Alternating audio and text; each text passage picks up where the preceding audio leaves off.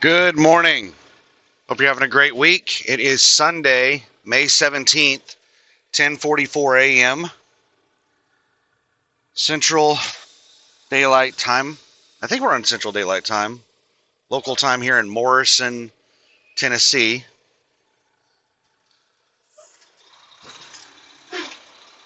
I am just about to start driving. I'm at a mom and pop truck stop about 2 miles away from where I delivered my last load, which is where I'm going to be delivering my next load. I'm coming right back here. So after I delivered my last load, well, on Friday, the agent told me that he was going to, figure out what my next load was and get back to me. He never did. So after I delivered this load, I sent him an email and I was like, well, what's the status of that next load you told me you were going to find? I wasn't. I tried to be nice about it. I just said, hey, any info on that next load? And he started looking into it and he said, yeah, go ahead and start. He called me and told me to go ahead and head to Borger. I was like, oh, wow, awesome. I'm going to be going all the way to Borger to pick up my next loaded trailer.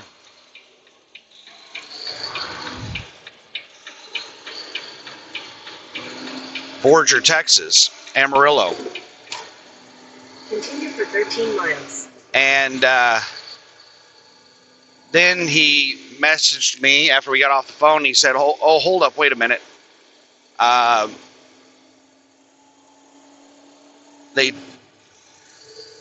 think he called me back and he said that they told him somebody else sent him a message saying Addis, Louisiana. So he got a message. He got two different messages from two different people.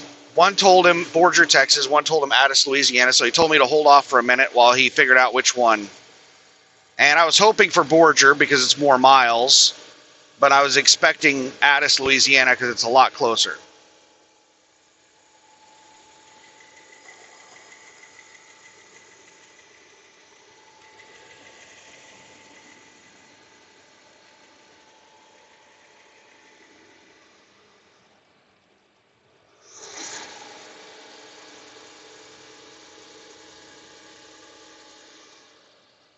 All right, I'm going to pull over and check something out.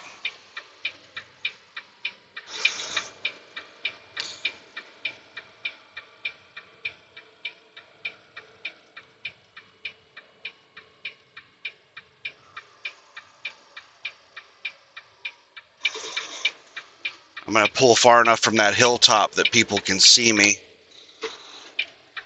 I'm just going to get out real quick and check the tires. The truck was wobbling really bad.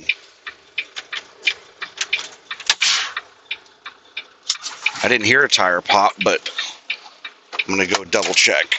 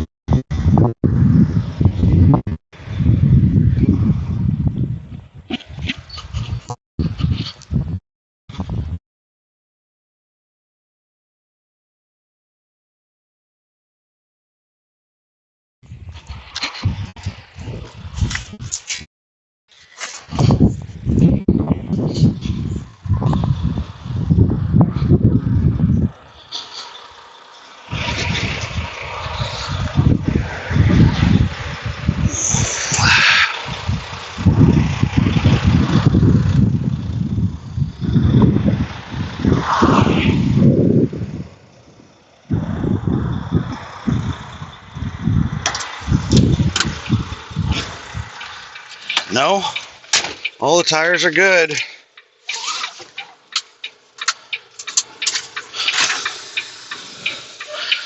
Might have just been the roadway.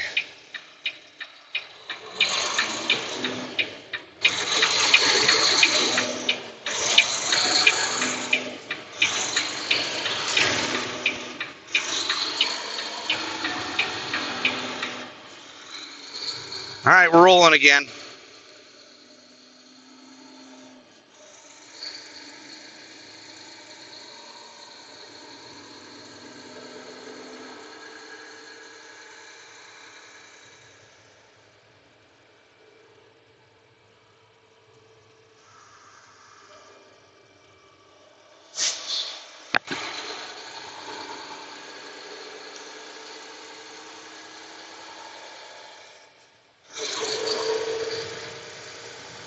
So what were we talking about? So anyway, yeah, then he got back to me and he told me it was Addis, Louisiana, which that's what I was expecting. I was hoping Borger, but I was expecting Addis.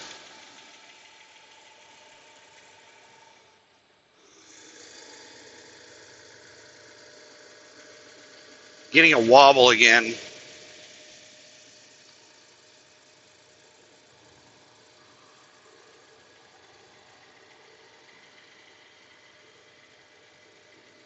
I think it might just be this roadway.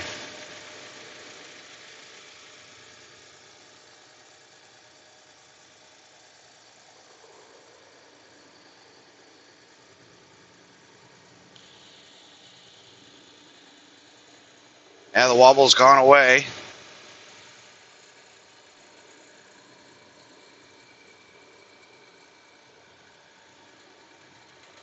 Now it's coming back. We're about to hit a different road surface. Up here in this turn, it looks like we're getting a different road surface. So let's see if we have a change. Because the truck, if you blow a drive tire, it can wobble really bad like that.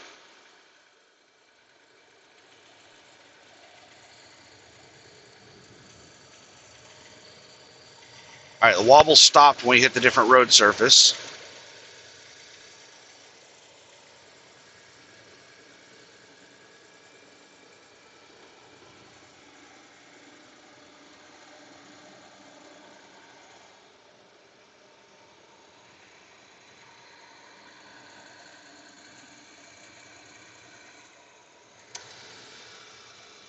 All right, so yeah, my next load is going down to Addis, Louisiana, which is down around New Orleans, Lafayette or something like that. Picking up a load and I'm bringing it right back here to Morrison, Tennessee. And one thing I'm a little pissed off about is that he sent me a dummy freight bill and it only has 570 miles listed on it, and it's going from Addis to Morrison. He said he'd send me the real freight bill Monday. So I'm not, throwing a fit about it yet. We'll wait and see what the real freight bill looks like. But this one only has 570 miles on it. And I'm driving pretty much shortest route. Like, it's not the absolute shortest route, but it's pretty close. And it's 611 miles. That's a significant mileage difference. 41 miles on a short run that's only, 600 miles. 41 miles is a large percentage of miles to be missing. And if they're just going to have me driving back and forth, that's what they're having me do. I'm going down there and then back up to here and then back down there and then back up to here. And I might be going and doing it just repeatedly. So I'm not going to let them screw me out of like 80 miles a trip. That's going to add up to a lot of money.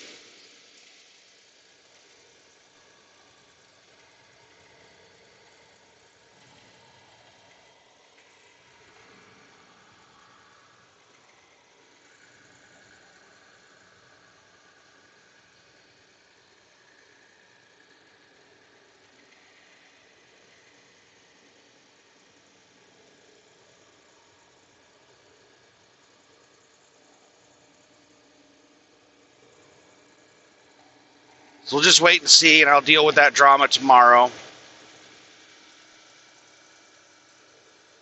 And, if they're paying me extra money, which they've been doing on all the loads, then I won't complain about the miles on the load as long as it still comes out to what they told me it would be. They told me it would be $2.40 a mile line haul, 70 cents a mile fuel surcharge, which comes out to $2.38 a mile to the truck. As long as we're above that $2.38 a mile mark, I'm okay.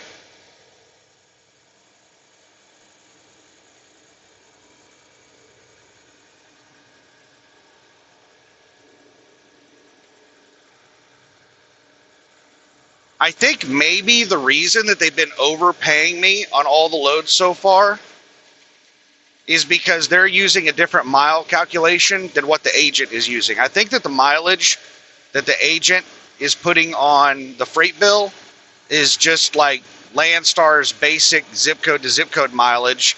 And I think maybe TSD is using like closer to actual or realistic miles. And I think that's the reason I've been getting paid more than the $238 a mile according to the freight bill. So hopefully we're going to get much more realistic miles whenever we get the real freight bill tomorrow. I'll do the mileage calculation and figure out like what their mileage estimation is based off what they're paying. So anyway,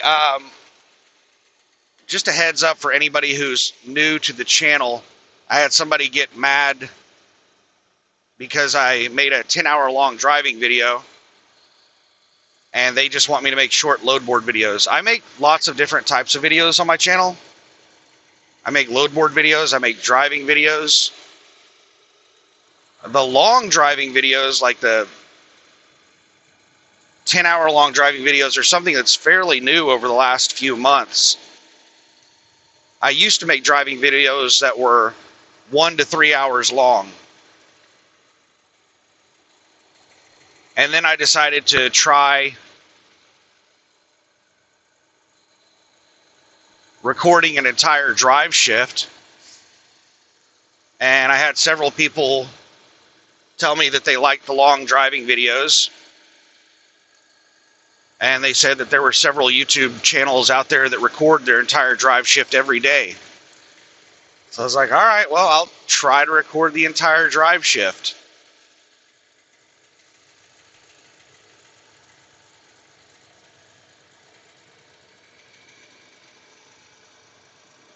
And that's what I've been doing ever since. So if you don't like the driving videos, then wait around for a load board video. No promises on short load board videos. I just don't really do short videos. In order for you to do short videos, you have to edit. Or you have to come in with a script and just dump a lot of information in a short amount of time. I don't do scripts, I don't do editing. If I had to edit my videos or I had to put together scripts and stuff like that, then I just wouldn't make YouTube videos because it would be too time consuming. In this method, the way I make videos right now,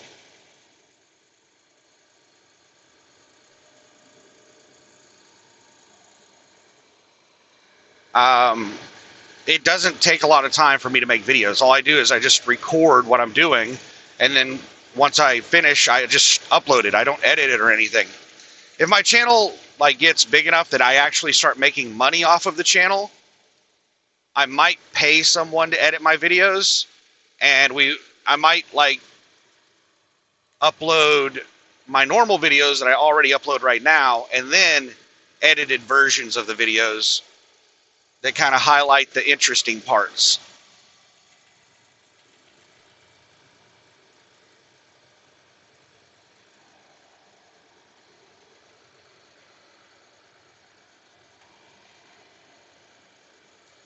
But that's not likely to happen.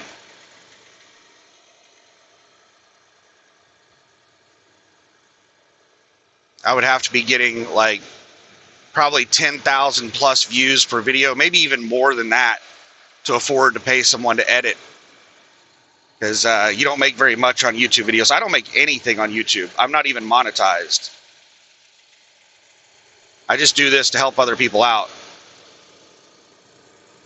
But if I get over 1,000 subscribers, I think I will monetize just to see how much money I could make.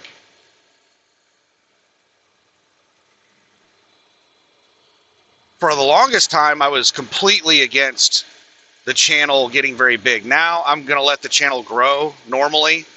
I'm still not going to do anything to make it grow, like clickbait titles or anything like that. I'm just going to let it grow naturally.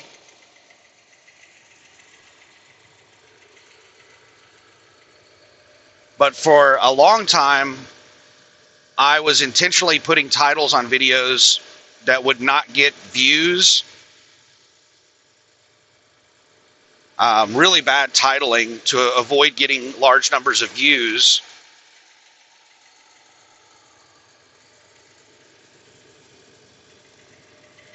And still, I had a video go viral. It had like 10,000 views within the first 24 hours. And my subscriber count went from like 100 subscribers to 300 subscribers overnight. And it was a video, it was when the freight market first started declining. And then everybody started going out of business. It was when the all-time high freight market started going down. And a couple of months after the all-time high freight market started going down, all those YouTube truckers that were on YouTube talking about how they were the greatest business person ever because they were successful in trucking during an all-time high freight market. And they were like, follow my channel for the secrets. Oh, the secrets of people just throwing massive amounts of money at every truck driver. Yeah, but anyway, they all started going out of business. Some of the biggest trucking YouTube channels started going out of business. One of them was not really trucking. It was a hotshot channel. It was Toe Piglet, but he was in the trucking YouTube, you know, in that demographic. And he was one of those people talking about, you know, he's the greatest business person of all time. Follow my channel for how to run a company and how to be successful in trucking and all that stuff. But yeah, a lot of people started going out of business when the freight market took a downturn. And I made a video. It was just a normal driving video, but I decided to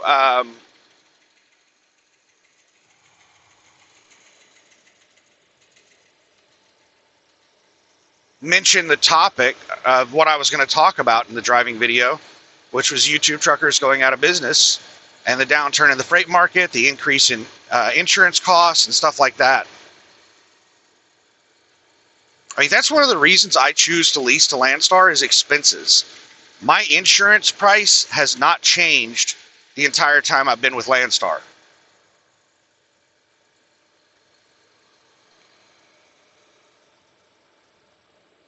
And my insurance is only like around $6,000, $6,500 a year, which is really cheap in trucking. That is extremely cheap.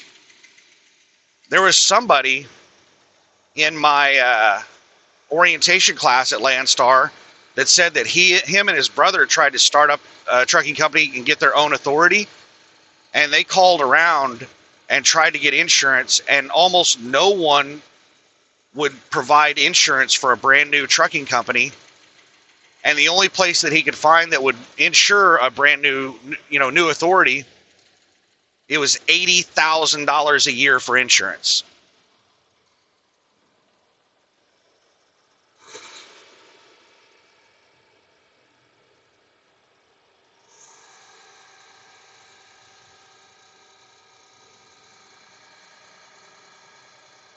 So they decided to go with Landstar instead. All right, let's get over in the left lane. It's telling me it's a left turn and a half a mile to get onto the interstate.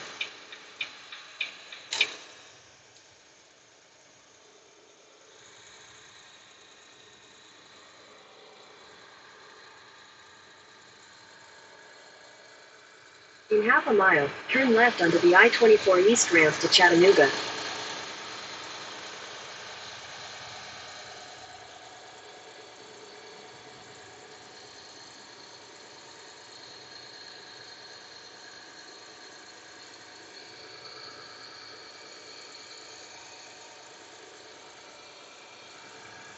Just about to make our left turn.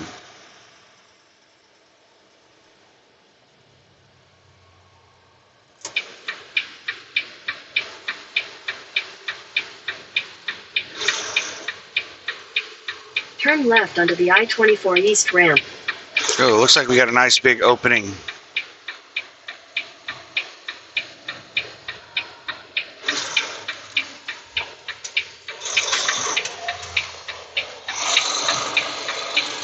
In a quarter mile, merge onto I-24 East.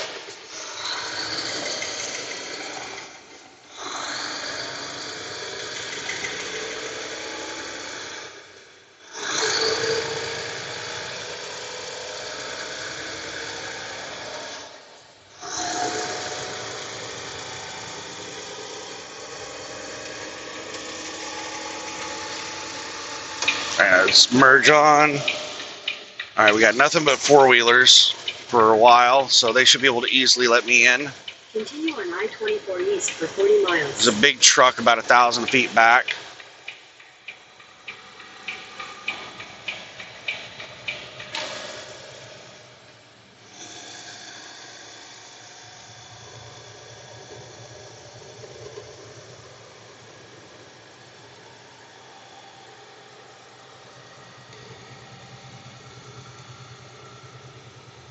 All right, now we got the cruise set at 65.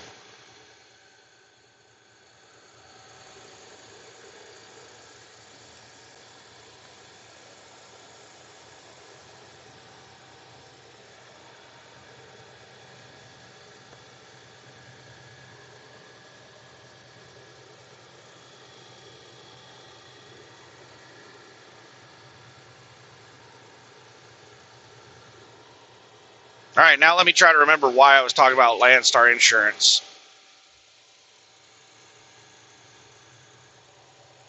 Traffic is thick.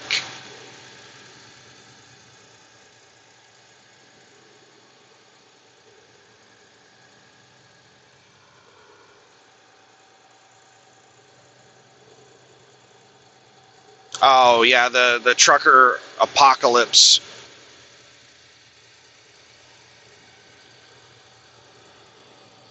Yeah, a lot of people went out of business, and I had that video that had the title, "All the YouTube truckers are going out of business."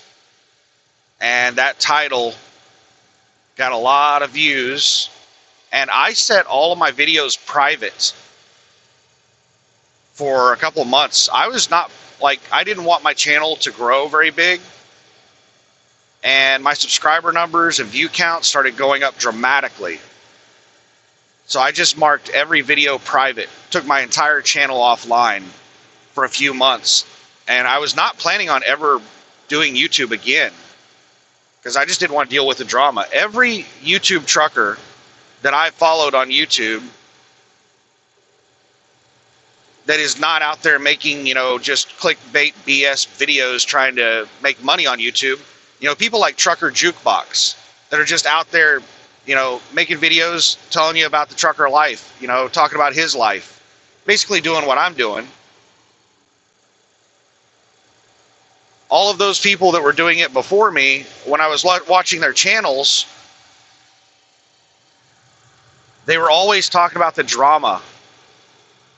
And Trucker Jukebox basically stopped making videos. He stopped and started making videos several times over the comments. And he gets overwhelmingly positive comments on his videos, but he gets a few negative ones. And it's those few negative ones that stick with you. And he's quit YouTube several times over that. And he only has a few thousand subscribers, like a couple thousand subscribers, like maybe 3,000, maybe 5,000. I'm not sure. I haven't looked at his subscriber count in a long time. Looks like it's closed. Waystation is closed.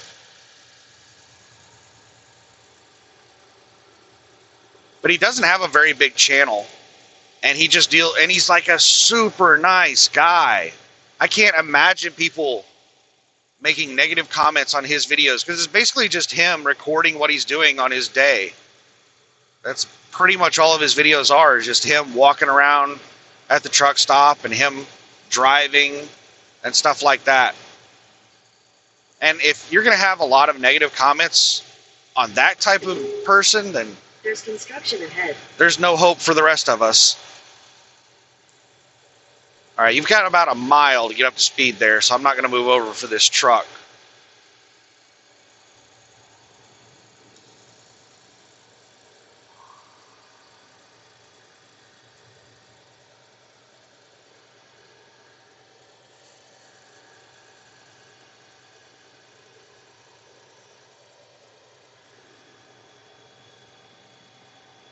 So yeah, I've been just completely against letting the channel grow. But I eventually brought my videos back. What I did was I made a new video. I didn't bring back any of my old videos. I made a new video. And somebody commented, and they were like, I've been looking for your videos, and I couldn't find them. And, I let them know, I made all my videos private, and they were asking me to bring them back. So I eventually did bring all my videos back and made them all public again. And now I'm okay with the channel growing, but I'm not intentionally trying to grow the channel.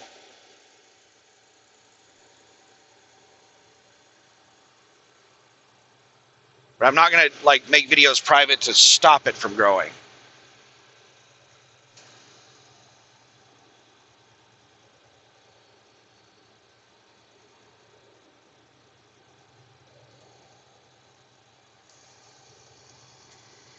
And from what I've heard, the average YouTube channel gets about $5 per 1,000 views on a video.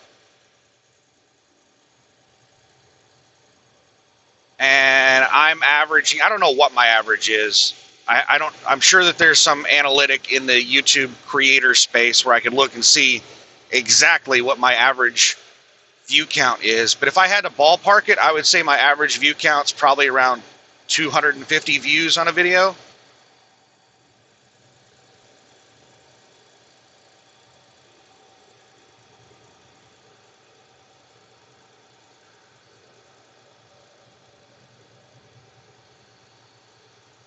So if they're paying $5 for 1,000, divide that by 4, what is that, $1.25?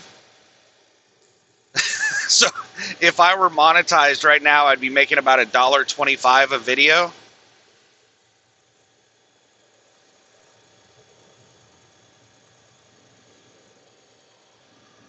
You have to have very large numbers of views to make a decent amount of money on YouTube.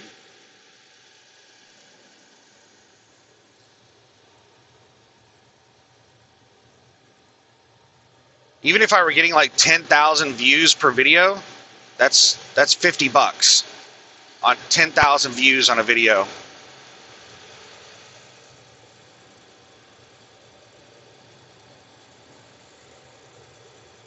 Couple $100 a month, that'd be nice. You're not going to make a living off of it.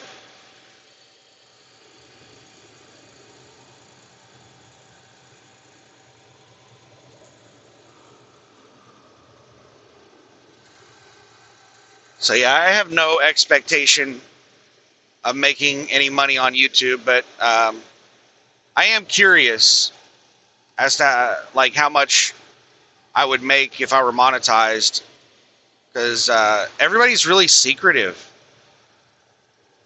about how much YouTube pays. Nobody likes to talk about it.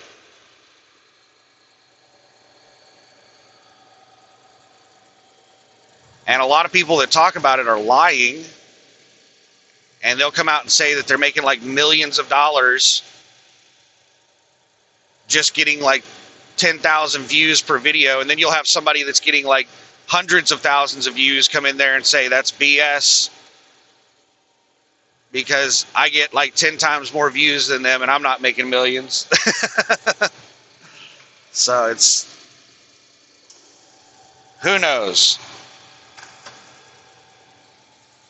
That's why I started making these videos, is because in trucking, everybody is so secretive. It's so hard to find information in trucking as to the second. There's got to be a slow vehicle coming up in front of me because everybody is trying really hard to get into that left lane. All the vehicles in front of me are trying really hard to get over to the left. Looks like we got a slow four-wheeler, and oh my goodness, it is just bumper-to-bumper traffic out here. There's a line of vehicles passing me.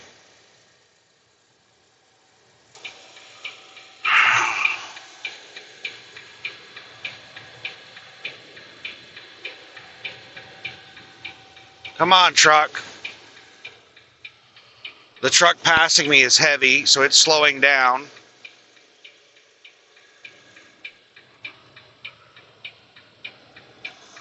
It's just bumper to bumper in the left lane. Oh, sweet. There's a four-wheeler that's going to let me over.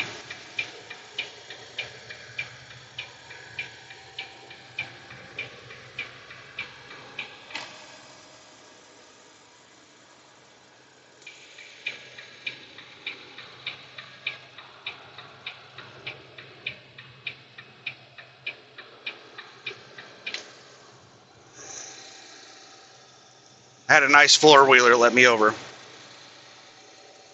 Waved at him several times. It's that purple pickup right there.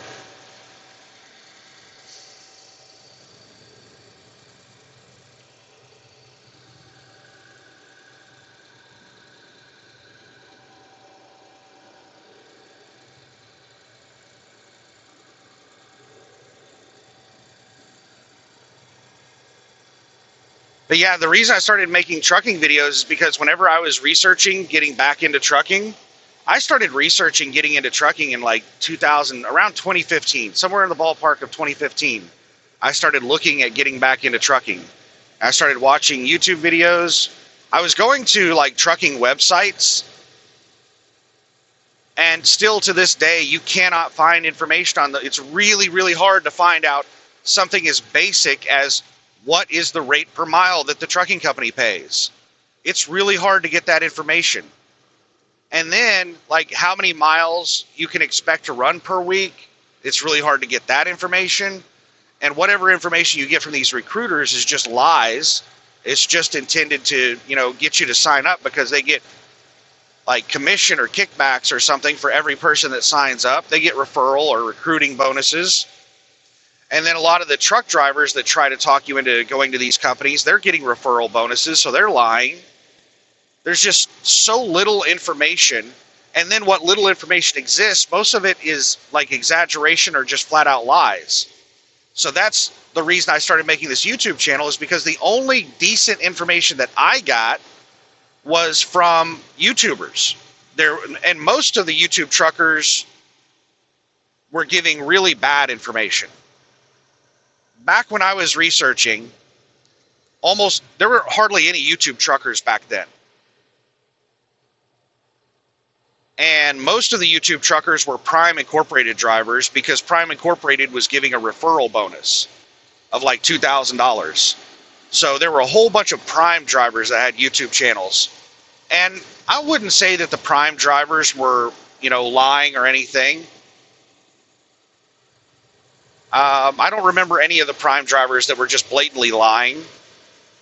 And, there were some Prime drivers that would post their statement every single week on their YouTube channel. So I got a lot of good information from Prime drivers. And I got a lot of really good information from, there was an owner-operator at USA Truck. She quit trucking. She got into a nasty accident that scared her really bad, and she quit trucking. And she's renamed her channel. I don't even remember what her channel name is now, but she, had a kid and doesn't really do YouTube anymore. I think she made a couple of videos about her kid, and I think maybe she stopped uploading after that. I'm not sure. A second here. There's a truck topping the hill that has a right turn signal on.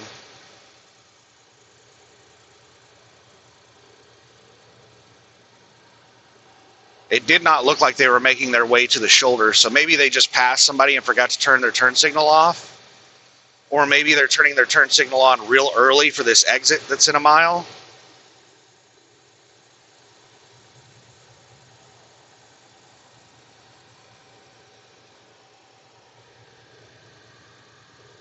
I have to be very watchful for what's going on in front of me, because the traffic is so bumper to bumper.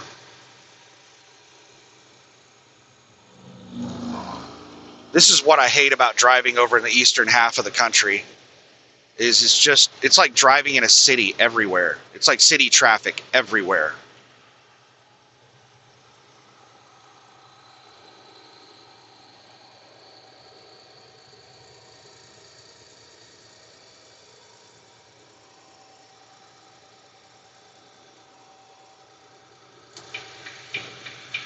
All right, I've got an opening to get over to the left, and I'm coming up on traffic in front of me really fast. So I'm going to go ahead and use this opening to get over. This truck that I'm passing, this flatbed's probably going to pull out in front of me, because this flatbed passed me a few minutes ago.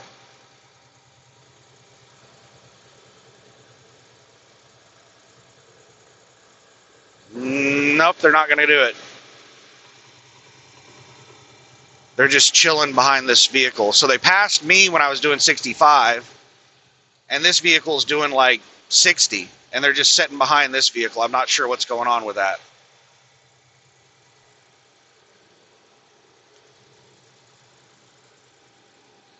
I'm doing 68 right now to get around them a little bit faster, so I'm not holding up traffic too much.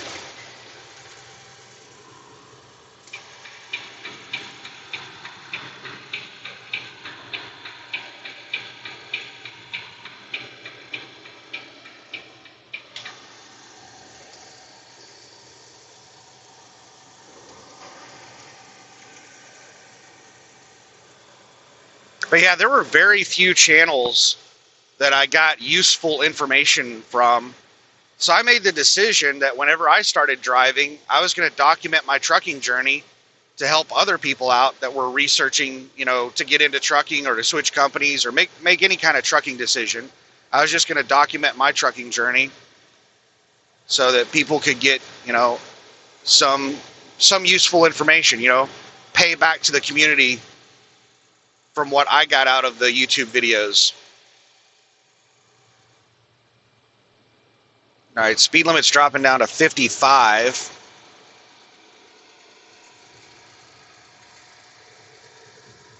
Looks like the road's about to get windy.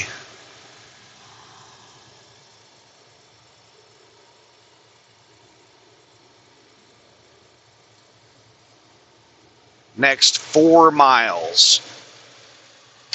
So 4 miles of windy road with potentially fallen rocks off the cliff.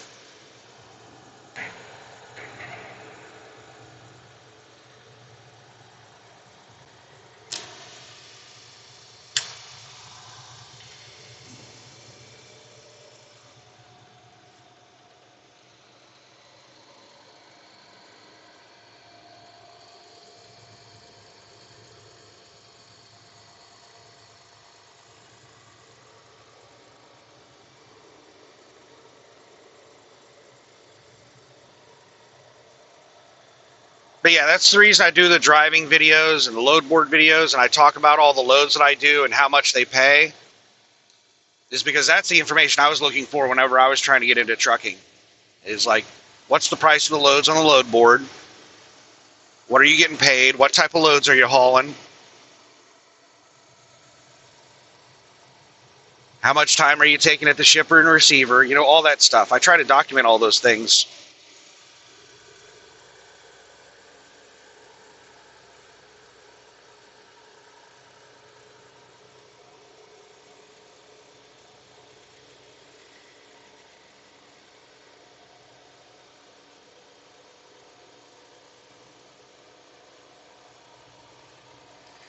It's getting pretty steep.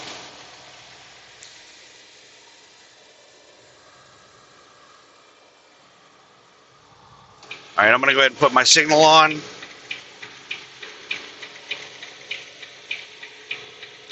So far, these four-wheelers are trying to block me from getting over.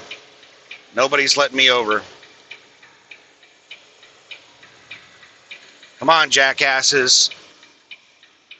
They're all just racing to get past me. I'm going to have to slam on my brakes because of these assholes.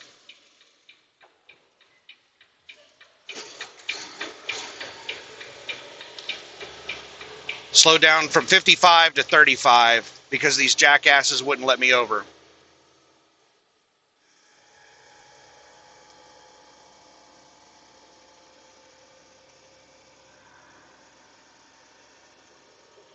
Now everybody's slamming on their brakes, so it looks like we got a slow truck. We have stopped traffic. We have completely stopped traffic.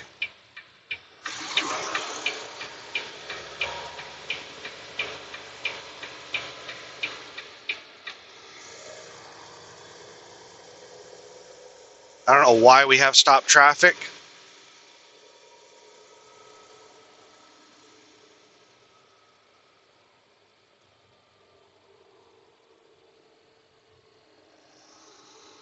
All right, there's a car on the left shoulder.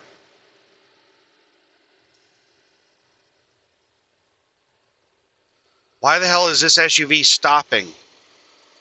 That SUV just stopped in the road.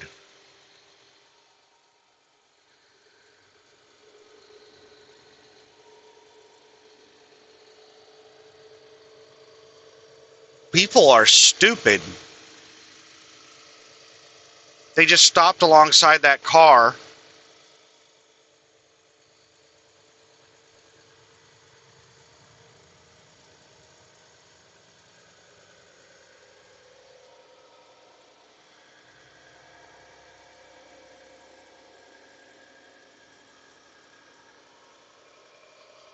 So that's what everybody was stopped for, was that car on the left shoulder.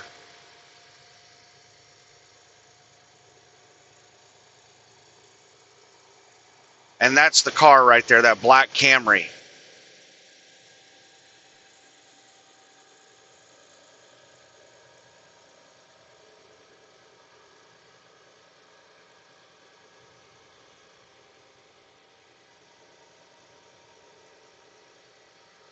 I just don't understand people. Why would the entire interstate come to a stop for a car on the left shoulder? Maybe that car like stopped in the middle of the road and caused traffic to stop and then pulled over to the shoulder. I don't know what that black Camry did to cause the entire interstate to stop.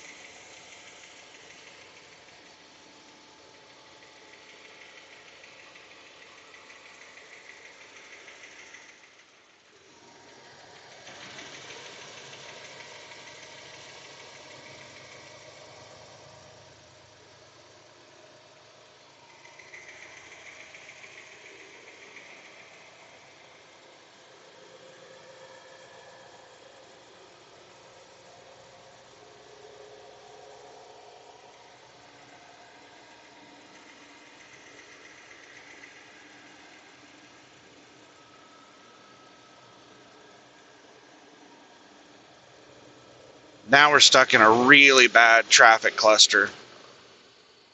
Lots of brake lights.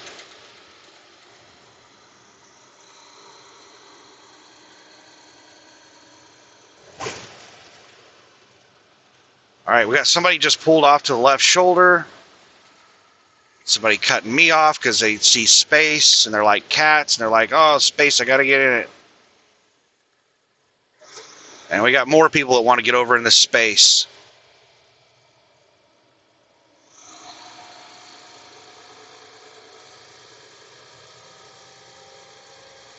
So the car that pulled off to the left shoulder, I'm guessing they were just pulling off to the shoulder to look at traffic in front of them because they did not stop on the shoulder.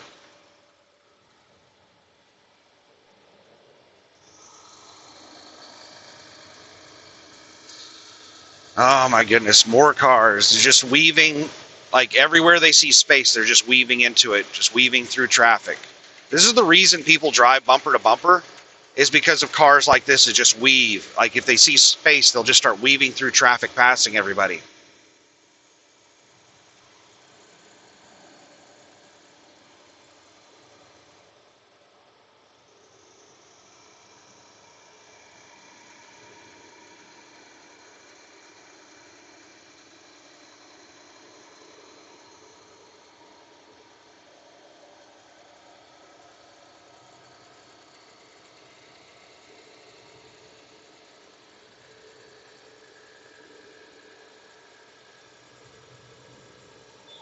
I don't even think we're near a major city. And traffic is just horrible. On a Sunday.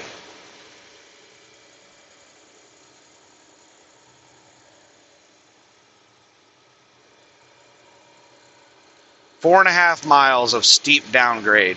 It's 45-mile-per-hour truck speed limit.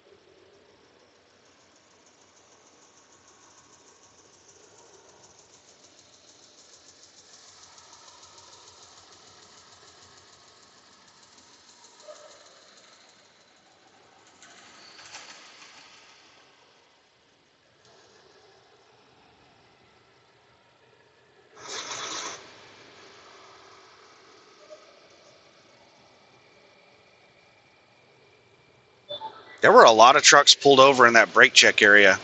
I didn't see any sign that said it was mandatory.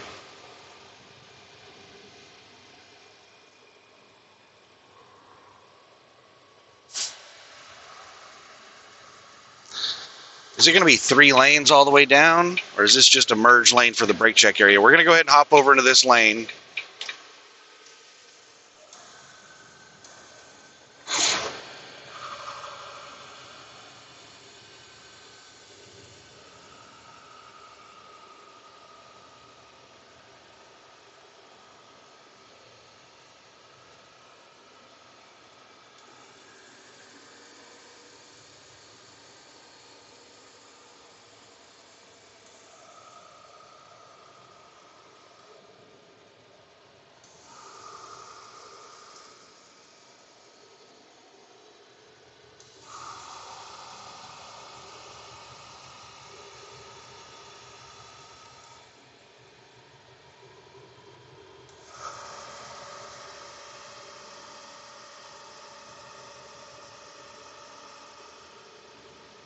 I remember when I was a line haul driver doing runs from Reno to Sacramento across Donner. That was my main line haul run I did every day, 5 days a week, back and forth.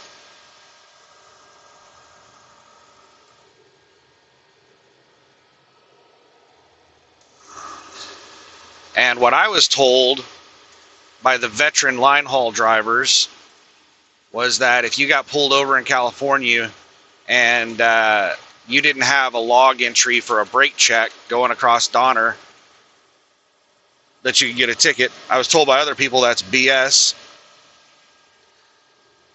But if you get into an accident and you didn't do a brake check and they found something wrong with your brakes, then you would be found at fault. I've heard so many things about brake check areas as to whether or not they're mandatory, or the consensus I've heard is that they're not mandatory. And I've never seen a sign on a brake check area that says all trucks must stop or anything like that.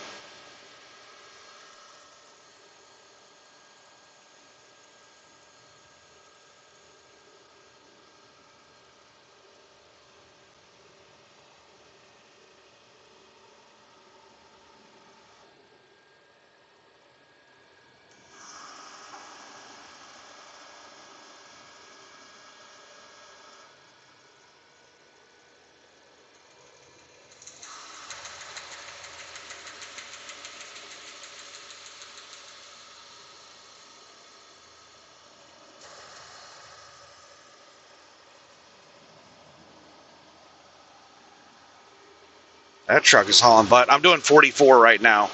Truck speed limit is 45.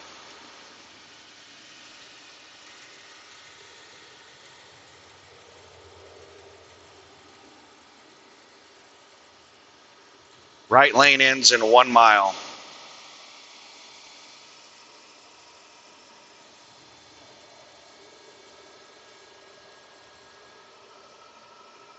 We've got some super truckers hauling ass down this hill. Here's one coming by me right now, and there's smoke coming out around the vehicle. I'm not sure if their brakes are smoking or if it's their engine. This truck passing me right now.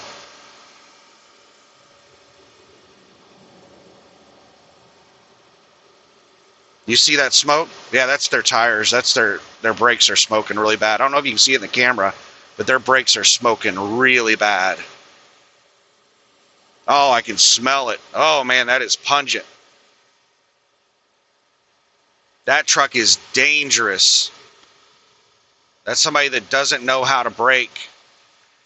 They're probably max weight, going way too fast, and they probably didn't realize they were going way too fast. And then they started smoking this car just tried to block me. They tried to cut me off before I could get over in the left lane. Screw you. So that truck that burned out their brakes managed to make it to the bottom of the hill.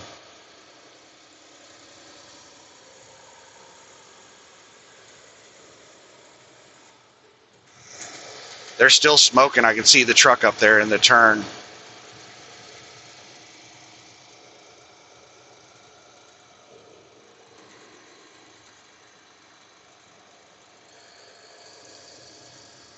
So what generally happens in that situation is you have somebody that has probably never gone up and down a mountain with a heavy load before, and they'll start going down the mountain at like 65, 70 miles an hour, and then they'll start gaining speed rapidly, and they won't notice how fast they're gaining speed, and then they'll get up to like 80, and they'll be like, oh, wow, I'm going fast. And then they'll start trying to slow down, and when they hit the brakes do almost nothing. When you have that much weight at that speed going down that steep of a grade, you press the brakes, and they don't do much. So then they freak out, they start hitting the brakes really hard. And when you hit the brakes really hard at 80,000 pounds going down a 6% grade, the brakes only last, I don't know, maybe 5 or 10 seconds before they stop working.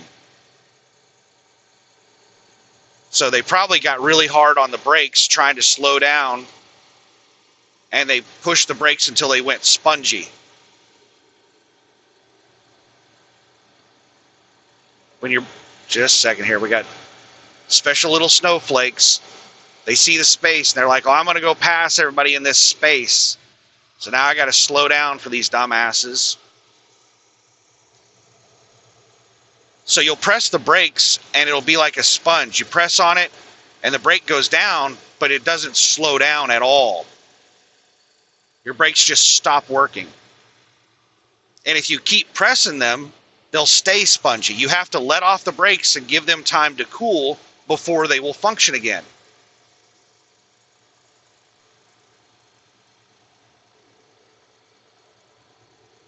Oh my God.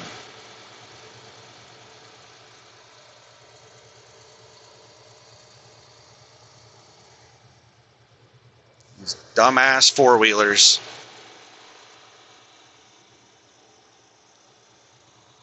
These cars over on the left just keep getting more and more aggressive because of these cars hopping over into the space in front of me and passing like 2 or 3 cars, forcing their way back over.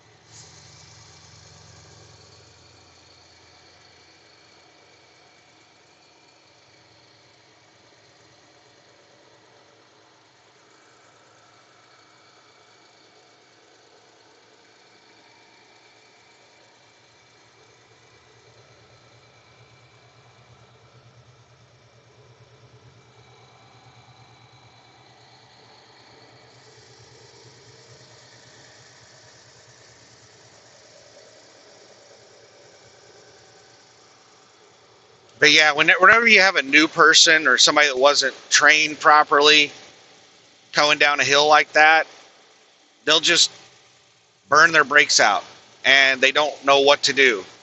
And they'll just keep pressing the brakes. The brakes will just keep doing nothing, and the brakes can get so hot they'll actually catch fire, and they'll burn the whole trailer to the ground. Like, that's what you'll see a lot of times on these steep downgrades, is you'll see a trailer sitting on the shoulder just burnt to the ground, and that's usually the brakes catching on fire. The brakes will get so hot that like your rim will turn red hot, and the tires will catch fire. And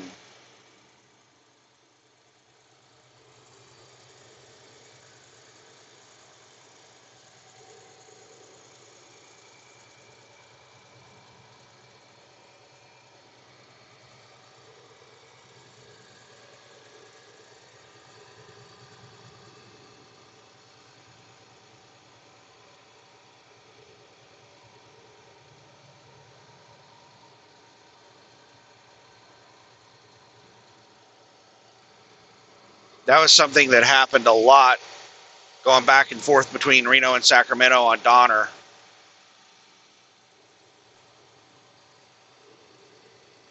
This jackass gonna cut me off. Just a second.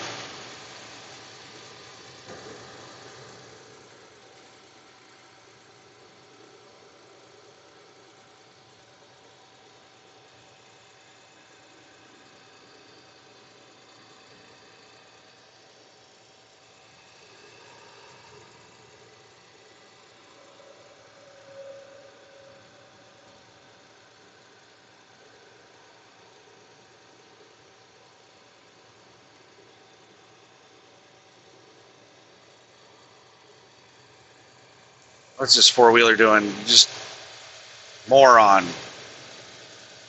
Gonna fly up there and then cut off this RV. Just special little people that think all the rest of us are just in their way. There are police reported ahead.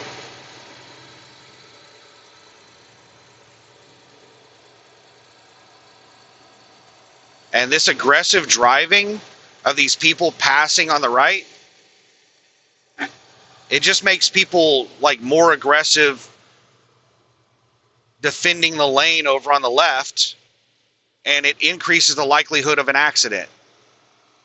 People forcing their way back and forth, and everybody's just riding nut to butt, going 70 miles an hour. This is incredibly dangerous to be driving this close at these speeds.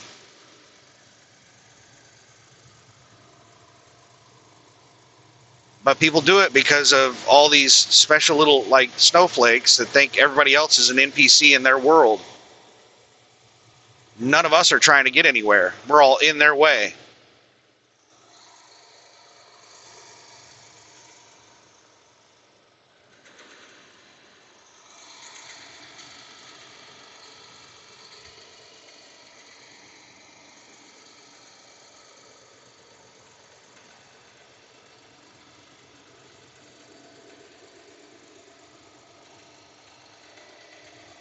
We're doing 57 right now.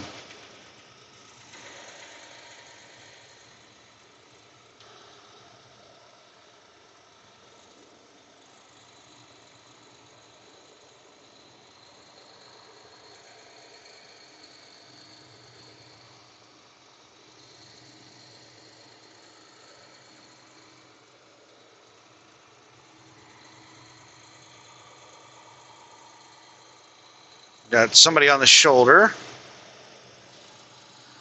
Couple of vehicles.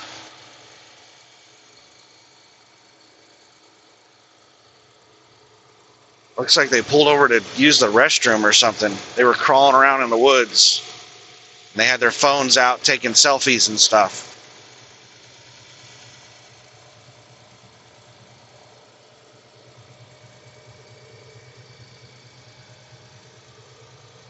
Man, selfies used to be extremely taboo.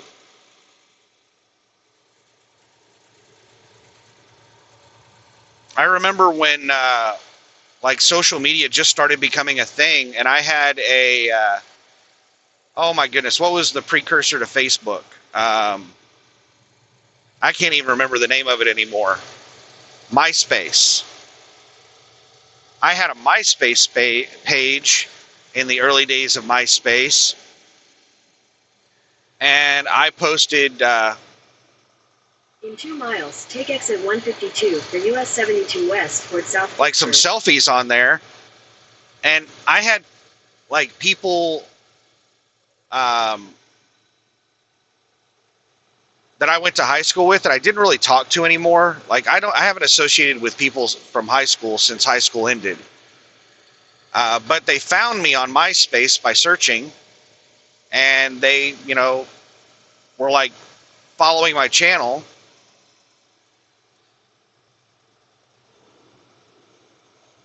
And like they were posting some really negative stuff about me, like making fun of me for taking selfies. Like, you don't have somebody that can take a picture of you? That's so sad. You know, stuff like that. That's in the early days of social media. That's what it was like. You know, posting selfies would have people mocking you, making fun of you, ridiculing you. because you don't have somebody to take a picture of you. You can't afford to have, a photographer take pictures of you. It was unheard of for you to take pictures of yourself. All right, everybody is getting over to the left. Everybody is forcing their way over to the left. There must be a slow vehicle in front of me. In half a mile, take exit 152 for US 72 West towards South Pittsburgh.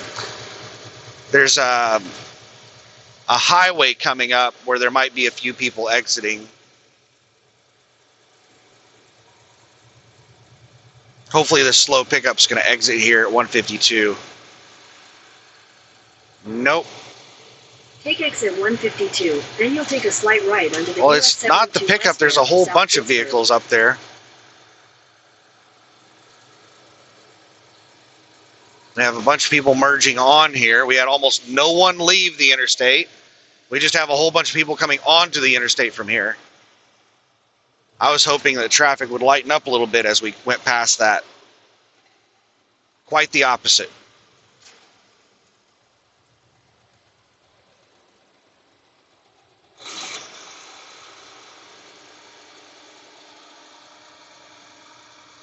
$54 miles an hour. All right, looks like there's a black SUV that's holding up traffic. It's like 5 cars in front of me. So if I ever get an opening, I'll get out and around.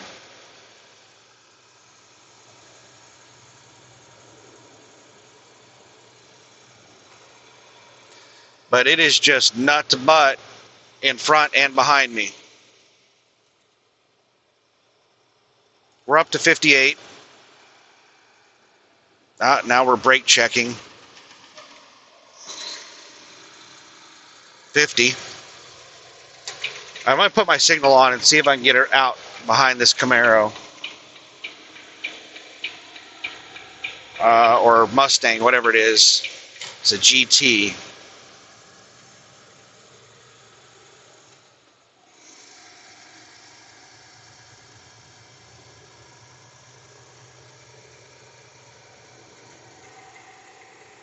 We're doing 65 right now. And see how fast we're passing all these cars on the right? It's this black SUV up here at the front. I don't know why all these cars are just sitting behind. It's actually a dark green. I'm doing 70 now.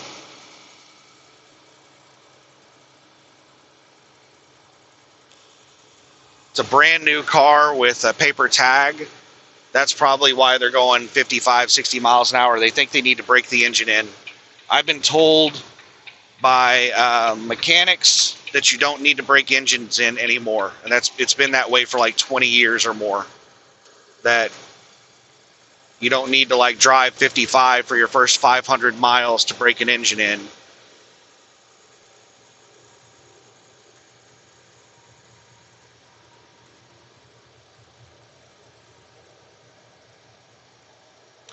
Whenever I bought my car, they told me that the only thing I needed to do on the break-in was they recommended that I not get the RPMs really high, don't get the engine too hot.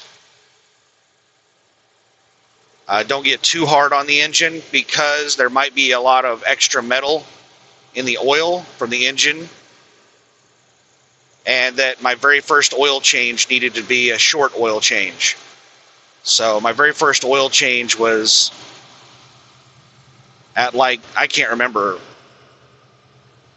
1,000 miles, 1,500 miles. I can't remember what it was. But that was about the only thing they told me on the break-in for my Nissan 370Z.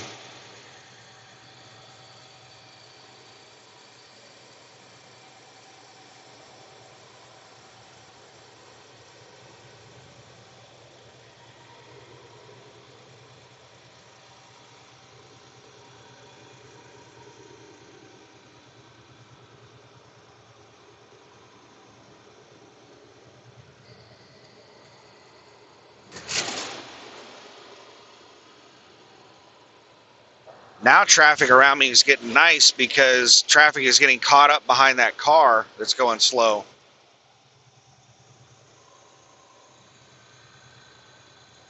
"12 miles until Interstate 59. Hopefully, when we get on to 59, traffic lightens up.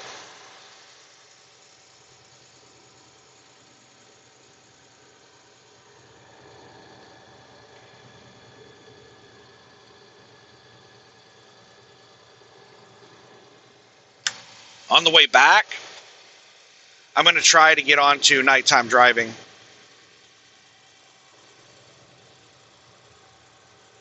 I don't want to deal with this crap during the daytime. So I'm going to try to flip over to a nighttime driving schedule.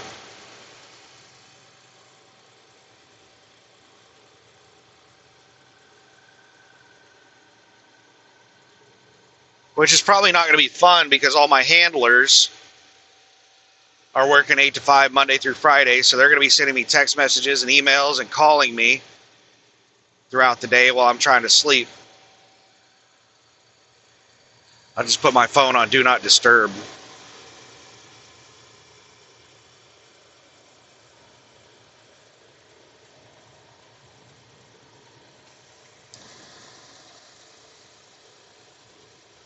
This route, if they're just going to have me running this route back and forth, this is going to piss me off.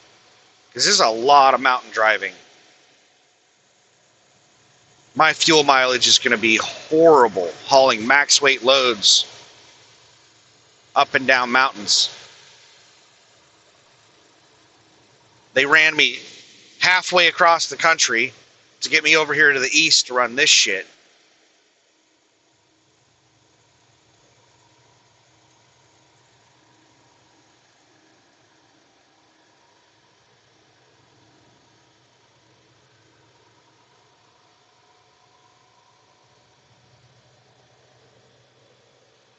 If they just keep running me back and forth on this, I might have to play some games with them and tell them, get me home for a 34 to get me back over to the central part of the country.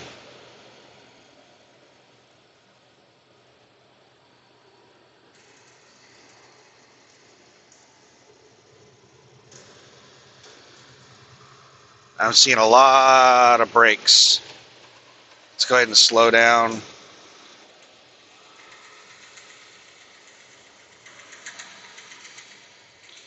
We're going down a pretty steep grade. And I'm down to 53 miles an hour right now.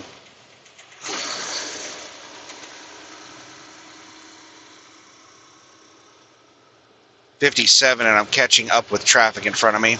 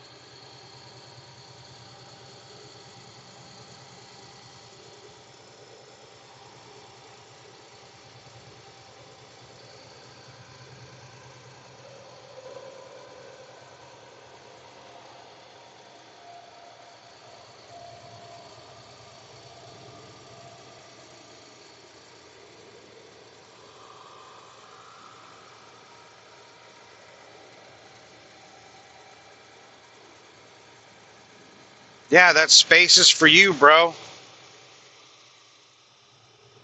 That's why I've got it. It's just for you. And he just flashes lights to thank me for creating this space for him.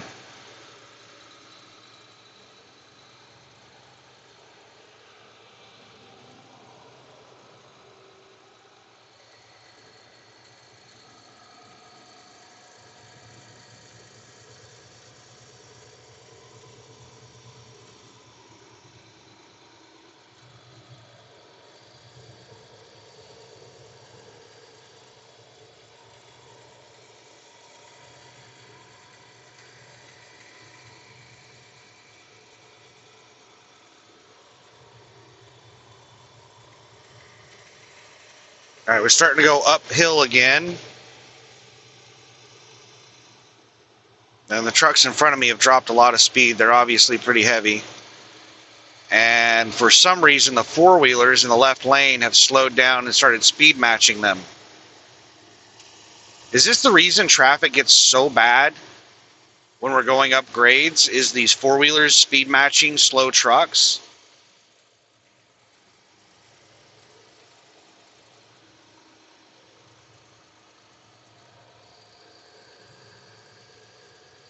Now we've got this jackass out trying to pass, and he's obviously heavy. He's dropping a lot of speed. Just blocking the left lane.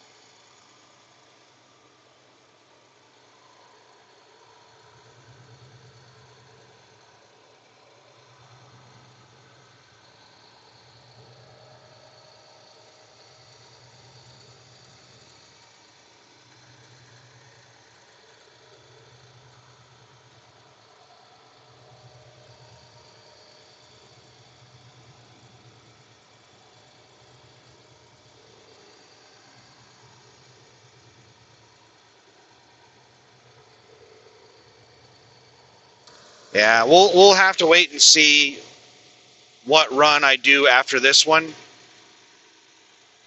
If they just keep having me go back and forth on this, then what they're doing is they're just putting me on their shittiest run.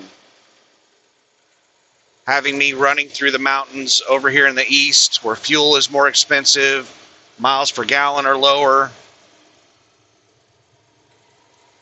And, I'm sure they have all of the data on which routes are most profitable. And this is probably one of their least profitable because of the mountains and higher fuel costs over here in the east versus, Oklahoma, Texas, places like that.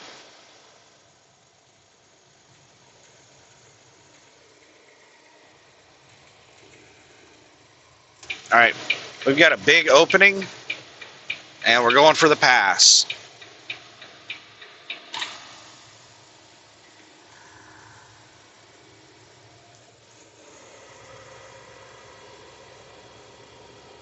In 2 miles, take exit 167 for I-59 south toward Birmingham.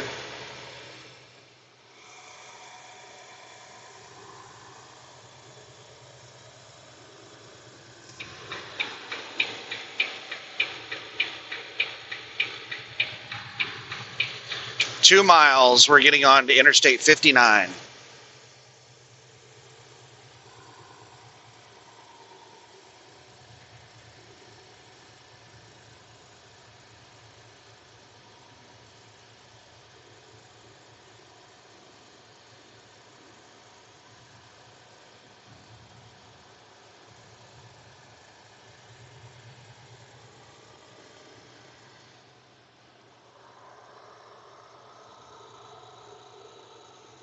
Entering Eastern Time Zone. Welcome to Georgia.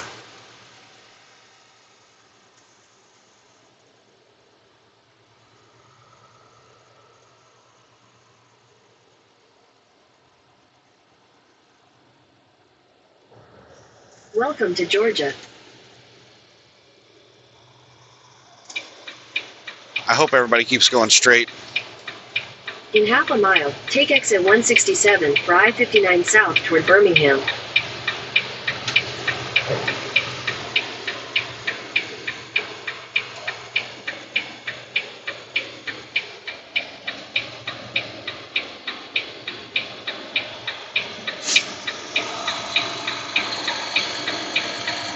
Take exit 167. All right, I haven't seen any signs about exit speed, so we're doing 60 right now. Looks like pretty much everyone stayed going to Chattanooga. So hopefully traffic drops dramatically on this interstate.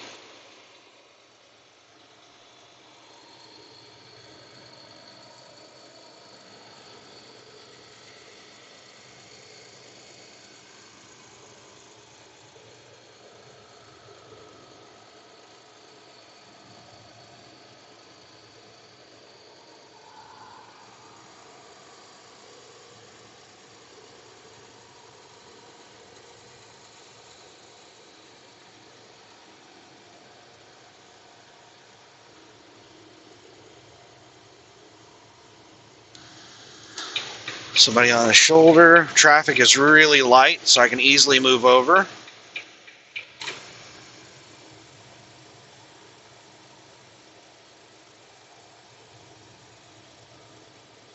Those people were completely carefree, just standing on the roadside of the car.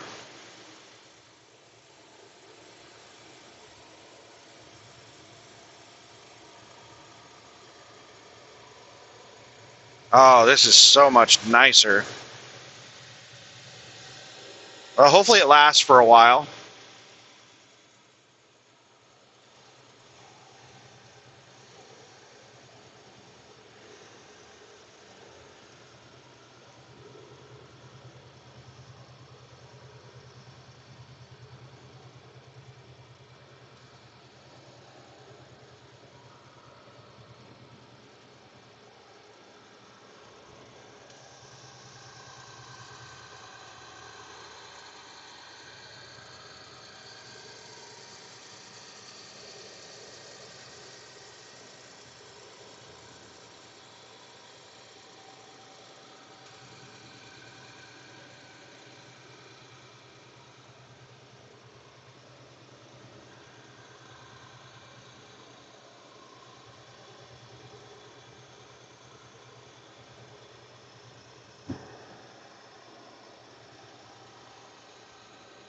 Just a second here. I want to look at my GPS and see what my next stop is.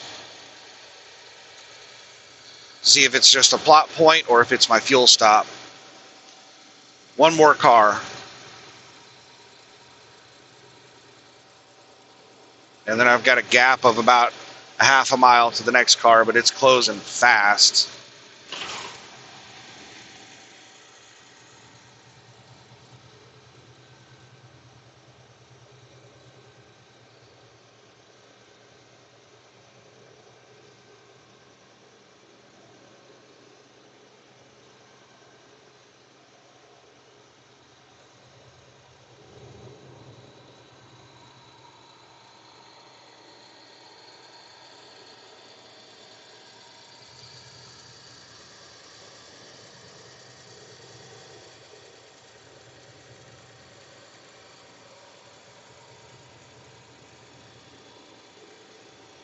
All right, so my next stop was just a plot point to route me this way. Instead of, the way it was routing me is having me drive through country roads across over to some other Interstate 65 or something like that from where I was at.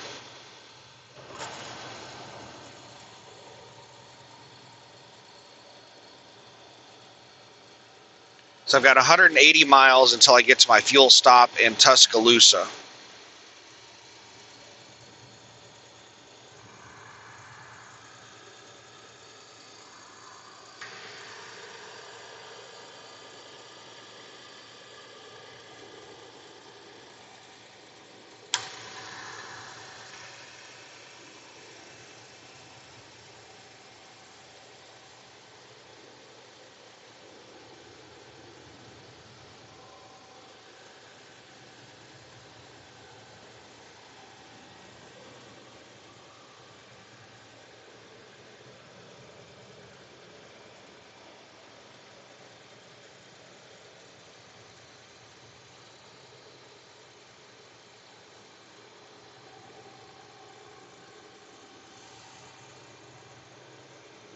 And my load is not going to be ready until tomorrow morning.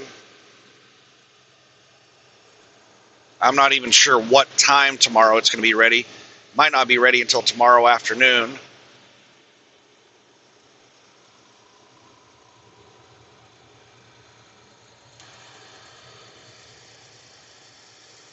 I hope I don't have to live load.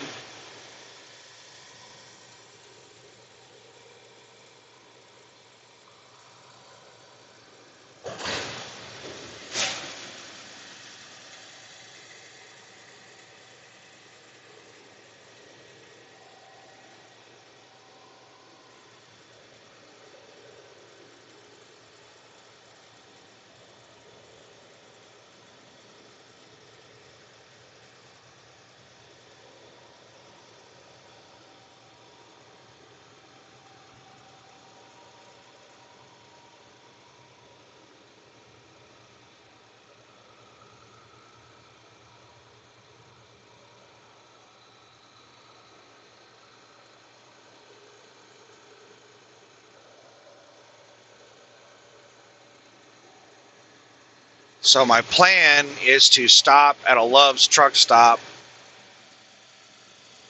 quite a ways away from the pickup location, because the pickup location is right next to New Orleans. It's in a very densely populated area. It's going to be nearly impossible to find a parking spot late in the evening in that area. So I plan on stopping short of that area at a place that I hope I can find a parking spot. And if I see a parking spot before there, I'll stop even shorter.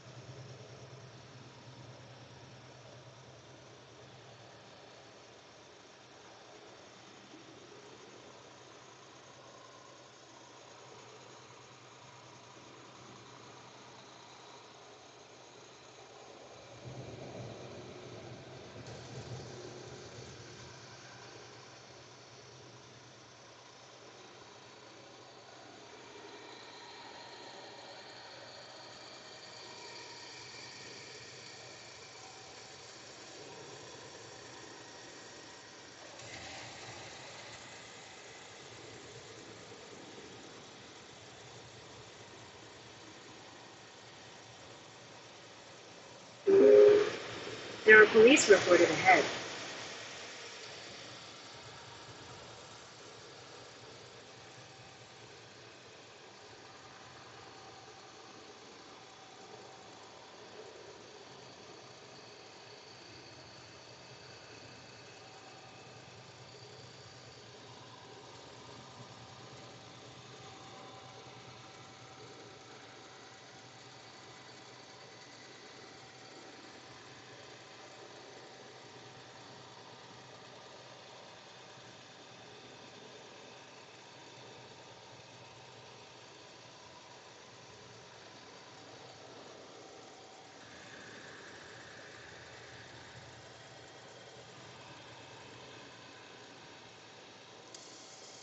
So I'm going to have to get out and pass this motorcycle. Maybe, who knows? I've never seen a motorcycle use cruise control.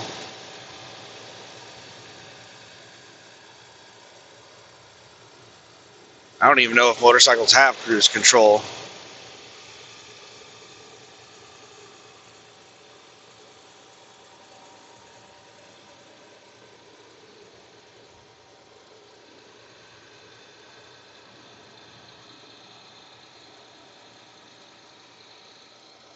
I don't know if either of the motorcycles I owned had cruise control. I never tried to find out.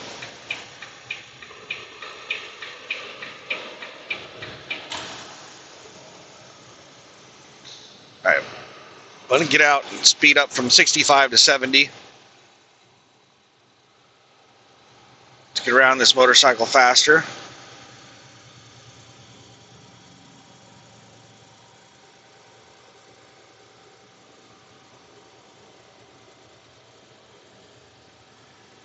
We're already down to 65.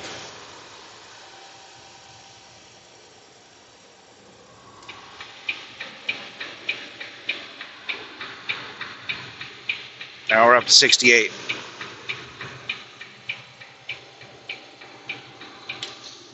All right, now I'm going to let it drop back down to the cruise, 65.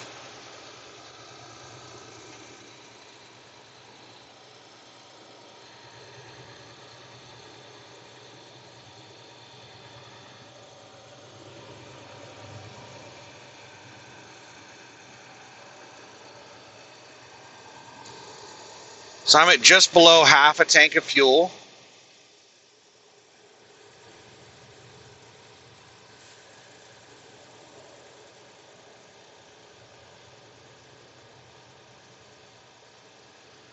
And I have, how much money do I have in my Com Data account? I'm trying to remember. I had around $1,800 on the Com Data account before I put fuel in the last time, and I put in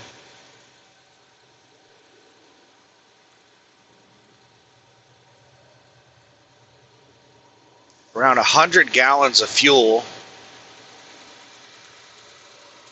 No, it was around 70 gallons of fuel at roughly, it was about $4.50 a gallon.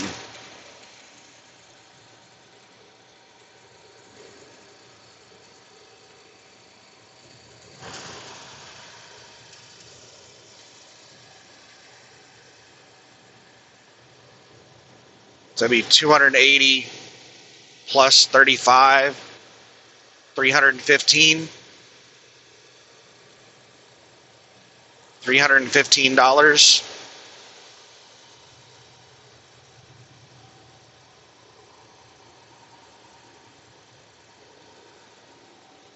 So I should still have plenty of money on the fuel card. This is going to be probably close to 150 gallons of fuel that I'm going to be putting in at roughly, we'll still go with 450, but it's higher than that. I think it's closer to 475. We'll just be conservative and say $5 a gallon.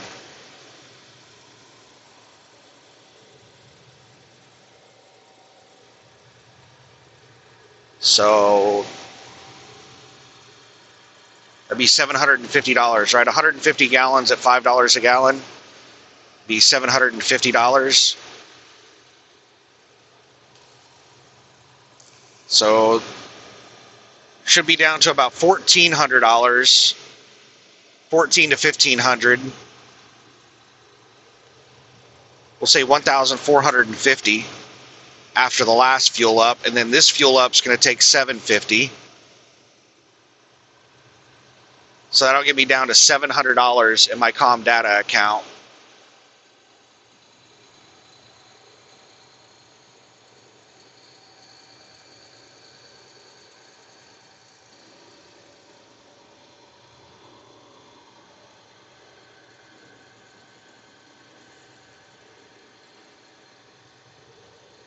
And that should last me until payday on Tuesday.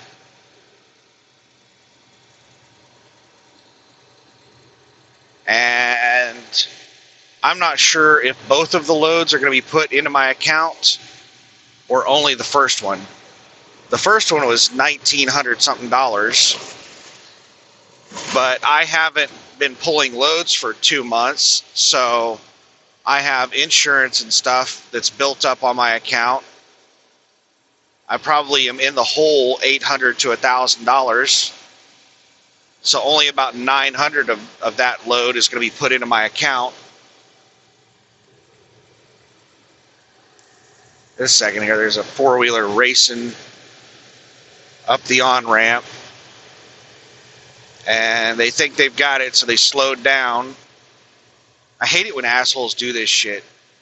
Just force their way in front of me. Like they have the right of way. So they were flying up the on-ramp, and then once they thought they had it, then they slowed down.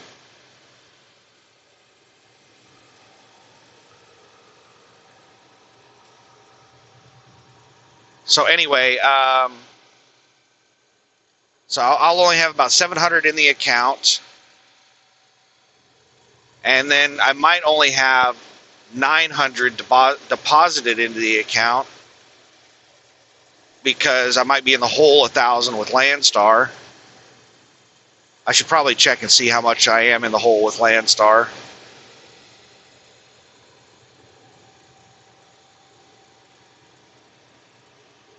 So I'm probably going to have to do an advance to pay for fuel this upcoming week if they only deposit that one load. But if they deposit the other load, then that would be $3,200 minus $1,000. That would leave me with $2,200 in the account. That should be enough. Plus the $700, that would give me $2,900 for fuel for the week.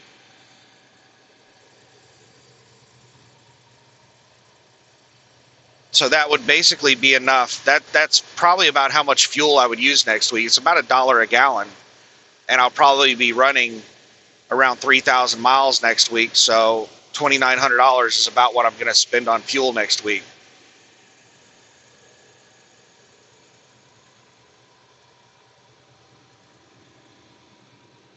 So everything that I've done up to this point is just going into fuel.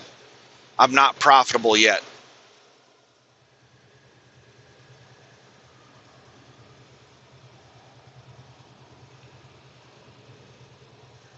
This one load should be about 1,200 miles at $2.38 a mile. That would be 2,400.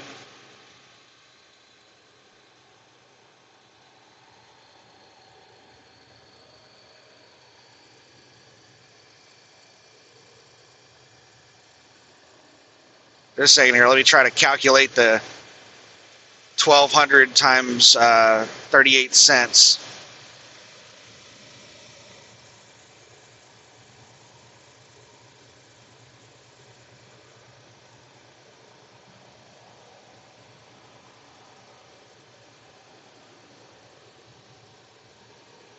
I think it's $461.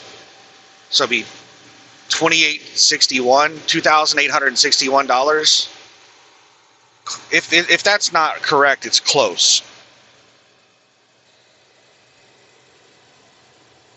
$2,861 on this load. That would be gross to the truck.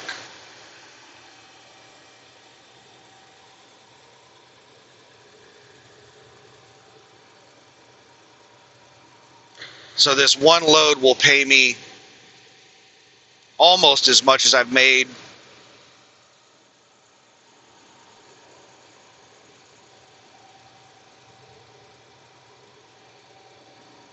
on all the loads up to this point. All right, we're leaving Georgia and going into Alabama, and we're going back to Central Time Zone. So we were just briefly in Eastern Time Zone while we were in Georgia for a couple of minutes. Now we're back in Central.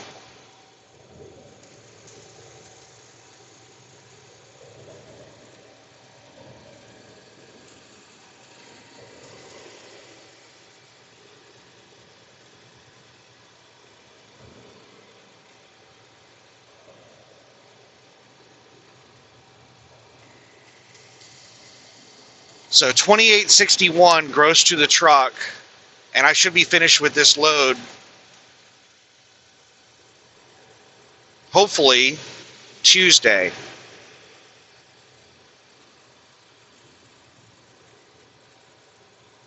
And if they have me do another one of these loads, that would be Wednesday and Thursday for another $2,861. So that would give me at $5,700. and I'll probably be out of 70 by then.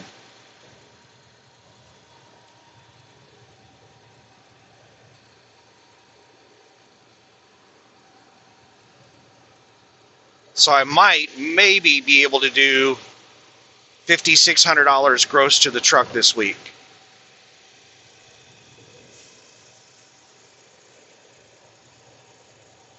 And if I had hours to do it, then I could do a run on Friday and Saturday.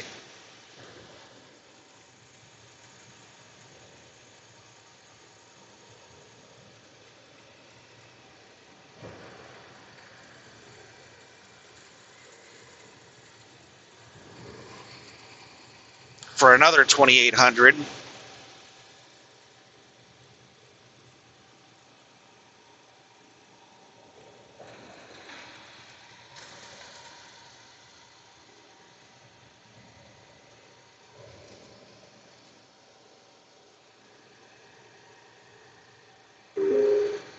There are police reported ahead.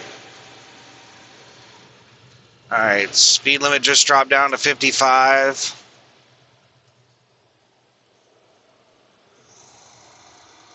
And Google says that there are police reported ahead.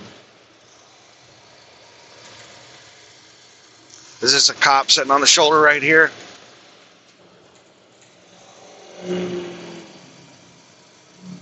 Yes, it is.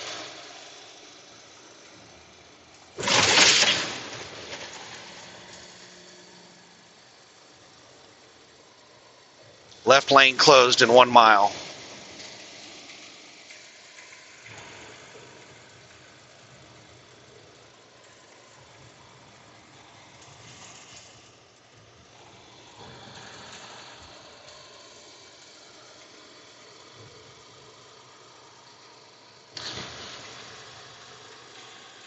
So realistically, how many of these loads could I do in a week? Just going back and forth, 1,200 miles per run.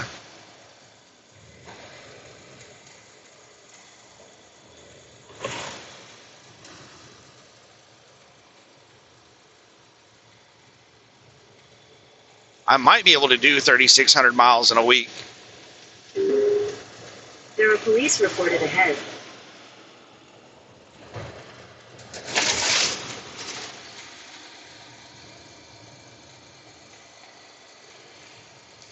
Especially if they just have me doing the same thing over and over again, and I can, efficiently do the run.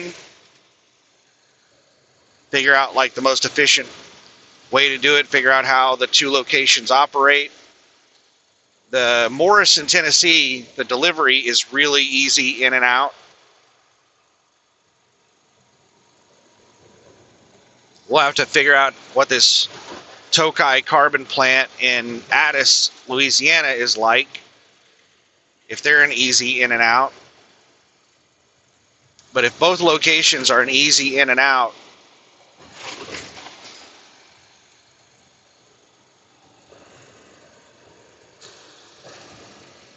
the maximum theoretical miles you can do in a week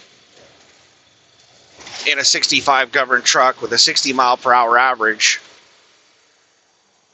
is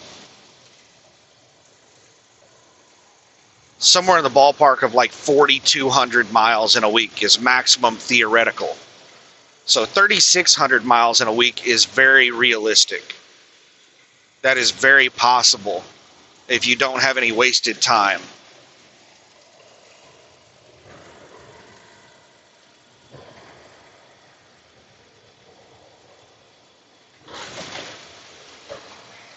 But with all the drop and hooks that I'm doing, that's a lot of wasted time. So it makes 3,600 miles a week kind of impossible.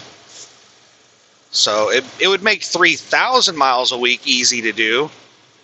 3,400 would be, 32 to 3,400 would probably be more realistic with all the drop and hooks I'm having to do.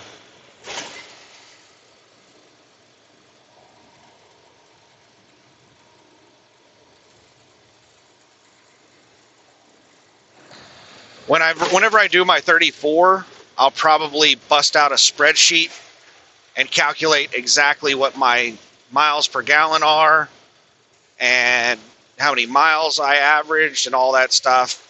But it wouldn't be very good to do it right now because it would be best.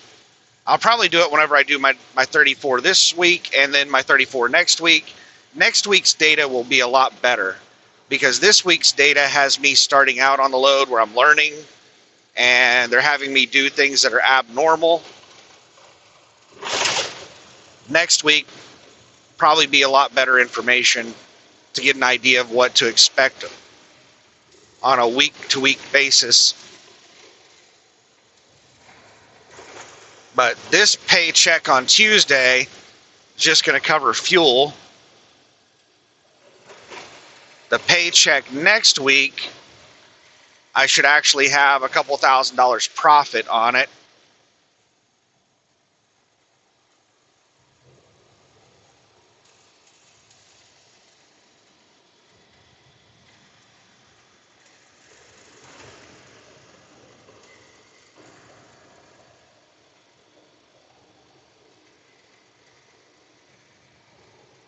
It'll probably be like $5,800 gross to the truck, and I'm going to have to leave $3,000 of that in the on the comm data card for fuel for the following week. So it'll be like $2,800 after fuel cost is what I'll make next week.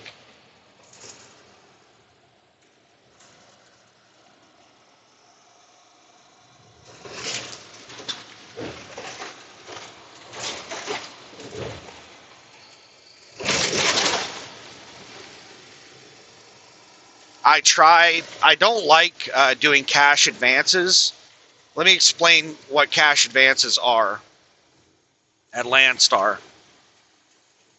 So there might be some system at Landstar where you can like request money. I don't know of a system like that. But Landstar basically told us in orientation if we ever need, a loan, or we ever need help buying a truck, or we ever need anything, just reach out to them and see if they can help. I think they have programs for buying trucks and buying trailers and all kinds of crap. But the cash advance is on your loads. I can't remember the exact formula.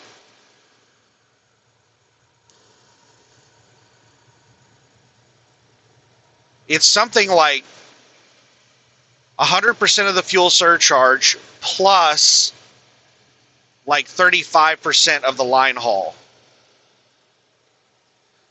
of whatever load you have booked, your next load you have booked.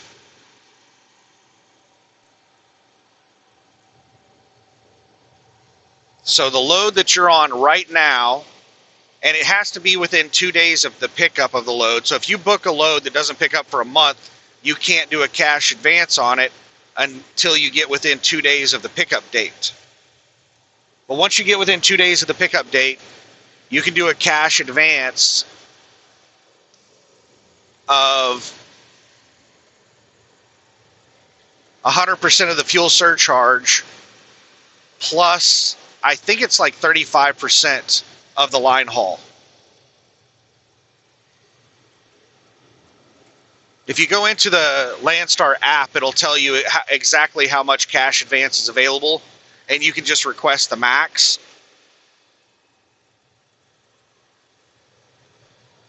Or,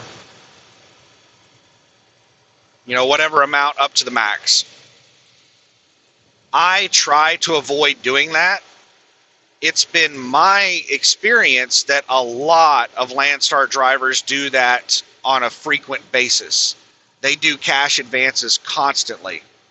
Like every load, they do cash advances.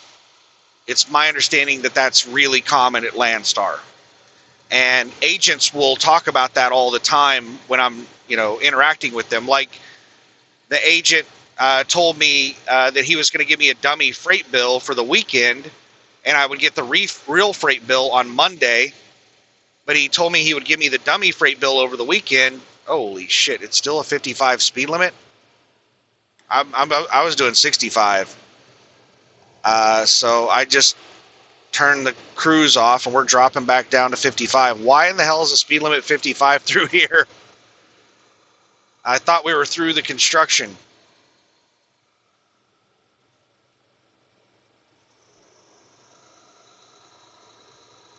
Come on, Alabama. What the hell is with this 55 speed limit crap?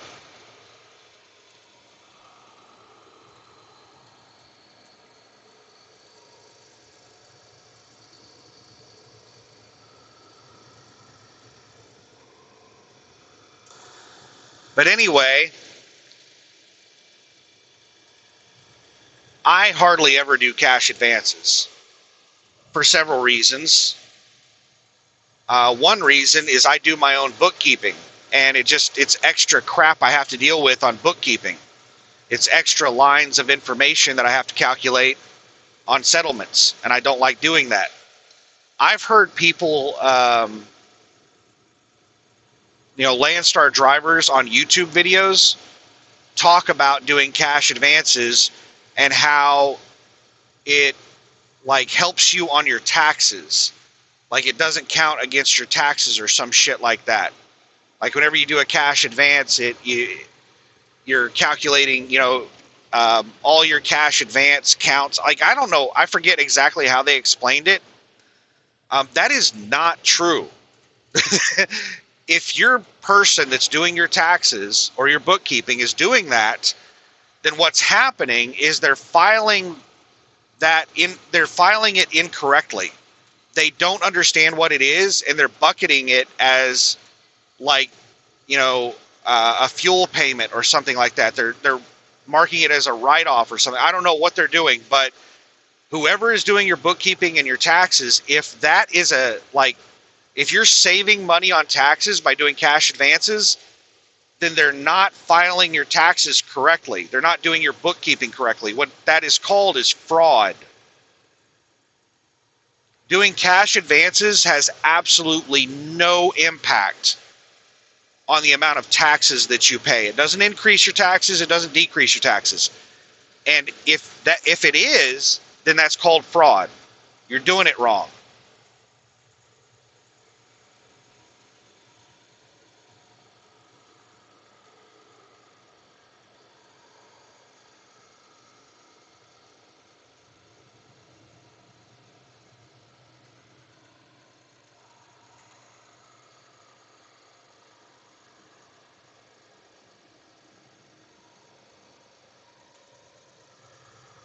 So I just try to avoid cash advances. I try to keep around $3,000 on my ComData card at all times because the Landstar fuel card is a prepaid fuel card. I've canceled all my other fuel cards. All my other fuel cards were post-pay fuel cards. They were credit cards. They were credit accounts where I had like $3,000 credit accounts, $3,000 or $5,000 lines of credit for fuel purchases. And I canceled all those cards because I didn't use them, and they all started charging monthly fees. And I was like, yeah, I'm not going to pay a monthly fee for something I don't use. So I canceled them all. So now all I have is the Landstar fuel card, and it's a prepaid fuel card. So I just have to keep money in the account so that I can buy fuel. And I try to keep about $3,000 in that ComData account for fuel.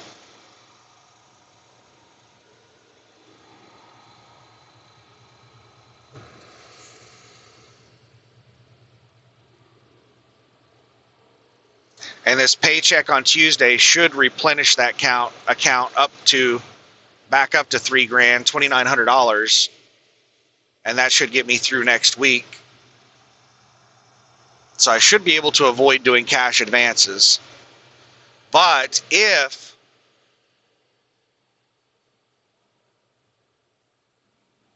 I only get paid the one load, I'm probably going to have to do cash advances next week. It's not a probably, it's definitely. I will definitely have to do cash advances next week to pay for fuel. Or this week, depending on where you start your week. Do you start your week on Sunday or Monday?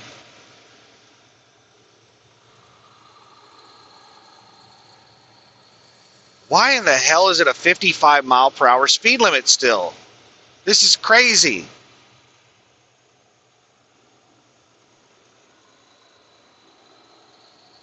What the hell is wrong with Alabama? Alabama speed limits just took a trip back into like the 1980s, where we had the federal 55 speed limit everywhere. Come on, Alabama, it's not 1980. We're not all driving Model T Fords or horses or whatever the hell you think's going down these roads. 55 is too damn slow.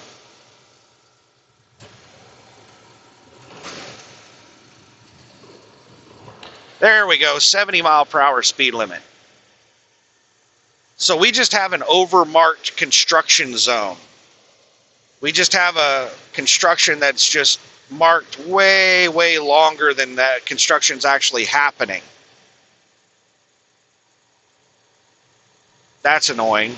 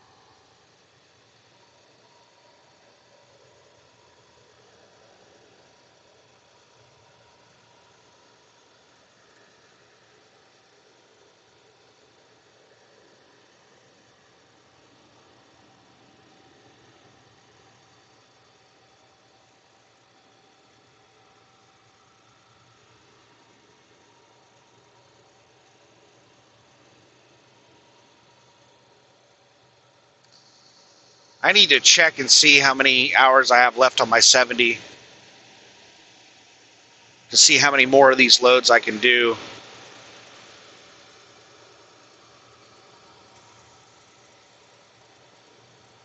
And it would probably be best if I start doing my 34s on the weekend, because nobody's working on the weekend. All the support staff are off on the weekend. So me running on the weekend is going to be inefficient.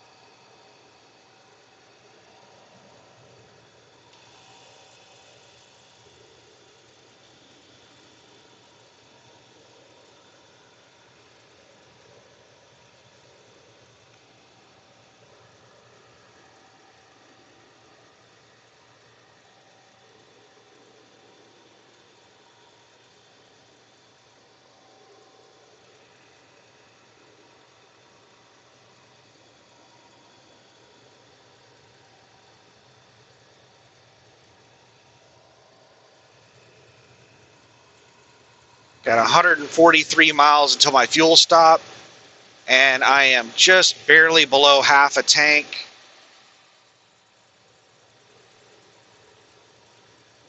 I'll probably be at 3/8 of a tank around the time I get there.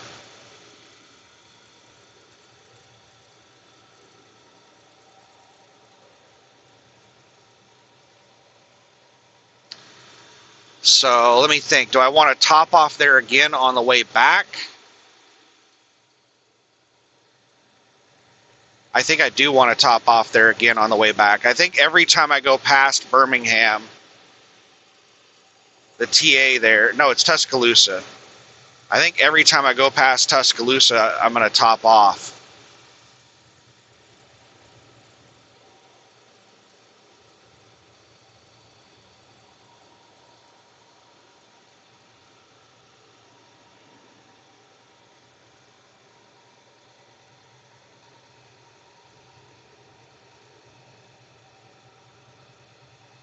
I really wish Pilot Flying J fuel prices were cheaper, because with me running this dedicated, I could get into the,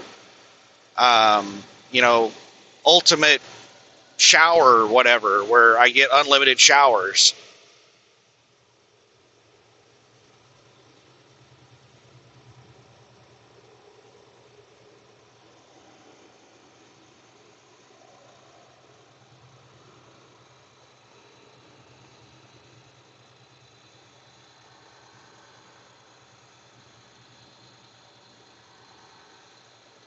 And if I were running around in the Texas area, I think I could use Pilot Flying J because they are cheaper in some places.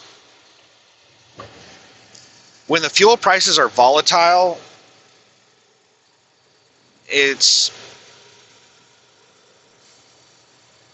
these different places, their prices bounce around.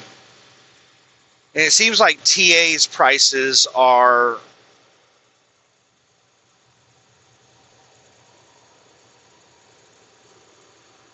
not going up as fast as Pilot Flying J. Pilot Flying J seems to be erring on the side of caution with their pricing, and they're keeping the prices pretty high.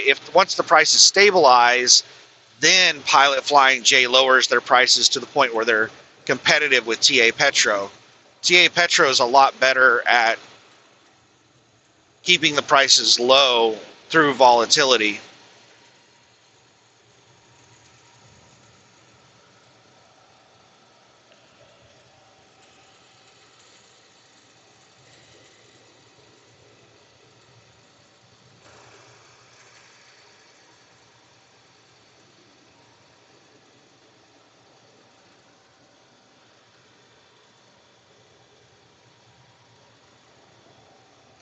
I wish TA Petro had a better reward program. I don't know. I kind of wish they did, but at the same time, their terrible reward program and their high fuel prices kind of keeps out the riffraff.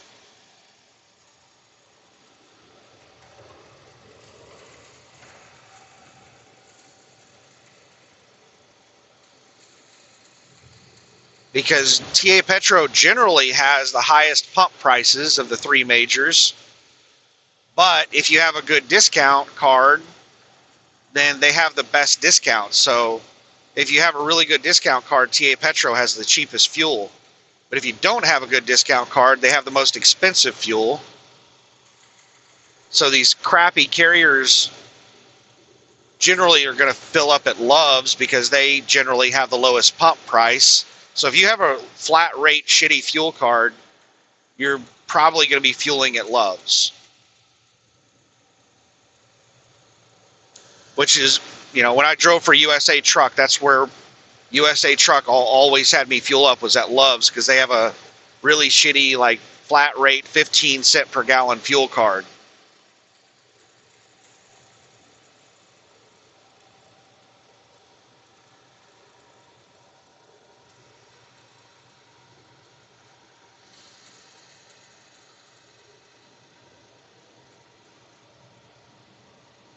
That is costing them a lot of money. Unless they're lying. And they are getting much better discounts than they're saying, and they're only giving 15 cents a gallon to the drivers. But I don't think that's the case. They most likely wouldn't be fueling at Love's if that was the case. But USA Truck could save a lot of money if they would just join a fuel card program. They don't even have to create their own, just join an existing one.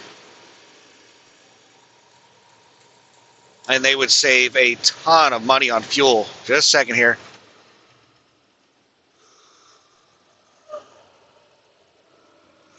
Cop just pulled out of nowhere. Lit somebody up. He's on the hunt.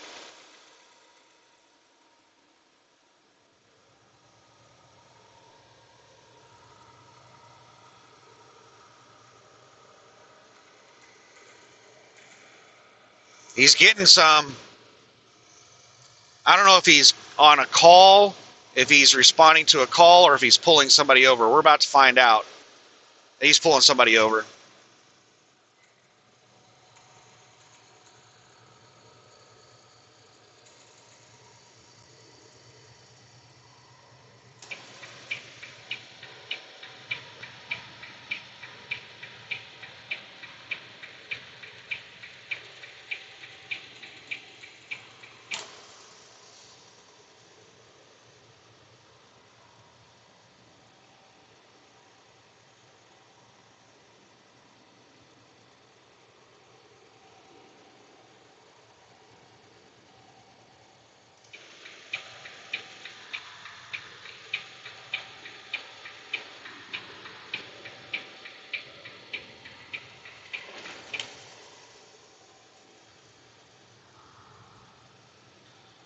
All right, back to cruising down the road.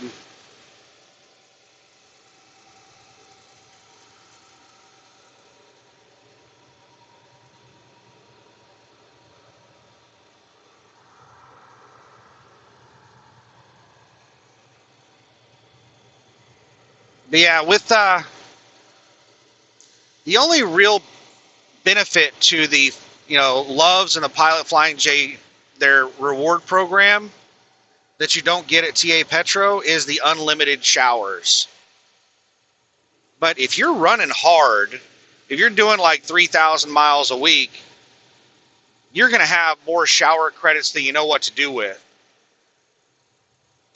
Because you're not going to have an opportunity to take a shower every day. You're going to be in situations where you're parked at a mom and pop truck stop or a rest area for the night, or you're parked at a truck stop where you don't have shower credits.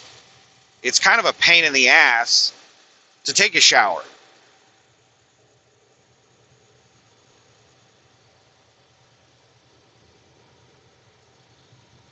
So I've already got more shower credits than I know what to do with.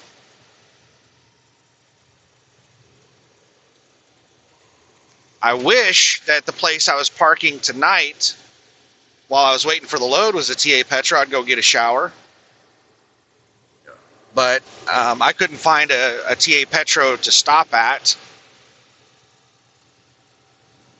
Yes, there are TA Petros I'm going to be driving past, but they are off of like Interstate 12 outside New Orleans, and I'm going to be rolling in at like 9 or 10 o'clock tonight. There's not going to be a parking spot available by the time I get there.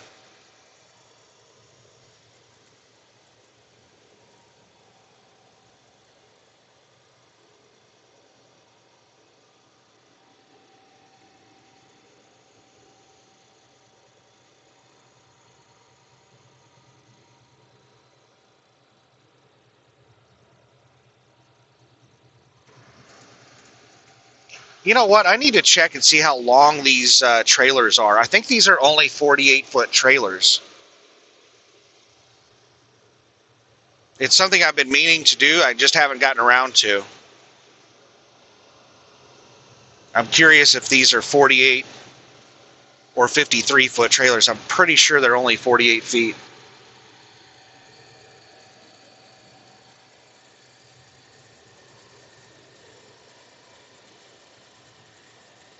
But since the tandems are slid all the way to the very back and you can't move them, I don't have any trailer overhang at the rear. So even if it is a 48-foot trailer, I can't back into spots further back than people that have 53-foot trailers, because they can back like 5 or 6 feet or more of their trailer over the curb because of overhang, and I don't have any overhang. So whenever I park next to a 53, my truck actually sticks out a little bit further than a 53 because I don't have any trailer overhang.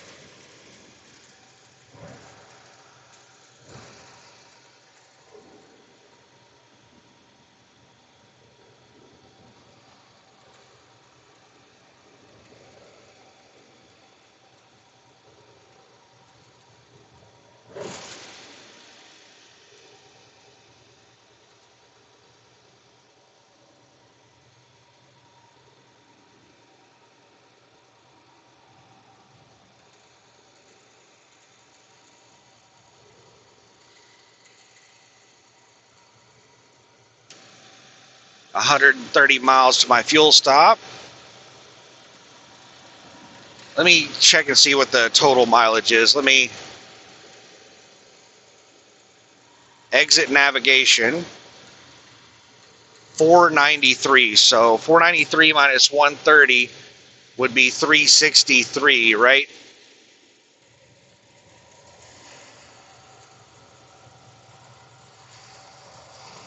my goodness. Just a second, we're going through a rough section of road. Ugh.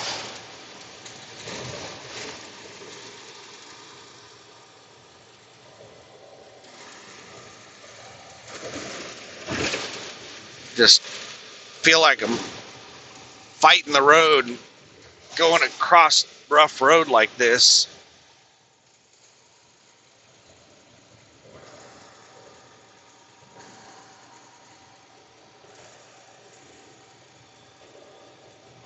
I just got a notification whenever I zoomed out on the GPS, and I'm not looking at the GPS right now because there's a pack of cars that just caught up with me that are passing me. So I'm waiting on all of them to make it around me, and then I'll look at the GPS again. But there's some kind of pop-up message telling me that there's some new type of routing that it's using. I'll try to read that message once. Are these cars ever going to finish passing me? Just as this pack of cars starts to finish passing me, another pack of cars starts catching up with me.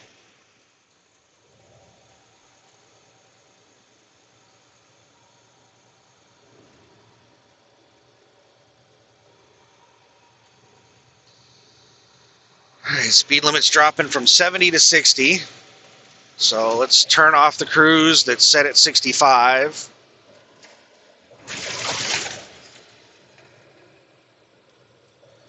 New glanceable directions is on. You'll be updated turns and ETAs. You'll see updated turns and ETAs during your route to improve maps. Yeah, I don't know. I can't read all that while I'm driving.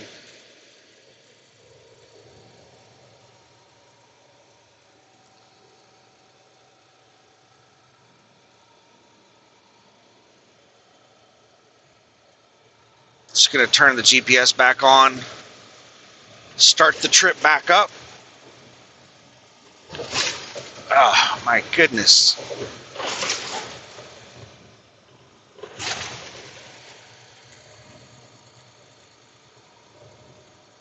Well, I can understand why they're constructing on this section of road. I think they're planning on repaving it. Hopefully.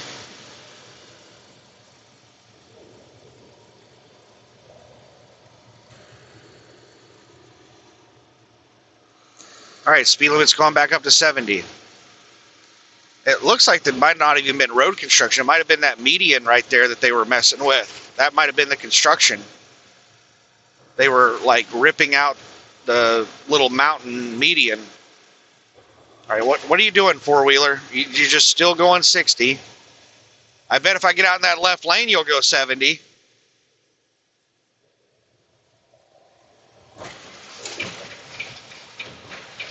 Let's get this car up to 70.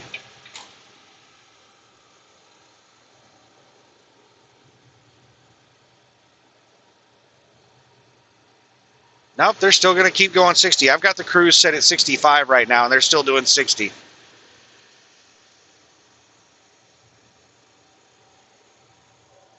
I'm not going to speed up to pass them. I'm just going to keep doing 65. Looks like there's a cop up on the left, or there's somebody up on the left. Might be a four-wheeler. Looks like they have their four-ways on, so it might be somebody broke down. I thought it was a cop sitting over there trying to catch speeders, but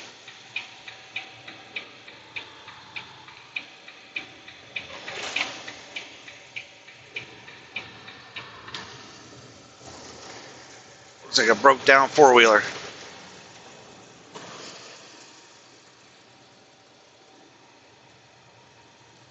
And now the speed limit's back down to 55 again. What the hell, Alabama? There's not even any construction going on. Alabama has these 55 mile per hour speed limits, like 10 miles, and there's like a section of 50 feet of construction.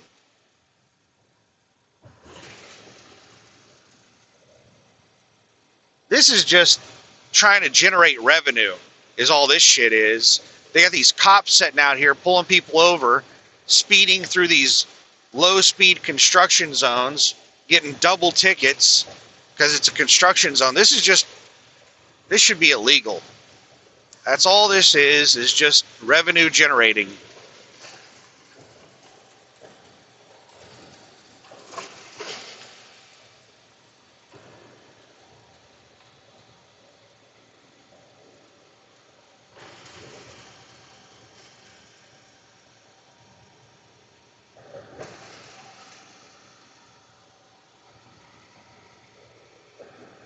I'm still doing 65. We haven't gotten to the construction yet. I went ahead and turned my cruise off. We're going to pedal it. Right lane closed in 1 mile. We are still a mile from the construction, and they've already got the speed limit down to 55, like 2 or 3 miles before the construction even starts. This is absurd.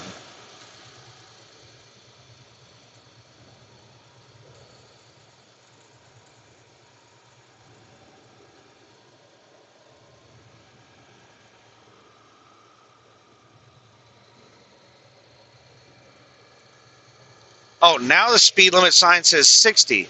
It said the speed was going to be reduced up ahead, and now the speed limit's dropping down to 60.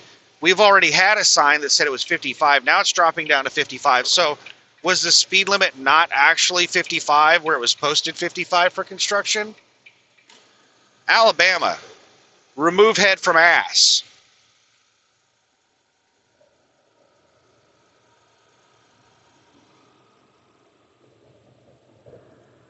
$45-mile-per-hour speed limit. Are you crazy? This is, oh my goodness, just an enormous waste of time. We're down to 51 right now. 50.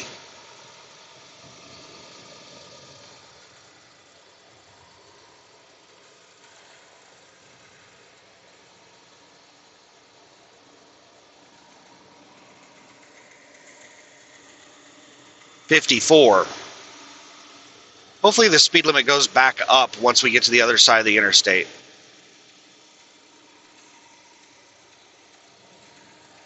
Don't stay 45.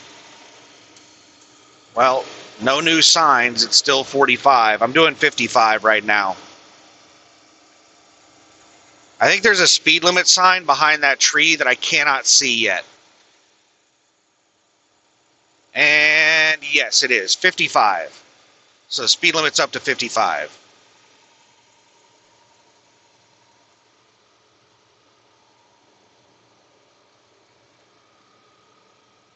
This looks like a good spot to put a speed limit sign right behind this tree right here. It's in the shade.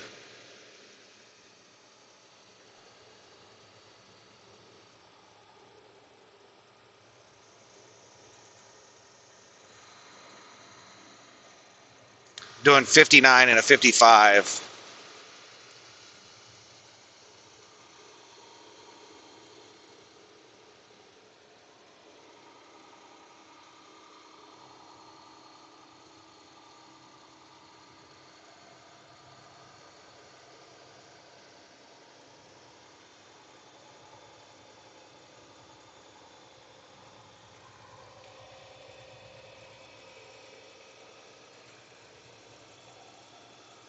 So I have roughly 480 miles to go to get to Tokai Carbon in Addis, Louisiana, but I'm not driving all the way there.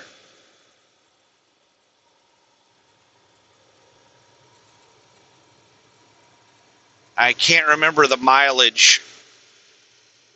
I didn't actually, it's not an issue of remembering. I didn't figure out what the mileage was from the Loves I'm planning to stop at to Tokai Carbon. I don't know how many miles short I'm stopping. I would guess it's like 60 miles short.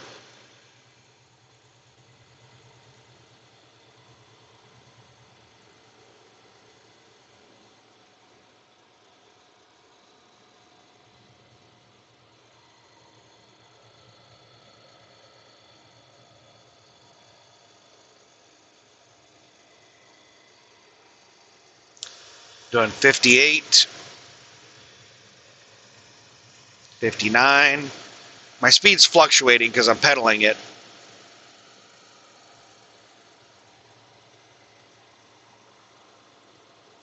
Doesn't look like they're going to be done with that road anytime soon.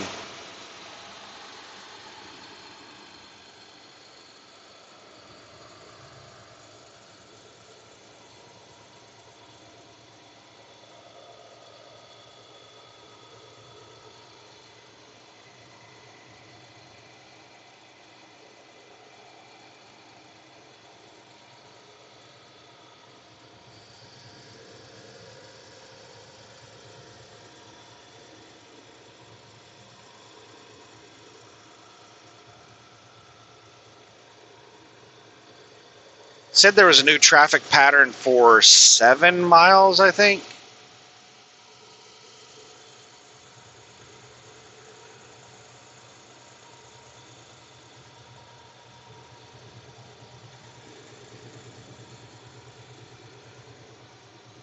Oh, I'm up to 63. I better slow down.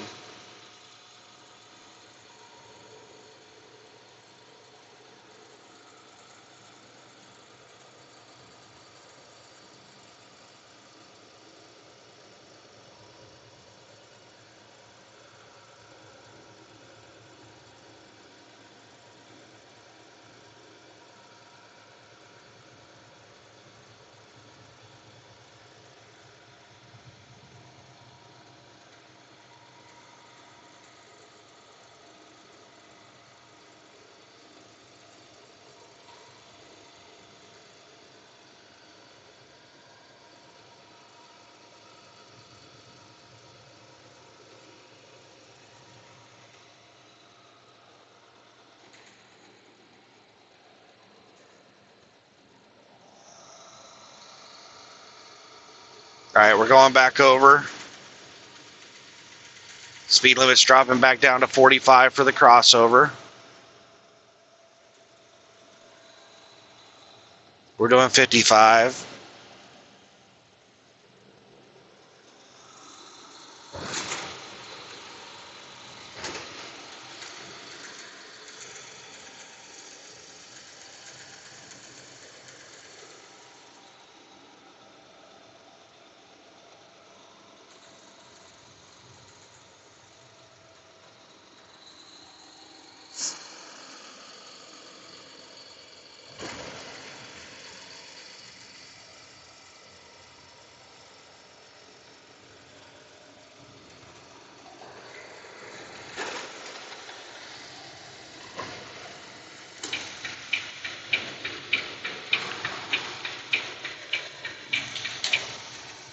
All right, turn the cruise back on.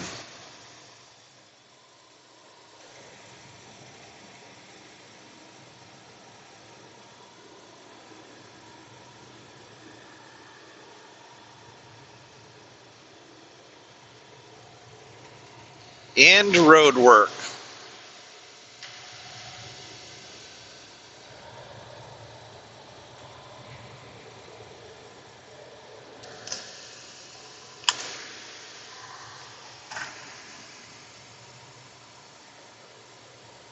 Aside from stacking money in preparation for the trucker apocalypse, the trucking collapse that I predict is going to happen early next year. Aside from, trying to stack money for that in preparation for that by doing this dedicated run, there's also some stuff I would like to do with the truck. I would like to replace all the shocks on the truck. I don't think that's very expensive. Might cost me, I don't know, somewhere in the ballpark of $500 to $1,000 to replace all the shocks on the truck.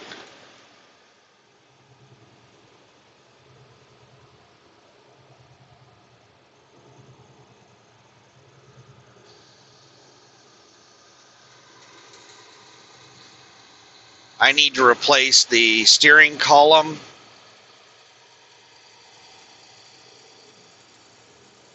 It's a little bit loose.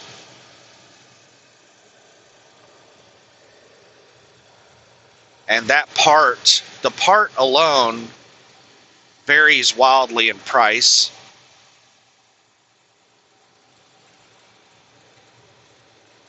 I can't remember what the cheapest price I saw it for was. I think it was like $250.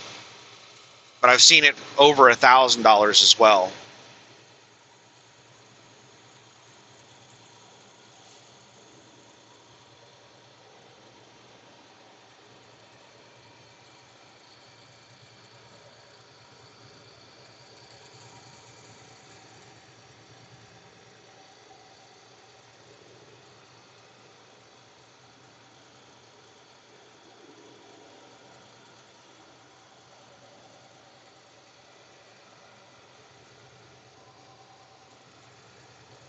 I would also like to replace all my drive tires.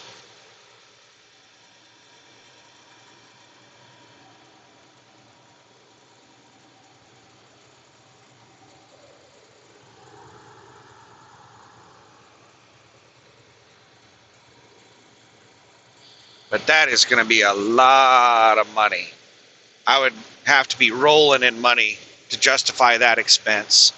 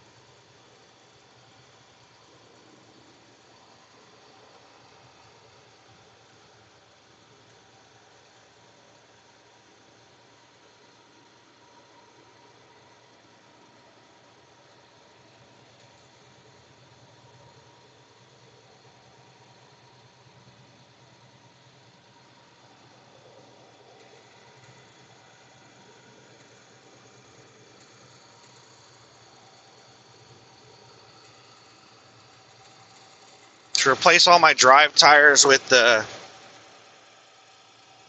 Goodyear discounts, I haven't looked to see what our discount prices are for tires. The discounts are significant.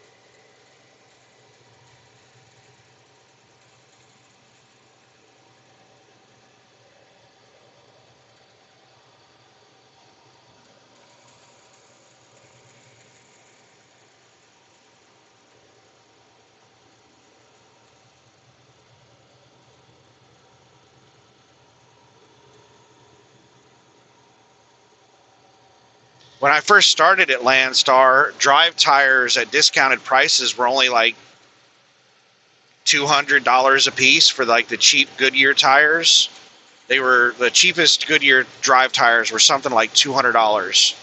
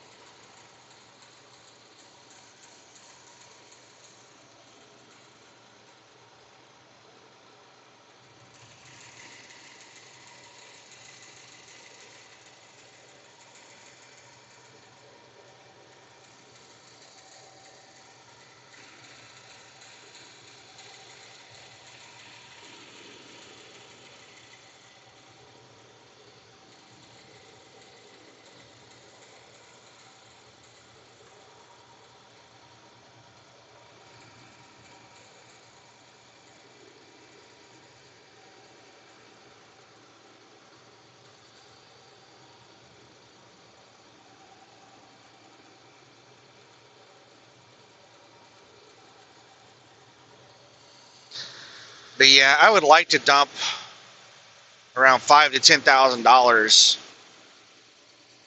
in maintenance on the truck.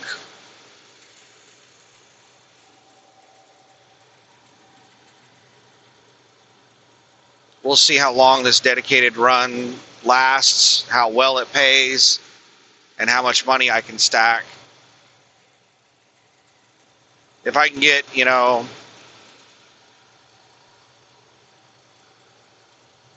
$20,000 to $30,000 in the business account, then I might dump $5,000 into maintenance on the truck, replacing shocks and tires and stuff like that.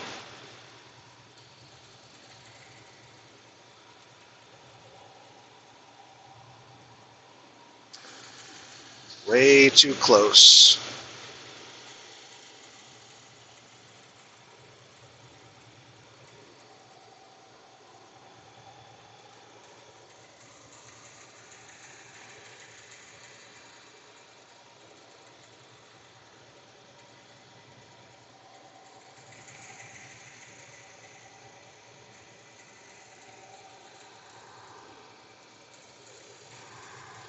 Almost out of tropical punch in my little drink cup.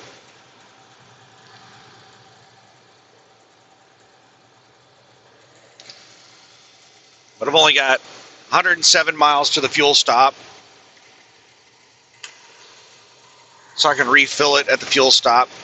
I need to get a second container.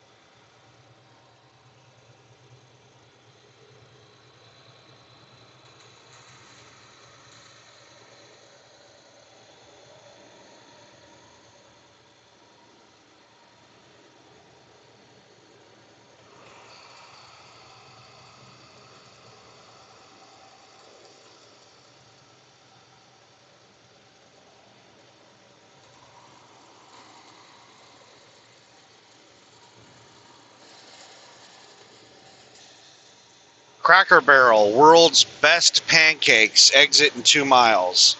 That is a bold claim.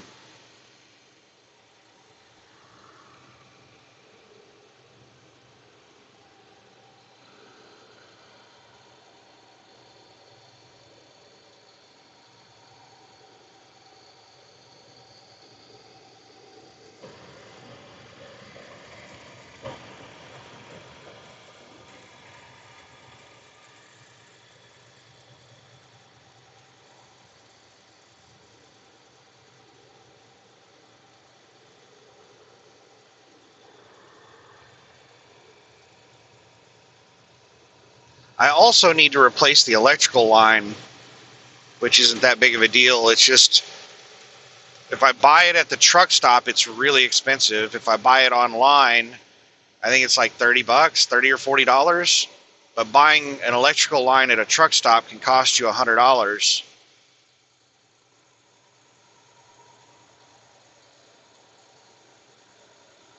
It's really easy to replace.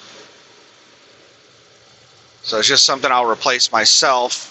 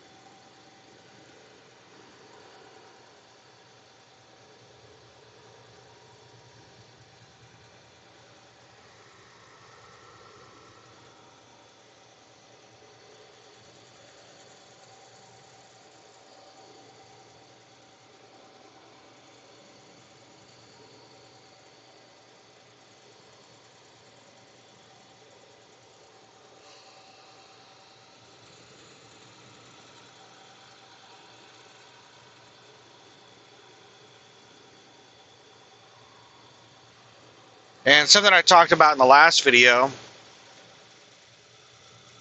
let's get on the talk about the Iran war for a couple minutes.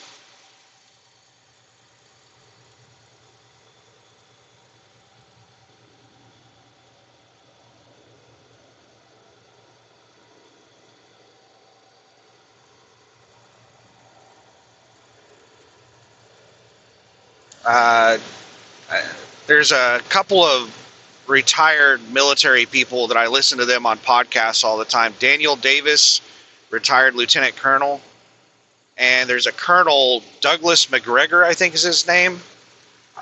I listen to him a lot on podcasts, and I was listening to them while I was parked overnight, and they're still saying that what they're hearing is that the military is getting ready for potential operations, like the war could start up at some point this week. Now, a few days ago, they were saying that it could start as early as Monday. Now they're hearing that it's going to start later in the week. They're not sure exactly what that means, when that means, but sometime later in the week.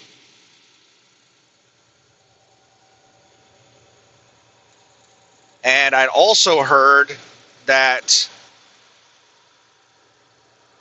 the United States could run out of strategic oil reserves as early as July 4th.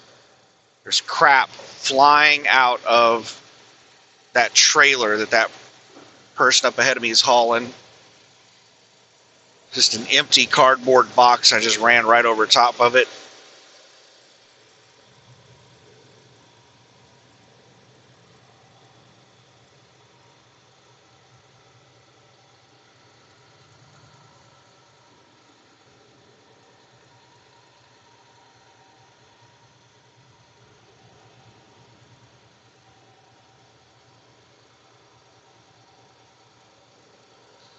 And what the colonels were saying is that what they're hearing from experts they've been talking with is that the U.S. strategic oil reserves could last until the end of July or early August.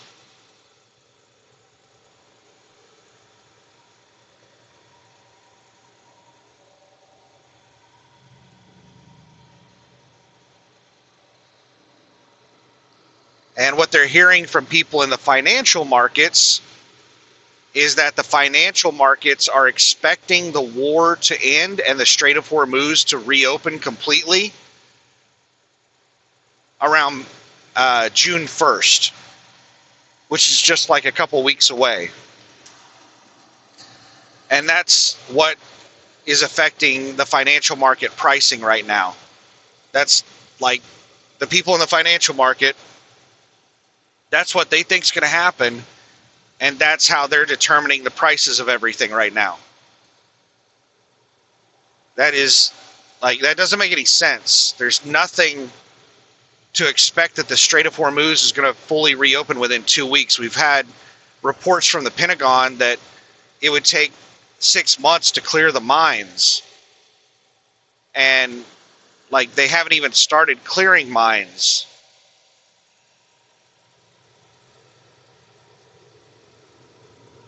So yeah, it's just, that is some fantasy land,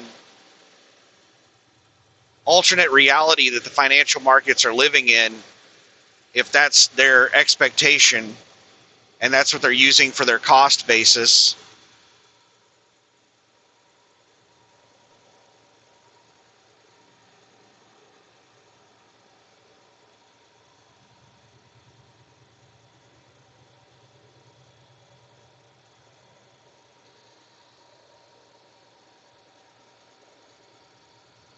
But oil is still around $100 a barrel, which in my opinion is way cheap for where it should be right now.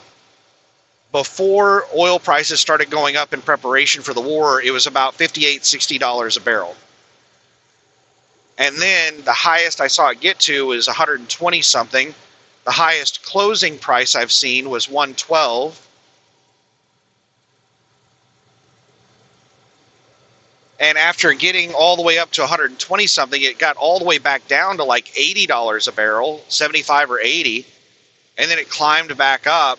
It's just been bouncing all over the place because they're reacting to what's happening in the Middle East. And then they're reacting to Trump coming out and making statements that, you know, the world's about to be flooded with cheap oil because, you know, Venezuela and Guyana, and, you know, we're going to have a peace deal with Russia tomorrow, and we're going to, you know, reopen the Strait of Hormuz fully tomorrow. And then the financial markets are like, oh my God, oil's going to crash down to $20 a barrel. So then the price drops dramatically.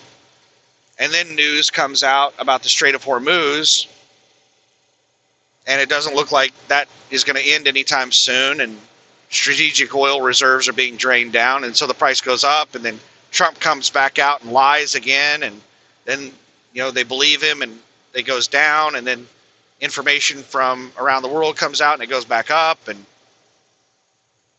financial markets are like scared animals. Like, they just don't know what's going on. They're reacting to whatever stimulus they get at the moment. But there is nothing that suggests that the war will end or the Strait of Hormuz will be fully reopened anytime soon. Months.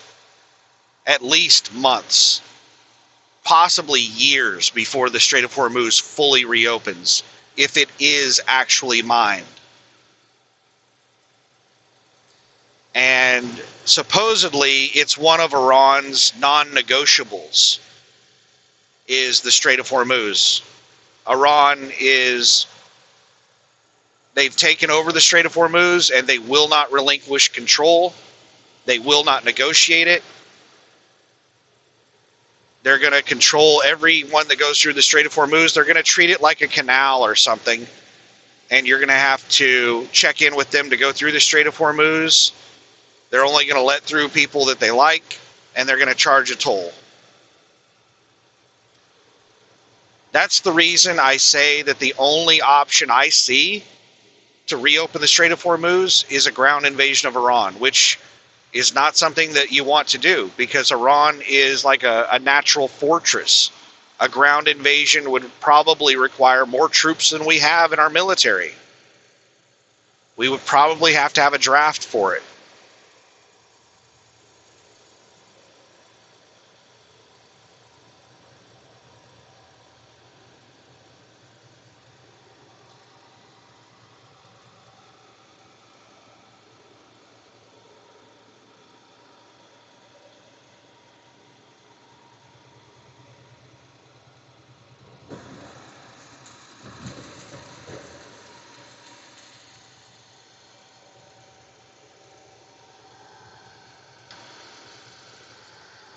But they're probably not going to even get to the point where they consider a ground invasion for several months.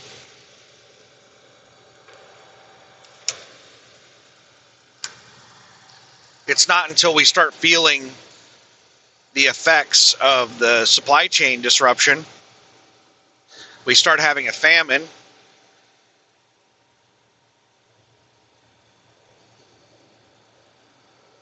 we start having fuel shortages where fuel is just not available. We start having massive supply chain disruption where lots of things just aren't available and entire industries are shutting down. That's probably when we're going to start the preparations for a ground invasion, after everything gets really bad. I heard them, there were like legislators that were saying that they were being told early in the war, like within the first couple of weeks of the war, they were being told that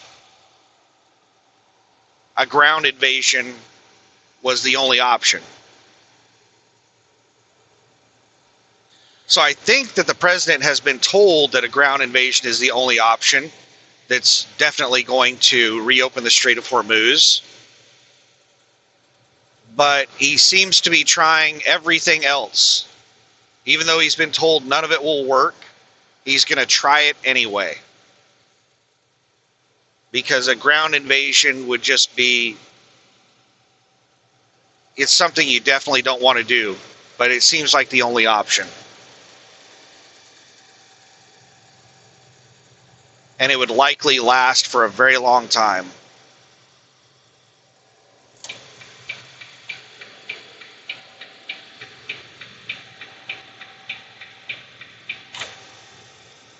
And what a lot of people think when you talk about ground invasion, they're thinking about putting special operations units in the country.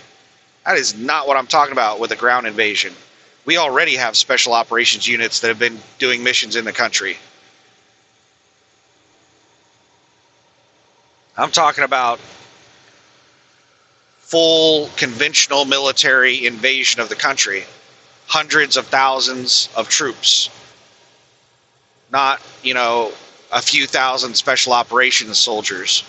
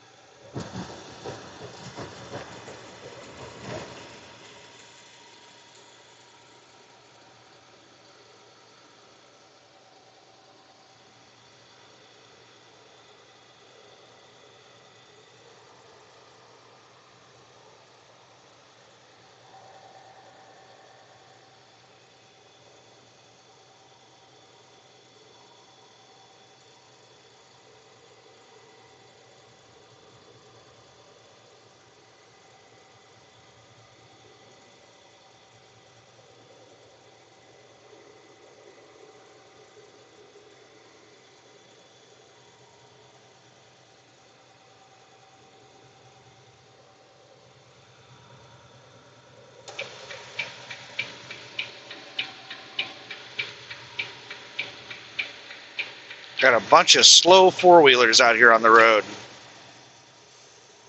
Speed limit 70, I have my cruise set at 65, and I'm just flying up on these four-wheelers.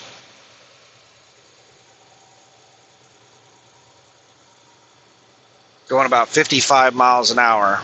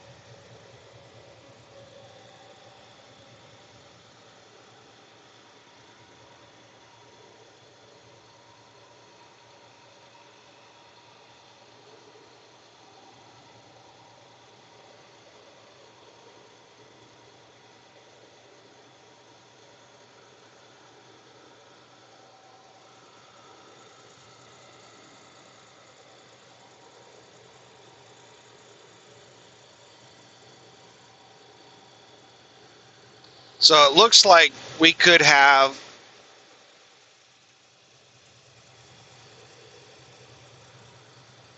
a shock to the system in July. We could have a knee-jerk reaction. And this is something I've talked about in several videos, is the government should be doing something right now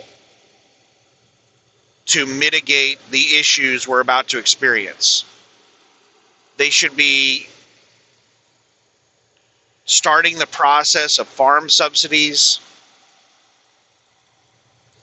They should be starting some kind of fuel rationing.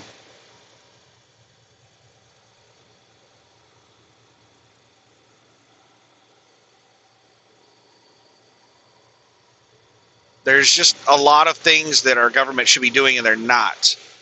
Like, what we're doing right now is absolutely insane with fuel. We are allowing countries to come over and purchase our fuel. Countries that normally get their fuel through the Strait of Hormuz, that normally get oil through the Strait of Hormuz, they're coming over to the United States and buying oil. And we're using our strategic reserves. So our strategic oil reserves that are for our country during times when we can't get enough oil, we are giving away our strategic oil reserves to other countries right now. That is insane.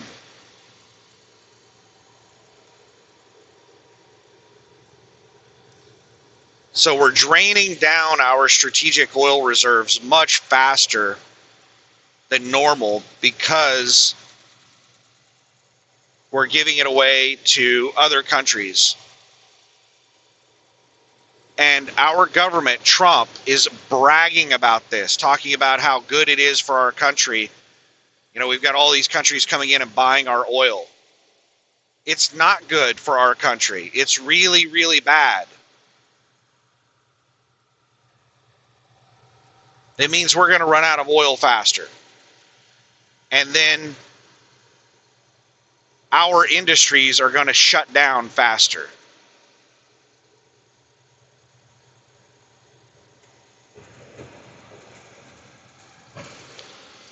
So based on what's happening right now, it looks like we're going to have a major shock to the system around July, because we're living in fantasy land right now because of the bullshit that Trump is spewing. That's just all like completely wrong. It's all just blatant lies. He's either lying or he's just completely ignorant of what's going on. He's being told or advised incorrect things, which I thought at first that's what it was, is like his advisors were just telling him BS, because he does surround himself with some idiots like Lindsey Graham and Mark Levine, or whatever his name is, the talk show host. Those are the kind of people he listens to, and those people are morons. They are extremists. And they say some of the dumbest stuff. And if that is what Trump believes is what's actually happening, that could explain why he's making so many dumb decisions. But I've been told, or what I've heard, is that there are advisors that have told Trump what, is actually happening and what's going to happen. So he's been advised the truth, but he's chosen to listen to Israel, Lindsey Graham, Mark Levine, all of these people who are either batshit crazy or they have agendas that are not in the best interest of the United States. And they're just lying to Trump to perpetuate their agenda.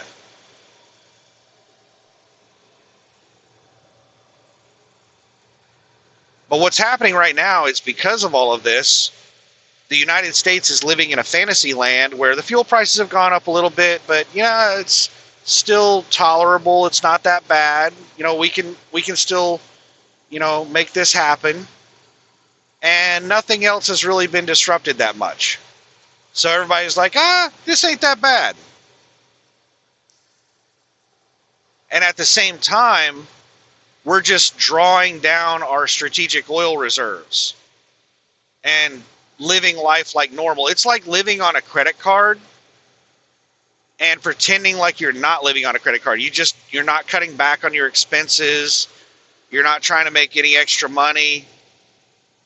You're just continuing to live life completely normal, go out to the movies and just live your life like nothing has changed while you're living on a credit card. And your credit card is going to max out in 2 months if you keep doing this. You're not trying to, change anything with your lifestyle. You're just pretending like this is going to be able to go on forever, and there's a deadline on it in a couple of months.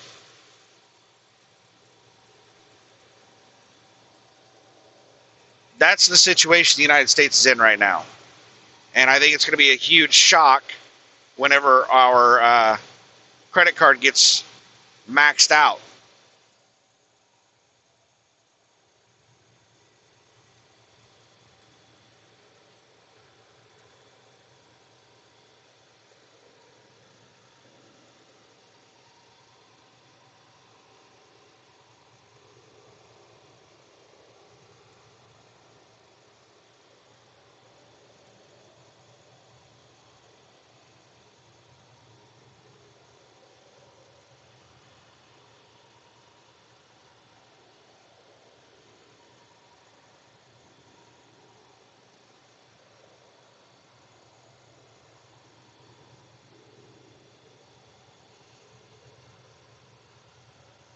Just a second here. I'm trying to figure out what in the hell this four-wheeler is doing.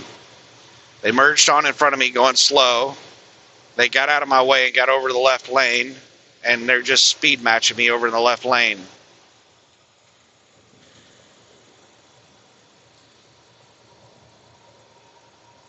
Now they slowed way down to fall in behind me.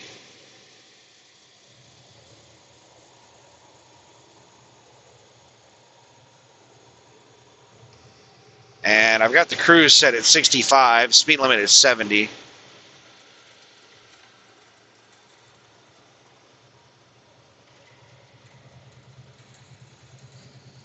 right, now they're going really fast.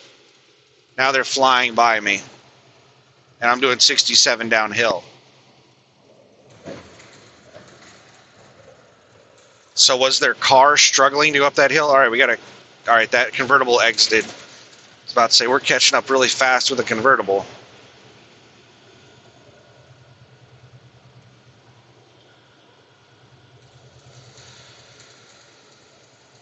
So yeah, I was expecting that fuel prices would slowly rise and freight volume would slowly decrease. But it appears everybody is living in this fantasy land that Trump has created. And we're just going to pretend like everything's normal and perfect until the system crashes. So we might see fuel prices stay roughly where they're at until we get close to July. We might see everything just stay kind of normal until we get close to July. And then once we start running out of strategic oil reserves, we could see a dramatic rise in fuel prices, and we could have fuel shortages. I would love to hear from an expert as to how exactly diesel will be affected by fuel shortages. It's my understanding that diesel, you get very little diesel out of the thin oil. You really need the thick oils to get diesel.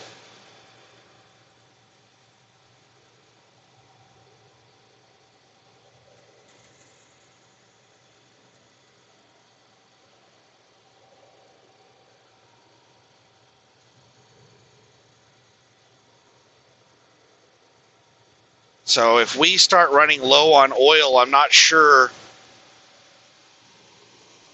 if we're going to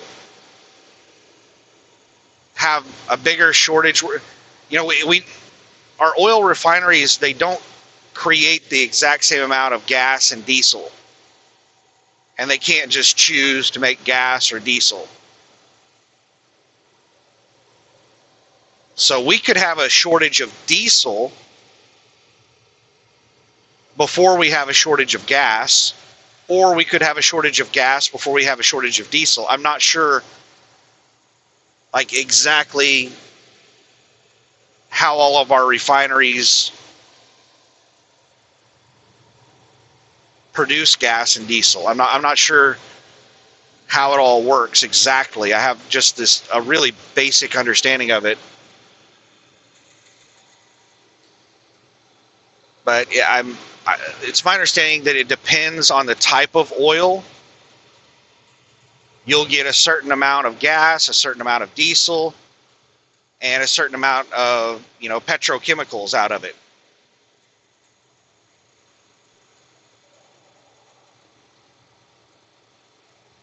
During the refinement process.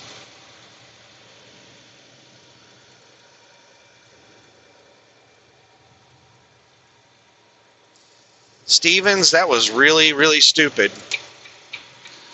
Almost hit that pickup hauling the trailer that was passing them to move over for a car on the shoulder. You should not avoid an accident by causing an accident. I'm going to go ahead and speed up to 70 and get around Stevens because I'm already out here in the left lane. I'm pretty close to him. By the time I do the lane change, I'll need to get back out in the left lane anyway. So let's just get her done.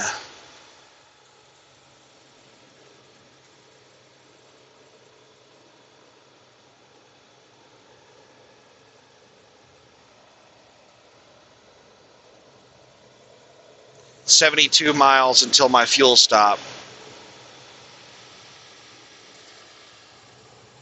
Like I said, I'm not sure, which we're going to run out of first, oil, diesel, or gas.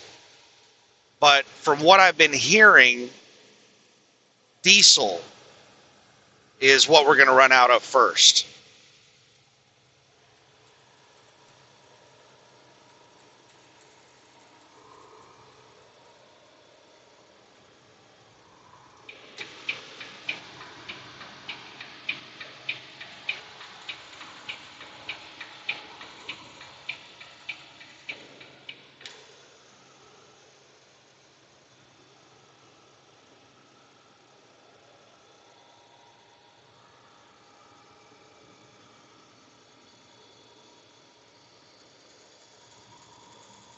But we produce a lot of our own oil, and we refine a lot of our own oil into gas and diesel. So I don't think we're ever going to hit a point where we just completely run out, but we could hit a point where demand is higher than supply. So there are shortages. You pull up to a truck stop and they're like, yeah, we're out. We might start seeing truck stops posting notices, on the door. Our next tanker is scheduled to be here at 4 p.m. on this day. So we might start seeing that at truck stops where we have to sit at the truck stop and wait for the fuel tanker to show up because truck stops are running out of fuel. That could become a thing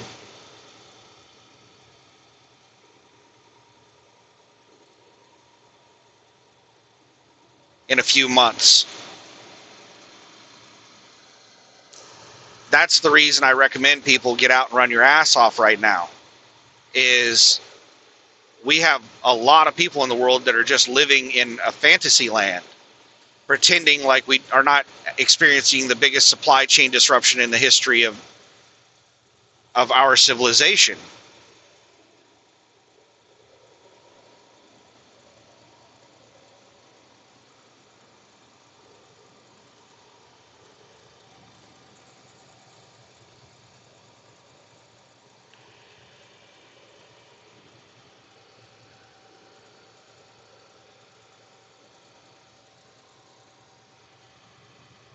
But what I expect the biggest disruption to be in the United States is not necessarily fuel, but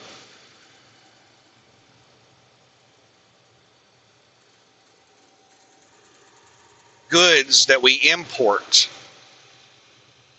like vehicle parts. We assemble vehicles in the United States, but it's basically just assembly. They're manufactured in other countries, and then the parts to assemble them are sent here to the US, then we put them together. We're likely going to see shortages of everything. Shortages of parts, and those part shortages will make it to where things can't be made. They can't be put together. They can't be fixed. So we had a big disruption to the railroad companies back during the lockdowns because of part shortages. The railroads were shutting down trains because they couldn't get parts to repair them, and they were having to shut down entire routes.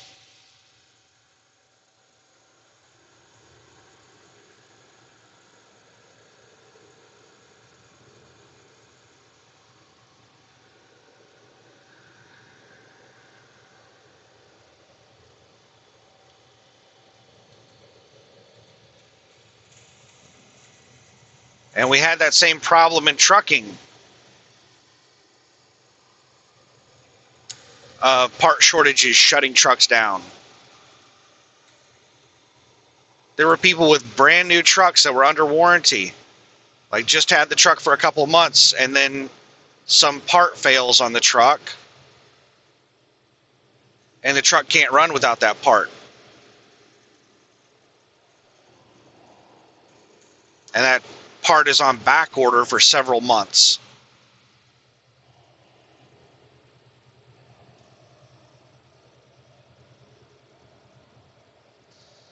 And there were a lot of people who had parts fail in the after treatment system, which is completely unnecessary to the truck. And it is horrible for the environment. But environmentalists are really stupid, extremely stupid. So we have all these after treatment systems that are absolutely horrible for the environment. We have an entire industry built around creating and transporting diesel exhaust fluid, which is horrible for the environment, all for the purpose of environmentalism, because environmentalists are stupid. But anyway, enough ranting about the idiocy of environmentalists. This asshole passed me and then slowed down in front of me.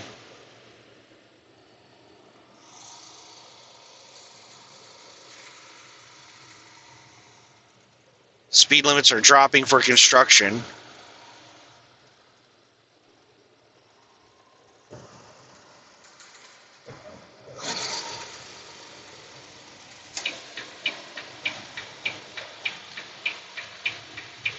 Jackass.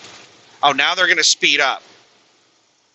This old woman was slowing down to 45 for inactive construction in front of me after she passed me, and now I get out to pass her, and now she's sped up to 55.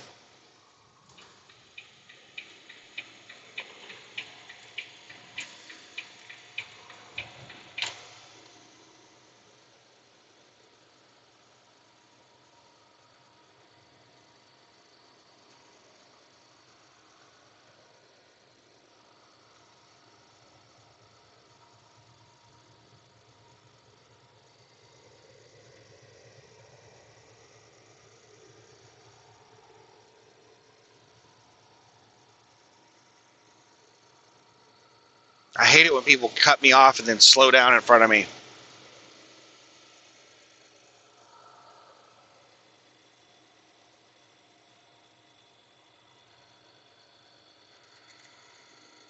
I have a lot of people merging on right here. A big line of cars merging on.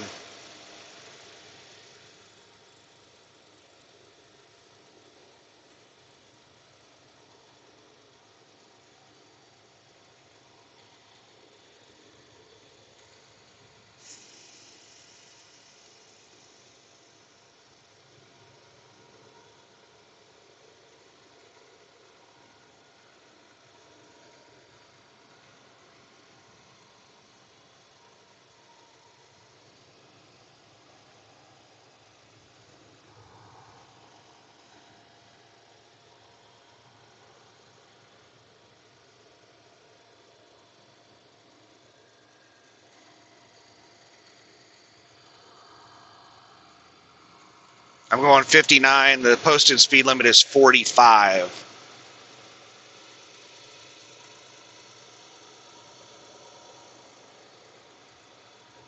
I hate Alabama and their stupid construction speed limits.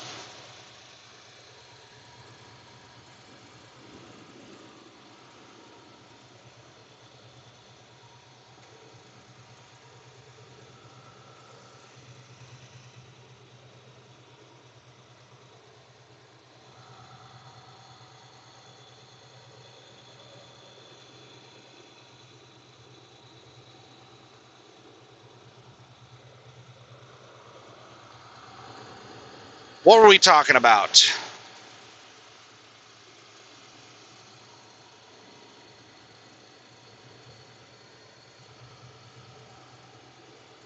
Shortages.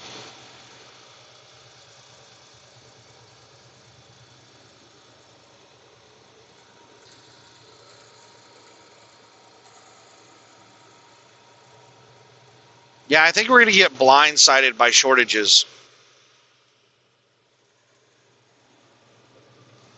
And instead of the slow increase in fuel prices, we're just going to have a dramatic increase over a short amount of time.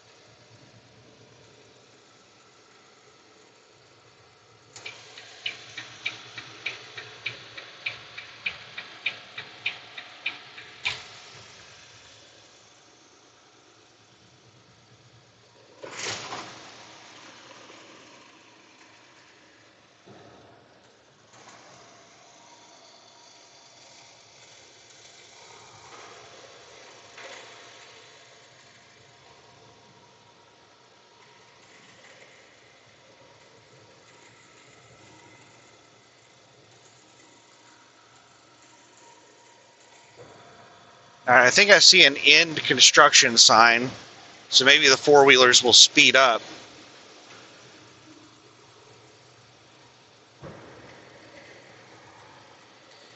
The cars that I'm trying to pass right now have already sped up. They're speed matching me. There's a 70 mile per hour speed limit sign.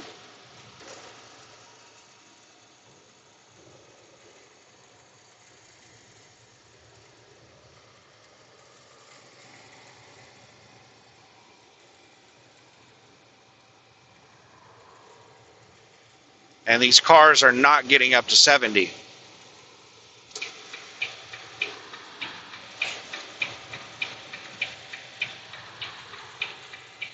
Maybe when some faster cars starts passing them, they'll get up to 70. People, I don't know, man. People are, this jackass that passed me is now slowing down.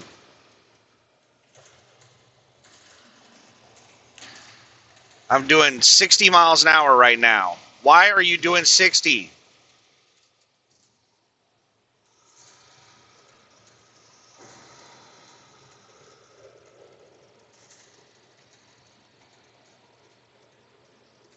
Now the speed limit's dropping back down to 60. And there's something in the road up ahead. I'm getting in the left lane.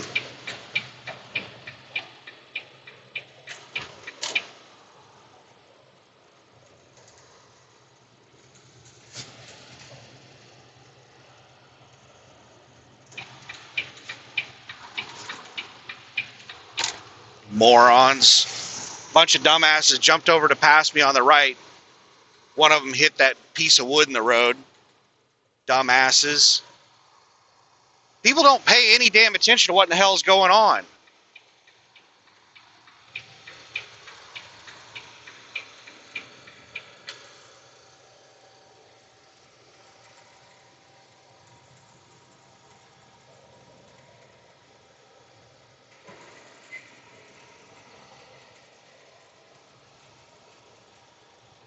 Bunch of smooth brains out here.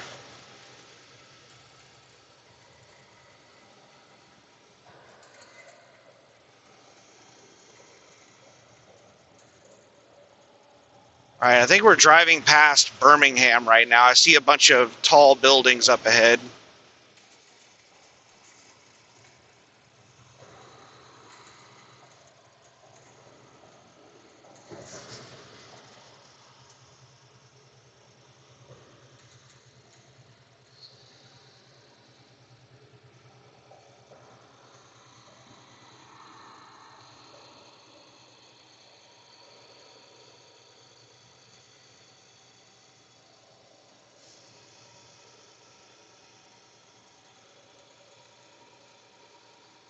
All right, speed limit 60.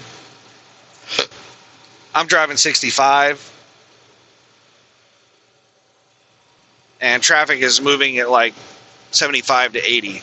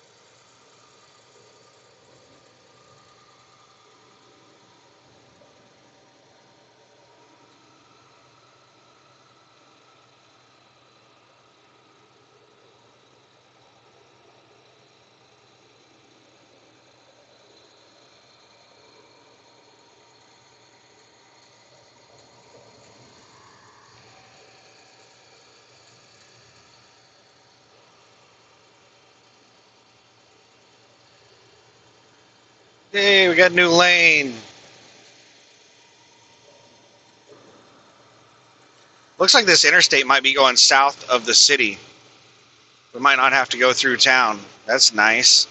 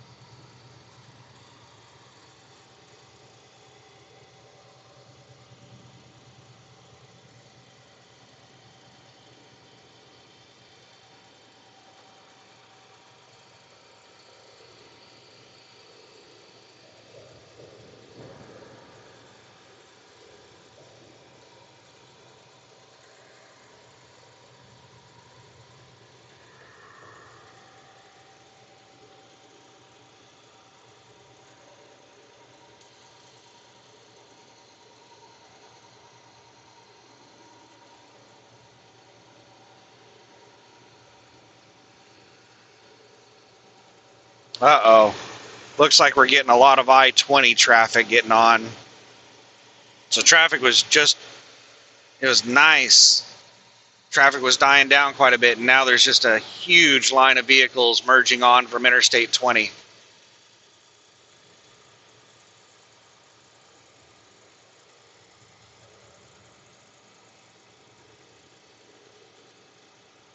And now we're turning back in toward town. Not good.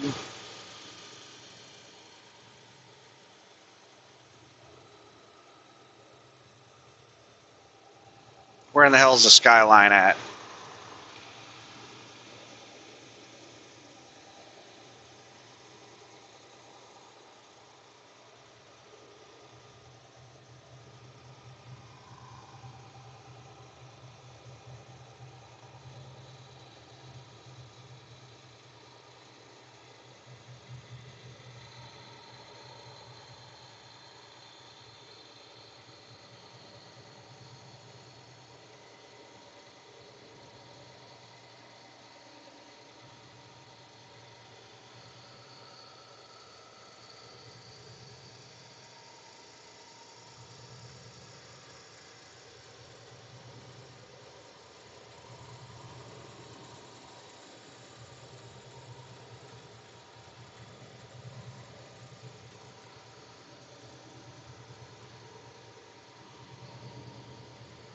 Yeah, we're driving right toward town.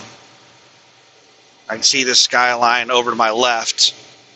So we turned so far back to the right that we started going north. Now we're turning back to the west. We might be going right through the center of town.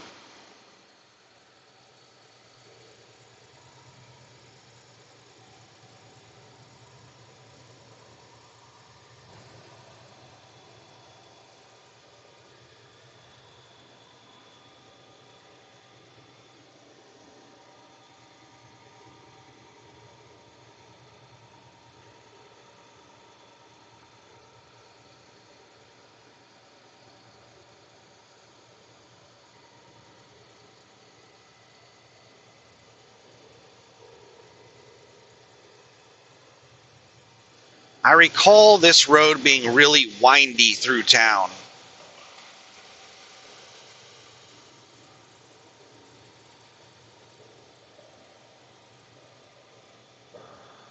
We're about to cross over Interstate 65 in 2 miles. Hopefully we don't get more traffic on here from that.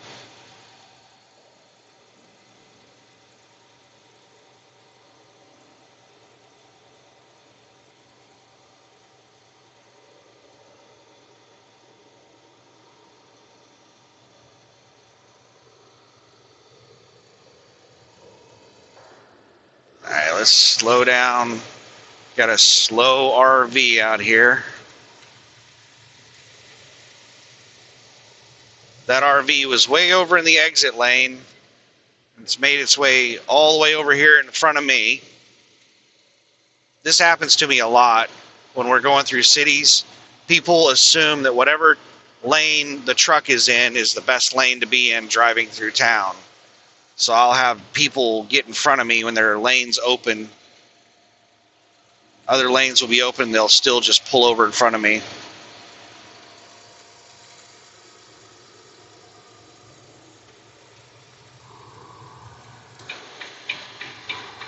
Alright, so let's get over here, get around this damn RV on the right.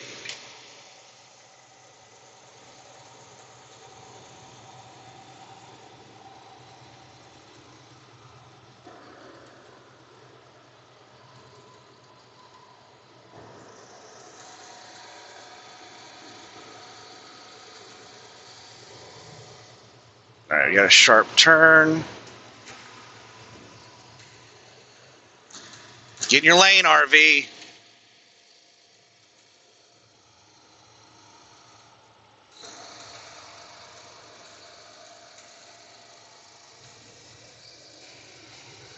Jackass.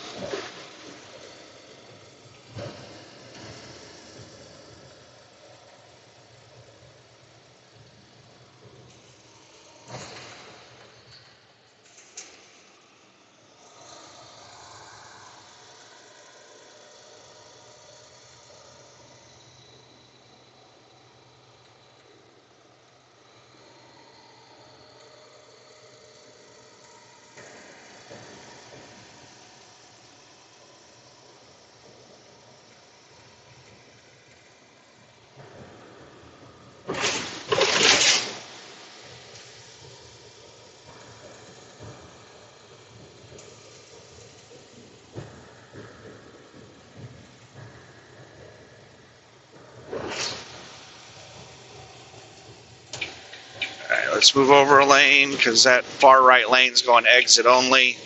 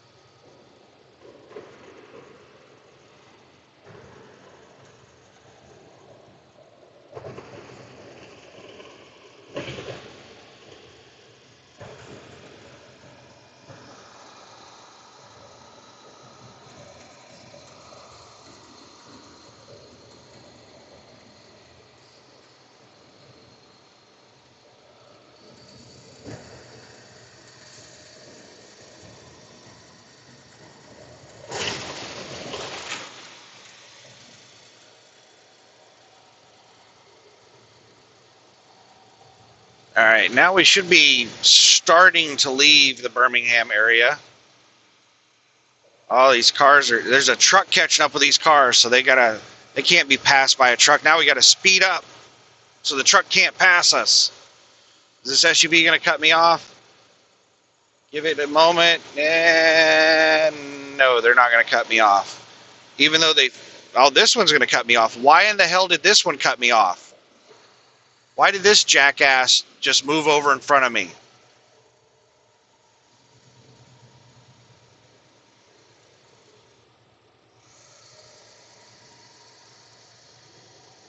What in the hell? This is what I'm talking about when I'm driving through town. I'll just have people move out of lanes where there's nothing in front of them. They will just move over in front of me.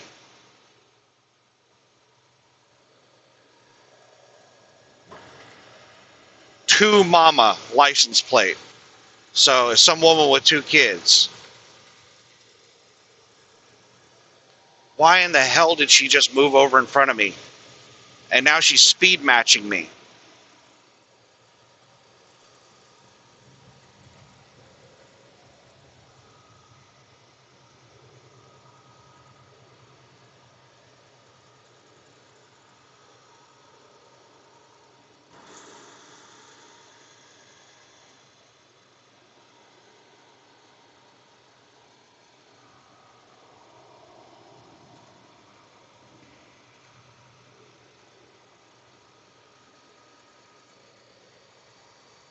Just say I have to focus. I've got this person way too close in front of me, and she just keeps speeding up and slowing down with me. I don't know what the hell's wrong with this person. I don't know why they cut me off. Why is this person cutting me off?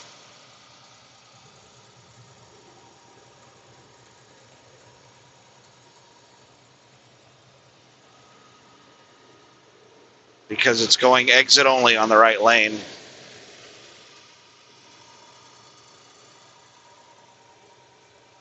You know, there is room behind me, folks. You don't have to cut me off. There's pavement behind me. In front of me is not the only option.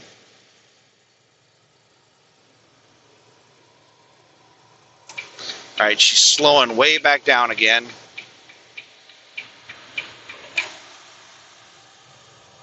I hope she exits soon.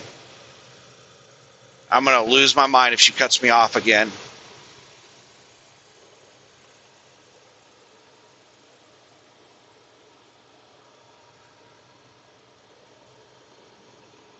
She's trying not to let me pass. She keeps speeding up. I'm speeding up and she's speeding up with me, trying not to let me around her. Looks like I'm going to be able to get her to slow down here with this on-ramp traffic. These cars are going to cut her off.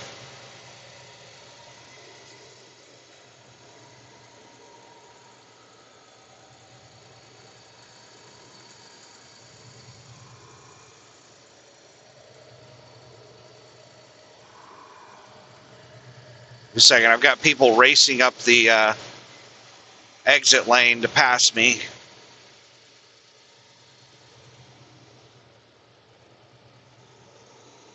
Are they exiting or are they going to cut me off? They're exiting.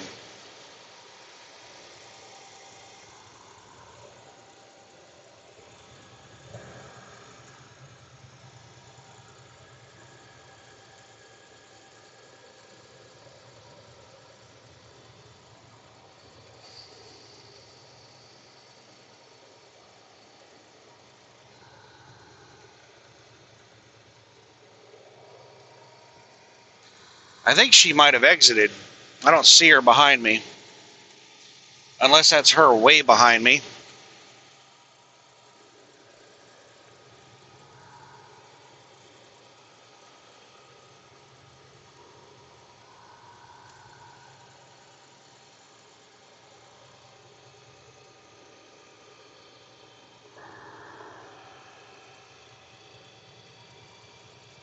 All right.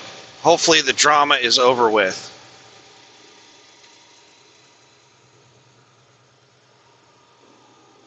That wasn't too bad of, driving through a city. That wasn't too bad. That was a pretty quick. We made it through Birmingham really fast.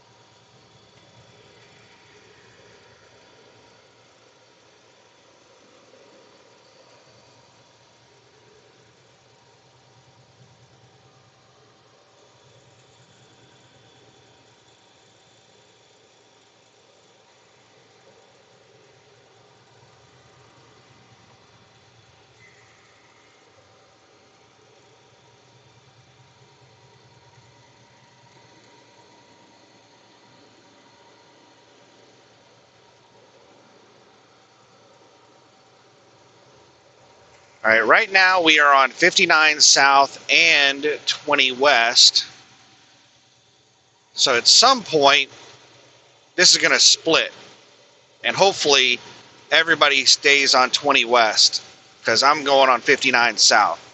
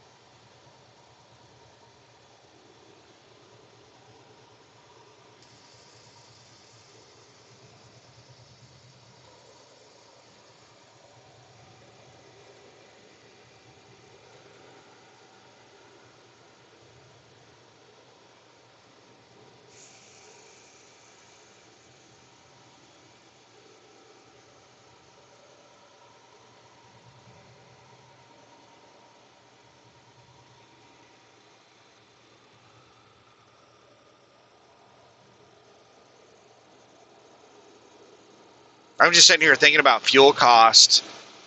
I was like, man, I had $25 in my Com Data account. And after I put in fuel, after I top off fuel here in a minute, what was it, $900 that's going to be left in there?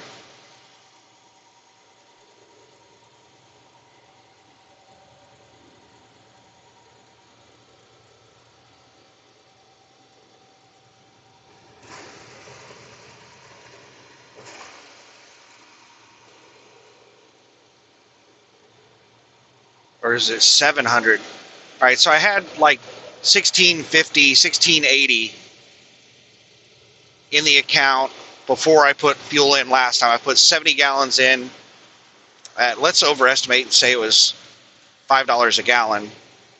I think it was closer to like 460. So that's $350. All right, the truck that was tailgating me disappeared. They must have exited. There's a flatbed.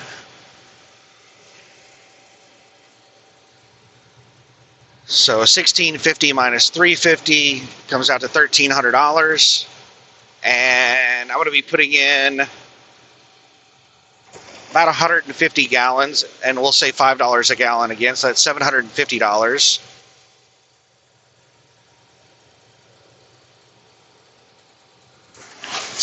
1,300 minus 750. That's $550 left.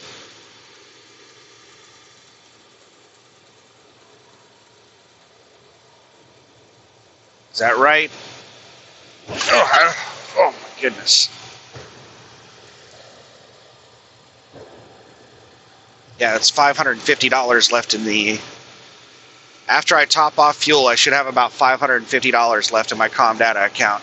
That means I spent almost $2,000 on fuel. Thursday, Friday, Saturday, Sunday. 4 days. $2,000 in fuel. That is insane.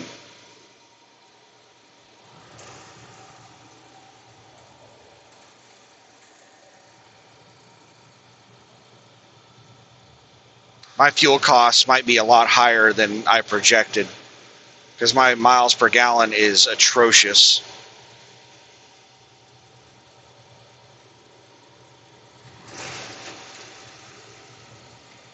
I'm at 5.7 miles per gallon according to the gauge. And I reset my fuel, I think when I got to Lawton.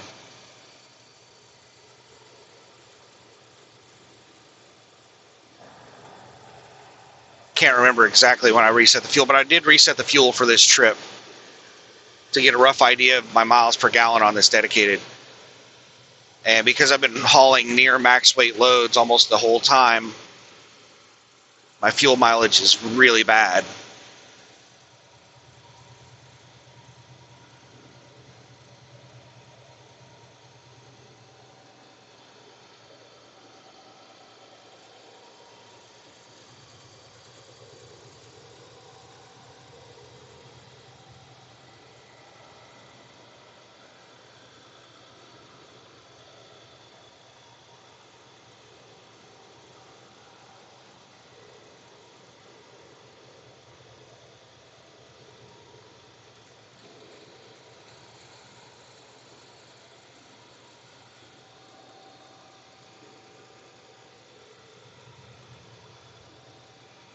Why is John Roberts just loitering out in the left lane?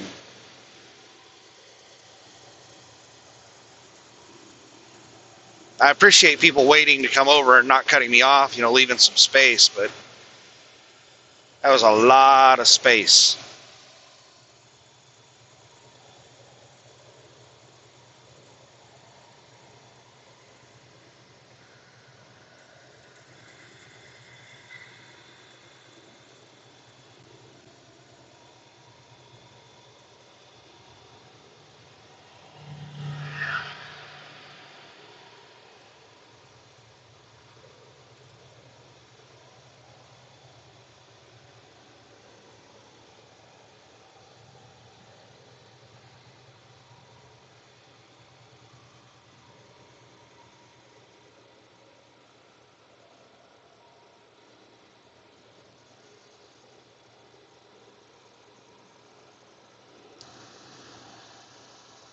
Diesel used to be a lot cheaper than gasoline.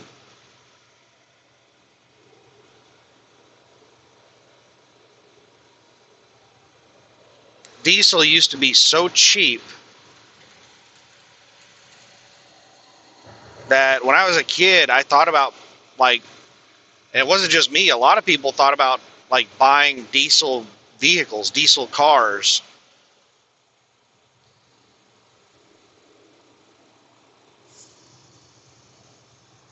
Because diesel was so much cheaper than gasoline. Now diesel is much more expensive than gasoline. I would like for somebody to explain, some expert to explain what happened.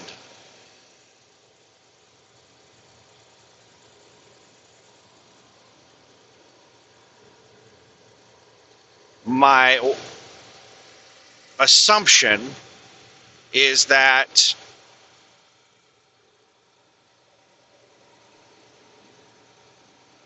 we're using thinner oils that are producing more gasoline than diesel, whereas used to, we probably had an abundance of thick oils that produced lots of diesel. So that would be my guess, is the type of oil that we've been refining has changed over time. And we used to get an abundance of diesel, and now we're getting an abundance of gasoline. The refinement ratio probably changed because of the oil we were using.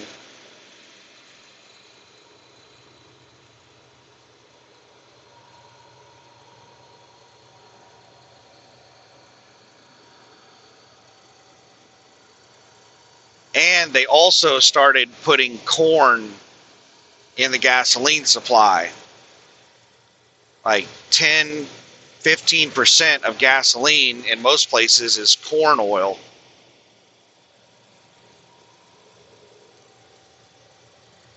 So that probably had a lot to do with it as well.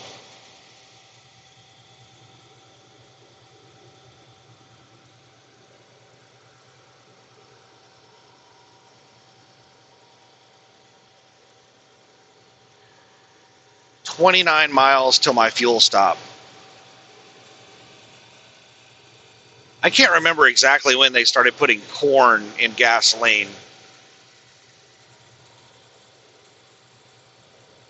I think that was the early 2000s.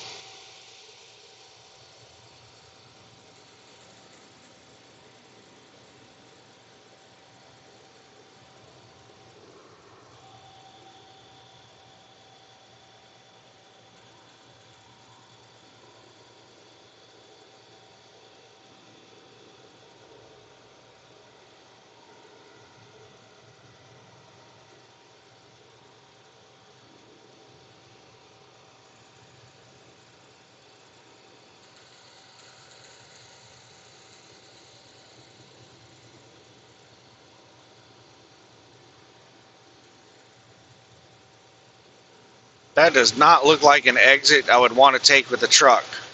I hope that truck knows where it's going. Hope they're not just taking some random exit to use the restroom or something. It looks like it's not a difficult on-off. It looks like it's fairly straight on-off, but it's under construction, so there's no shoulders. There's nowhere to pull off to use the restroom.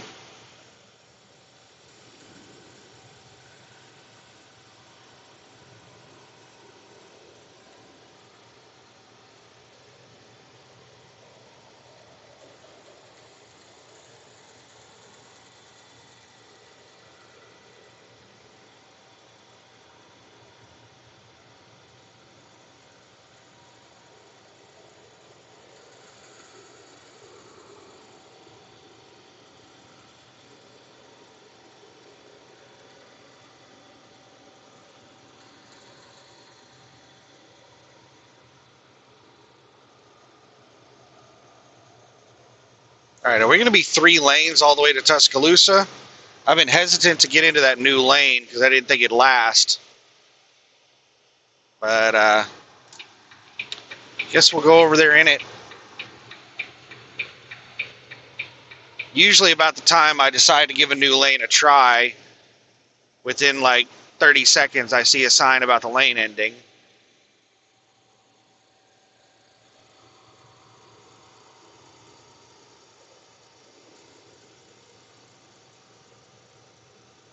This is one of the ways that I feel they can improve on signage. When there's a new lane that pops up, they can have some kind of sign saying new lane or something like that, or a sign saying temporary lane.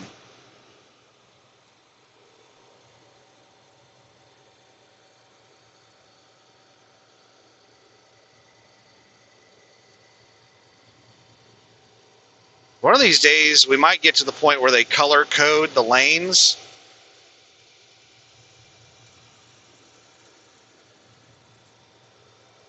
Just paint the whole road and have everything color coded.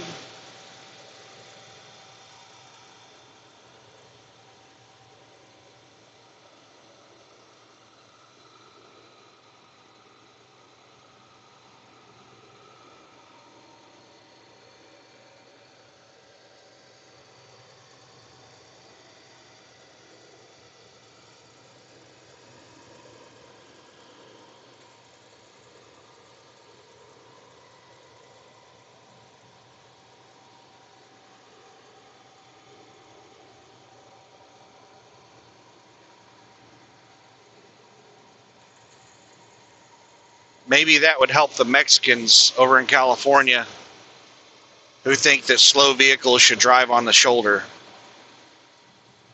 The Mexicans over in California, if you're like climbing up a hill at 30 miles an hour, and they'll run you off the road. They'll yell and honk at you and give you the finger if you're in the right lane going 30 miles an hour. They expect you to drive on the shoulder if you're driving slow, because I guess that's what they do in Mexico. The shoulder is not a moving lane. You're not supposed to be driving on the shoulder. It's an emergency parking lane. But I guess it's different in Mexico.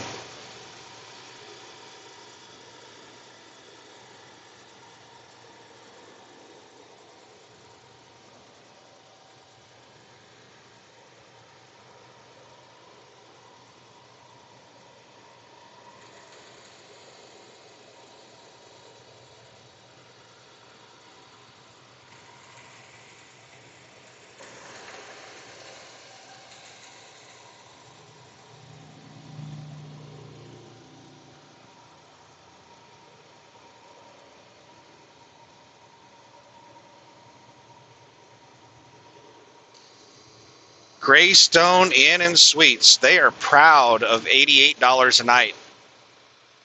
I don't even know what the normal hotel motel rates are these days. What's like the cheap rate for a hotel motel these days? Last time I stayed in a cheap hotel or motel,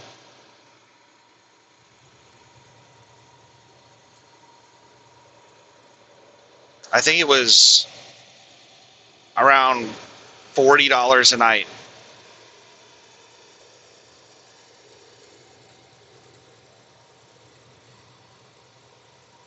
And I've always wondered, what's the difference between a hotel and a motel? And I looked it up once, and it said that hotels have entries to the room that are interior entries. So if you enter your room from a hallway inside the building, it's a hotel. If you enter your room directly from outside, it's a motel.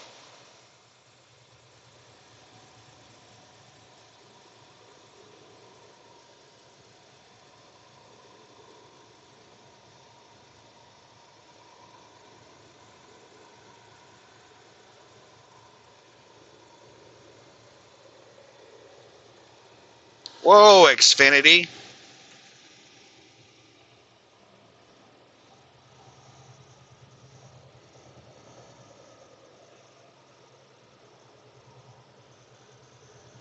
What the hell is this idiot in this four-wheeler doing? You had a left lane that you could pass in. Why are you coming over in the right lane? Are they exiting? That's the only thing that makes sense. Yeah, they're exiting. Okay.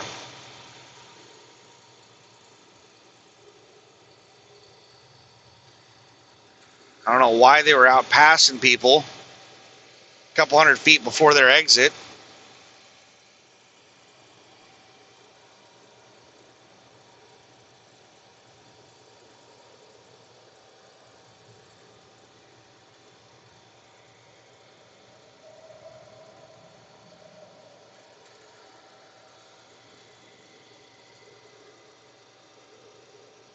Slowly creeping up on this truck in front of me. I've got the cruise set at 65 and I have a pack of trucks running up on me. 3 trucks with some cars mixed in. 19 miles until my fuel stop. There's truck number 1.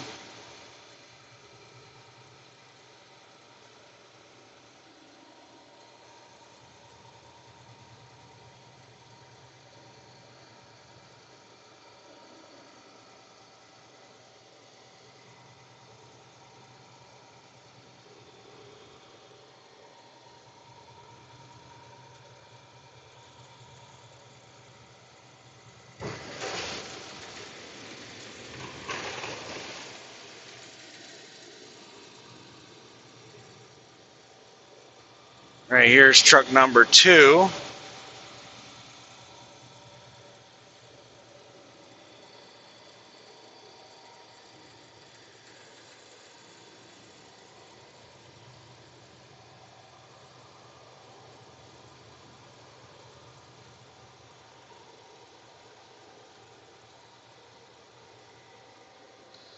And truck number 3 is a couple hundred feet behind me in the middle lane. Looks like the truck in front of me is going the exact same speed as me, but they're heavier than me, or their cruise is set to where it allows the truck to drop speed before it kicks in. USA Truck's cruise was set up like that. USA Truck, it was really frustrating to drive their trucks because they had them configured for fuel efficiency. There was a lot of really terrible things that the trucks would do for fuel efficiency. Like, you had almost no acceleration in those trucks because they were configured for fuel efficiency. They would limit the amount of RPMs that you could get up to, or the amount of fuel that it would inject. I'm not sure exactly how it was limited, but the trucks had almost no acceleration. And then on the cruise control, if you had the cruise set at 65, if it ever started coasting, it would not re-engage the cruise until you got down to 62 miles an hour. So if you started coasting downhill, it would let you coast until you slowed down to 62, and then the cruise would kick back on, and it would slowly bring you back up to 65. So it was terrible for mile per hour average. You would have a really, really bad mile per hour average. You'd be lucky to have a 58 mile per hour average in USA trucks, with the way they had everything configured for fuel efficiency.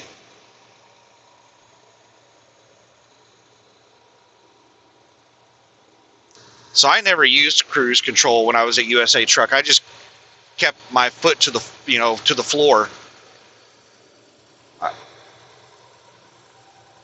And that operated like a normal cruise control.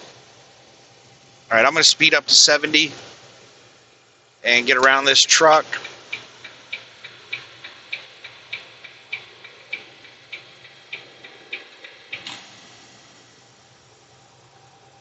We're doing 67 right now.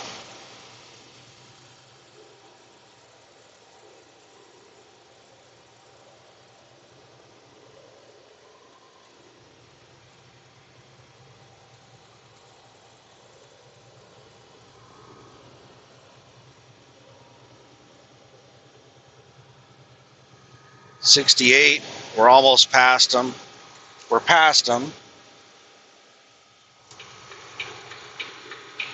We're a couple hundred feet past them.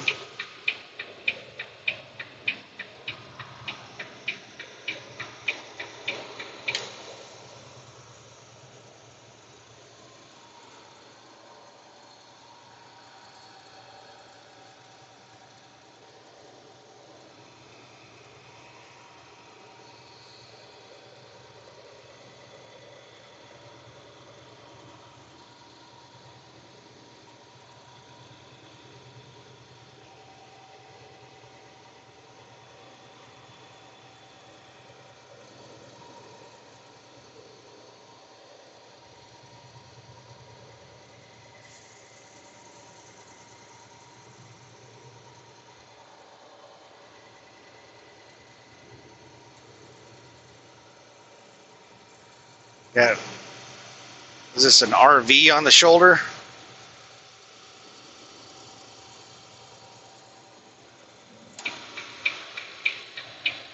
I had enough room to move over, so I am.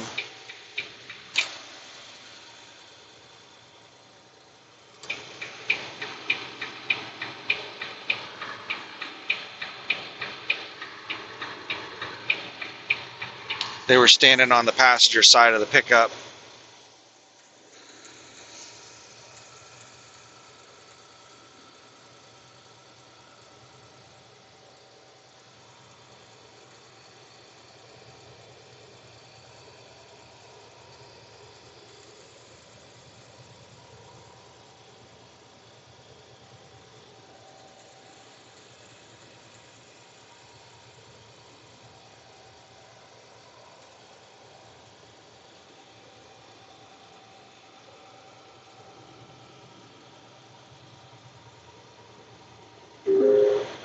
There are police reported ahead. And right there's the police reported ahead. Hiding out just over the top of the hill on the median. Nice little hiding spot.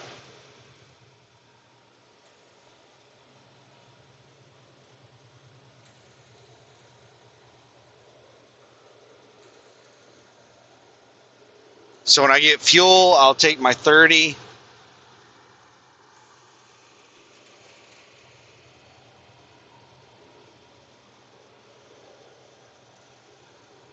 Tuscaloosa city limit. So we're in Tuscaloosa, Alabama right now. I'm still 12 miles away.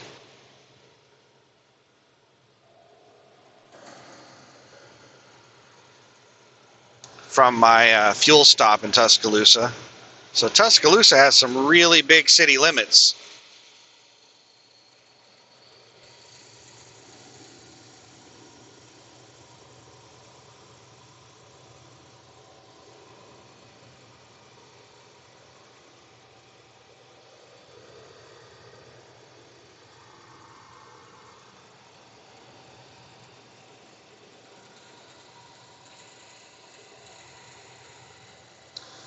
That third truck is just hanging out behind me. Not right on my butt.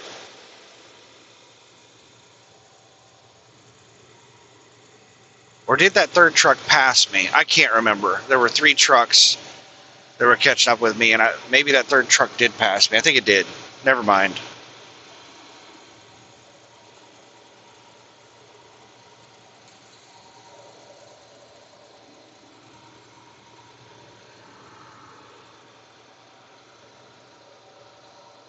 Yeah, it did pass me because the truck behind me is that Pavlov that was going like the same speed as me but slower uphill.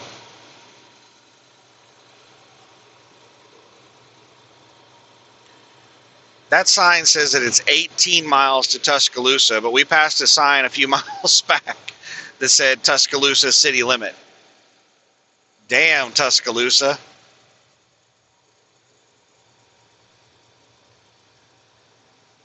Can live in Tuscaloosa and still be like 20 miles outside of town.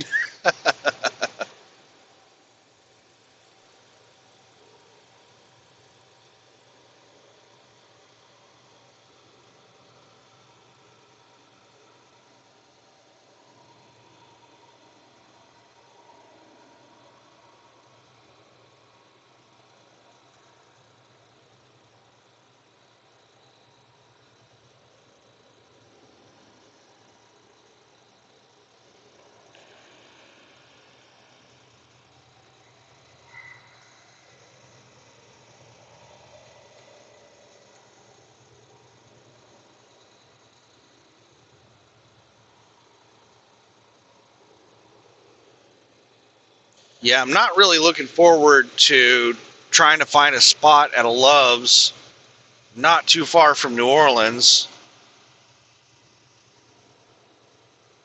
late at night on a Sunday night. I am probably going to end up stopping well short of the Love's that I'm planning on stopping at. I'll probably, if I see a rest area or something that has parking, I'll probably stop way short. Why? Let me explain the parking situation. So, a lot of warehouses and distribution centers and stores, places that we pick up and deliver, are closed on the weekend.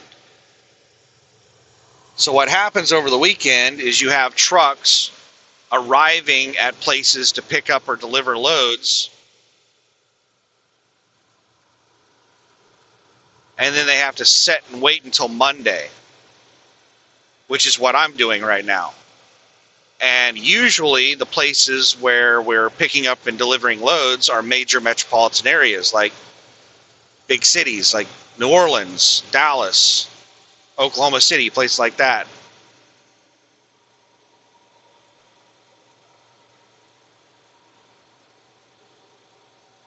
So what happens over the weekend is all of the truck parking around major metropolitan areas slowly fills up throughout the weekend with trucks waiting for pickups and deliveries on Monday.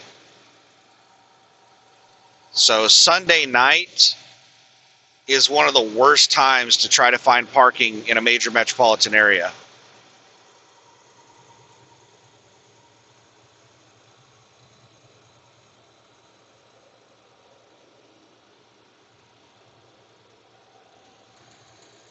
Over the weekend is pretty easy to find parking out in the middle of nowhere.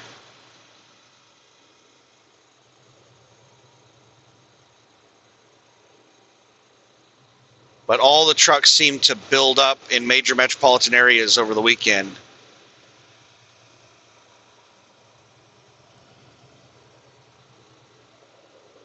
So I'm probably going to stop well short of New Orleans because I just don't want to be in a situation where I can't find a place to park and I'm driving around for a couple of hours trying to find a place. And then I might end up having to pay for parking. And I'm poor and I can't afford to be paying for parking.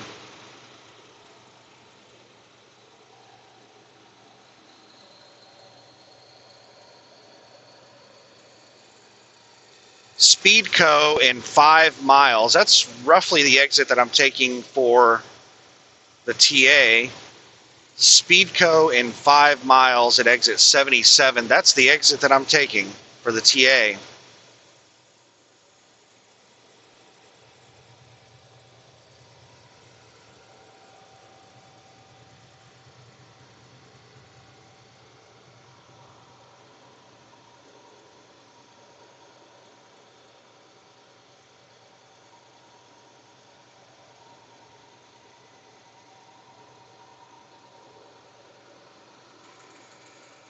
What we got going on over here? There's somebody flagging along the shoulder telling people to move out of this lane.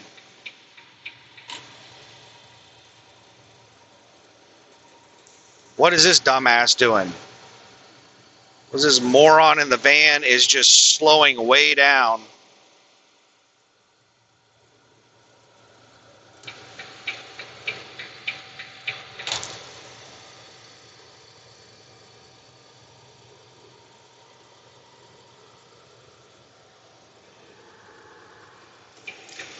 So yeah, there was some girl out there trying to get everybody to move out of the right lane for some guy that was changing a tire on the left side of the car. They were pretty far off the roadway.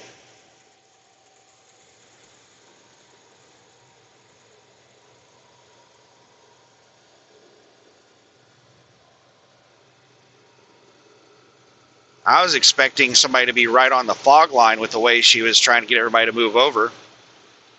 That was nice of her.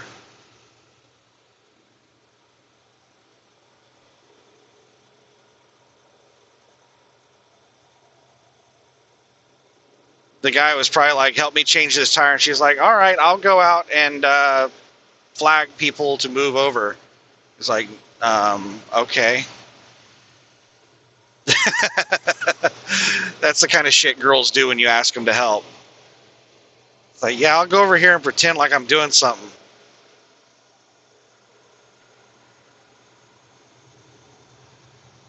I ran into that a lot on those window deliveries.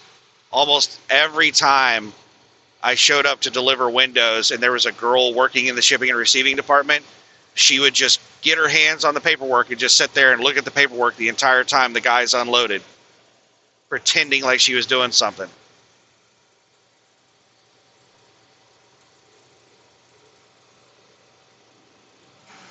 In 2 miles, take exit 77 toward Cottondale.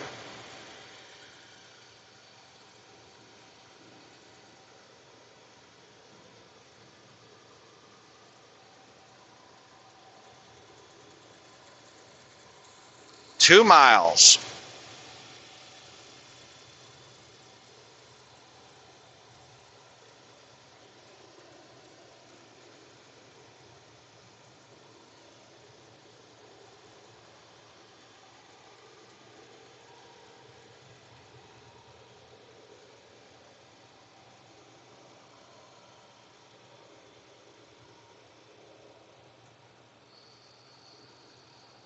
So whenever I get there, I'll pause the video so that I can fuel up and eat some snacks, refill my tropical punch, wash the window, do an inspection.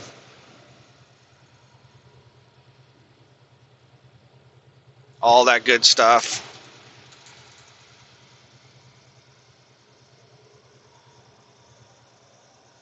In half a mile, take exit 77 toward Cottondale. 30-minute break.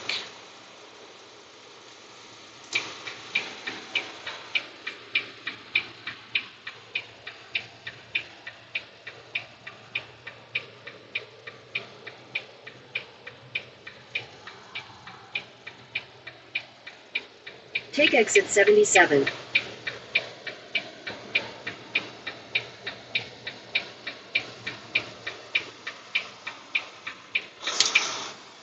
In a quarter mile, use the right lane to take the ramp to Cottondale.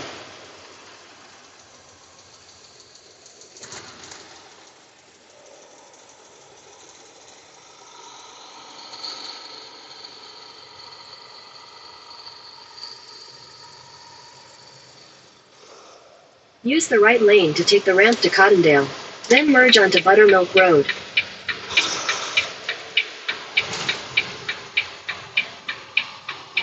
Merge onto Buttermilk Road, then turn right. All right, clear.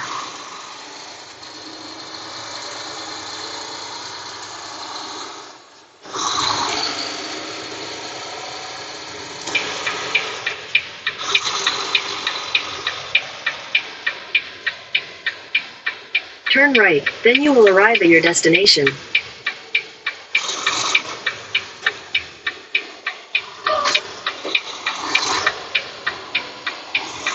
Oh, shit. I was going to turn in, but it says exit only. You have arrived. And the sign says no right turn. And right here it says trucks entrance.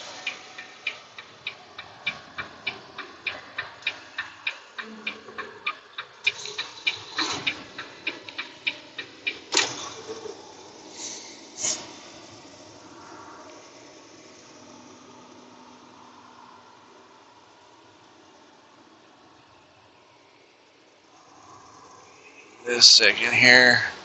Trying not to clip the people over to. Oh my goodness, they got trash cans in front of every damn one of the fuel pumps just about. Like, none of the fuel pumps work. Hopefully this one I'm pulling into works. They got trash cans in front of every other one here except the one that guy's parked in.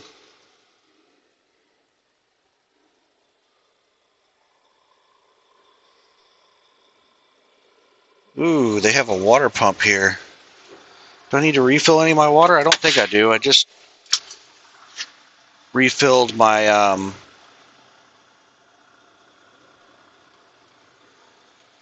my spray bottle to wash the windows.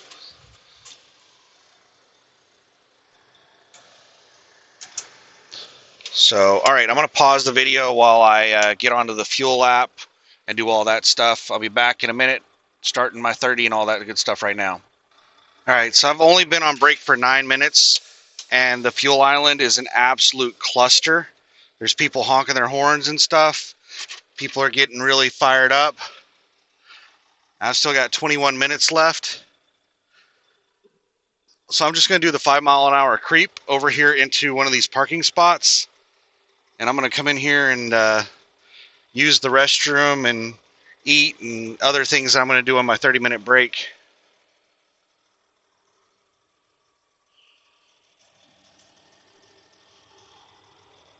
Make sure there's nobody coming from either direction.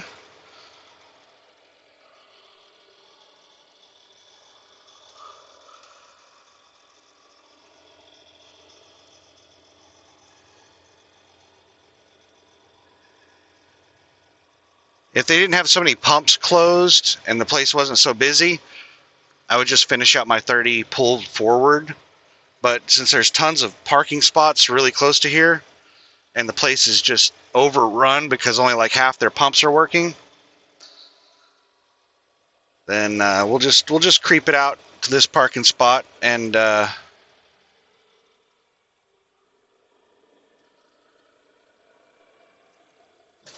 right, I think we're good right there. All right, let's turn the air conditioner on. I'm going to pause this again. I'm going to go inside, use the restroom. Be back after my 30's up. All right. I've got to be really careful when I unpause the video to not accidentally hit the stop button because they're really close together. So 30-minute break is up. We are ready to roll. Somebody parked alongside me to the right. We're going to swing out here to the left to make sure we definitely clear them, because I can't see very well on my right side. Oh yeah, with this, I think this is a 48-foot trailer. I'm pretty sure it is, but I need to double check that at some point.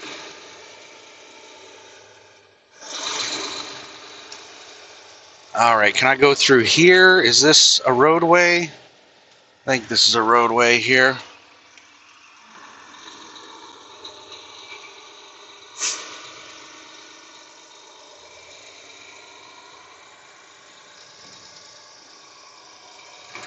Everybody's pulling into the exit.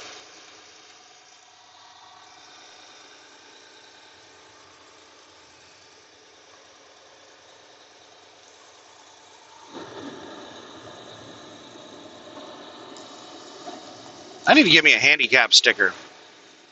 Truck stops used to not have handicap parking, and I think it's absolutely insane that we have handicap parking in trucking. You should not be able to get a CDL if you're handicapped. Like, they're harassing me over like petty little shit on my medical exam, and people that have handicap stickers are getting medical exams passed. Like, that's crazy.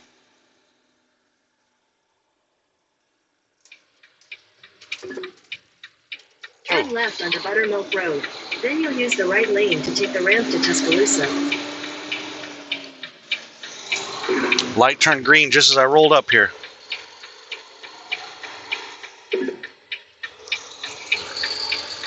In 600 feet, use the right lane to take the ramp to Tuscaloosa.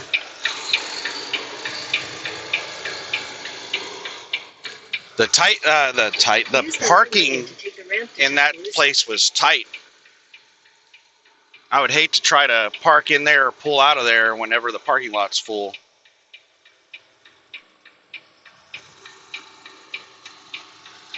In a quarter mile, merge onto I-20 West, I-59 South.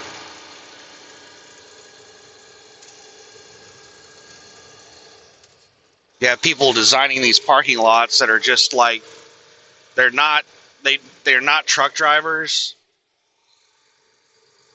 and they're not using like reality.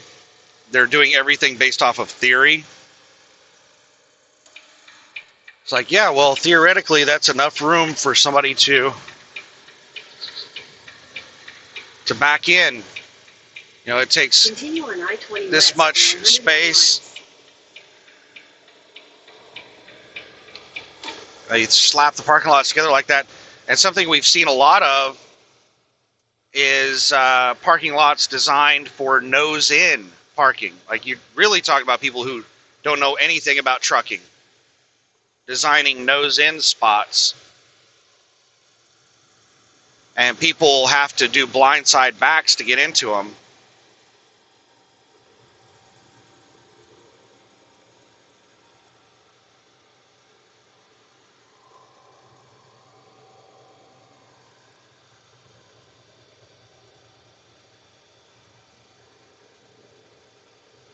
It's probably highly educated people. They're going strictly based off what they were taught.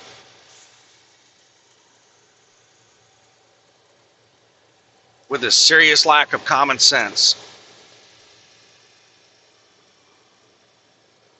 So something I'm not sure if I talked about earlier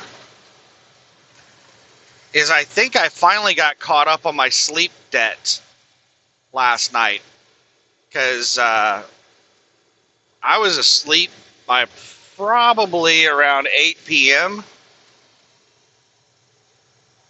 and I woke up at about 6 a.m., used the restroom,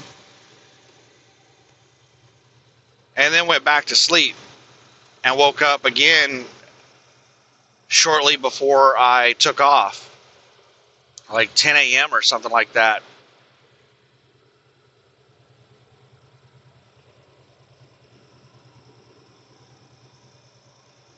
So I probably got like a total of around 12 hours of sleep, 12 or 13 hours of sleep last night. I didn't set an alarm. I was like, you know what? I'm just going to catch up on all of my sleep debt. No alarm.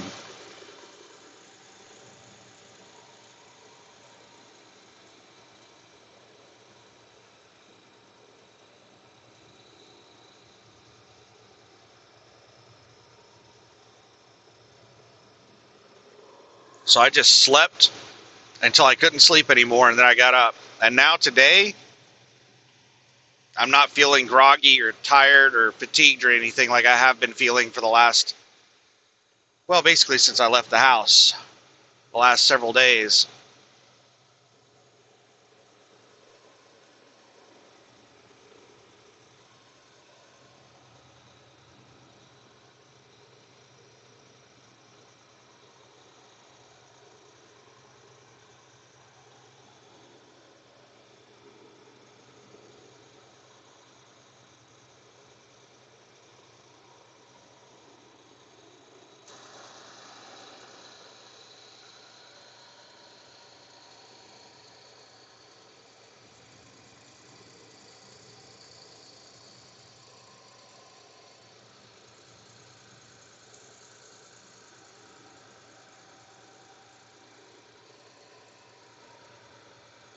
I just checked the mileage. I am 245 miles away from the Loves, and that Loves is 113 miles away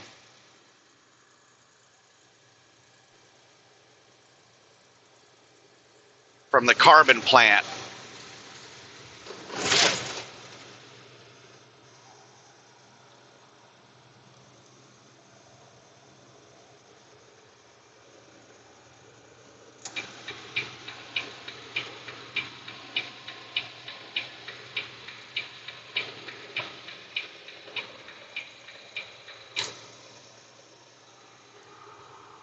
I am tempted to just drive straight to the carbon plant and just park at the carbon plant.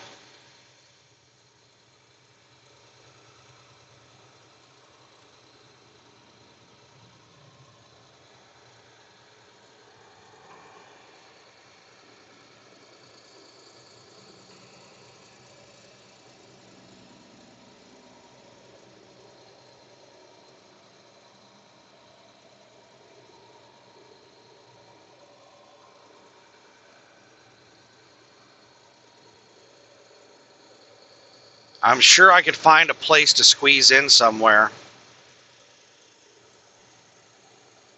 I'm just thinking, man, if I stop 100 miles short today,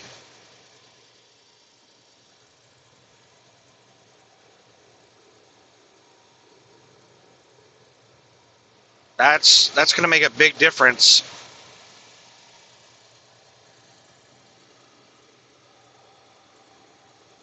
That's 2 hours of driving that I will have to do next week that I could have done today.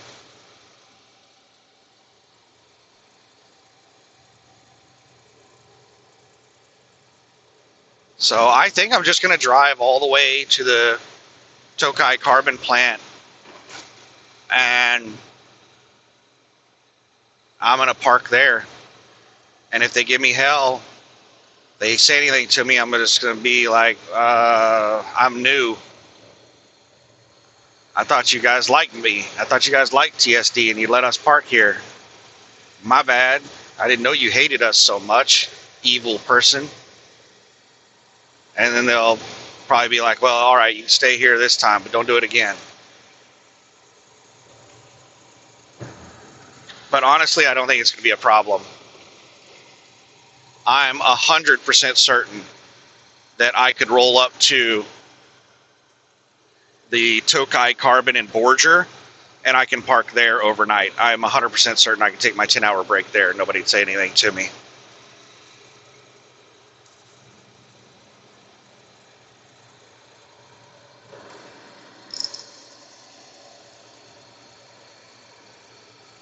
So I'm pretty sure that I can take my break at this carbon plant. So yeah, I think that's what I'm going to do. I'm just going to drive straight on into Tokai Carbon.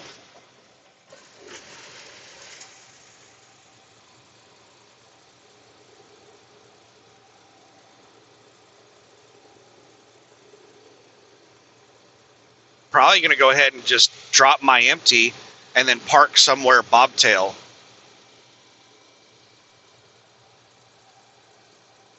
That way, if they're waiting on empty trailers to load, they can go ahead and get it loaded. And hell, that might be my load that I get in the morning. That might help me out.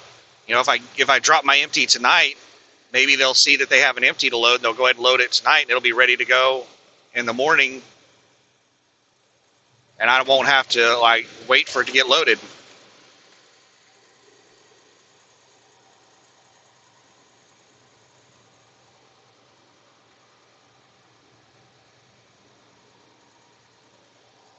And the Tokai Carbon is at the end of a dead-end road. If I wasn't leased on to Landstar, then I could easily park on that dead-end road. But with Landstar, they have these really strict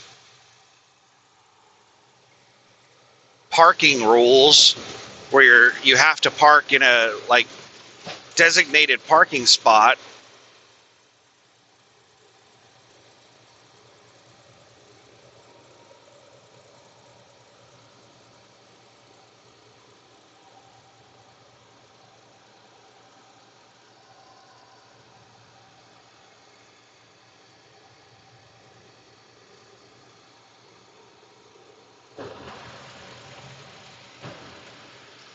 So let's figure out what my ETA is. So 239 miles to the Loves. That's 4 hours at a 60 mile per hour average.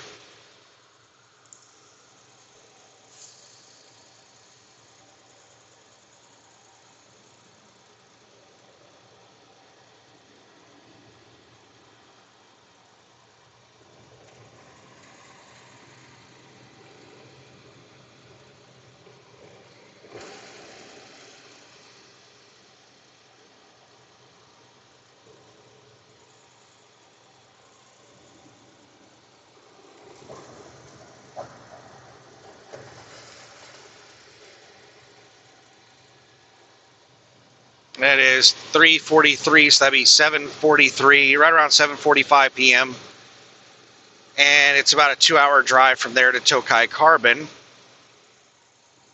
That'd be 9:45.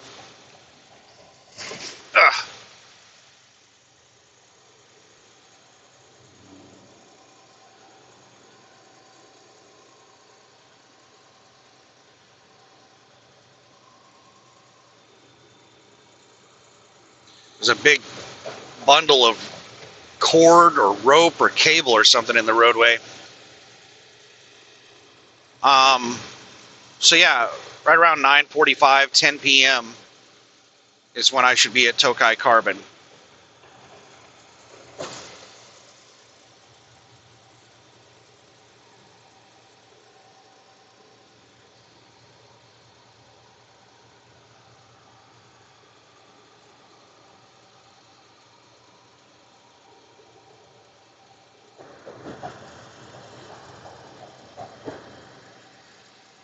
That's 6 hours.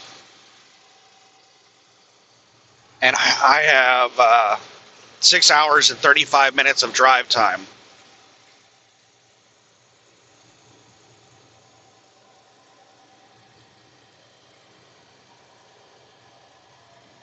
So it should be basically a full drive shift. It's, according to Google, it was 611 miles.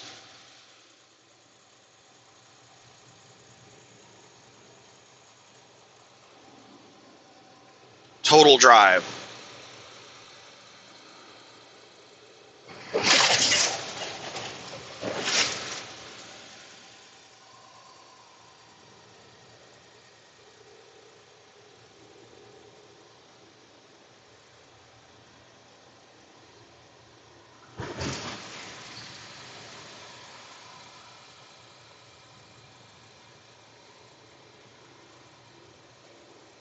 So we get a nice 600-mile drive today.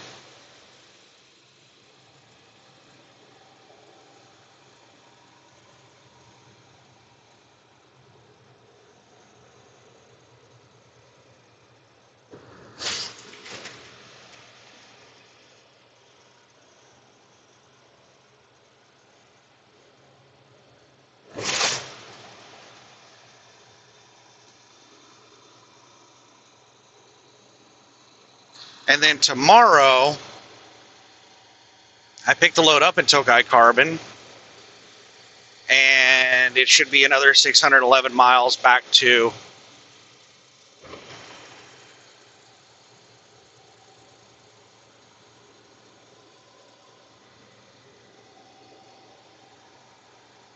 Morrison, unless something changes. Almost everything has changed. Every time I get a load, like what I'm supposed to do changes at the last second to something else. So right now, I'm supposed to pick up a load and take it back to where I just came from, Morrison, Tennessee.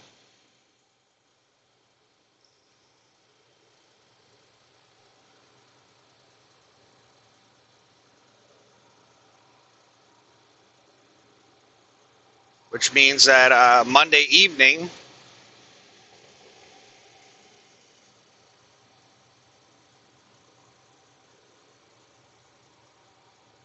I should be back at that mom and pop truck stop.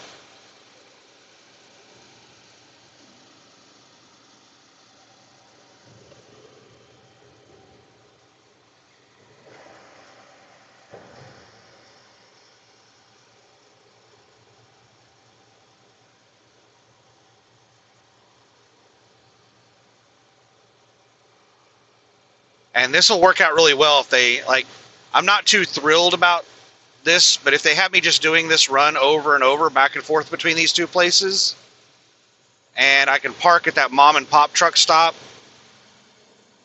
in Morrison, and I can park at the Tokai Carbon plant in Addis, then that'll work out pretty well. I'll just have to, like, stop and take like an extra long break at my fuel stop in Tuscaloosa to get a shower.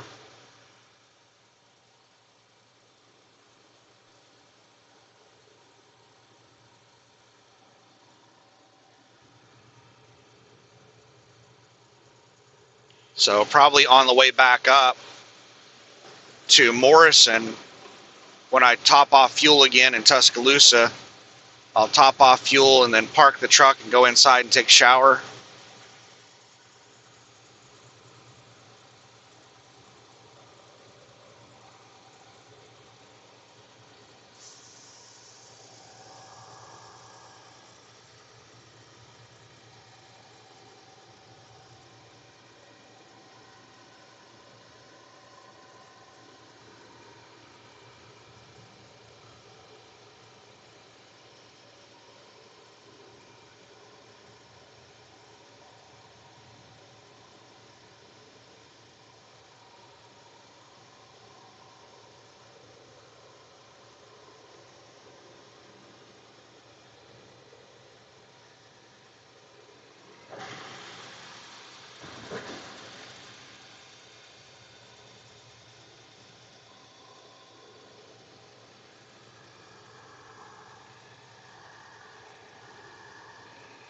Damn it! I forgot to fill up my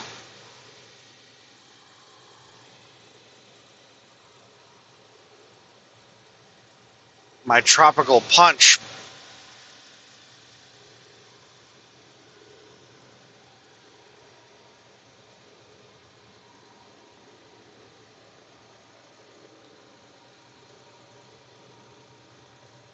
And after filling up right there, I only put 123 gallons in. I was expecting closer to 150, but 123 gallons topped it off. And I have $870 in my Data account right now.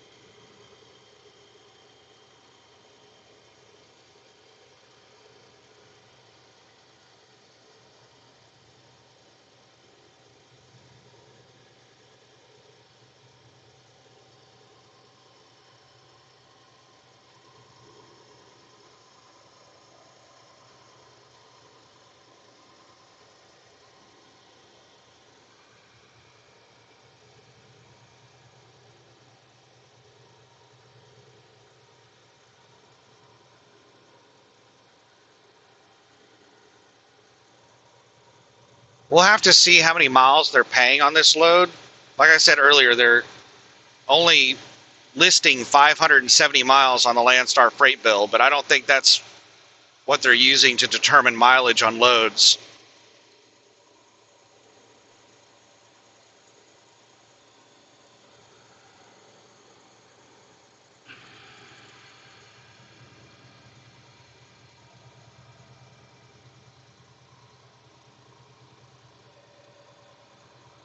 So if they're paying close to actual miles, which would be around 600 miles,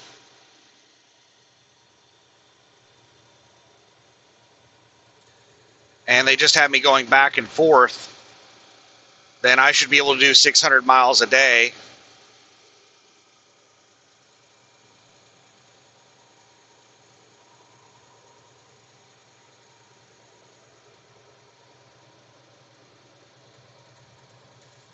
I don't know if I'll be able to do that 6 days a week.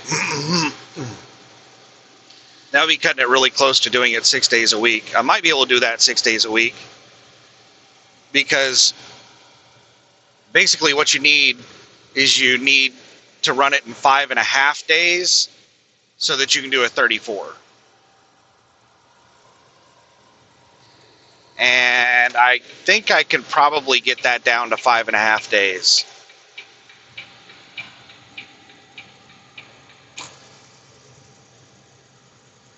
I should be able to shave off like 2 hours a day, because it only takes like 12 hours in a drive shift.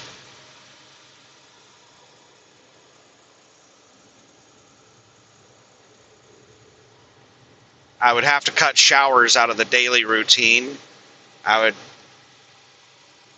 basically taking a shower halfway on the trip would turn a 30-minute break into an hour-long break.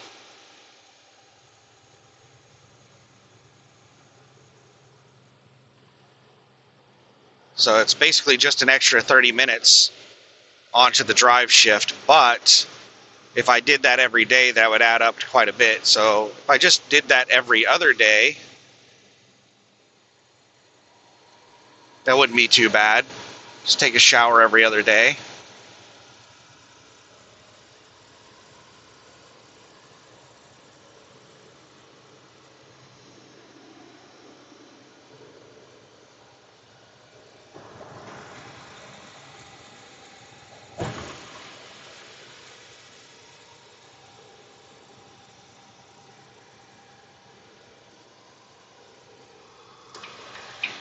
But let's theory craft. This would be a lot easier on a spreadsheet, but you know what? I got time to kill driving down the road, so let's just do it in our head. Let's say that I have a trailer by 9 a.m. tomorrow morning.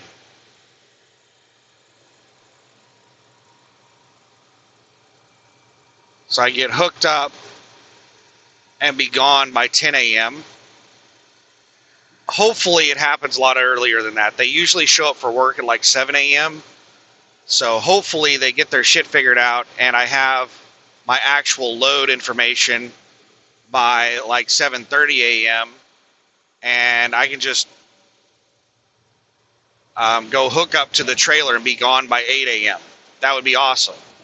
But let's be conservative and say that I don't get hooked up to the trailer and gone by 10 a.m. until like 10 a.m. So a 12-hour drive shift would be 10 p.m.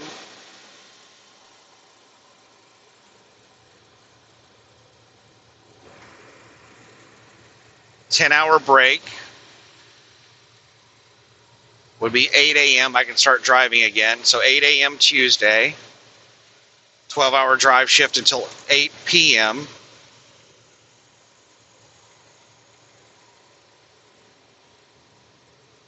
There you go, tow truck. Just run up on them and tailgate shit out of them. Intimidate them. Intimidate them.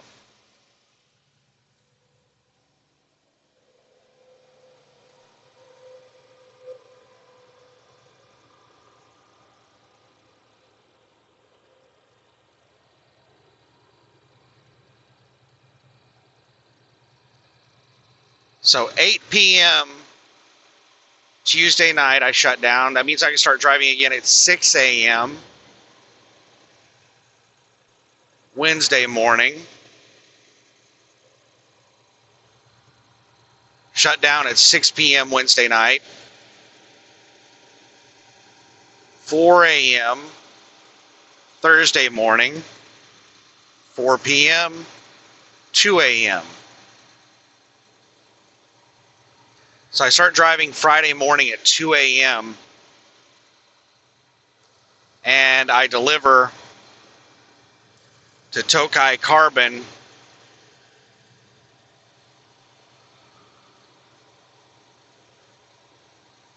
or wherever in the hell I'm at. 2 a.m. Would be 2 p.m. on Friday.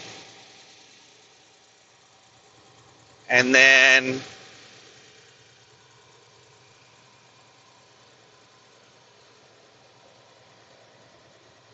ten-hour break is midnight. I start driving Saturday morning at midnight, and I end my drive shift at noon. And I think that drive shift would end in Morrison, Tennessee. I'm not sure. I'll go back and check that. So I end at noon.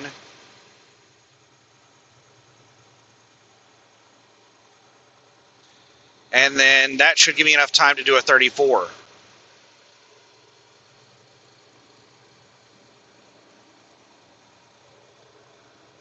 Easily. So if I end at, so if I have an empty at Morrison, Tennessee at noon, then I can go, I'll be able to drive again at 10 p.m. Sunday night.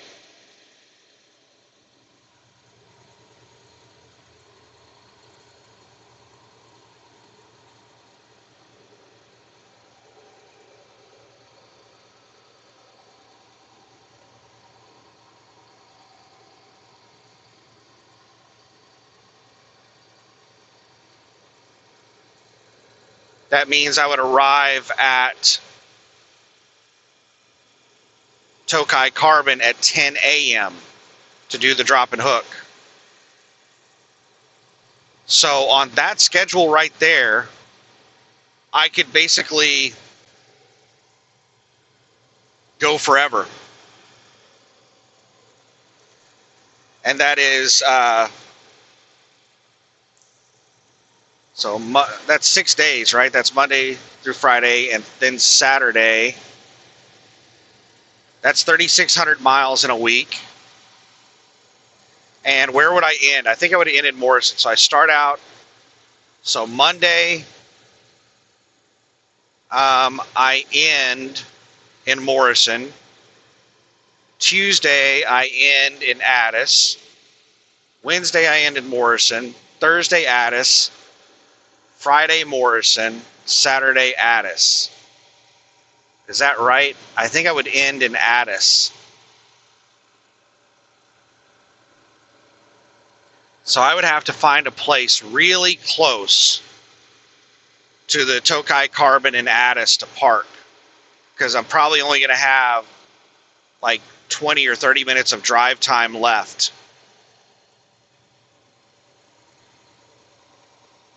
And they are probably not going to want me to take a 34 with a loaded trailer.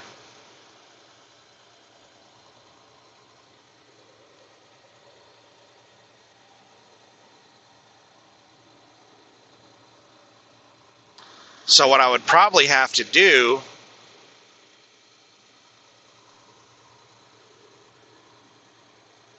is park somewhere with my empty and sit and wait until my 34 was over to get loaded.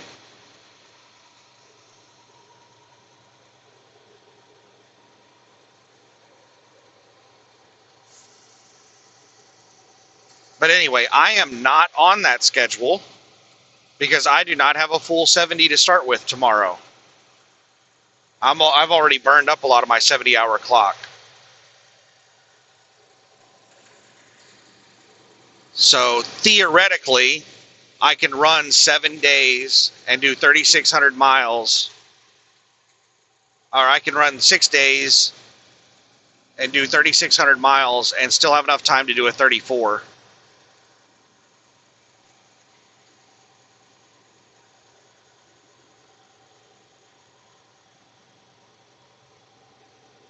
I hope that they're paying 600 miles on this route. If they are, and they just keep running me on this route over and over, that would be amazing. Because I would be slamming out 3,600 miles a week. And what did we do on the spreadsheet? What was 3,600 miles a week on the spreadsheet? Well, I think it was 3,500 miles a week was 7,100 gross to the truck, which came out to like 4,100 after fuel cost.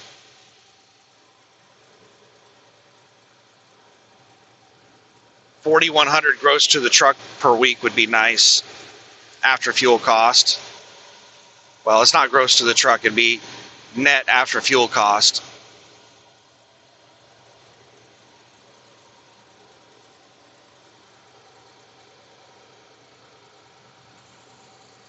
But yeah, 7,100 gross to the truck per week would be pretty sweet.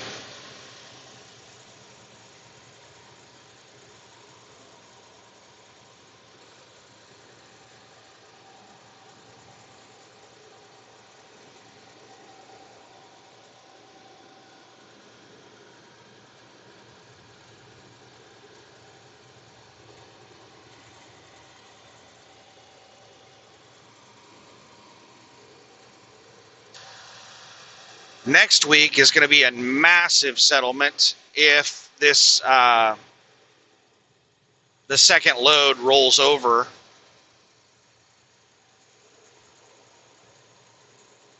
into the next week.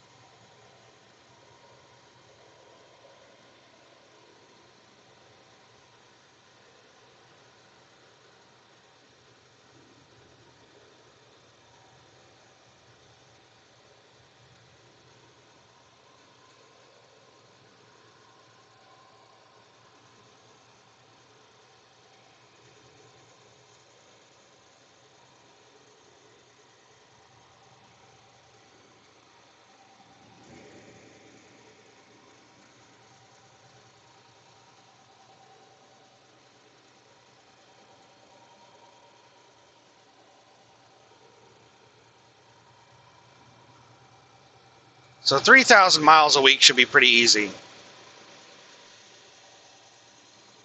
And 3,000 miles a week was, I think it was like 56 or 5,800 gross to the truck. And just a second, I'm watching this truck in front of me.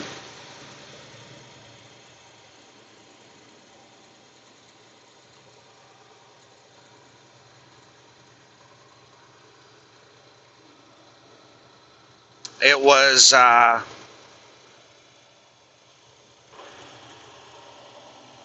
how much was it after fuel?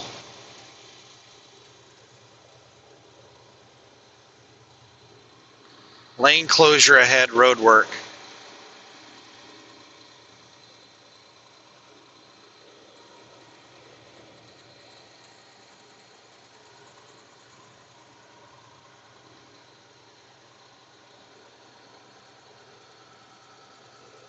I think it was like 3,200.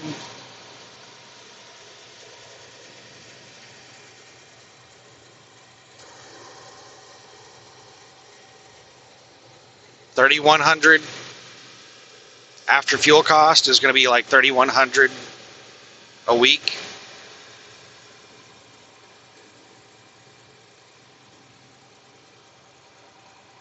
It's crazy that almost half my money that I'm making is going to fuel.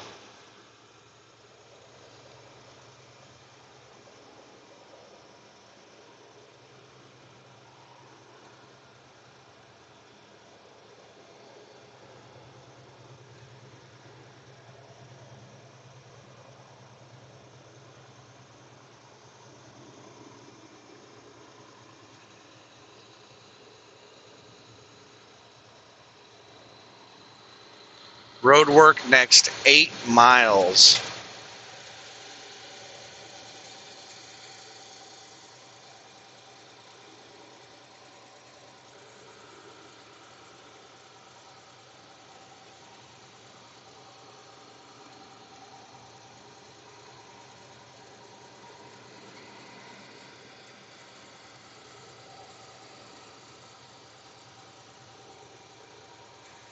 This could be a long single lane if it's still happening. Seems like Alabama is really bad about leaving up old construction signs.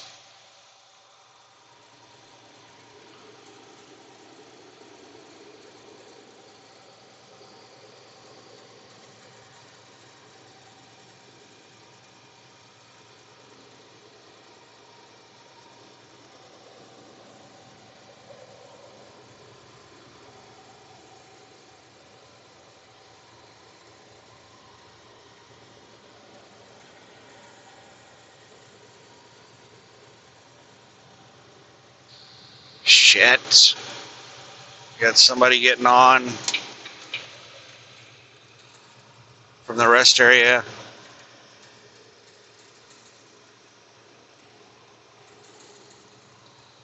Alright, looks like they're getting up to speed decent.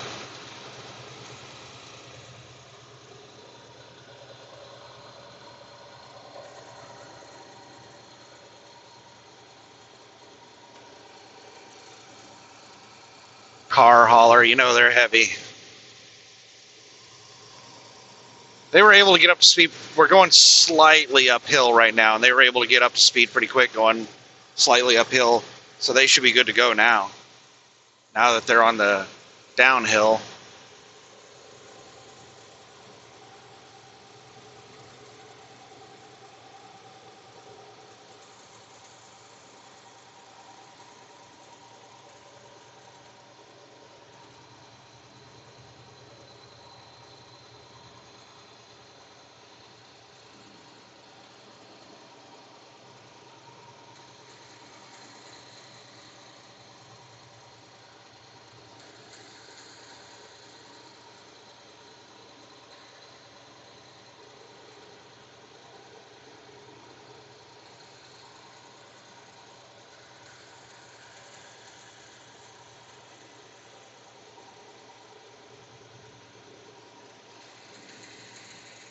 So yeah, it looks like the construction is done and they haven't taken the signs down yet.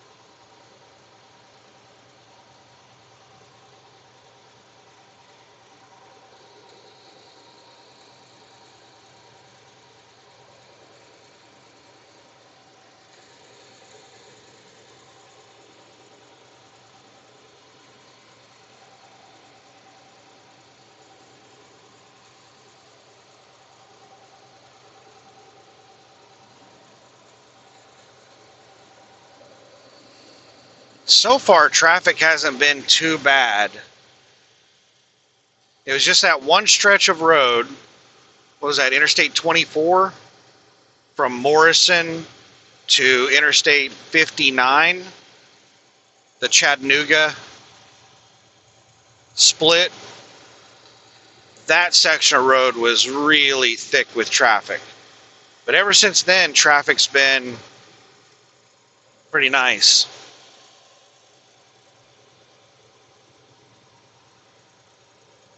Traffic is going to be really bad on Interstate 12 around New Orleans. So it looks like those are probably going to be the only two sections of road I'm driving on where it's just going to be really bad traffic.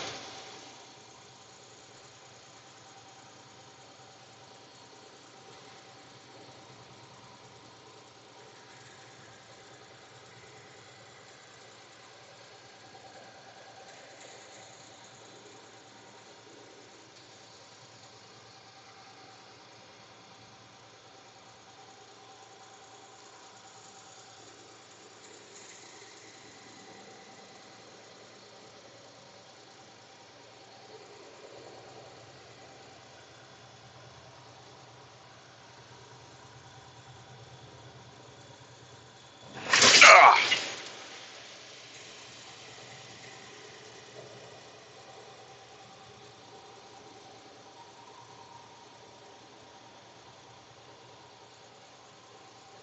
What would be a really sweet run is Bolger to Morrison.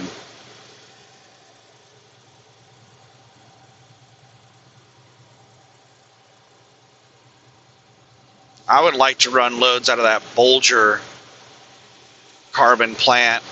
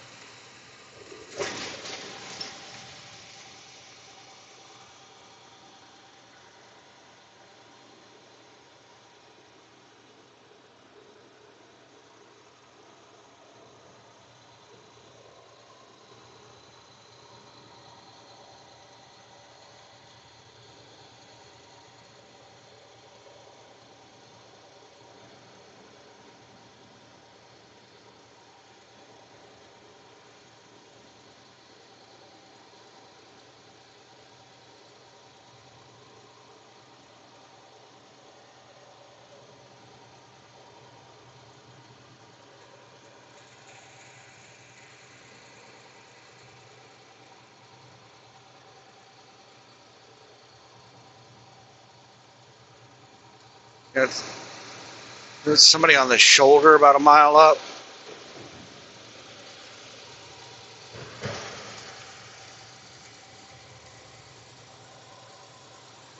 Looks like they're way off onto the grass, so I'm not going to move over for them.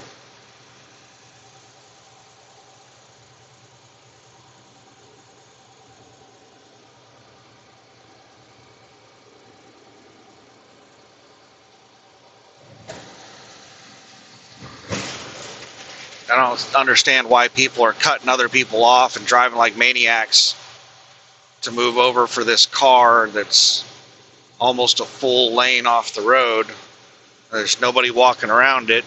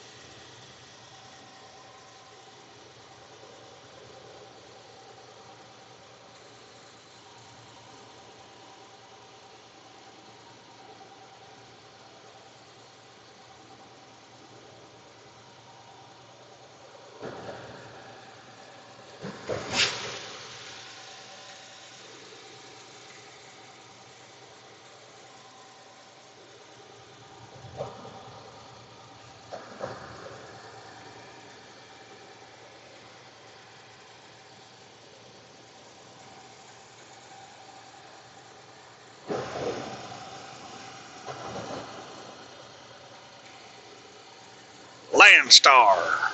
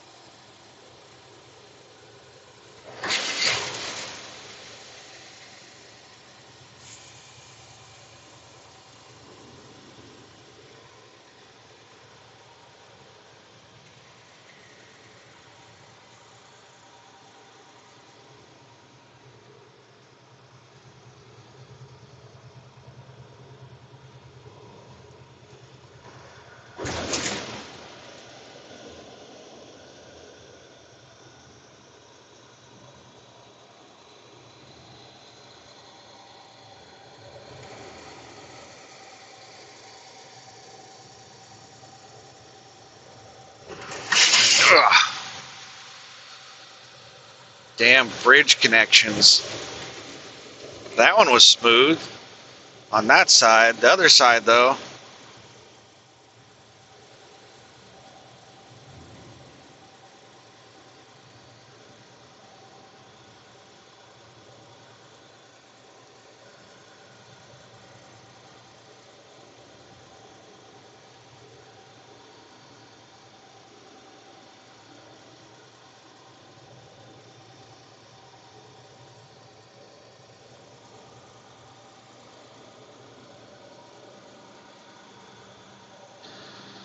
the agent, I mentioned this in a previous video, I'm not sure which one, but I've only done a couple of runs for these people, and the agent and the customer, TSD, have both made comments about I'm the best driver they've ever had.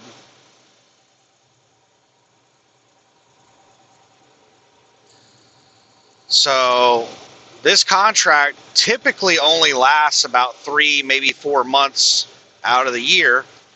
You know, once a year for about 3 to 4 months, according to the agent.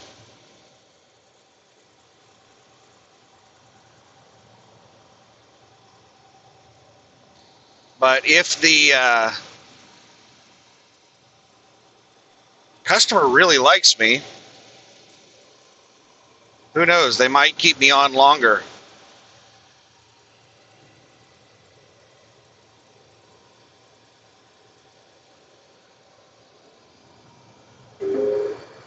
There's an object on road ahead. There's an object on road ahead. Looks like it's in the left lane, really close to the shoulder, not too far up. Just gotta make sure there's not anybody alongside me that's gonna swerve into me. All right, we're coming up on it right now. There's nobody alongside me right now.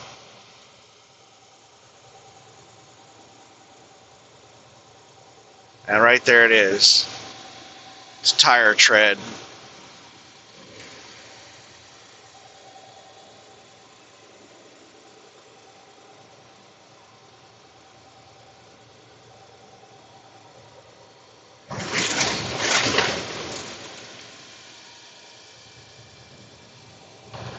But, even though that is a slim possibility, we also have to consider the reality that the entire freight market landscape is going to be changing dramatically over the next couple of months.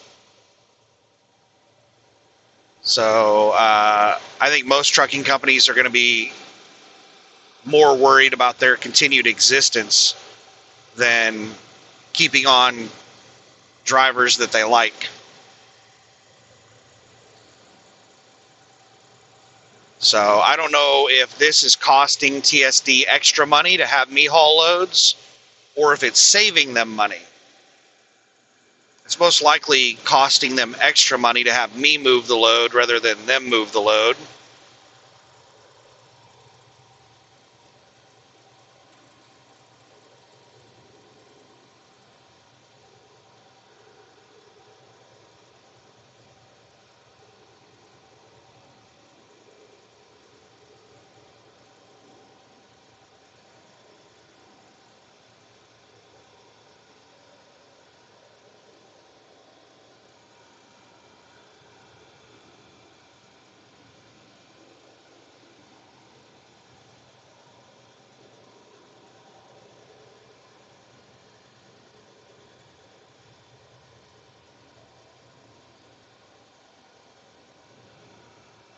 So whenever they start cutting back,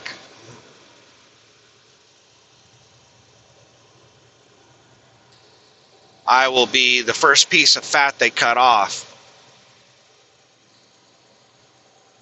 So yeah, if we see a drop in freight, a drop in loads, this contract might not even last the 2 months that it normally does.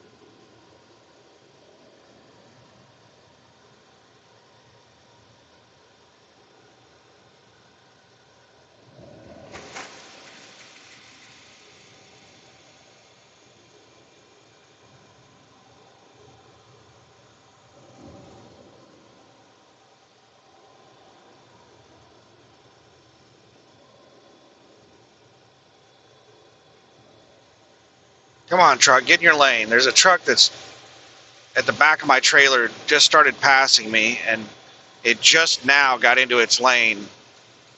Been sitting there in my lane.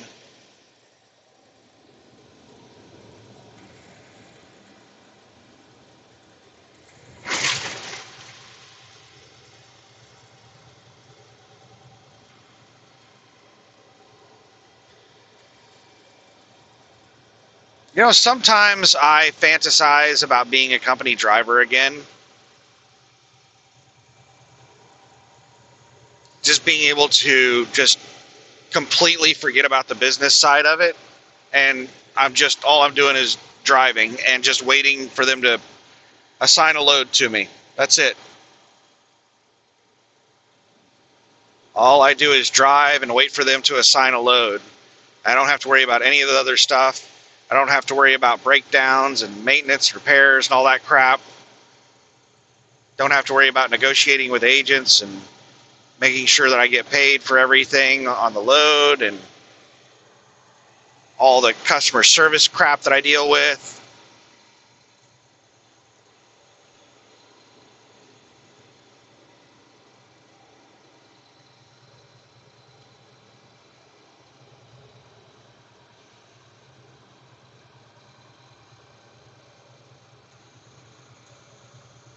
And I'll be driving in a brand new truck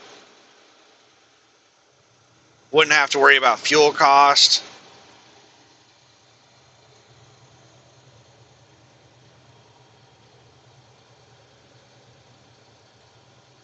I've seriously thought about it, just shutting down my business and becoming a company driver. It'd be a huge pay cut, and I'd be working a lot more hours. um,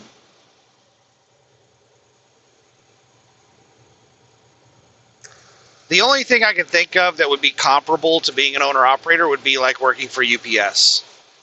UPS employees, they're UPS drivers, they're what they're called, I think they're called feeder drivers, which are basically their line haul drivers. I'm not sure exactly what they make, but I've heard that it's somewhere in the ballpark of $150,000 to $200,000 a year. It depends on experience as well, because I think you get pay raises the longer you're there.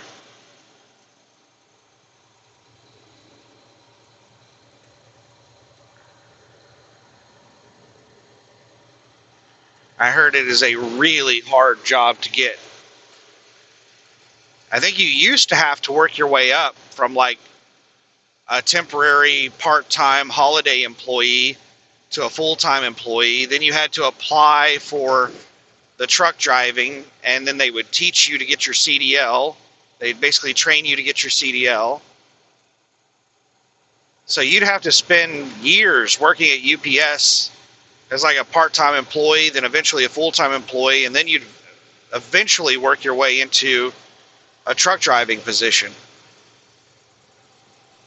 I think that was the only way to become a UPS truck driver for a long time. And then in the early 2000s, I think that's when I heard that they started hiring people from outside UPS directly into driver positions. And they had some high requirements.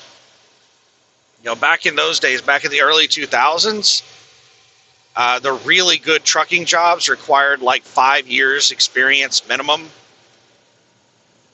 And I can't remember all the requirements, but it was like 5 years minimum experience and all kinds of other stuff.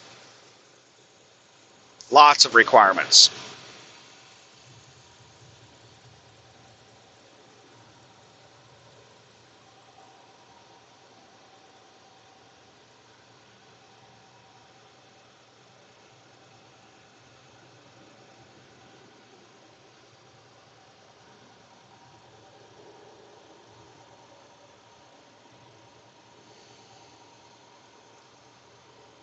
But nowadays, the highest experience requirement I've ever seen in the last few years is 2 years of experience.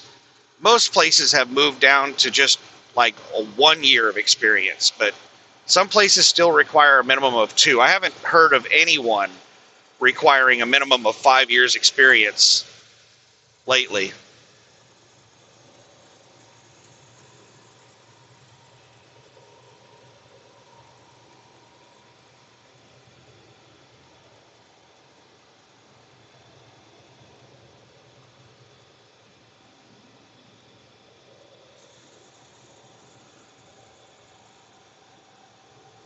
But I think UPS drivers, the truck drivers, earn pretty close to what owner-operators make after expenses.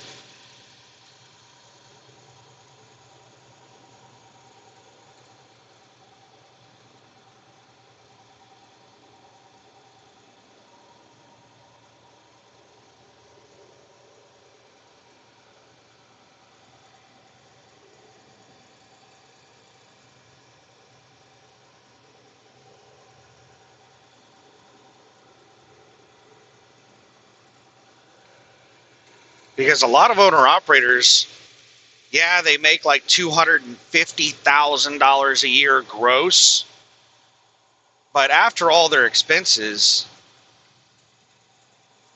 I mean, you're talking about if you're making $250,000 a year gross, you're probably driving 100,000 miles a year.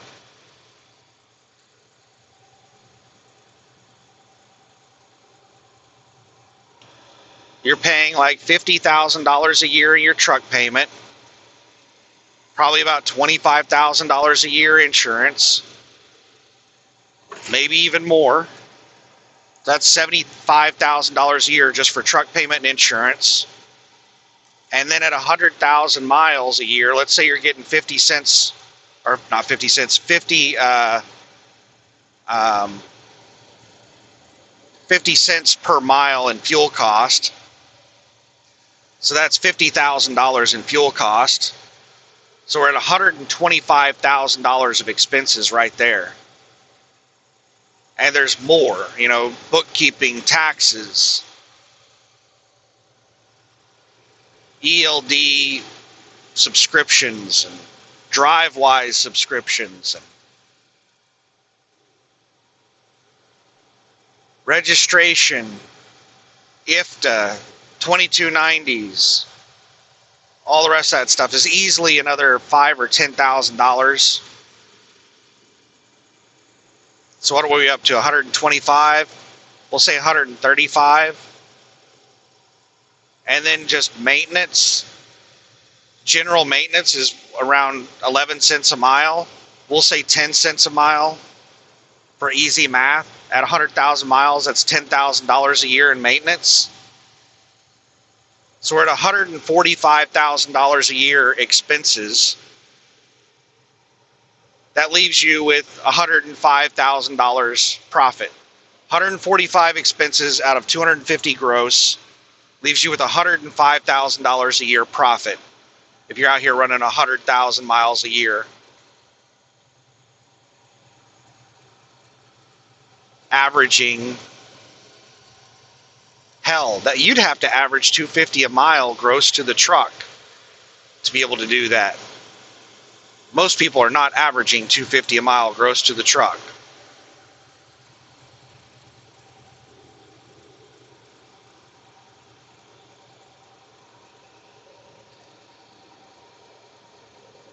You'd have to be doing really well. You'd have to be running some pretty awesome runs to get $250,000 a year gross at 100,000 miles. And 100,000 miles is kind of the norm for over-the-road truck drivers that run year-round.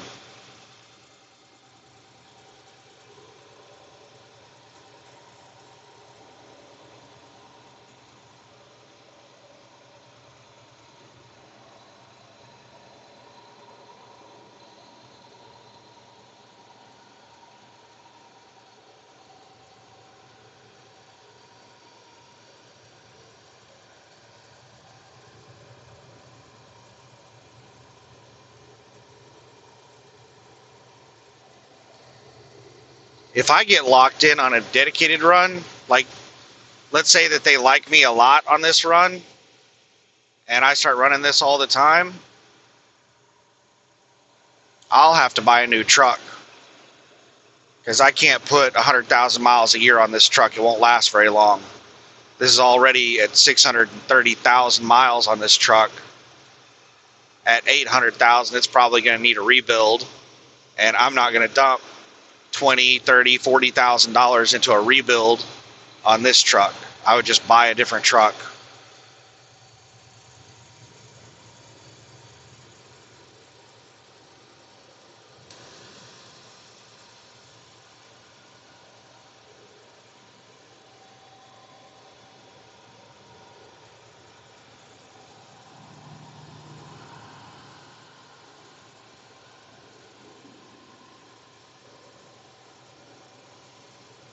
If I ran this account year-round,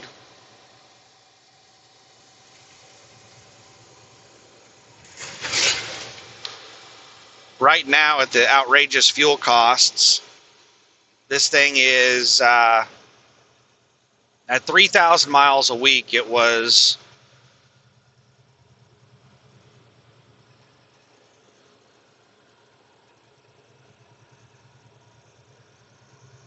Well, let me just do the math on it real quick. It's $2.38 a mile, so that'd be 6,000.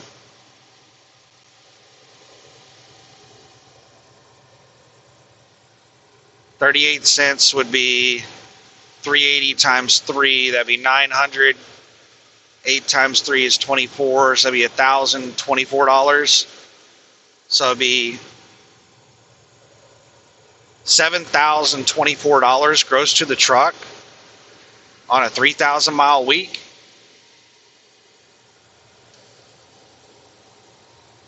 I did the math wrong somewhere, because I could have swore it was 7,100 a week.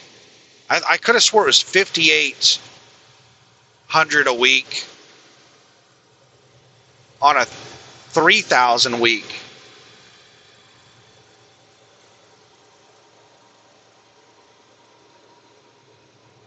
No, it'd be a little over $7,000 on a 3,000 mile week.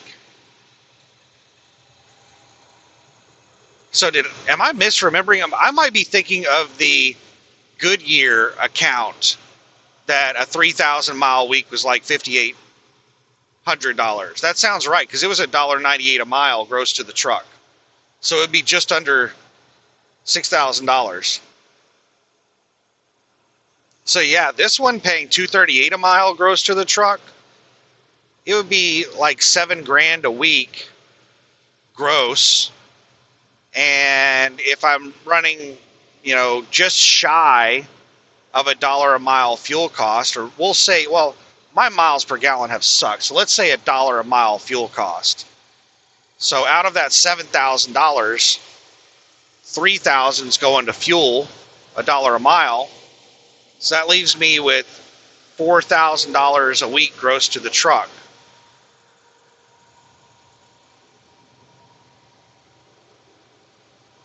Well, not gross. That would be my net after just fuel cost. So 7,000 gross, 4,000 net. That's not all expenses. That's only fuel. So let's calculate that. That would be. There's no way I would run a full 52 weeks a year. So let's say 48 weeks a year at maximum.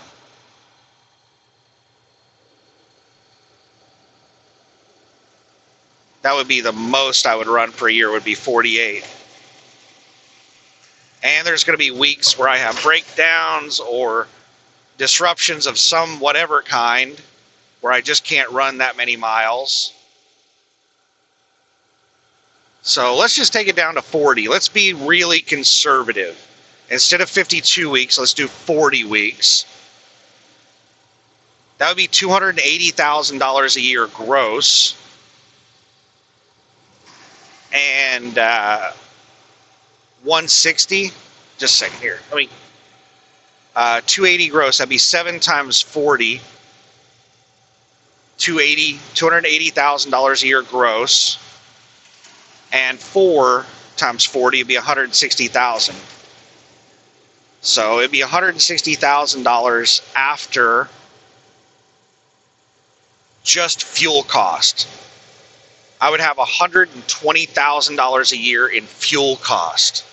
That is crazy. $120,000 a year in fuel cost. How many miles would that be? Well, that would be 40 times 3. That'd be 120,000 miles a year. 3,000 mile weeks would be 120,000 miles in a year.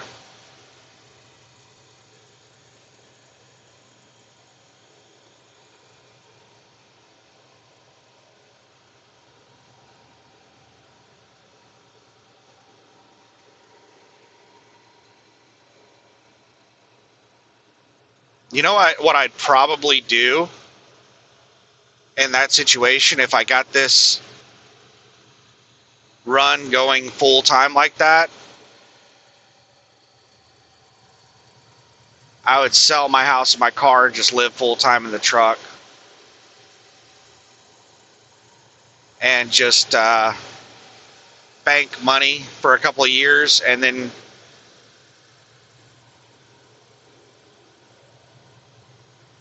go live the boat life.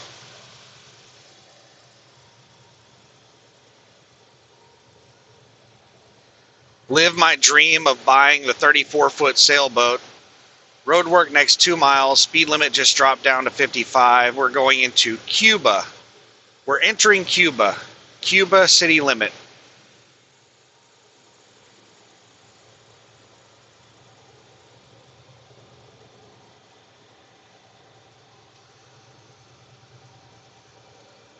Two miles of construction. I'm not seeing it. It looks like they finished the construction. They just haven't picked their signs up yet.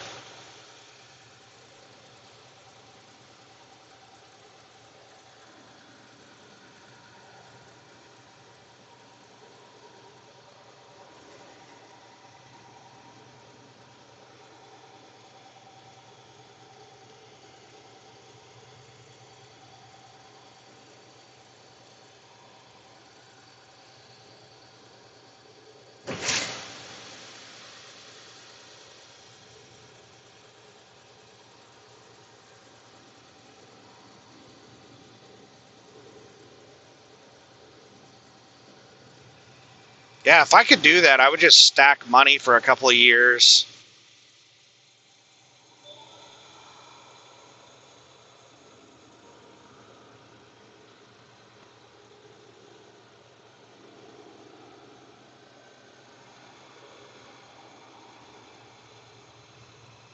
And then probably buy the sailboat, 34-foot sailboat,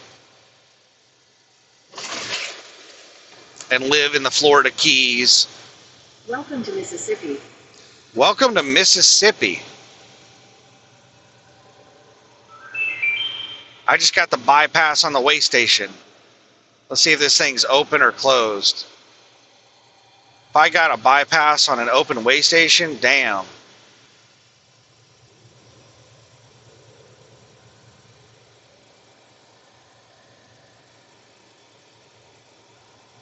It's got to be closed because I haven't even hit the weigh-in motion yet. I haven't hit anything yet.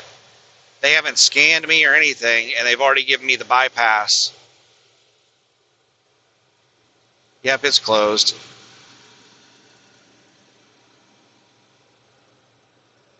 And they need to trim their trees back. All these signs are covered up by trees.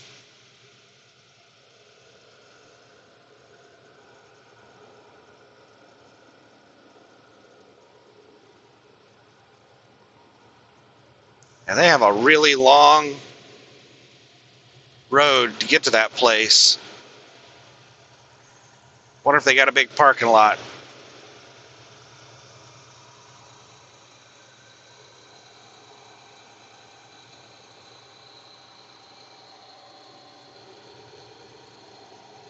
Check and see if they got a big parking lot so I'd know for 30-minute breaks and stuff like that.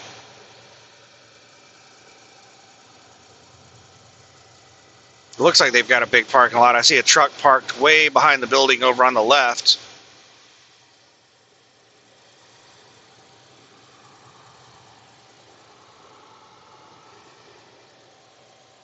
Yeah, it looks like they have big parking lots.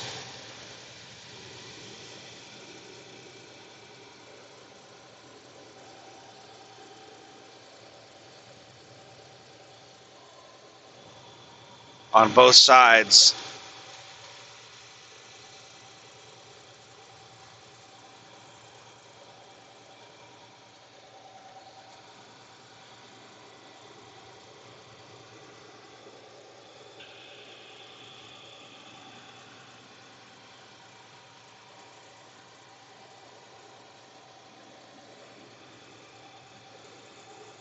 But that's all pipe dream stuff. That's not going to happen. I'm just hoping that this contract lasts for 3 months instead of only 2. And I'm really hoping it lasts at least 2 months instead of getting cut off short. Because if the freight market starts dropping, then, like I said, I'm the fat that's going to get trimmed off of TSD.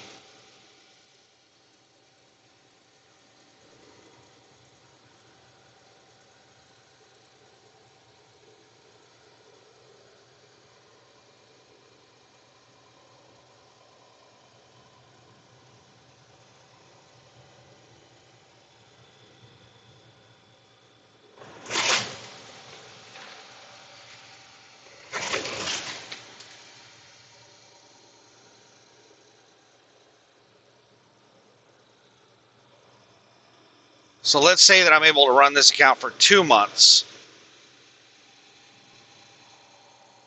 with basically taking little or no time off, and we're being conservative at the 3,000 miles a week. I think 3,000 miles a week should be pretty easy to do.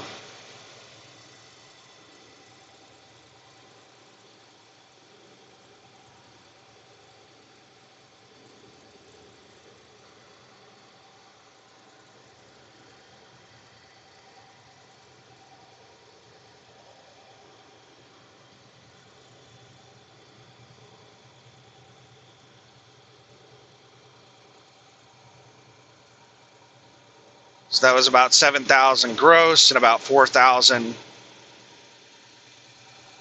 after fuel cost.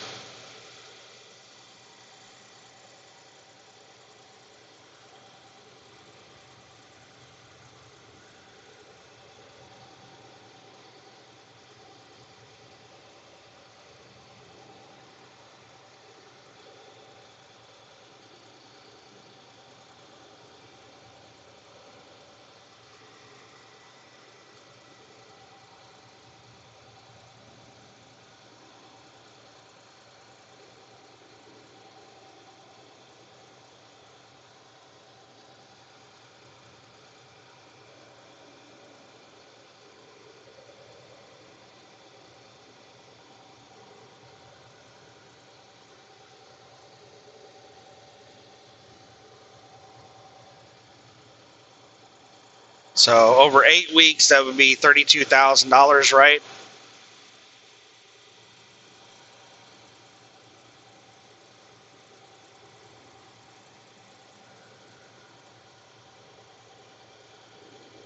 So if it goes for 2 months, I should be able to make about 32 grand after fuel cost. Oh my goodness, it beat the shit out of you. Got a truck on the shoulder right there.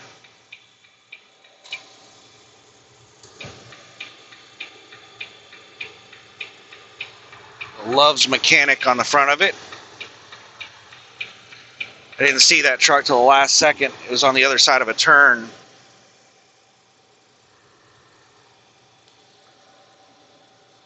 So $32,000 to $48,000 after fuel cost over 2 or 3 months.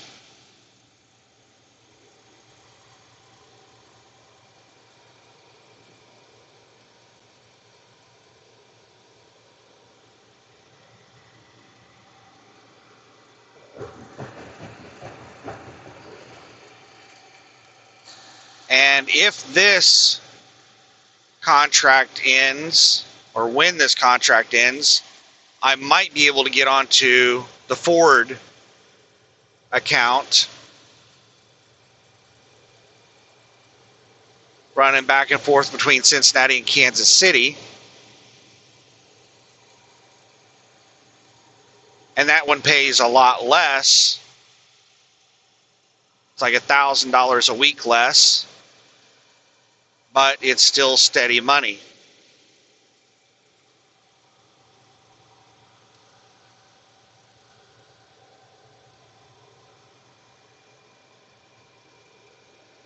So I'd go from like $4,000 a week to $3,000 a week.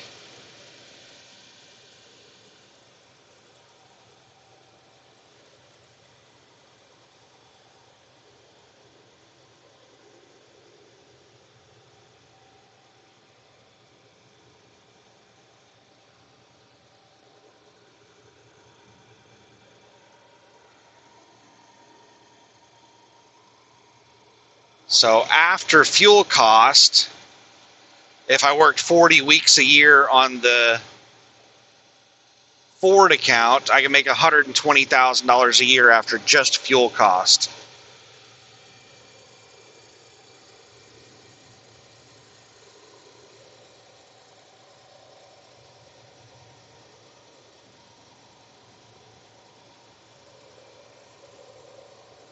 That's not very good. Because with maintenance and repairs, you're easily looking at $10,000, $20,000 in maintenance and repairs per year. Easy. So that drops you down from 120 to 100.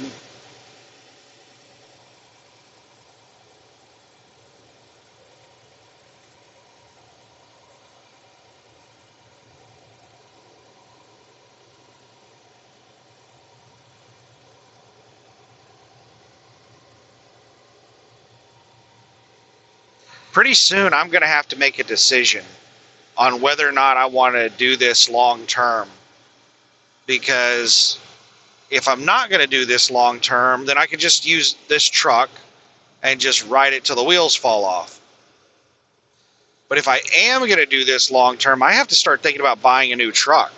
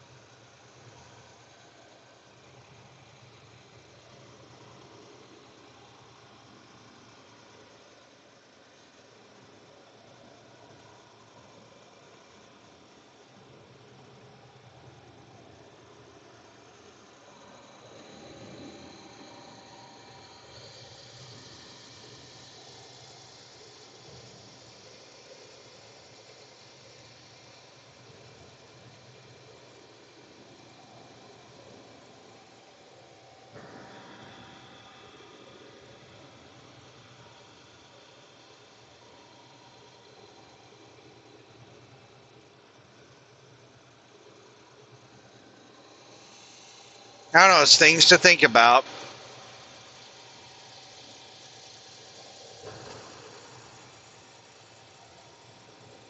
I still have to figure out a way to make money on the boat life. You know what I could do is just stack money.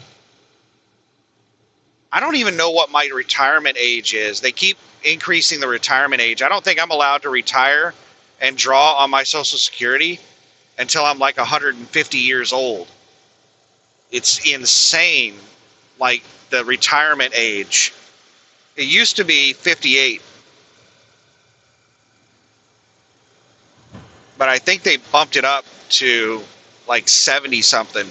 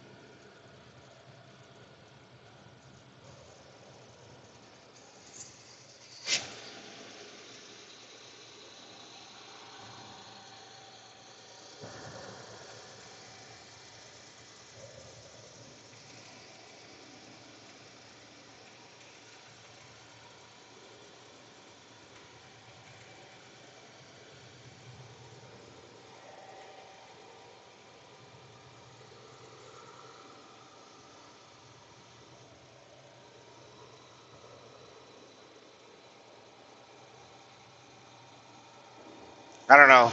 I'll need to focus on shorter term, like the next 1 to 2 years, because the way things are going, we could have a world war here shortly, and everything could change dramatically.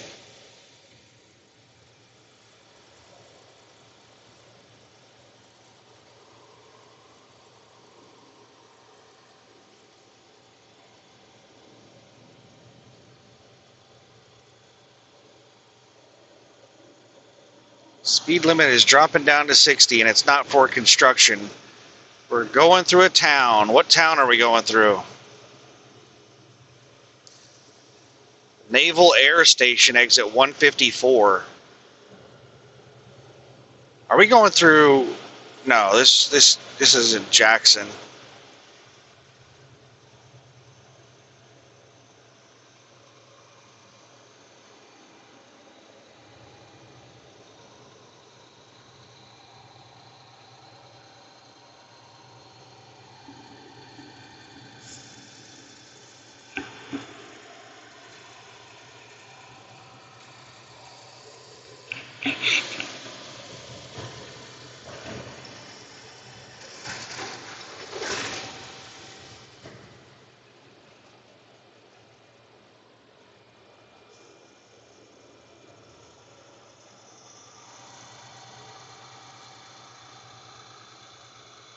Usually you can see a sign that's like,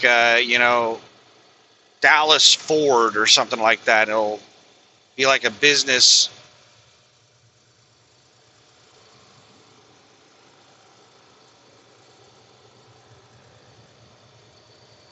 Is this Meridian? That sign said, follow the music to Meridian.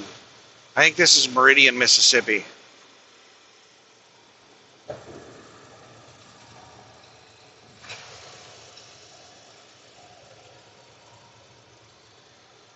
Downtown Meridian. Yep, we're in Meridian, Mississippi.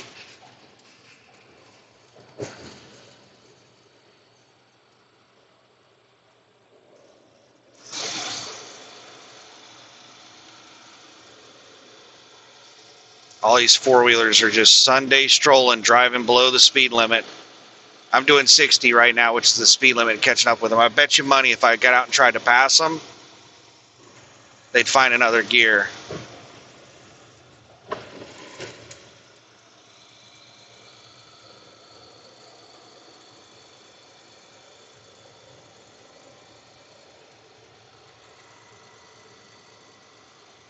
Yeah, they've already sped up. Just me getting close to them, they sped up.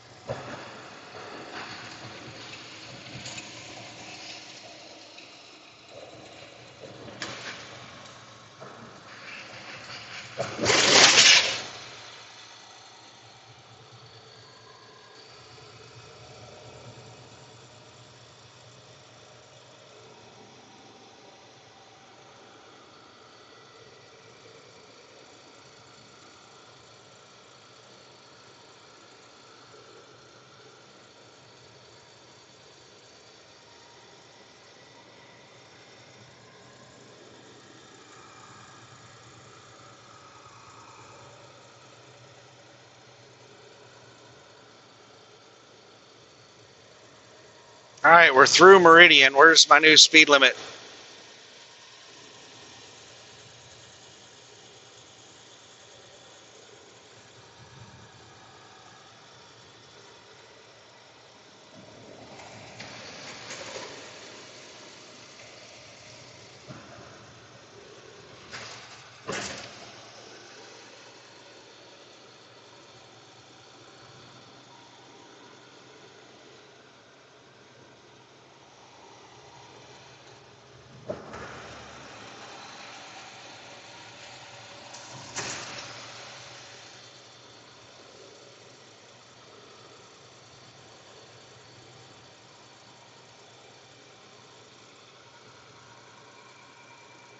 .3 miles, until I get on the 59 South. So this might be where the 59 and the 20 split, because I think right now this is both Interstate 59 and Interstate 20.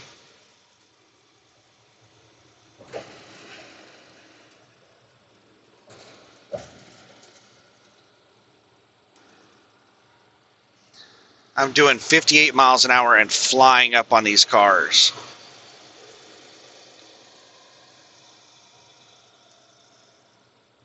Why the hell are you going so slow? And they're not maintaining speed. Like, they got up to 65 a couple minutes ago. Now they're down to 55.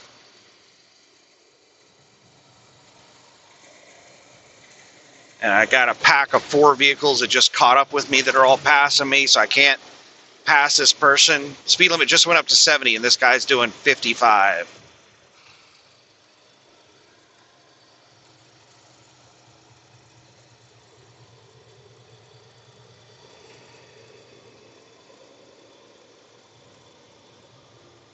Now we're doing 65.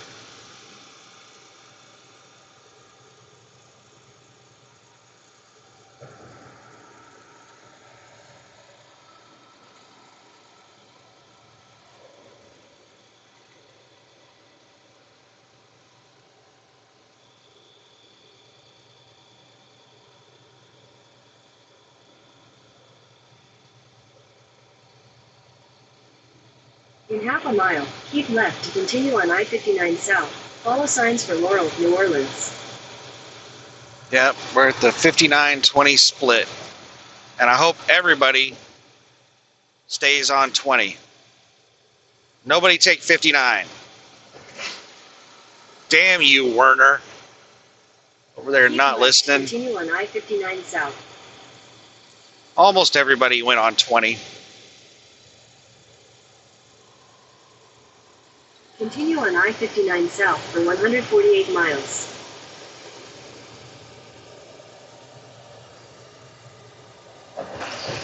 Damn, pickup.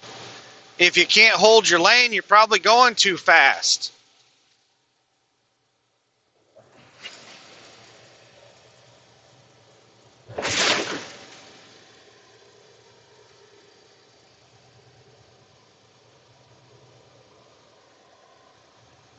Or did they slow down when they couldn't hold their lane? Nope. Just hammer down.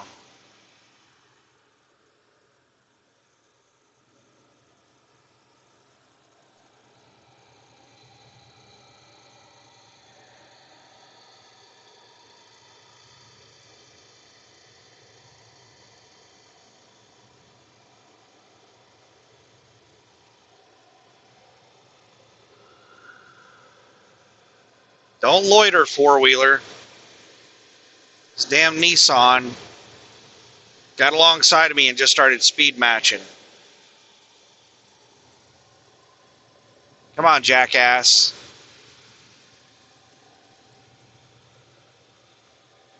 Now they're speeding up. I think what it is we started to go uphill a little bit, and these damn people don't use cruise control, so their car started slowing down because it was going uphill and they didn't notice. Then we started going downhill, and then like a rocket, they just took off. All right, I'm about to speed up to 70. We're coasting downhill at 67 right now. I'm going to go ahead and speed up to 70 and get around Werner before this next vehicle catches up with me.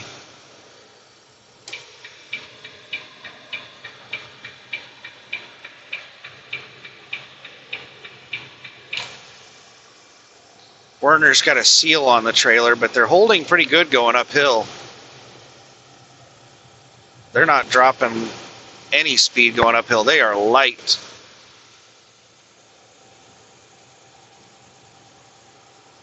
Like, I'm empty, and they're almost out pulling me going up the hill. I think that seal is fake. I think Werner's empty.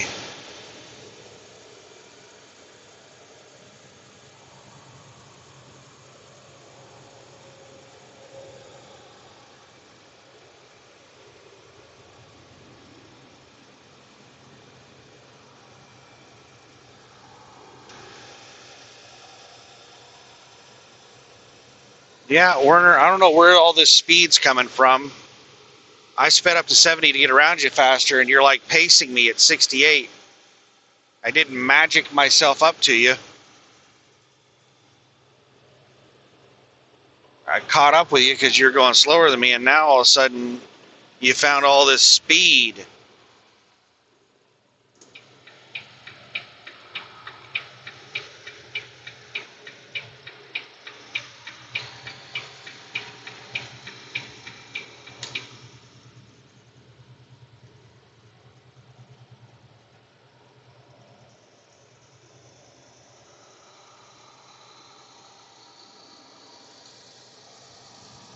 Passing Werner should not have been that difficult. Werner is not governed at 65.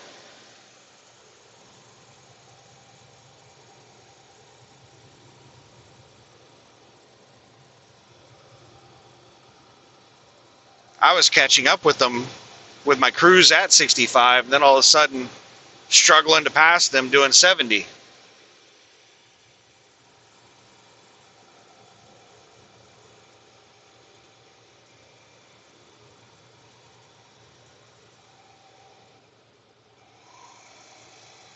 All right, I'm about 1,000 feet in front of them, letting it drop back down to the cruise 65.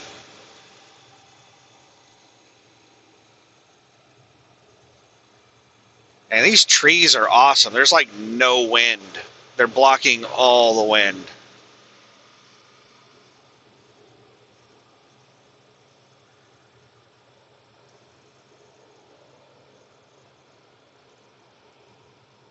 And it's shading the road, making it like much more comfortable. The air conditioner is able to keep up.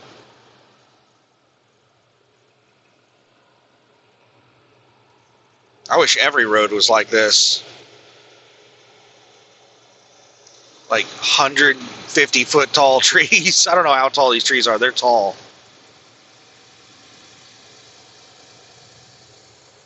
Probably close to 80 to 100 feet tall trees.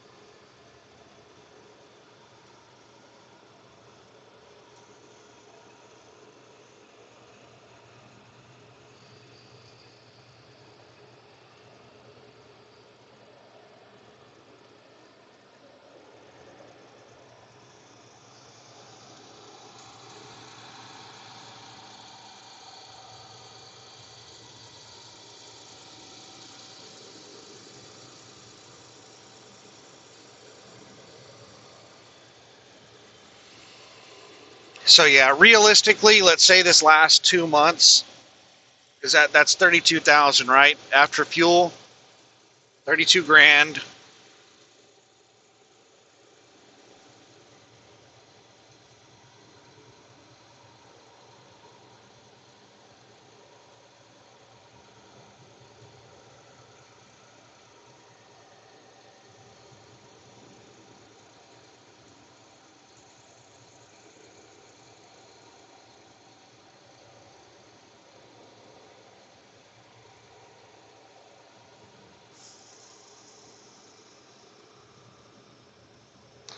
That gives me a nice little cushion to ride out the storm of the bad freight market.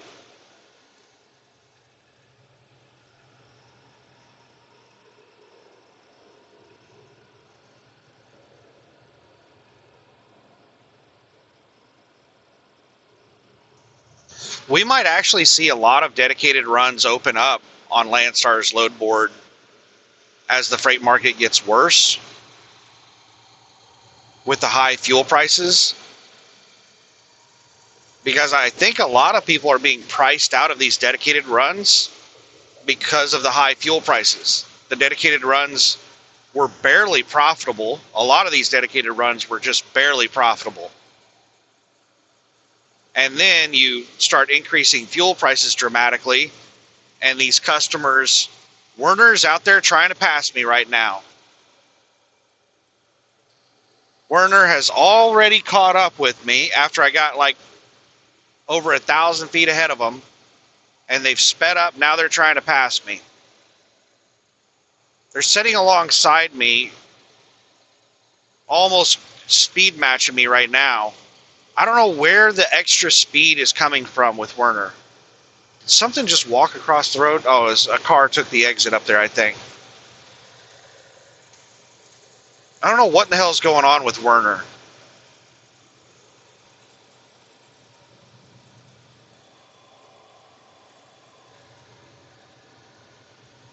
There's two people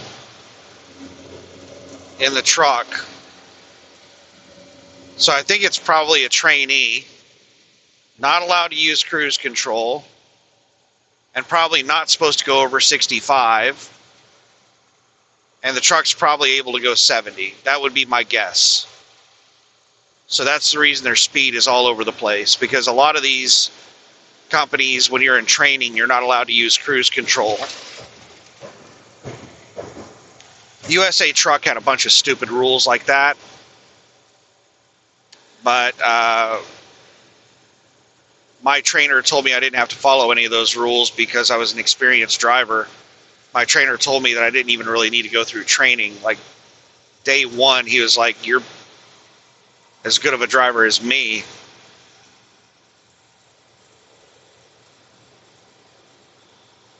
So we spent almost the entire time I was in training with him trying to show off to me, to show me how cool of a driver he was. And he was not a good driver. He did really dumb things that he thought was cool. I've talked about it several times. Like, he wanted to show me how good he was at mountain driving. And we went from Dallas to Denver a lot. That was his dedicated account that he was on, was Dallas, Denver, Muskogee, Oklahoma, Dallas, Denver, Muskogee, Oklahoma, over and over. And we would normally take highways all the way to I-70 and then take I-70 into Denver. And he was like, "No, let's do this route over to I-25. There's some mountains, and I'll show you how good of a mountain driver I am." So we get over there, and his idea of good mountain driving was him going down the mountain at unsafe speeds. Like, the truck was governed at 65. We were getting alarms, overspeed alarms, critical overspeed alarms. He got up over 70 miles an hour going downhill, and he couldn't maintain his lane. He was going so fast. He was drifting across both lanes. Like, he was going around turns using both lanes because he was going so fast, and he thought that was a display of good driving. And I was just thinking, man, this guy is a moron. This is extremely stupid and dangerous. And he's going to get fired, because every time that alarm goes off, it sends... Just a second. I got too close to the fog line. There's a lip on the right side of the road. Right where the fog line's at, there's a lip on the road. And I touched that lip, and it pulled me off the road onto the shoulder.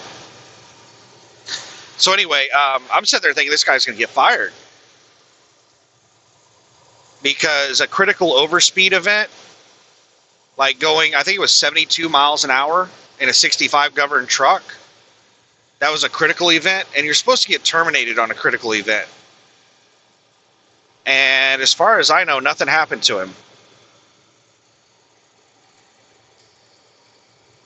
He had been with the company for like 10 years. He was one of their million-mile safe drivers, so he kind of walked on water over there. He could get away with just about anything. They gave him a brand new truck every year. He never drove a truck that was more than a year old.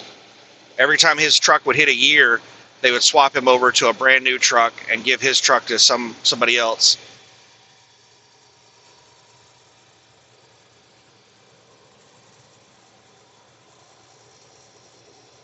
But yeah, that would be my guess as to why Werner is not maintaining speed. Is they're a trainee and they're not using cruise control, and they're not supposed to be going the full 70 miles an hour the truck can go.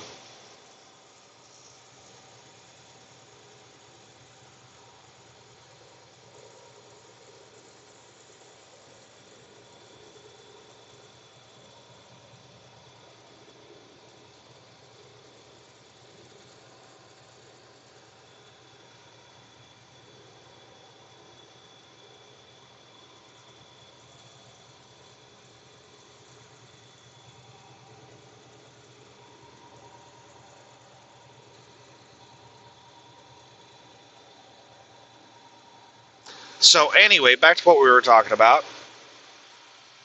So 16 grand a month after fuel cost.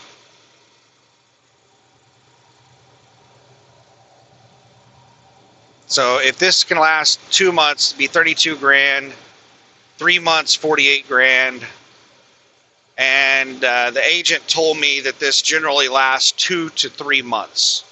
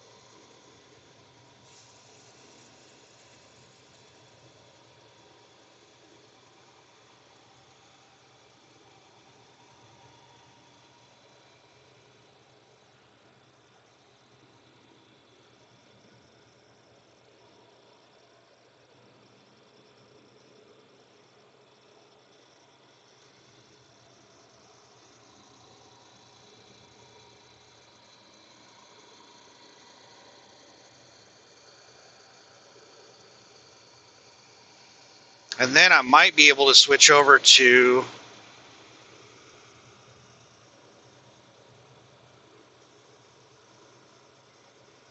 the Ford account.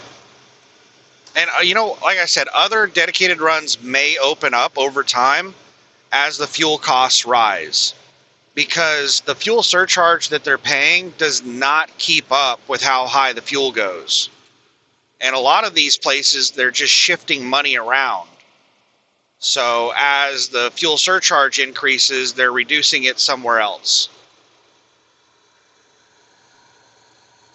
Or like Gelled Wind just isn't increasing the fuel surcharge to match what it's supposed to be.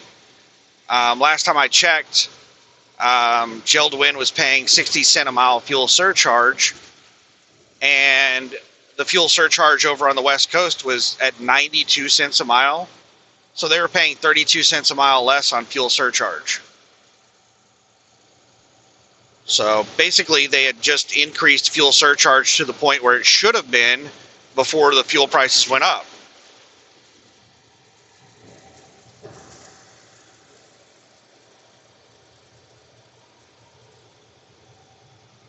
But yeah, these companies, they're going to cut every corner that they can.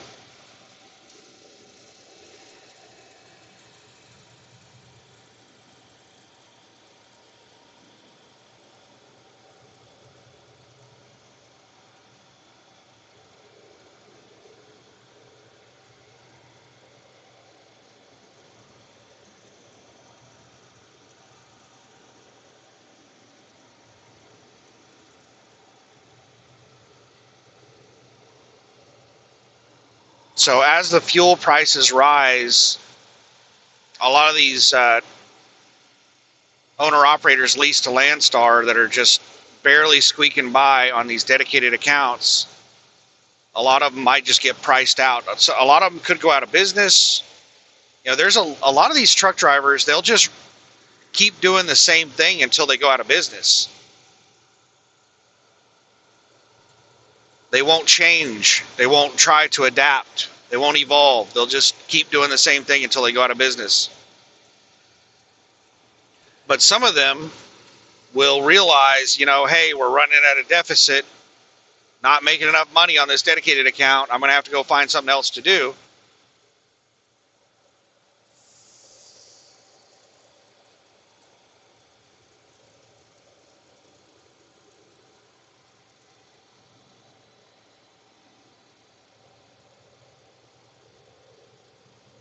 And we're probably going to see a lot of trucking companies start going out of business. And this is going to start to shift the supply-demand ratio. And we could see spot market loads start coming up in price. There's a lot of things that could happen. But people with really ultra low expenses are in the best position to ride this out.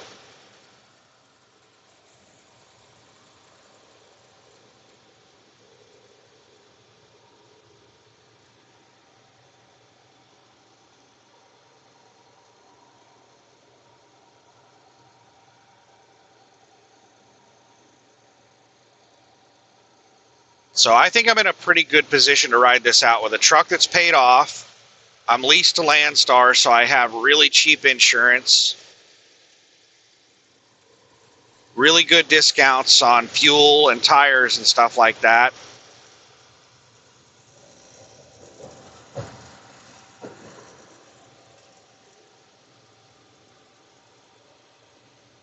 So hopefully I'm in a pretty good spot to ride this out. And we could see some really awesome dedicated runs come available as people with high expenses get priced out of them or they go out of business.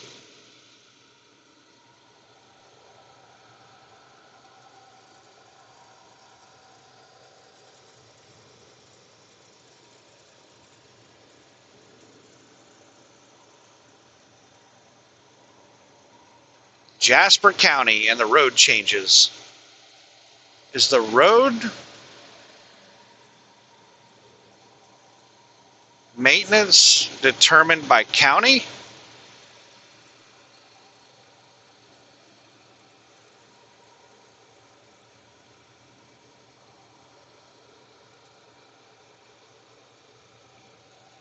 Just a second here. I'm catching up with a slow pickup, and I'm looking at the 3 cars behind me to see how fast they're catching up with me. I don't want them to jam me in behind this slow pickup.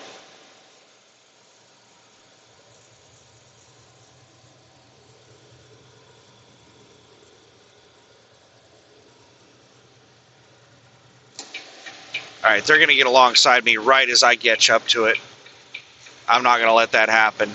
They can pass me on the right or whatever the hell they want, but I'm not going to let them run me into the back of this pickup. Yep, they're going for the pass on the right now. Oh, they just realized he couldn't do it and fell in behind me.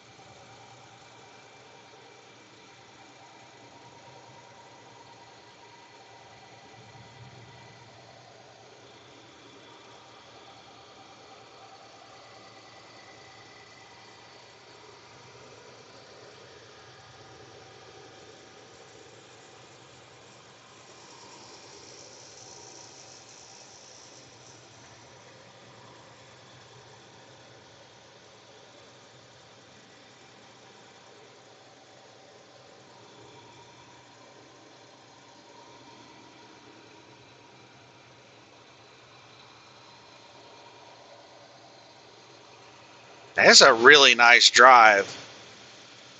I was really mad at the beginning with traffic being crazy thick on Interstate 24, I think it was. I can't remember what interstate it was. But right at the very beginning, man, traffic was so bad until we got onto 59. And it's been pretty good ever since then.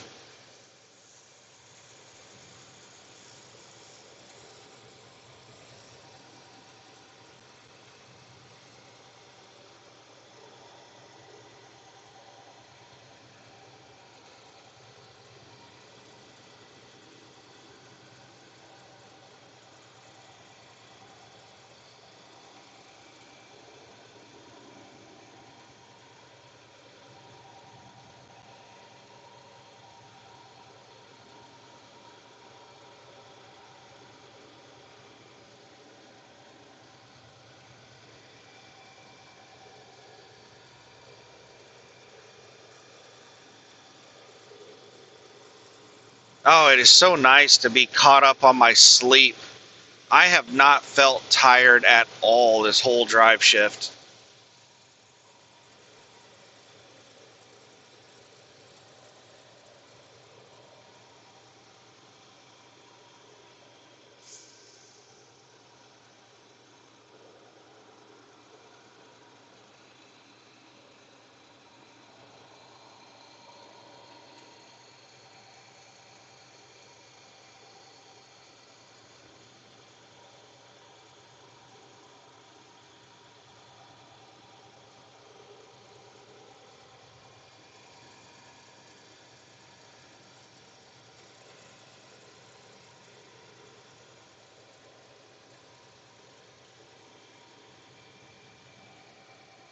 Wish I would have filled up my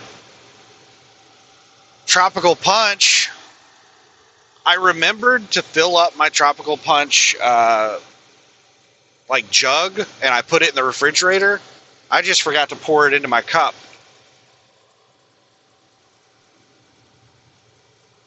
When I was on my 30-minute break. Got about 4 hours left, and I have 4 hours and 46 minutes of drive time left. So I'm 120 miles from the Loves, and it's 113 miles from the Loves to the carbon plant. So that's roughly 4 hours. And I had 35 minutes extra. Now I have 46 minutes extra, so I've accrued 11 minutes. So I'm getting better than a 60 mile per hour average.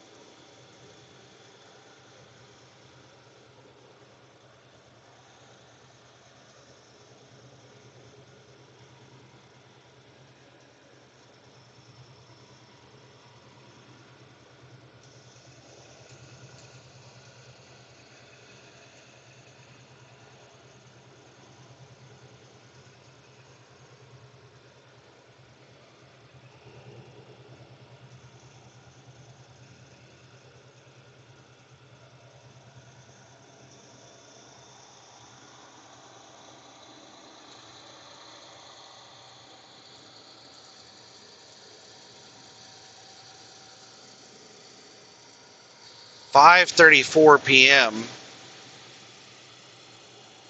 Feels like it's almost sunset, but it's got to be cloud cover this early in the day.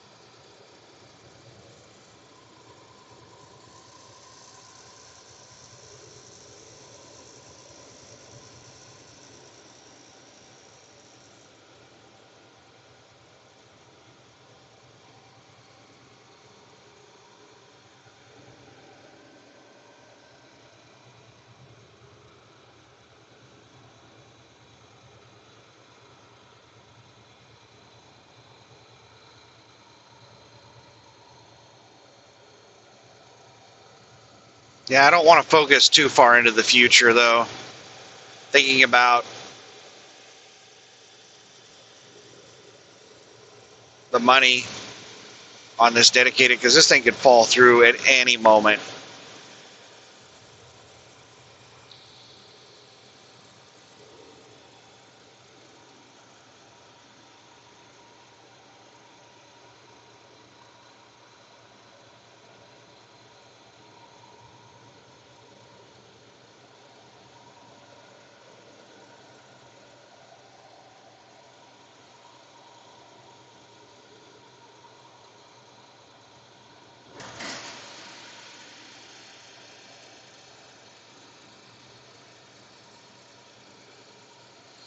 So how does this load compare to a window load? So one of those window loads generally were scheduled for 2 weeks, and they were really high mileage. So 3,000 to 3,600 miles, somewhere in that area, to do a window load that was like a 35 stop load, 35, 40 stop load across Kansas and Oklahoma. Those window loads were generally somewhere in the area of 3,000 to 3,600 miles.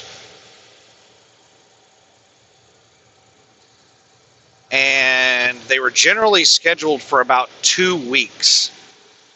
But I was generally able to do them in like 9 days. 9 or 10 days.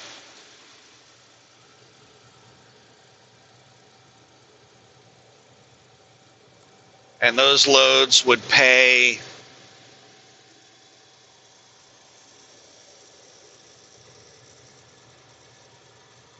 somewhere around, I remember there was a $12,000 load. That was the one that was like 43 stops. That one paid over $12,000 on the full rate, and my cut on that load, I want to say it was like $8,500, $8,800, somewhere in that area. I can't remember. And that took like 10 days. $8,500 gross to the truck over about 10 days. And that was like a 3,600 mile run.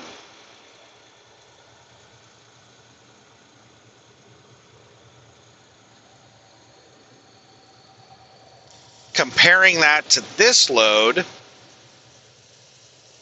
$8,500 in 10 days,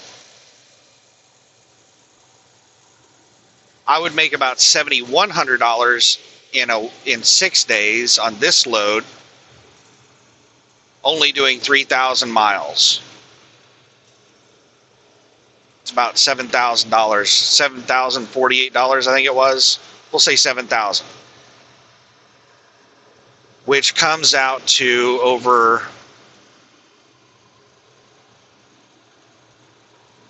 six days. That's $1,300 a day. No, that's not 13. 1,000 divided by 6.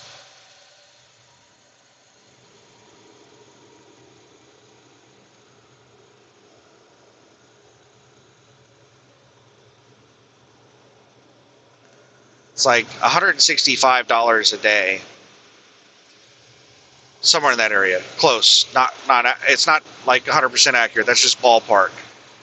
So $1,165 a day is approximately what this load is paying gross to the truck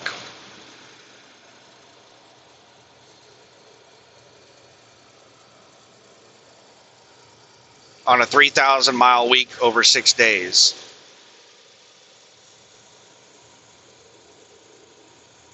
$1,165 per day. What would that other one be paying? That'd be $850 a day. 10 days, 8,500. So that'd be $850 a day gross to the truck. And this thing's paying $1,165 a day. And that's 3,000 miles versus like 3,600 miles. I can't remember if it was 34 or 3,600 on that 43 drop load. I think it was like 3,600 miles. It was a huge mileage run.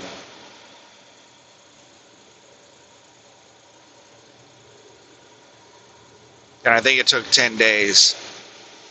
And that was much faster than it was scheduled.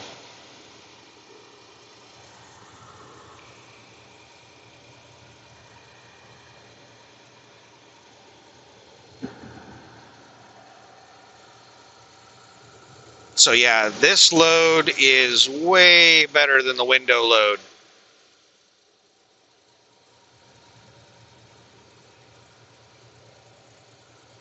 It's like $400 a day more than the window load. No, 150, 250, 300. $300 a day more than the window load. It's about $300 a day more than the window load.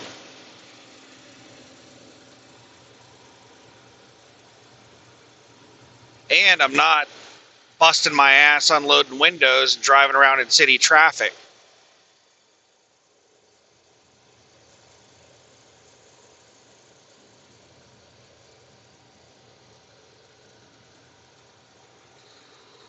What about the loads I take from Dallas to Portland to get me over to the window loads?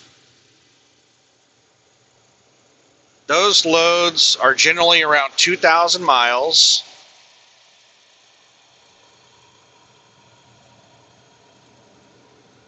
And it's usually like 4 days.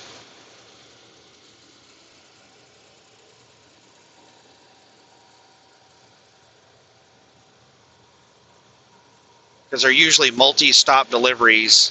It's usually 4 or 5 days.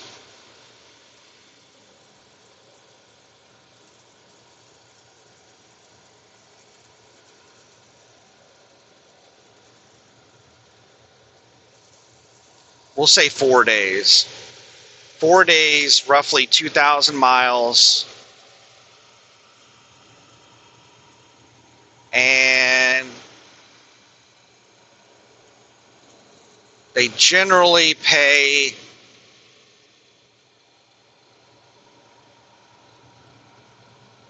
somewhere in the area of like $275 a mile gross to the truck. $250 to $275 a mile gross to the truck.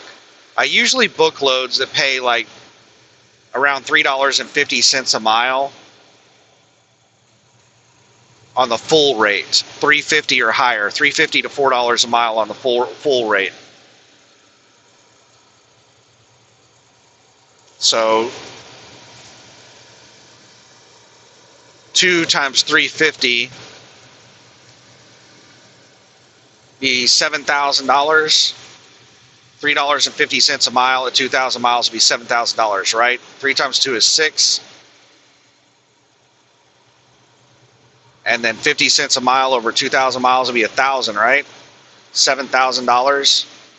So probably a little bit more than that. It's probably closer to $375, because like around 7,200, 7,500 full rate. There have been some loads that were up around like 8,000, 8,500.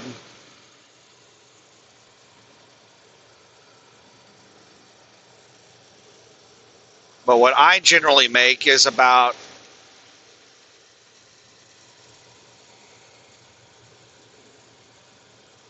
I would say somewhere around 5,500 to 6,000 gross to the truck.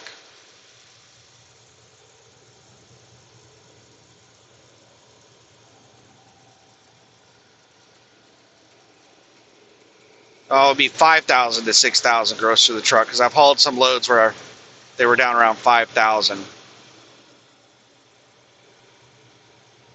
So 5,000 would be $2.50 a mile gross to the truck. 6,000 would be $3 a mile gross to the truck.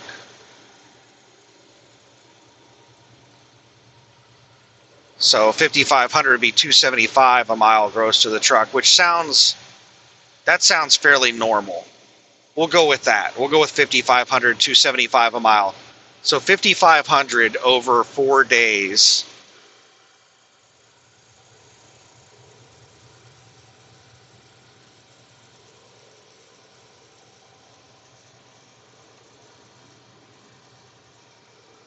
$14 times 4 is what? Is that 52? No. 56. Oh.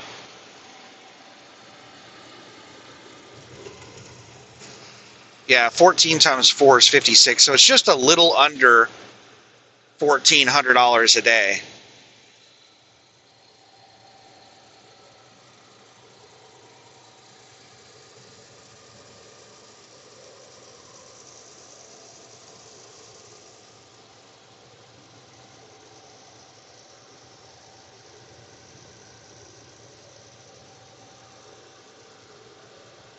So yeah, the loads going from Dallas to the Seattle-Portland area, they're paying like $1,300-ish per day. So they're better than this. But the problem is getting back out of the Seattle-Portland area. You generally have to sit around for several days, sometimes a couple of weeks, before you eventually find a profitable load to get you back over to the central part of the country or further.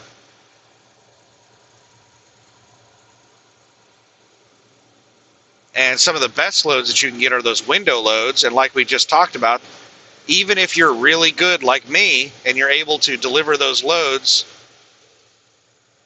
almost a week early, you're able to do 14-day deliveries in 9 days.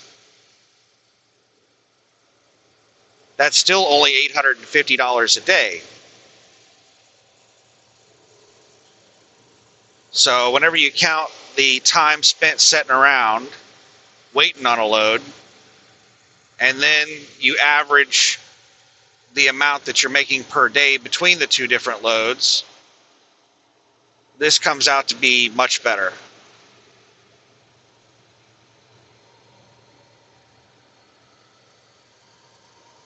And that's not even factoring in the extra fuel cost that I would be paying, because fuel gets really expensive up in the Pacific Northwest.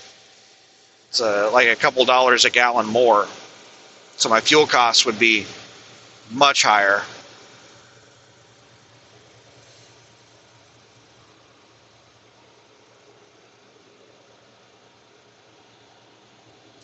But we could see a lot of things shifting with the freight market.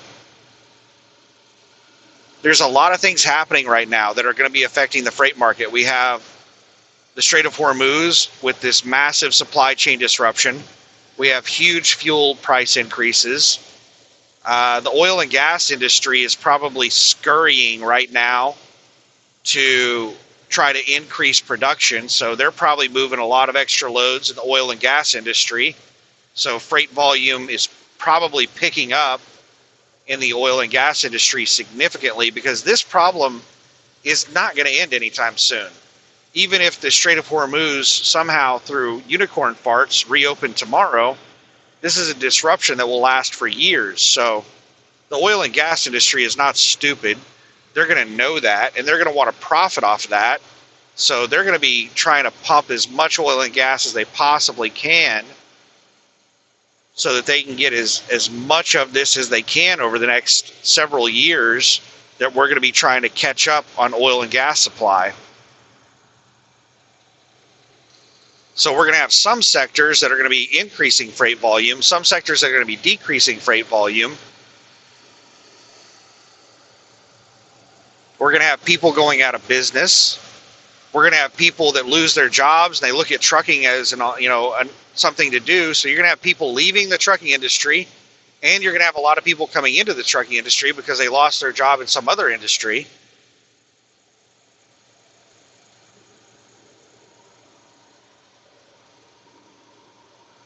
There's just going to be a lot of volatility in the freight market. And even when the freight market gets really bad, there's almost always opportunities to make lots of money. Like, even when the freight market is at its worst, like when the freight market was really bad, like it's been really bad for like 3 years. And, you know, even with the freight market being really bad, there are people that are like, this is the most money I've ever made in trucking, was during this bad freight market. And there are people, whenever we were at an all-time high freight market.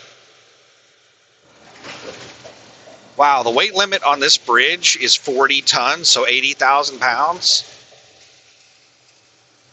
for a tractor trailer. That's pretty low for an interstate. So yeah, when we were at an all-time high freight market, there were people that were doing like really bad, like the guy that talked me into doing the Hobby Lobby account. I forget his name. Ron. That's his name, Ron.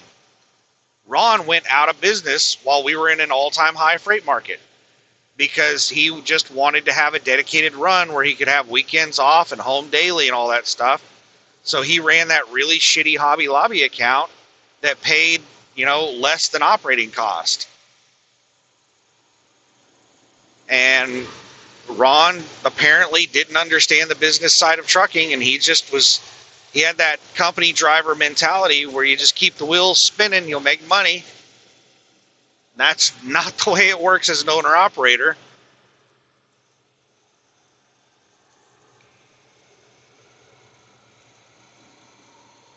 But yeah, he went out of business during an all-time high freight market. So there are people that do good and bad, whether the freight market is good or bad. But in general, when we're in a good freight market, most people are doing really well. And when we're in a bad freight market, most people are doing really poorly.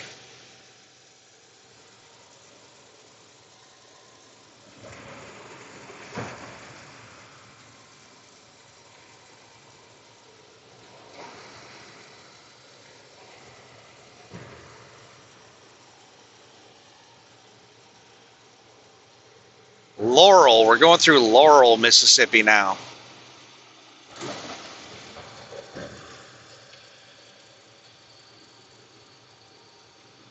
Oh my goodness. Hellfighters, Harleys, Jeeps, and Eats. Exit now.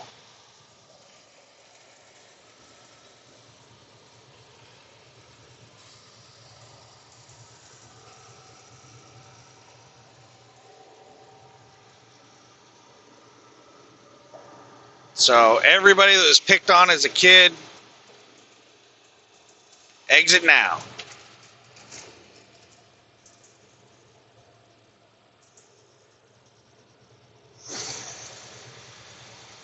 Seems like everybody that has a Harley or a Jeep is trying to make up for something.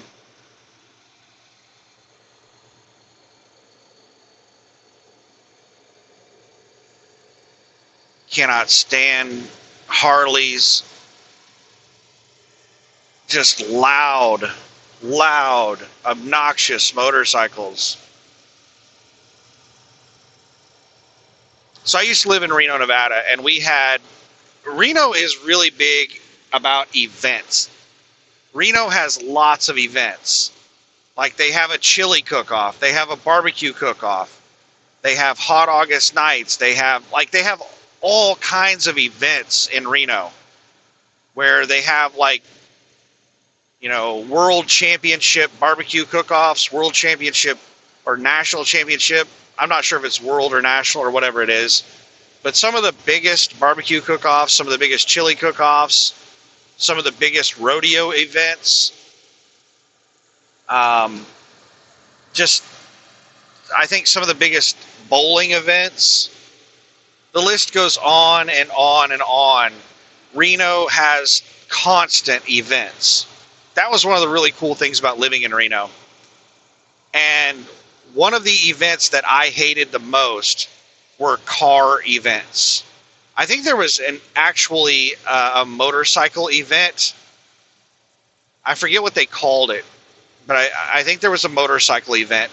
But anytime there was any kind of automotive event, like Hot August Nights is like an old car event where people come to Reno with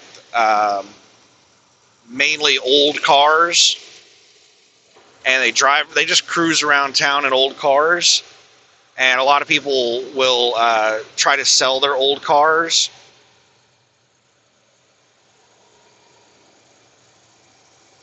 During Hot August Nights. But during pretty much any automotive event, you would have lots of people on motorcycles show up. And they are just like the most annoying people. All these motorcycle people from California. Lane splitting was not legal in Nevada, and they came over from California where it was legal, and they're lane splitting everywhere, and just, they don't understand the rules, and they're loud and obnoxious. You'd have, like, a lot of the casinos have, like, parking buildings. They have, like, multi-story parking lot buildings.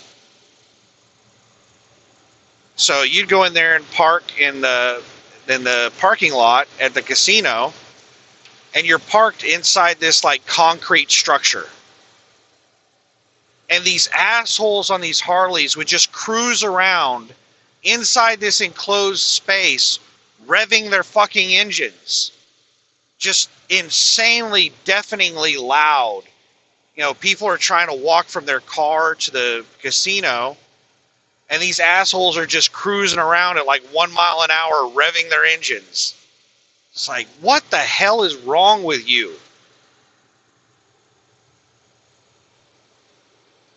I'm glad South Park did an episode on it about the people with loud motorcycles. Blah blah blah blah blah blah blah blah blah blah blah blah blah blah blah. Listen to me. Blah blah blah blah blah blah blah.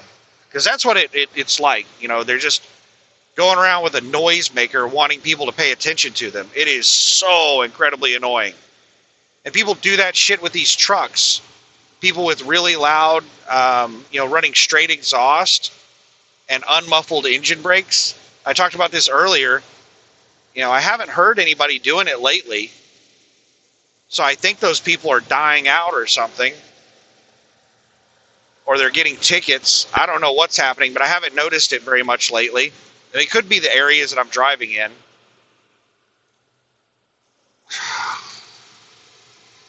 I tried to slow down for the car, and I hit my brakes, and they also hit their brakes. But, you have people that drive around. Well, they'll come off the exit at high RPM and just screaming their engine brakes down the exit right next to the truck stop. Everybody's trying to sleep. And then they'll get into the parking lot, and they'll drive around in the parking lot with their engine brakes on, and they'll rev up the truck and then let off the throttle so that their engine brakes engage, going like 5-10 miles an hour in the parking lot, just being really loud with their engine brakes in the damn parking lot, like making a whole lot of noise. Hey, everybody, pay attention to me. That's somebody that did not get bullied enough when they were a kid. I am very pro-bullying. I really hate this anti-bullying thing that everybody's gone on. Yes, some bullying is bad and it should be stopped. Like, there are evil people in the world that will do evil things if you let them.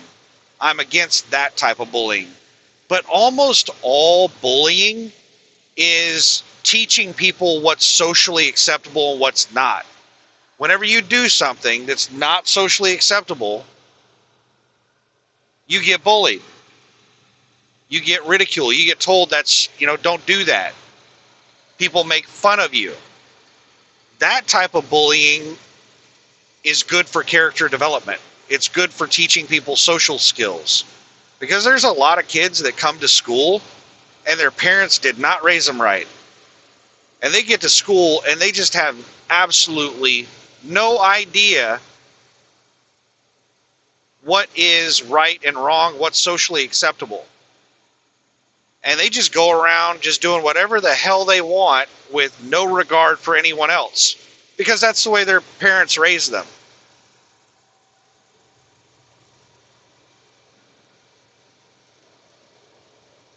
And those kids need to get bullied to be taught what's socially acceptable, what's right and wrong, because their parents failed them.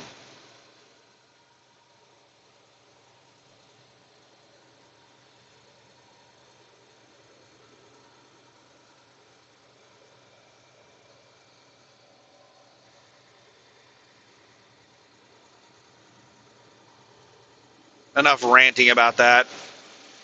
18-wheeler / car wreck. Call this jackass. Oh, I hate those vultures.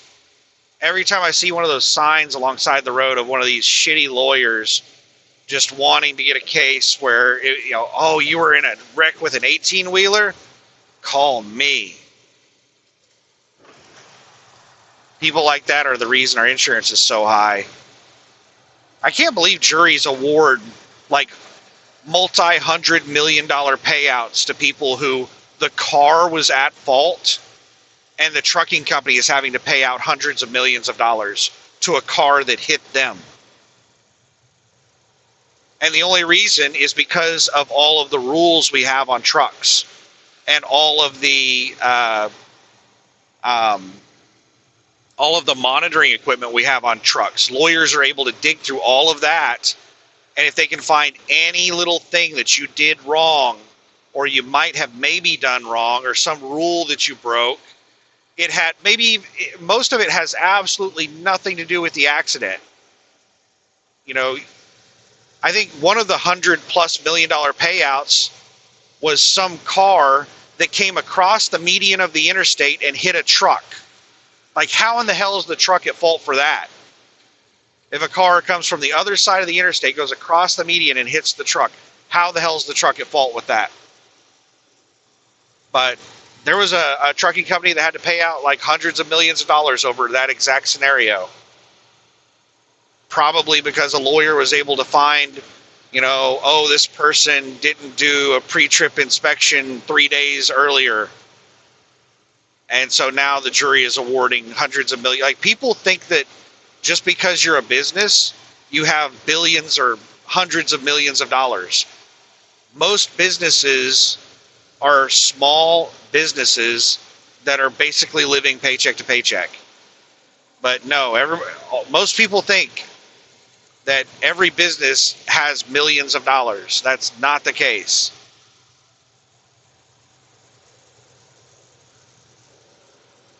But yeah, something needs to be done about these jury payouts of hundreds of millions of dollars over ridiculous crap on trucking companies.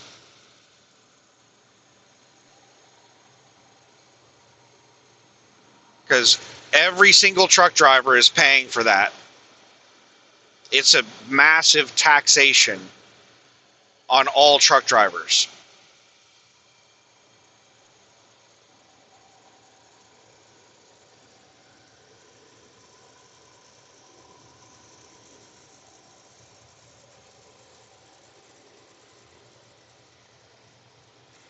And if the U.S. government was really serious about getting illegals out of the trucking industry, they would go after the insurance companies. Go after insurance companies for insuring illegal immigrants.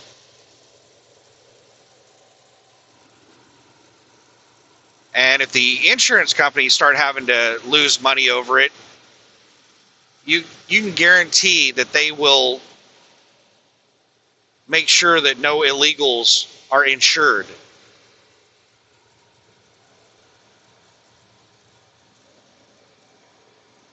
That would be a really easy way to get a lot of them out of the trucking industry. I mean, not all of them have insurance.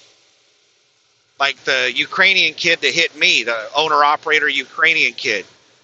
He didn't have insurance. My insurance had to pay out on that accident.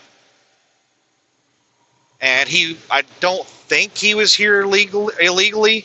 He had a 1-year CDL. His CDL was only good for 1 year. So I think he was here on a 1-year work visa or something. I don't know. He might have been here illegally. Who knows? But he had a CDL from one of those states that was handing out CDLs to illegals. Illinois. I think it was Illinois. I think it was a Chicago-based company. Some Ukrainian immigrant. Looked like he was about 12 years old. Couldn't speak English.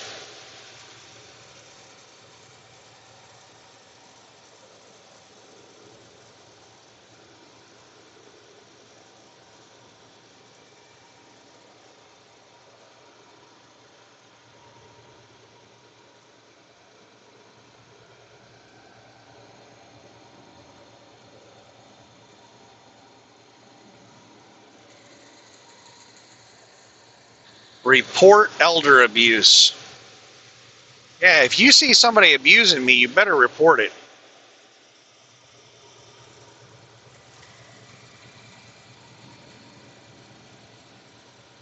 "81 miles to the Loves," and then I'm not going to stop at Loves. I have 113 miles past Loves to get to Tokai Carbon.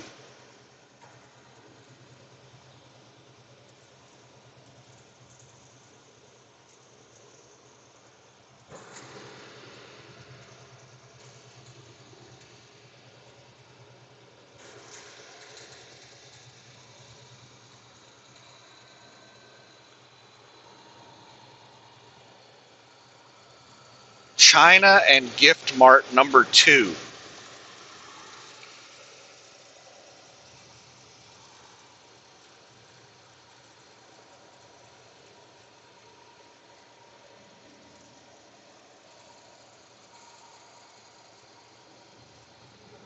Road work next 14 miles. All right, let's see if we have some stupid speed limits in Mississippi like we did in Alabama.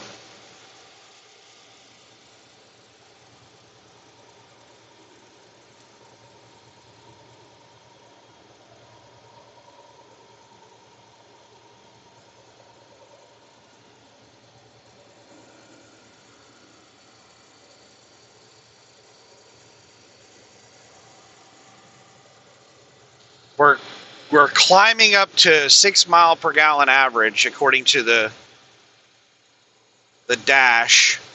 I don't know how accurate it is, but we're finally hauling an empty trailer, and it's climbing us up to a 6 mile per gallon average.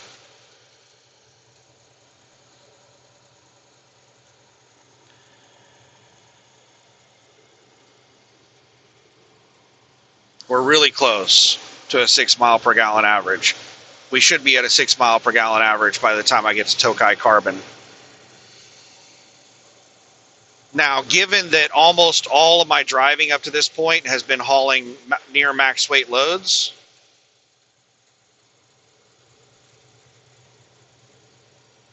from here on out, if we get 50-50, empty and loaded, we might be able to get up to, we should be able to easily hit 6, but we might even be able to get up to 6.5.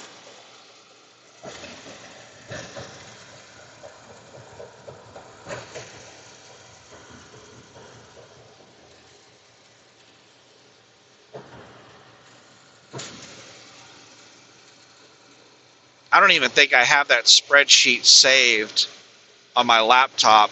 I think I can remote into my home computer and get that spreadsheet that I was working with, and I can adjust it for the mile per gallon.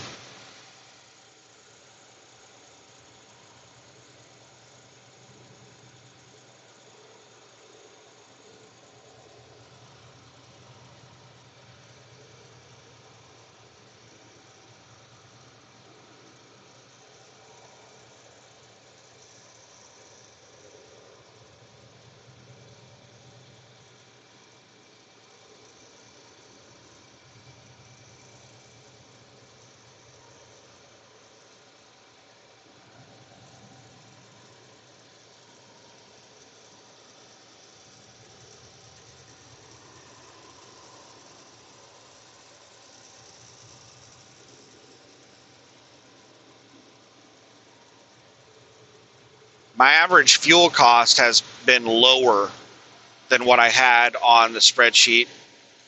I think what was I doing on the spreadsheet? I think I was doing like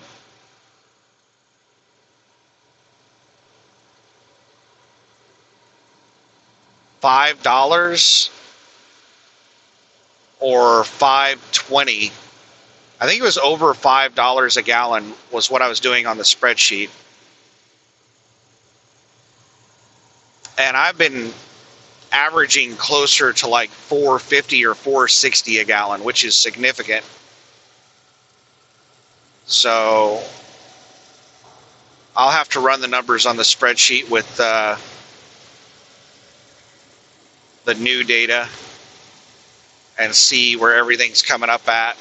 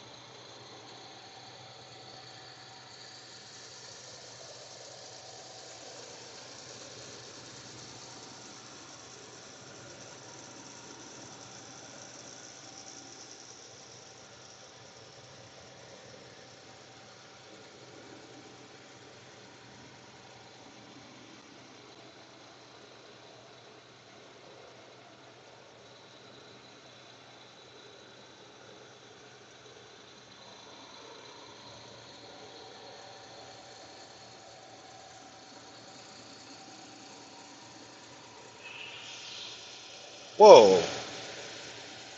The hell was that noise? That truck on the other side of the interstate made some really loud whining noise.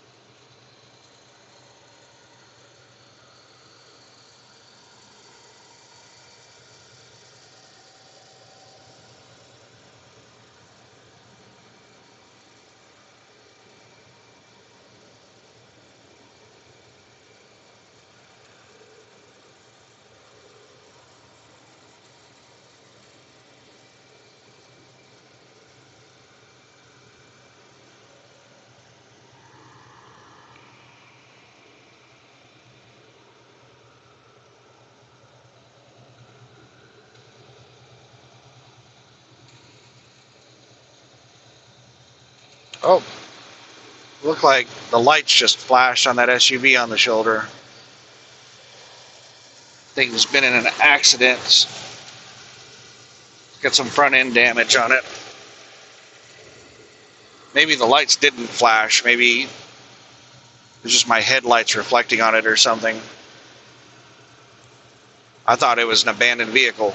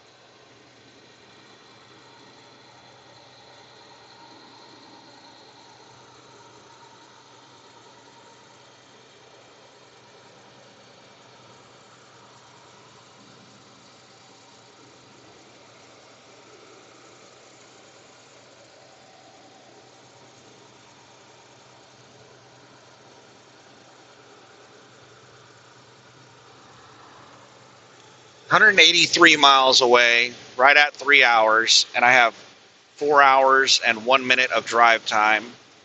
So I keep racking up more and more time. I initially had 35 extra minutes. Now I'm up to an hour of extra time.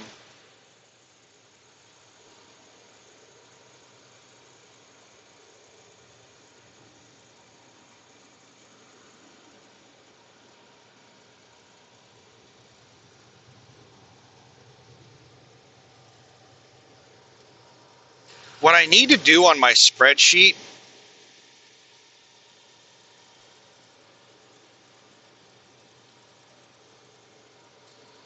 is try to figure out the difference between driving 65 miles per hour versus 70 miles per hour. Now, that would be easy to calculate, except I don't know what the exact miles per gallon difference is.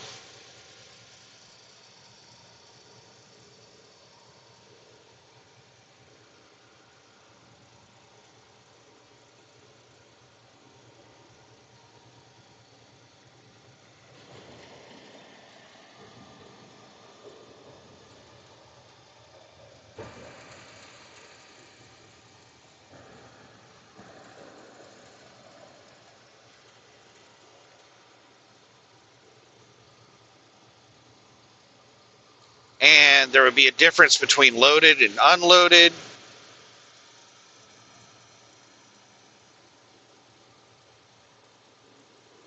And there's almost no flat land. You're almost always going up or downhill, even if it's just slightly. There's very little flat land. So what I'd probably have to do is I would just have to compare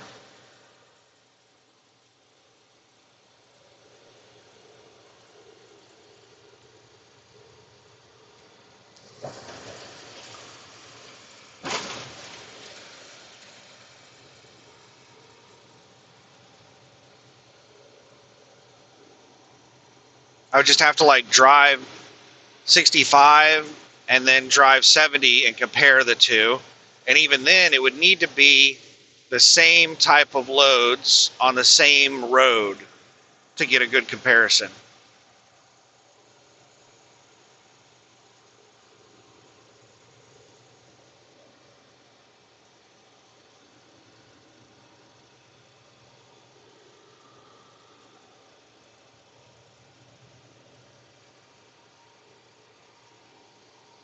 What a jackass. You can tell those two vehicles are traveling together, and this asshole's splitting in between them, trying to pass on the right like a jackass.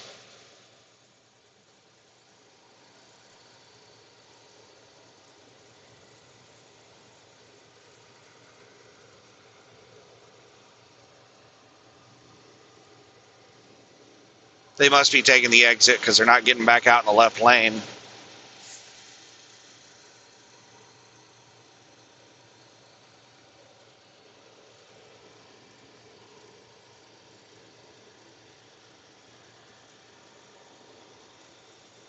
There they go for the exit.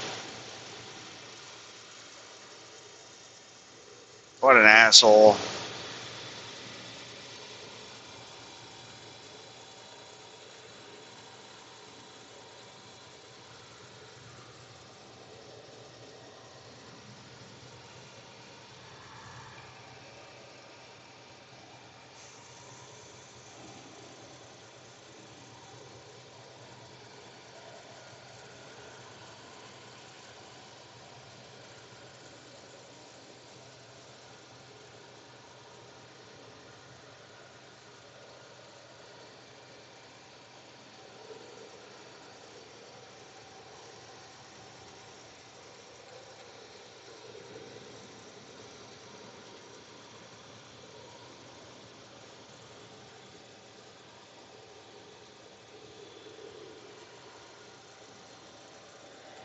But Second here, waiting to see if this vehicle is going to get up to speed. You're going to wait until I get out in the left lane to get up to speed.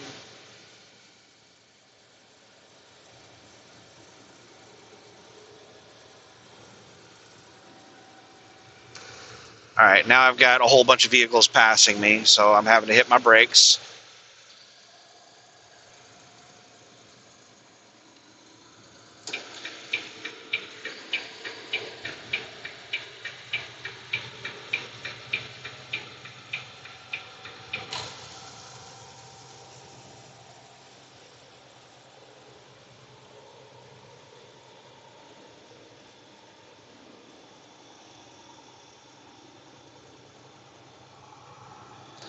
Now he wants to go fast. I hate people so much.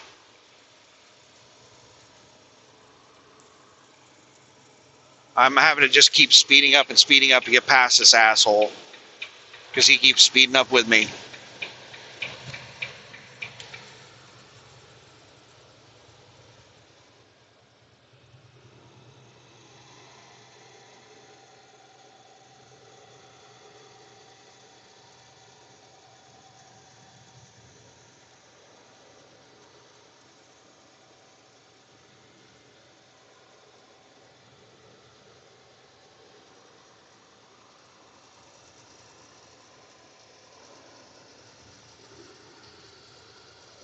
So let's say it's 1 mile per gallon. So in a 10-hour drive shift, that's 70 extra miles that I can drive. No. It's only 5 miles an hour faster. So it'd be 35 extra miles.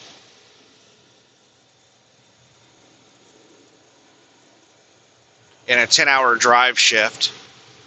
But over the course of a week, 35 times, 6 days,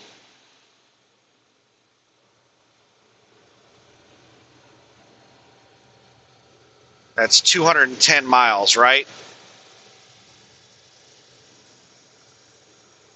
6 times 3, that'd be 180. 6 times 5 is 30. 210, or 210 miles.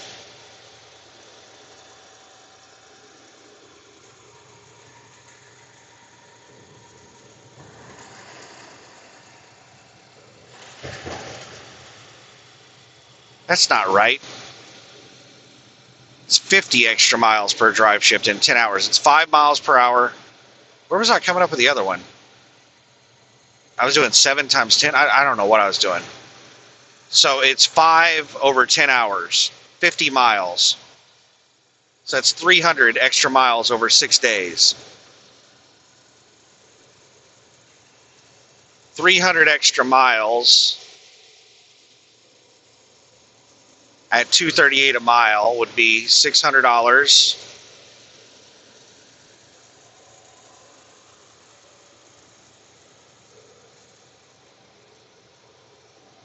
And then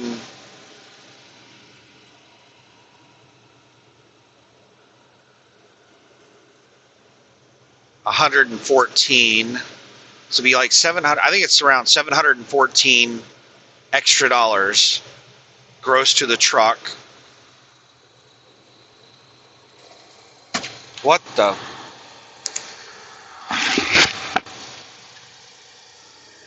My power strip just fell out from between. I had it stashed in next to the microwave.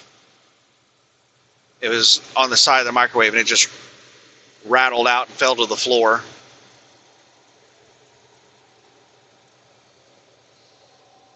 All right, so 714 extra dollars per week, 300 extra miles, 714 extra dollars, and I would probably get a mile per gallon less.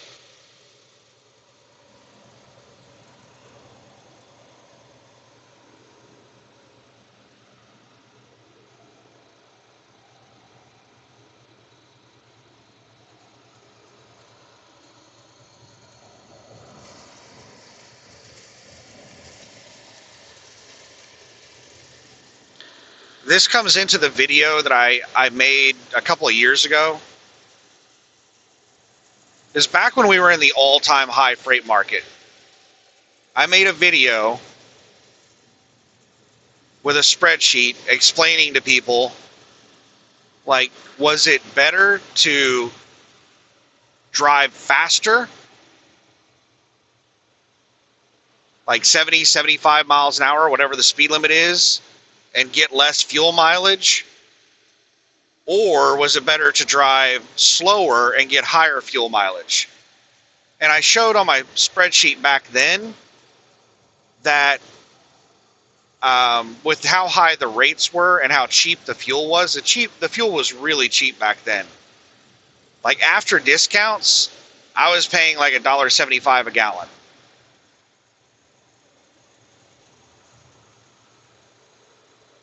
And I was explaining that it is much more efficient. You make a lot more money going faster than going slower to save fuel. And I showed on the spreadsheet that you would need, fuel prices would have to get up to like $5 a gallon or something like that before you would start making more money by going slower and getting higher fuel mileage. So we are at or near that threshold where you can make more money by going slower and getting higher fuel mileage. So I need to go in there and crunch the numbers on a spreadsheet to see if I should drive 70 on this account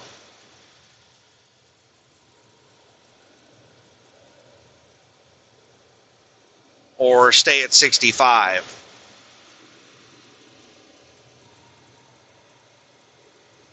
Just a second, I'm coming up on a slow car. I'm trying to watch the vehicles behind me and look for an opening to get over.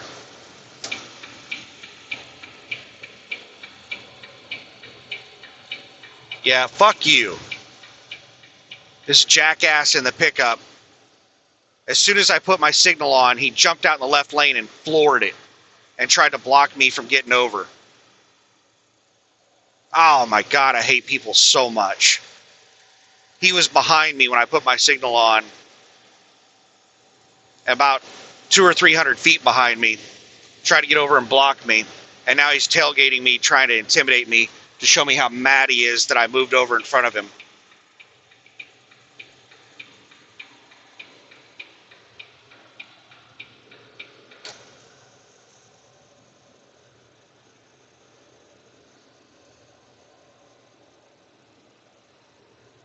Now let's look at this jackass.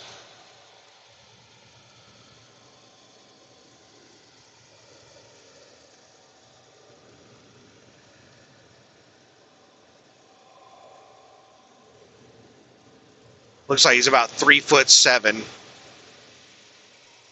Young kid.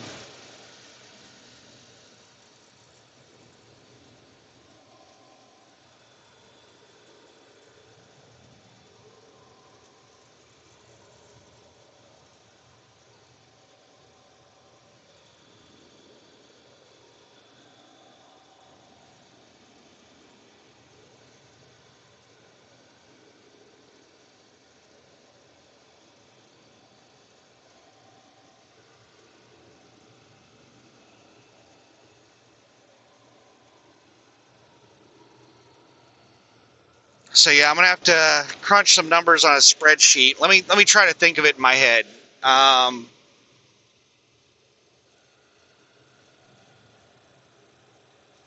What would be 1 mile per gallon?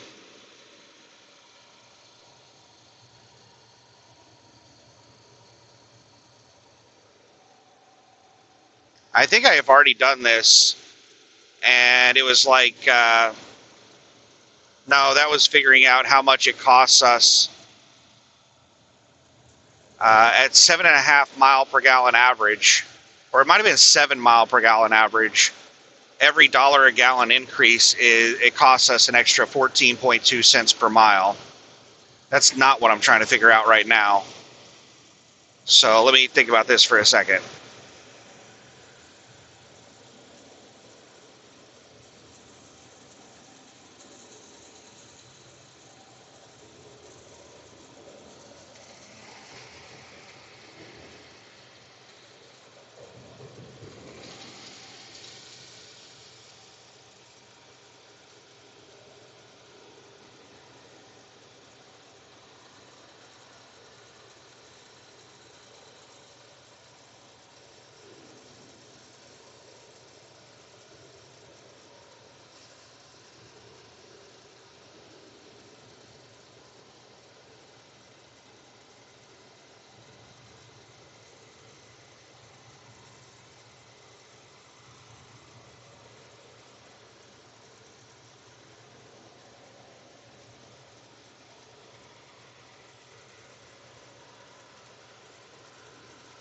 So $5 a gallon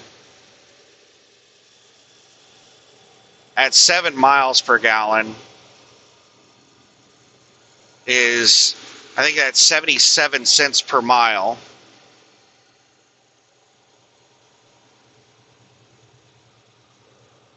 At 6,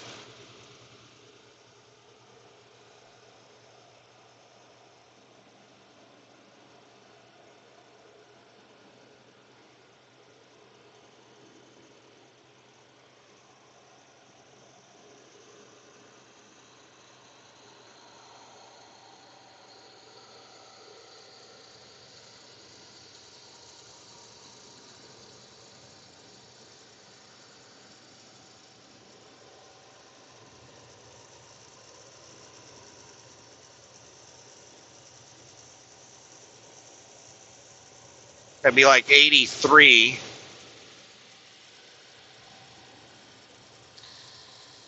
So at that rate, let's do 5 and see what that is.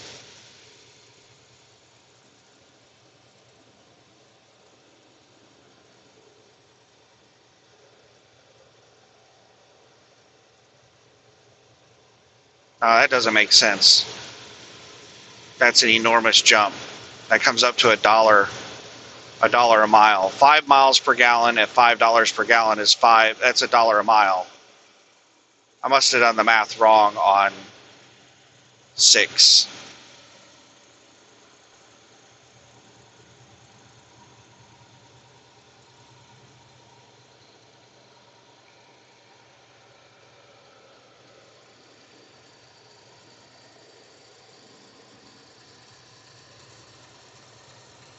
It's like 83. And then 7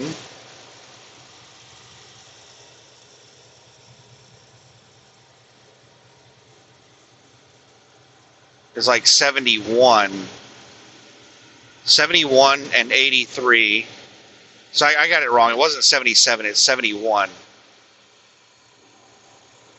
71 cents a gallon, so that'd be, and 83 cents a gallon, that's 12 cents difference, and then $1 is 17. So it's not a flat rate with every mile per gallon difference. It's not linear, it's like logarithmic.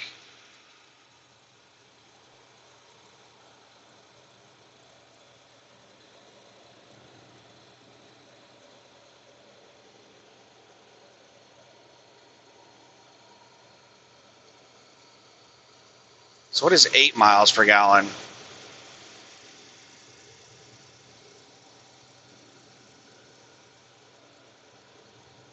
Be 62.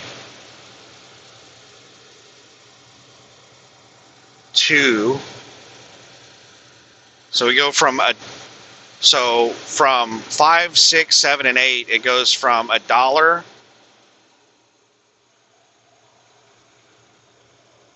per mile to 83 cents a mile to 71 cents a mile to 62. So that's 17 cents different. 17, 12, 9. 17, 12, 9.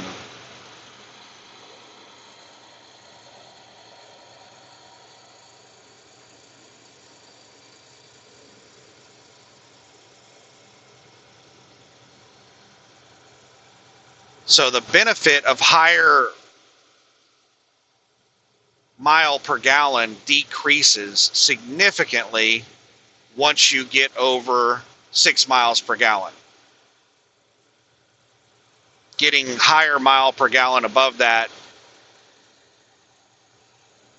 starts to decrease significantly.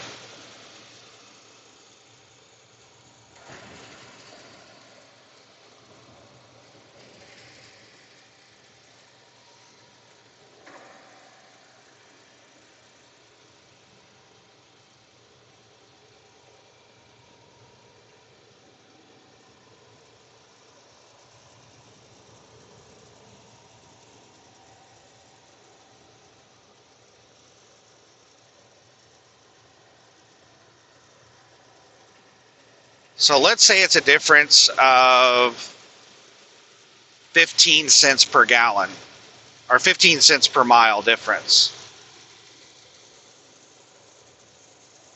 Let's go at the higher end of price differences, 15 cents per mile.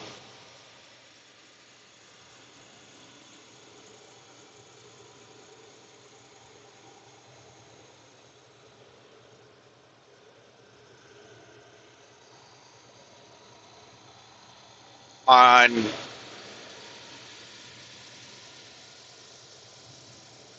we were going to be doing how many more miles per week? 300 more miles.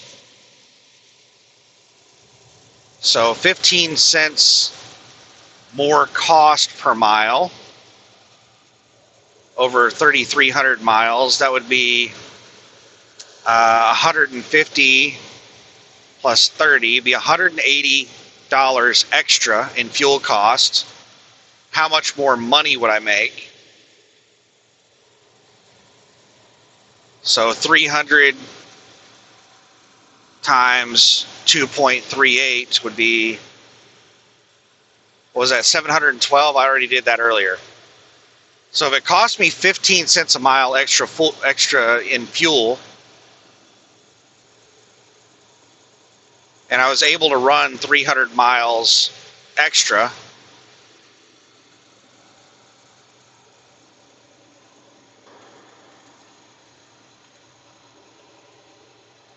I would still be making more money with the extra miles.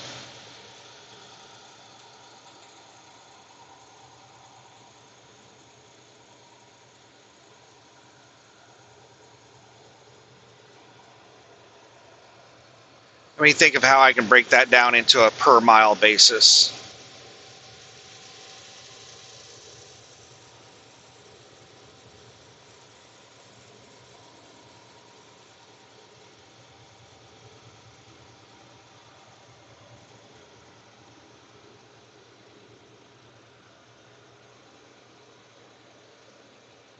Now that's going to be too much math to do in my head.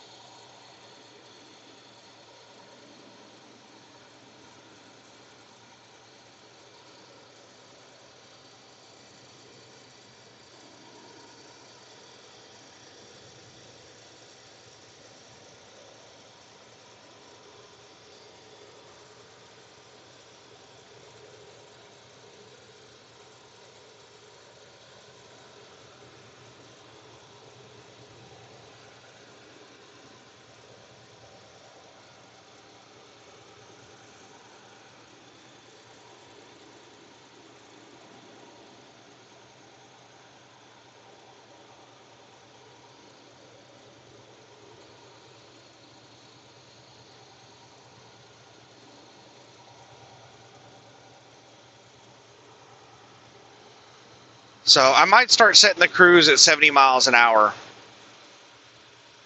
And that will make it easier to do 3,600 miles a week instead of 3,000 miles a week.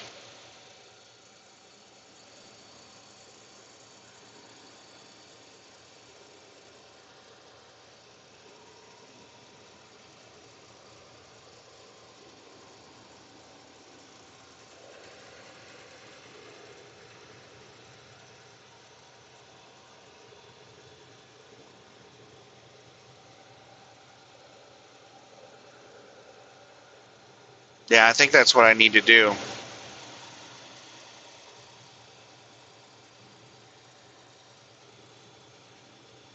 Is start setting my cruise at 70 instead of 65.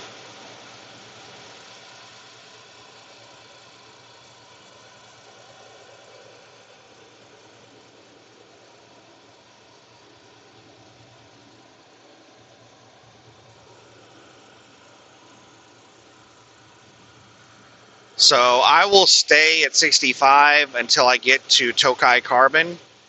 Then I'll reset my fuel data. And then from then on, I will set my cruise up to 70, depending on speed limit, and see what the fuel gauge says. I'm going to be right at 6 miles per gallon. once I get to Tokai. Let's see what it is right now. Still 5.9.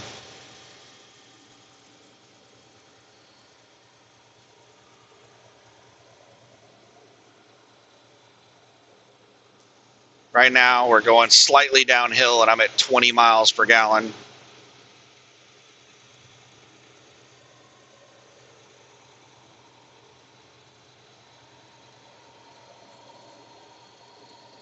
Now we're leveling out. I'm at 10 miles per gallon.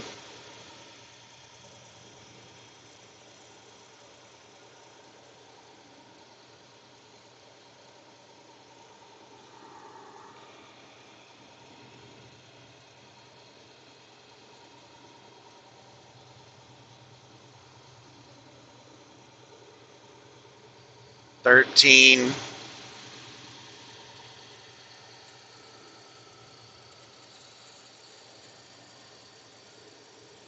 Now we're starting to go slightly uphill.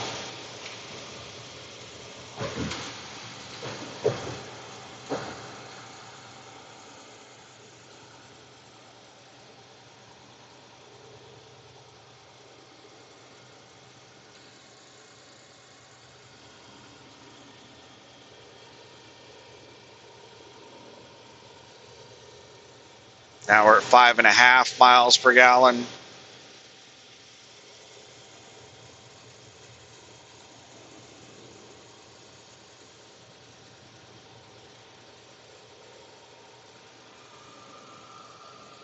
But it'll probably roll over to 6 mile per gallon average by the time I get to Tokai.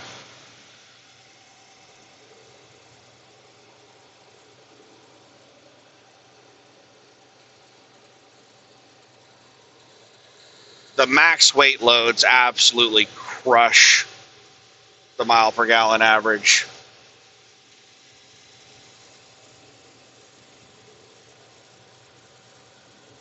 And every loaded trailer should be a max weight load or really close to it, because Tokai told me that they're contracted with TSD to put 44,000 pounds in every trailer.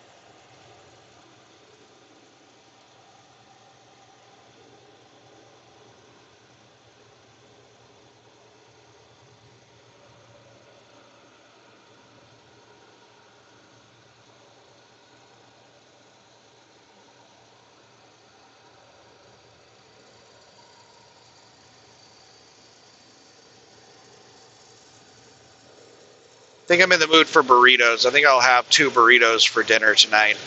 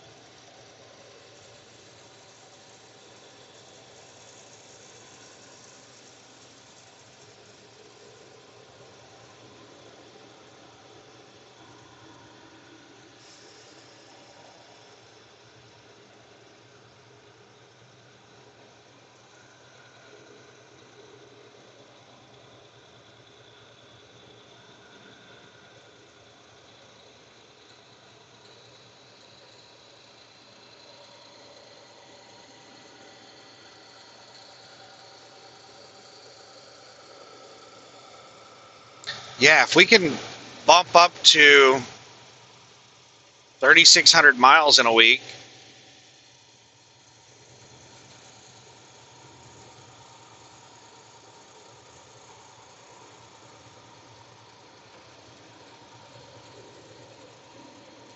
that would be nice.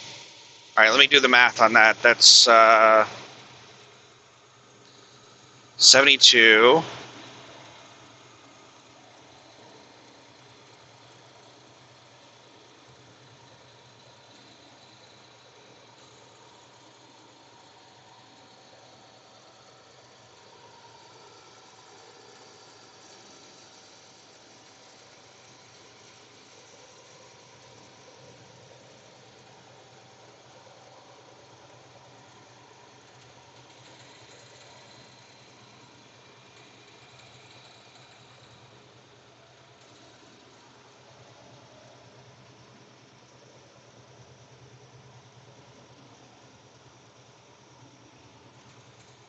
Be 8340.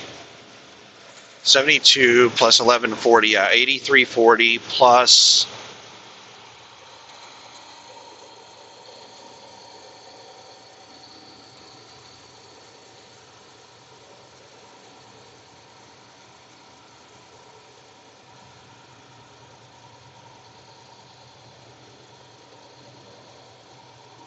around $204. So 8340 plus 204, that'd be 80.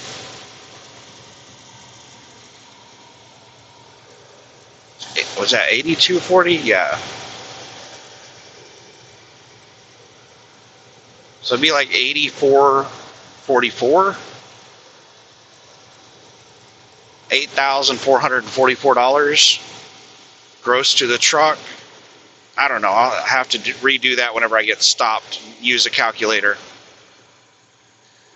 238 a mile times 3,600 miles. I think it's 8,444. Minus $3,600 for fuel. That'd be 5,144, right?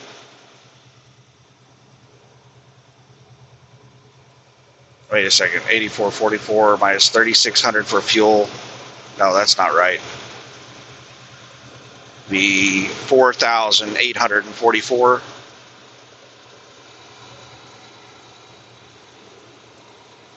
Just a second. I'm trying to watch this van in front of me, and I'm looking at the vehicles behind me.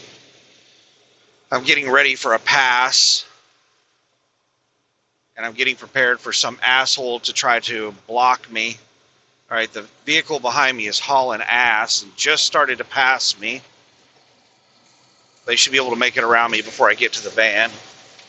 And the next vehicles are pretty far behind me. These four-wheelers are just going so ridiculously fast. Speed limit is 70. I'm doing 65.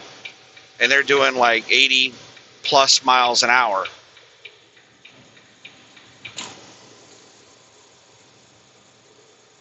Panhandle elevators.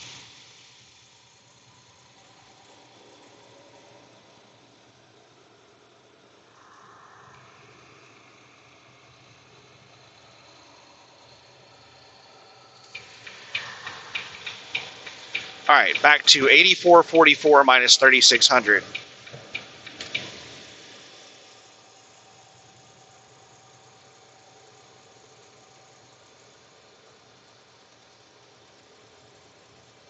So I think it's $4,844 is what I would make after fuel cost.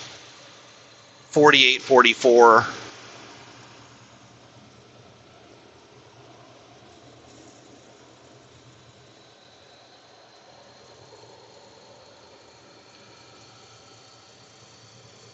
Versus 41 something.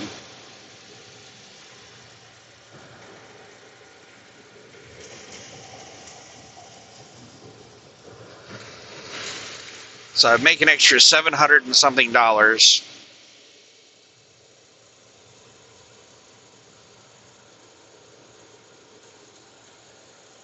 $700 or $800.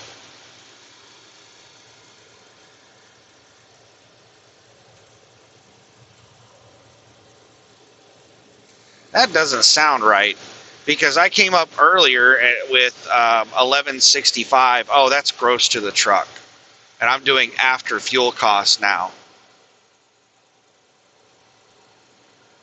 Yeah, it was 1165 a day gross, and I'm looking at net after fuel.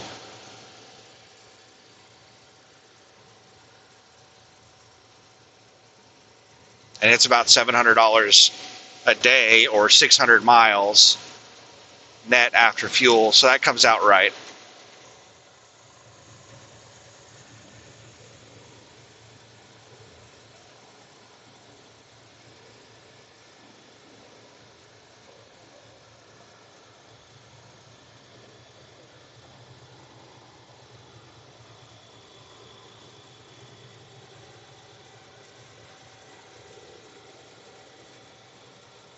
I think it's just a little over $700 a day,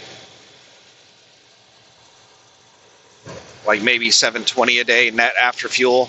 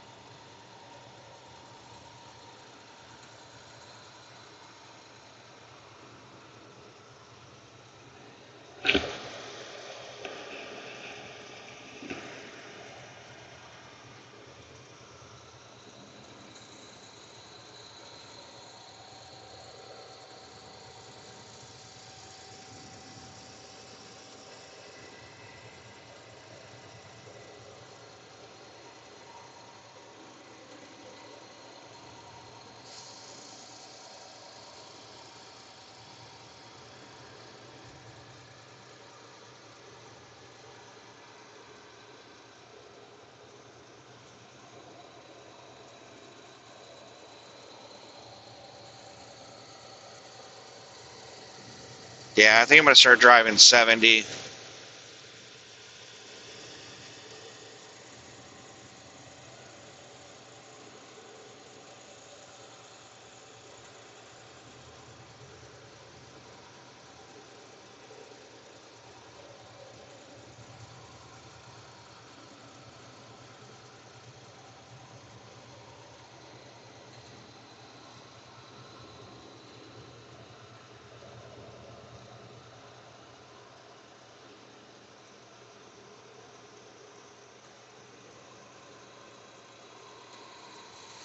I should be able to fairly easily do 3,600 miles a week, setting the cruise at 70.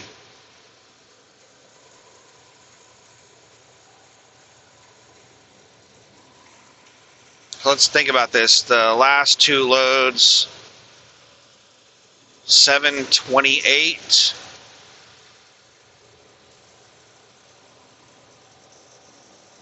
And then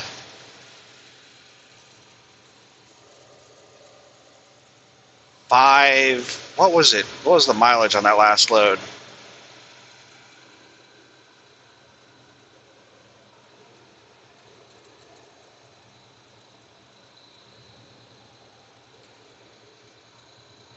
I think it was only like 520 miles, Texarkana to Morrison, Tennessee.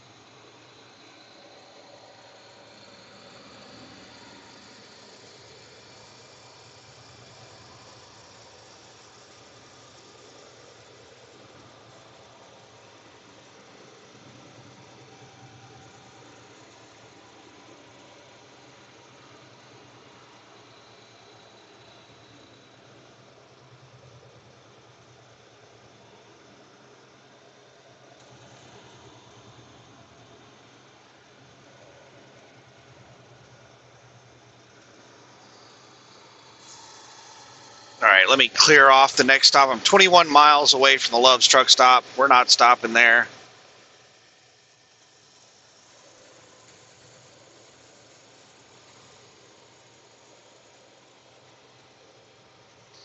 Now we're 134 miles away from Tokai Carbon. 33 miles away from Interstate 12.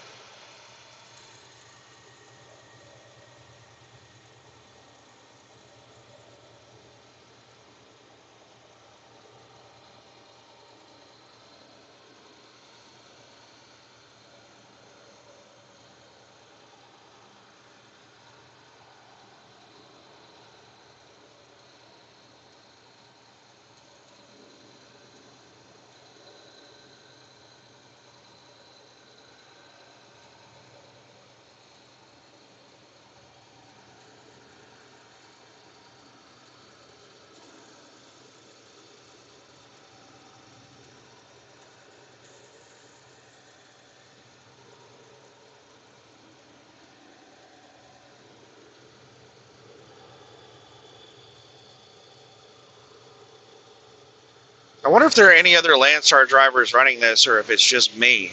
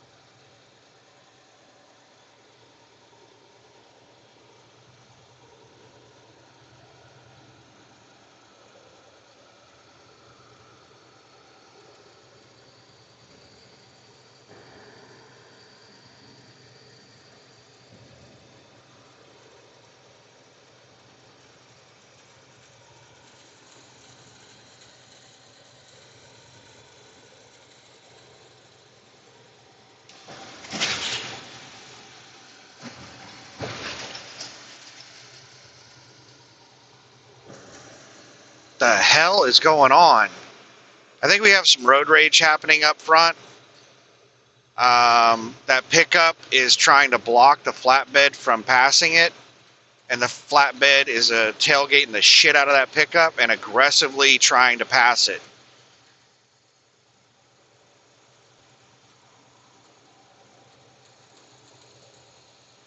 So let's maintain our distance and keep a really close eye on them, because if they get into an accident, I don't want to be caught up in their shit. All right, the flatbed's going back over to the right lane. Let's see what the SUV does.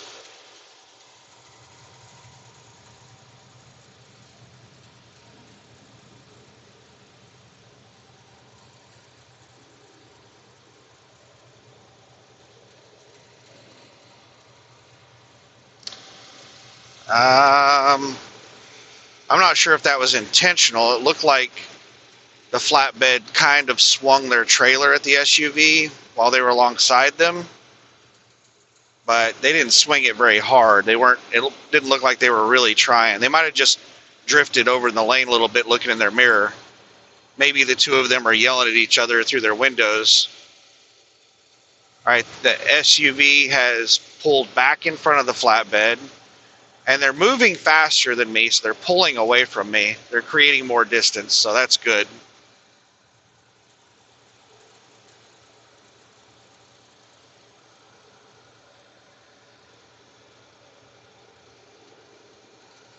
I don't know what started this. I don't know how long it's been going on. But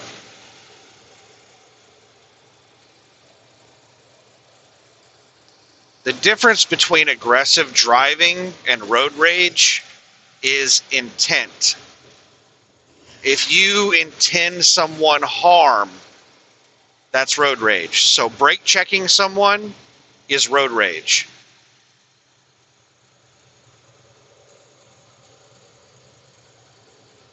Like cutting somebody off is aggressive driving. That's not road rage. But if you like try to run somebody off the road, like you cut them off and try to force them out of the lane, that's road rage. But just cutting them off is not road rage. That's aggressive driving. There has to be an intent to cause harm to person or property. And the brake check that I saw from the SUV, that was road rage. Getting right up on the truck's front bumper and then brake checking them.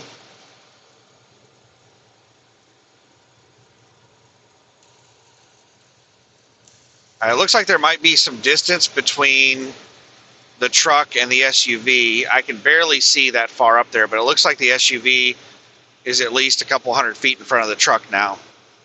So maybe this incident is over.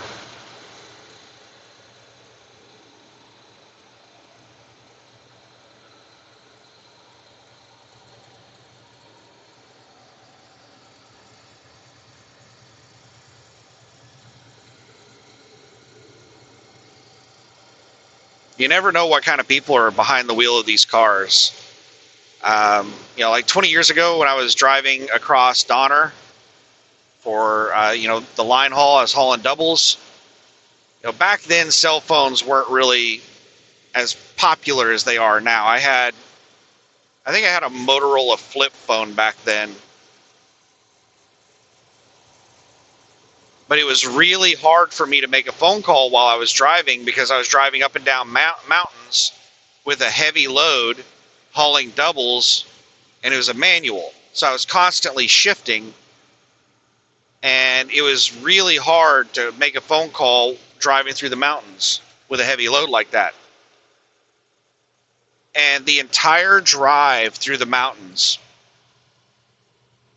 it's like 100 miles of mountain driving. The entire drive through the mountains, I had somebody that kept cutting me off and brake checking me. Like every time I would go down the mountain, I would pass the person.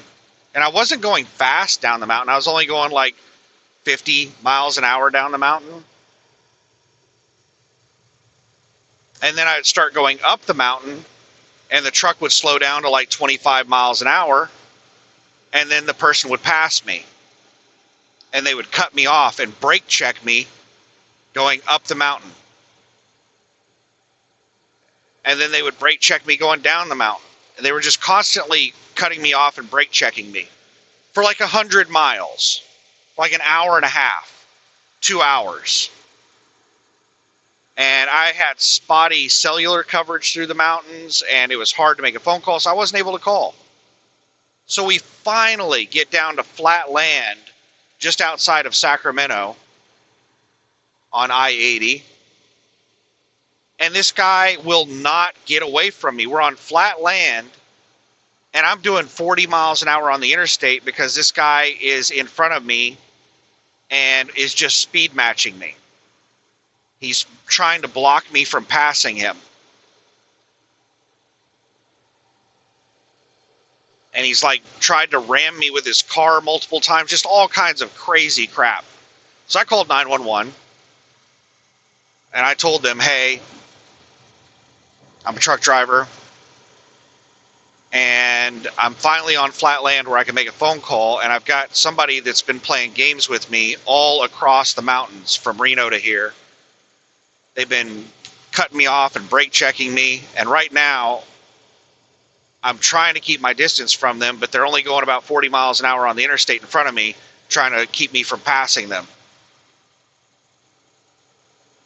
And I told them where I was at, explained what kind of truck I was driving, explained what the car looked like, and within a minute or two, California Highway Patrol comes flying by me doing like 100 plus miles an hour. And the car in front of me, the car was a couple 100 feet in front of me, and I'm doing like 35, 40 miles an hour. The car sees the cop and jumps across like 3 lanes to take an exit, and the cop jumped across like 5 lanes to take the exit with him and lit him up on the off ramp.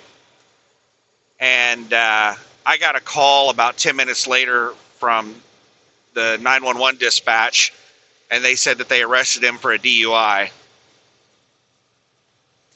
They said he was extremely intoxicated.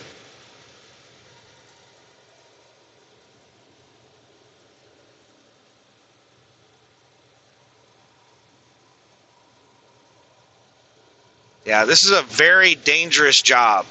There are a lot of really, really bad drivers on the road. People with mental health issues, people with, drug and alcohol abuse problems. You run across a lot of strange people out here. Oh, that's a nice little mom and pop truck stop. We got a mechanic working on a Swift. So that's a good truck stop to know of right there. 22 miles from the 12 junction, there was a brand new mom and pop truck stop that had several truck parking spots. There were only a few trucks parked there. So that's good to know for the future if they have me running this route back and forth.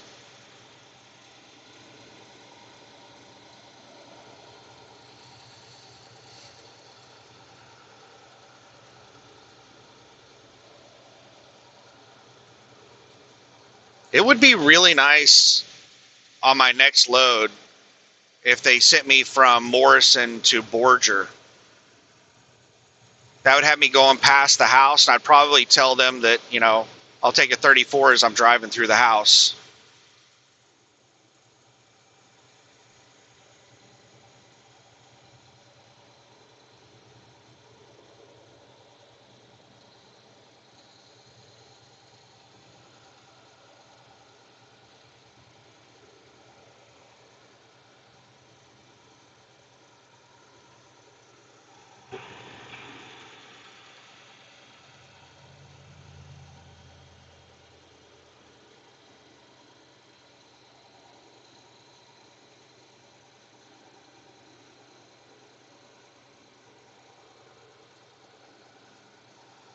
Ooh, this is really flat land. Let's see what the fuel data says. 10 miles per gallon. It's down to 9. It's constantly moving because it's not completely flat.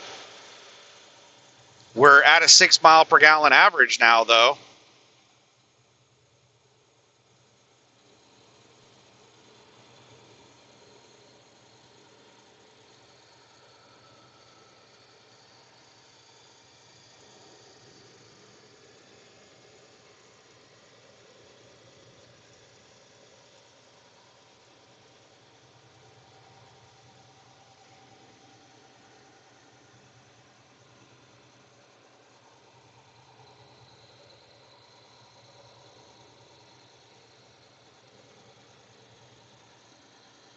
$7.15 and it's already starting to get dark. That doesn't seem right. We should be getting close to the longest day of the year.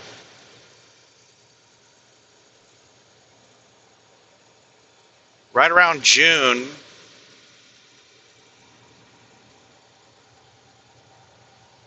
Just a couple weeks from now, we should be hitting the longest day of the year. And it should be getting dark at like 9 p.m.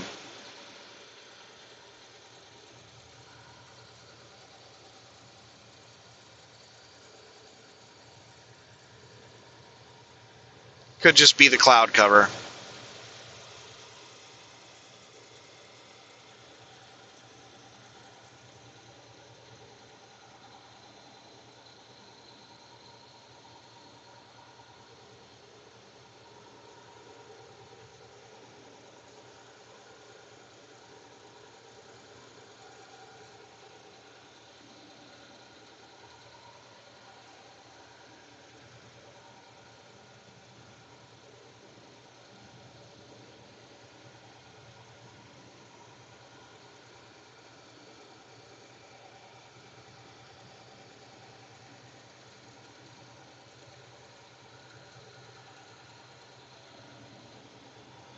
What in the hell? Is it like everybody in town getting on the interstate? Just a line of like 8 cars in this small town we're driving past, all getting on the interstate.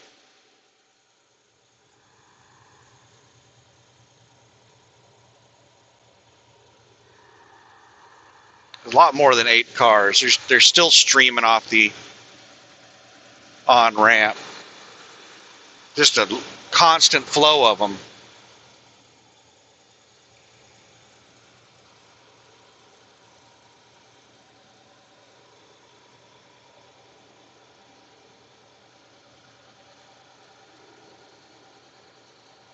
Still got 17 miles to I-12. This is how traffic builds up as you get closer and closer to major cities. It's just tons and tons of on-ramp traffic.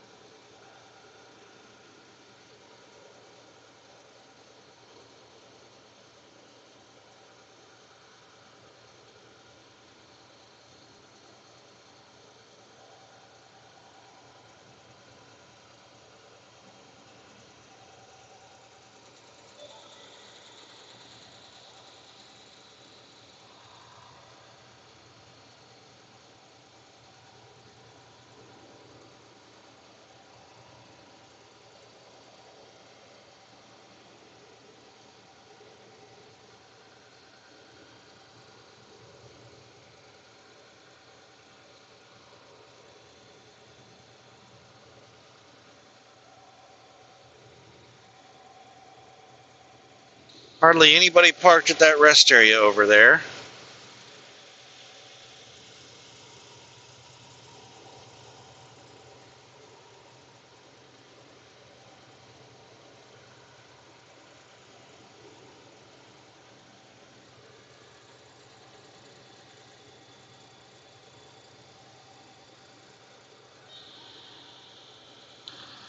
Way station DriveWise says pull in unless closed.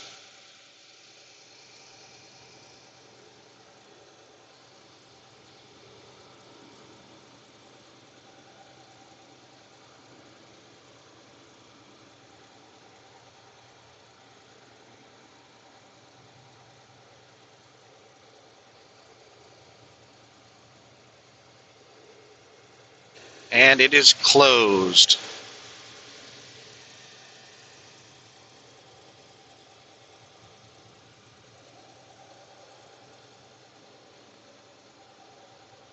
And here's the Loves that I was thinking about stopping at.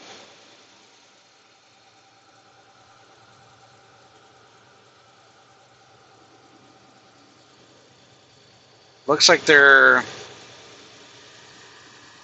might be parking at the way station. Hard to tell.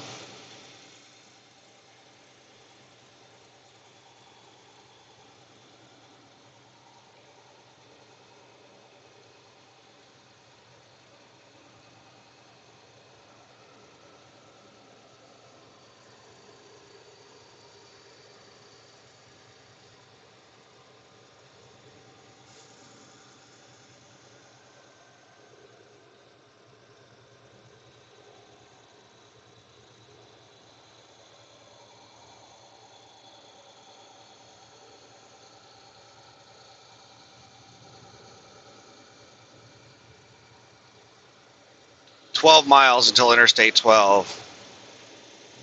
Interstate 12 is likely going to be extremely busy.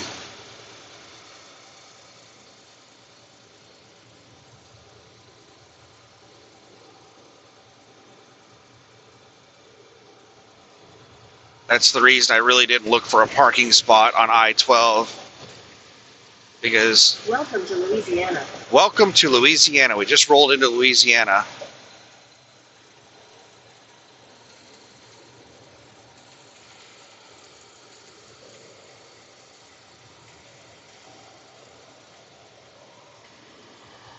I expect all of the truck parking areas along I-12 to be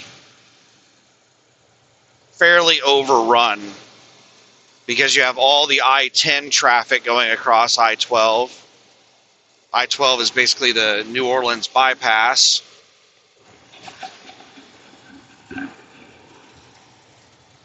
So you have all the I-10 traffic, all of the I-59 traffic. Oh my goodness, damn. As soon as we crossed in Louisiana, this road went to shit.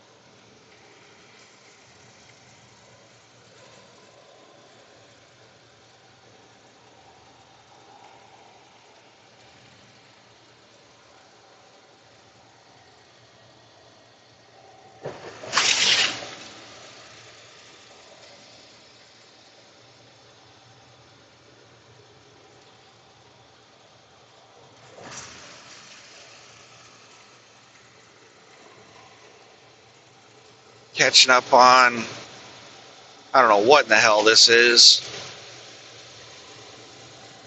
I think it's a used car dealer hauling a bunch of cars. Four-wheeler just popped out from behind me, going for the pass.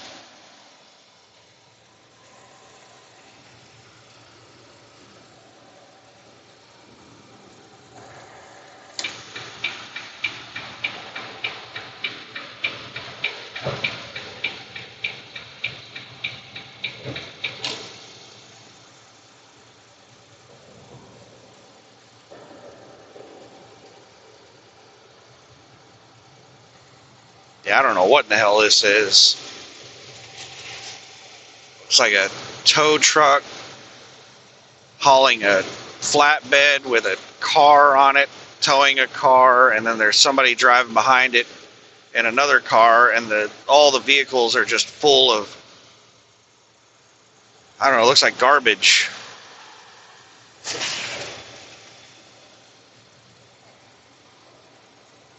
And is this contraption traveling with them? I think it is. I think this thing in front of me is part of this convoy.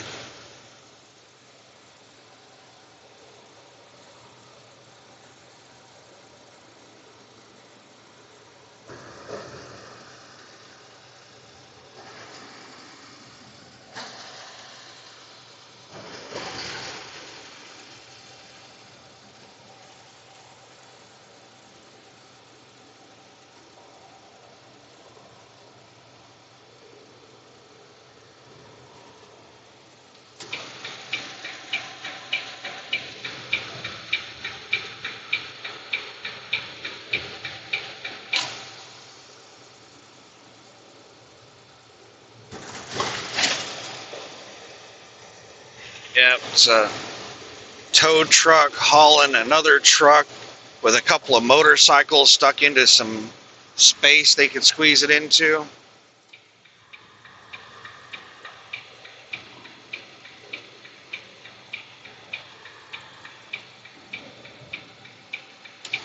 Honey Island swamp in half a mile.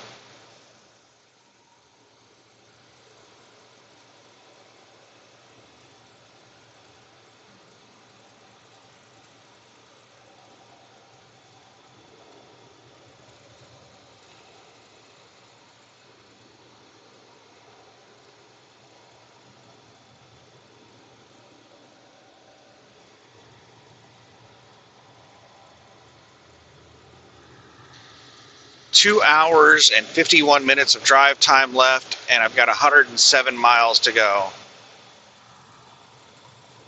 So I should have about an hour and 4 minutes of extra time whenever I get there.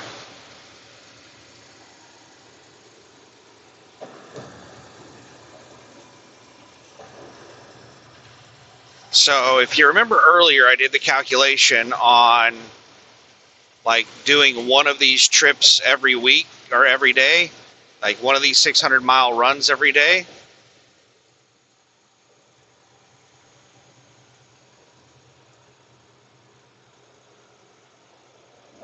And I was calculating on 12-hour drive shifts. And it looks like I'm going to get there an hour with an hour of extra drive time. So I'm going to be shaving off an hour, and that's going 65. If I'm traveling at 70, that's shaving off like another hour. Almost an hour.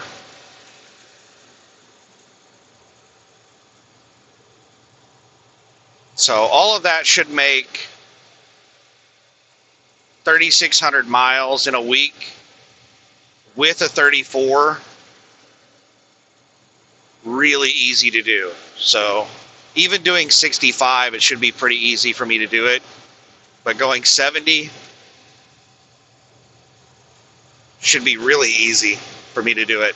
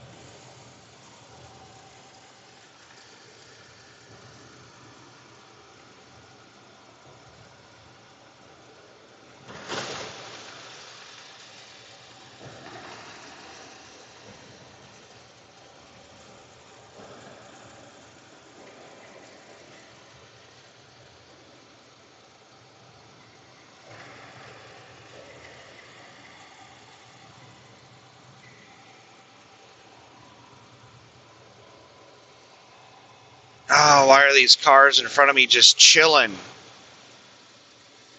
We need somebody to fly past them really fast to get them up to speed.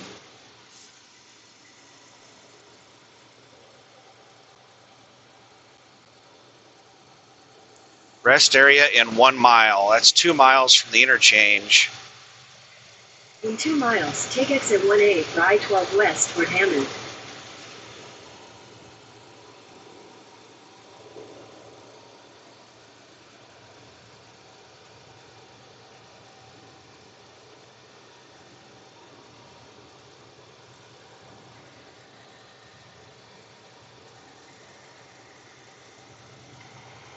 See how busy this rest area is.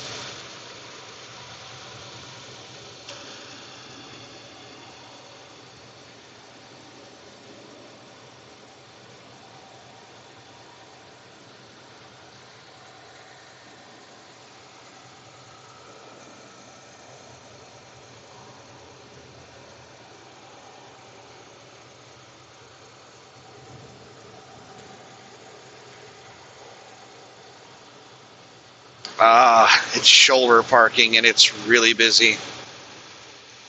It is full. Got people parked in places they're not supposed to park. Right next to the big sign that says no parking.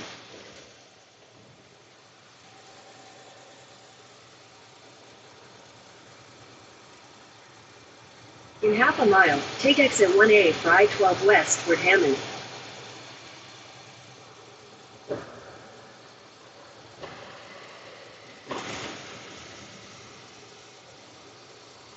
All right, fun times are about over with. I hope I'm wrong about how much traffic there's going to be.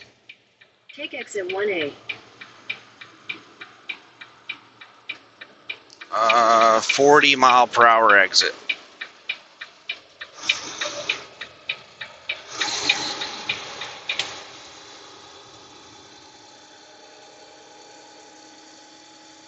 Ooh.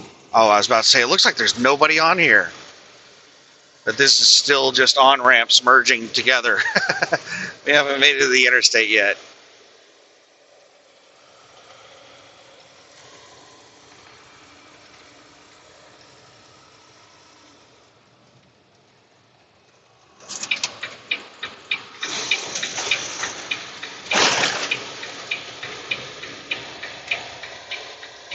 Oh, traffic actually looks fairly light. It is Sunday evening. This is a pretty low traffic time.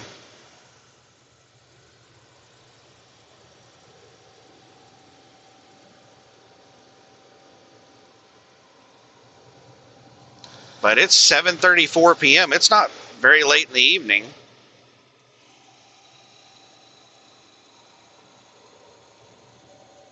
Traffic's not too bad. 84 miles until I get off the interstate. 100 miles to go.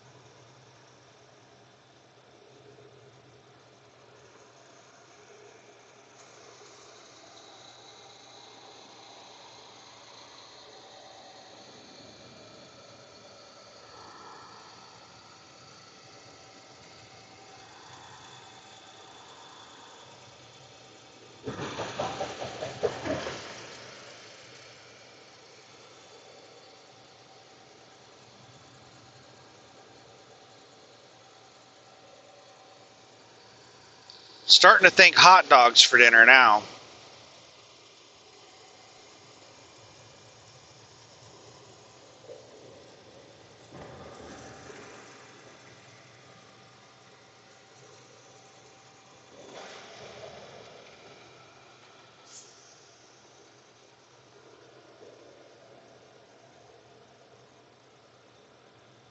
You know what? I'm going to have nachos for dinner. I know that there's like absolutely zero nutritional value in nachos. So maybe I'll have one corn dog to go with my nachos. Yeah, I think I'm going to have nachos for dinner. So I don't feel like busting out my computer. So I think I'll just watch YouTube videos on my phone. Is this lane going exit only? It is. It is. I hope we get a third lane back because traffic is pretty light here with 3 lanes, but you take this down to 2 lanes and this is going to be some thick traffic.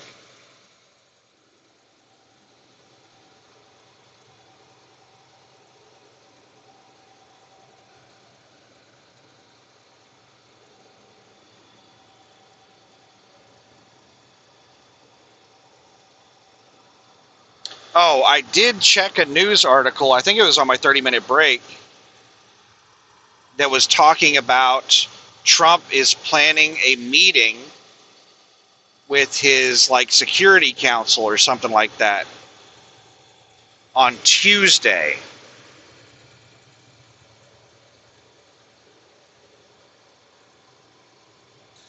So that is making people think that the attack on Iran is going to be after Tuesday. But it could be a deception. Maybe the attack is going to happen on Monday, and they're just trying to lull them into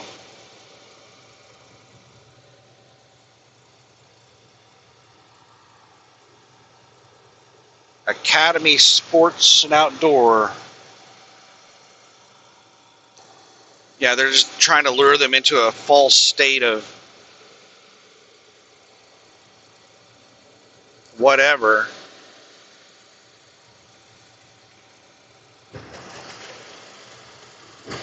Ugh.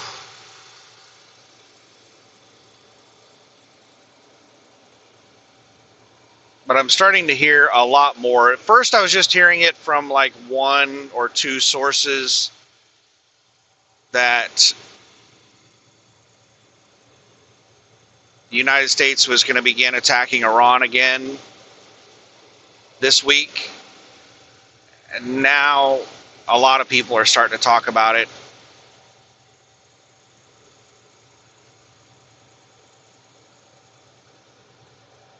But I don't think anybody has any sources. I think it's just like they're just parroting what they've heard, and it's starting to make its rounds through the rumor mill.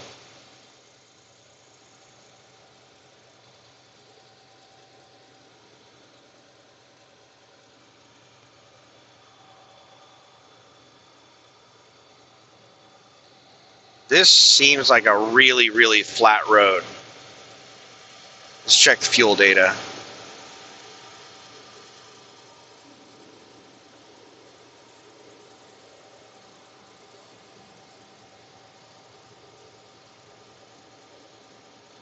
It's bouncing between 8 and 9 miles per gallon.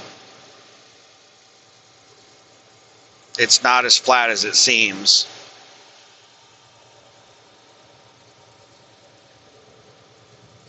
But it's not just the road, it's also wind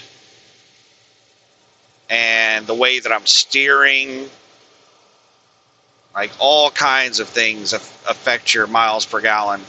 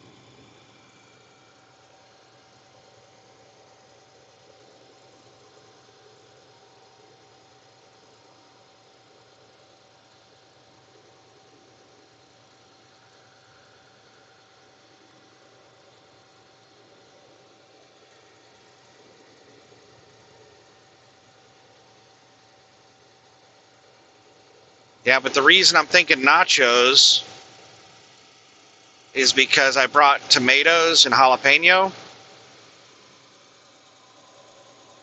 and they're not going to last very long. So if I don't use them to make nachos, then they're going to go bad, and I'm going to have to throw them in the trash. So Might as well make some nachos.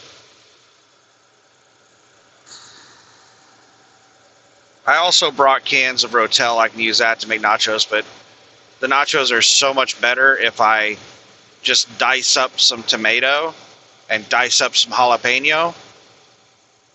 Throw that in with some cheese, a little bit of milk. Oh my goodness.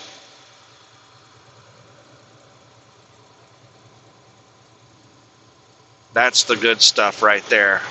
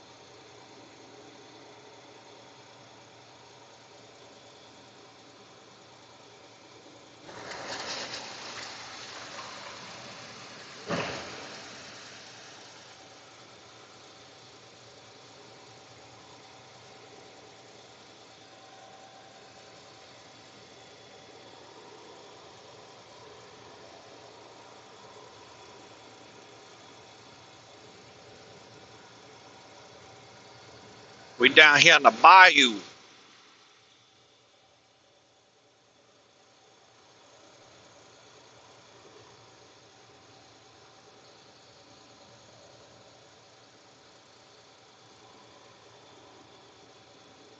Man, this is so pretty. I really like, driving through these areas that have all these big trees next to the road. I'm used to driving in areas where it's just wide open nothingness.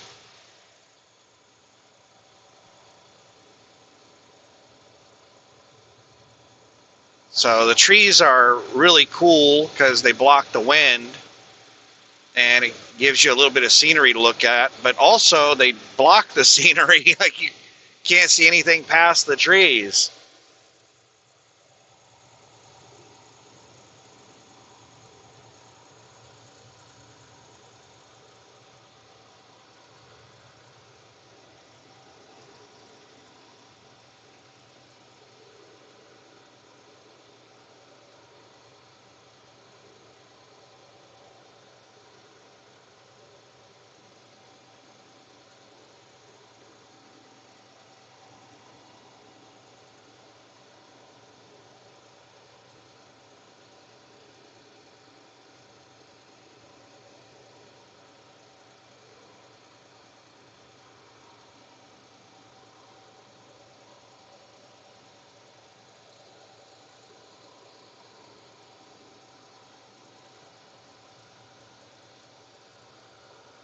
Down here with the Cajuns,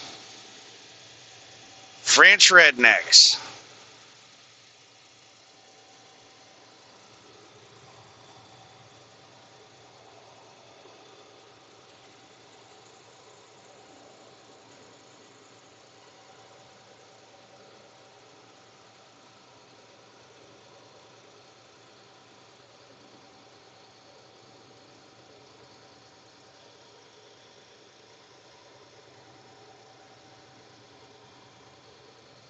I am still not tired at all.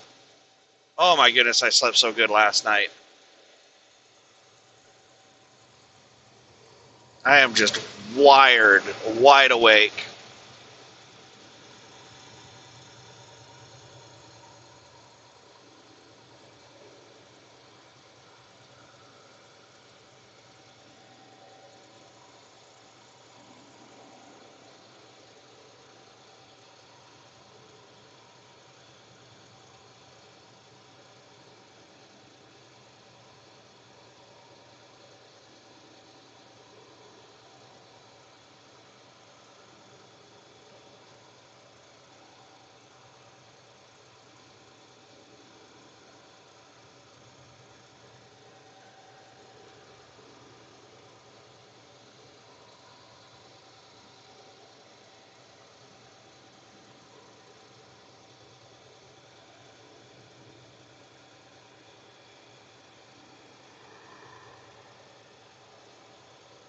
Traffic is a lot lighter than I expected, but it is Sunday evening.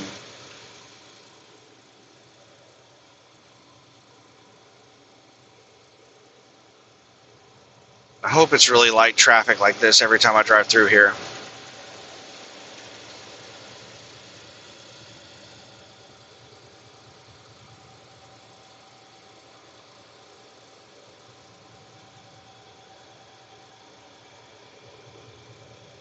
What is that over there? Oh, that's a Love's? It is an enormous... Yep, it's a Love's. It's got a pretty damn big parking lot for a Love's. There's still some open spots. It's really full, but there are some open spots.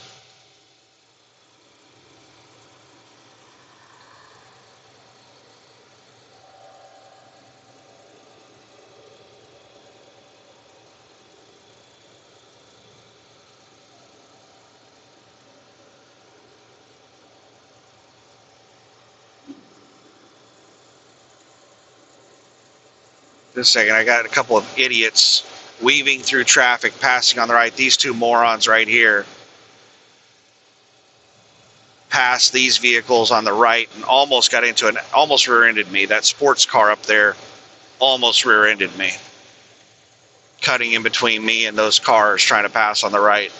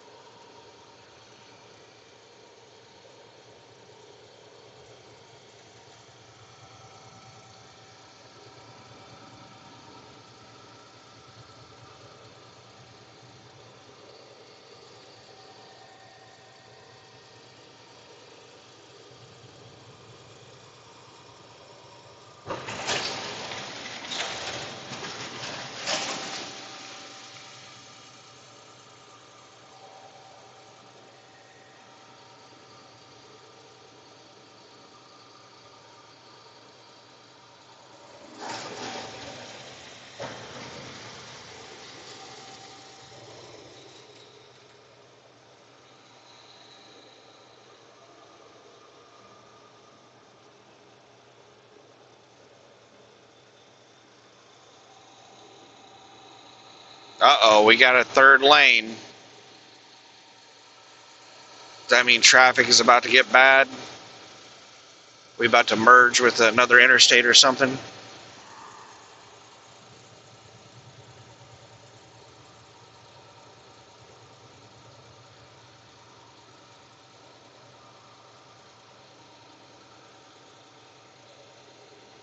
I'm hesitant to get over there because I don't know if it's going to continue.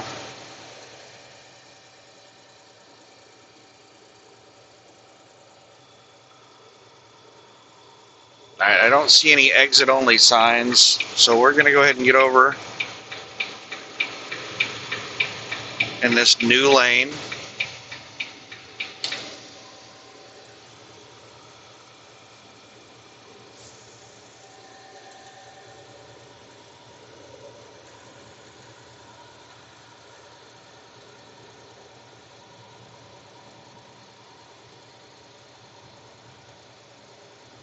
Why did the truck in front of me get out of the right lane?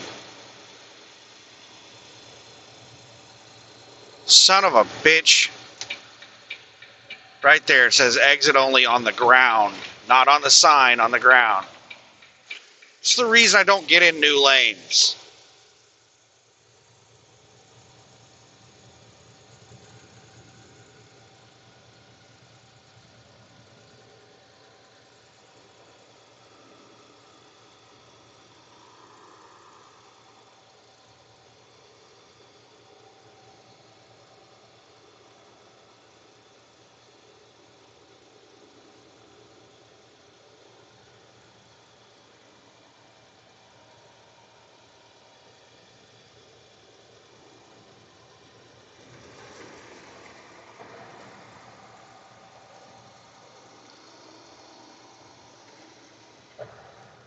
That's a nice bridge. Pretty decent. And it did not go exit only.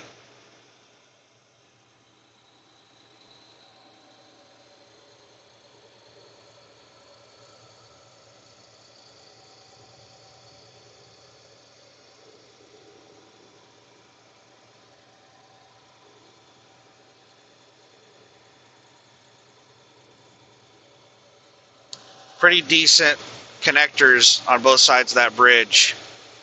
Not like perfectly smooth, but not like a speed bump either. That reminds me of a YouTube short that popped up into my when I was scrolling through YouTube shorts. Oh, traffic just picked up a lot. There's a whole bunch of cars over to my right.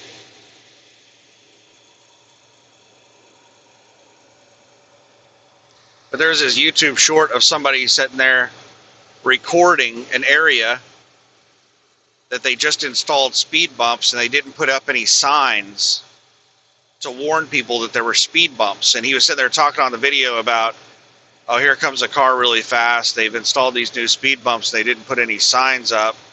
And then you see this sports car just ramp off of the speed bump and then crash back down and bounce around. It was pretty bad.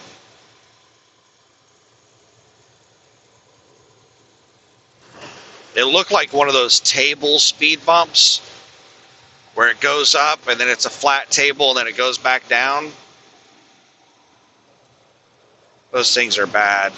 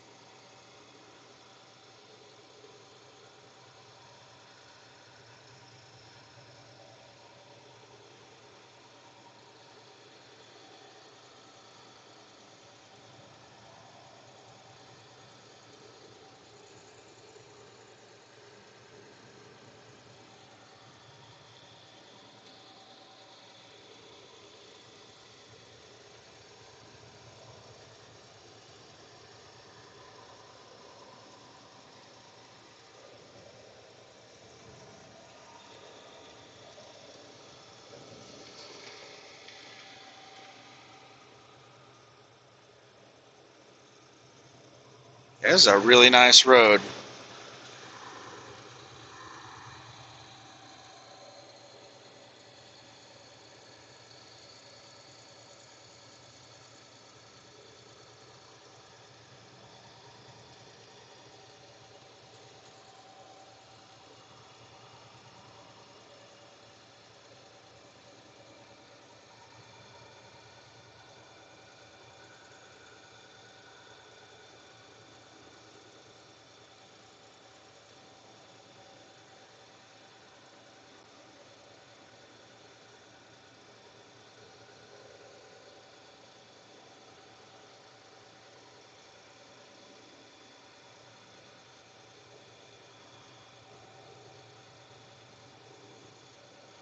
Oh, we're losing our lane. This time I think it's happening for real. We've got a sign on the road and a sign on a sign that says exit only. Couple of signs that say exit only.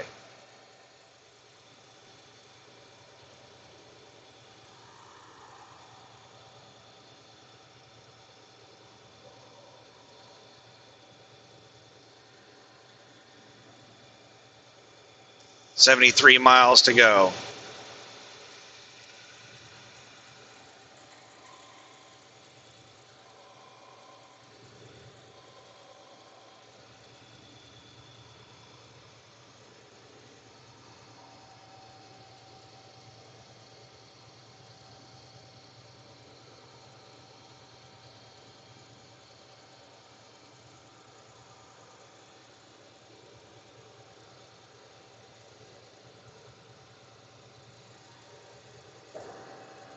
Yeah, as long as they have me running empty half the time, that's going to make me happy. Running loaded all the time, that is going to crush my miles per gallon. I was getting like just barely over 5 miles per gallon average running loaded.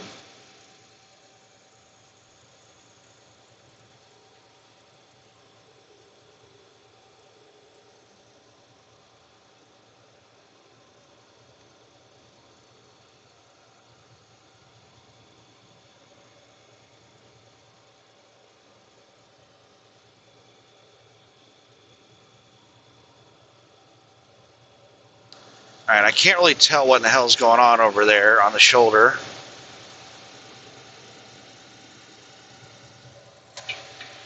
I have plenty of room to move over, so I'm just going to move over. There's somebody just opened up the door and got out of that car.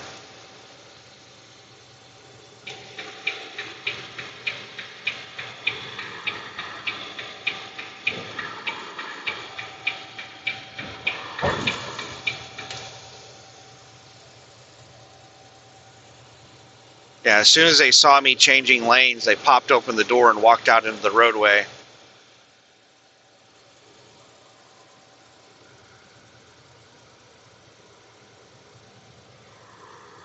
But you almost couldn't see the car that was right on the fog line. You could only see the lights from the pickup that was parked in the grass to the right of it.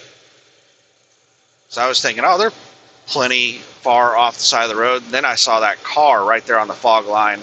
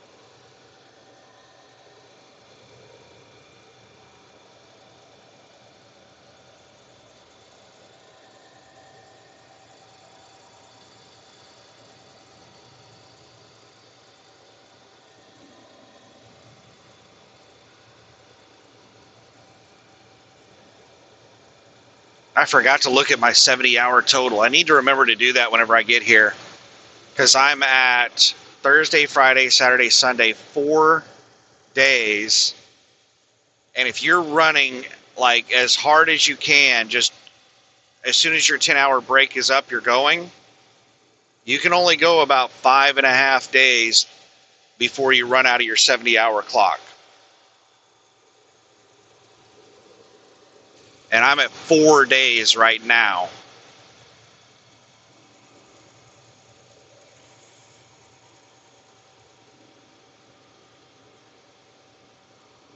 So I should be able to deliver the load to Morrison, Tennessee.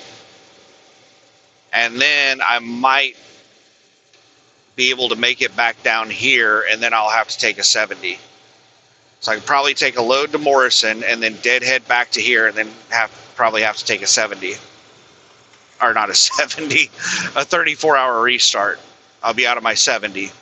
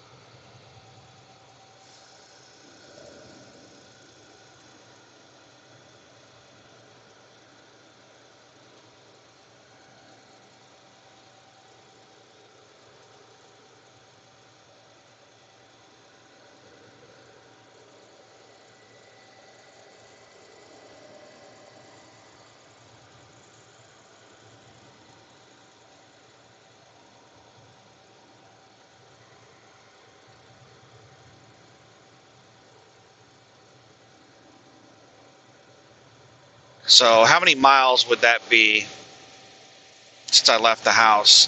Ugh. Ugh. So it's around 1,300 miles for the first 2 loads.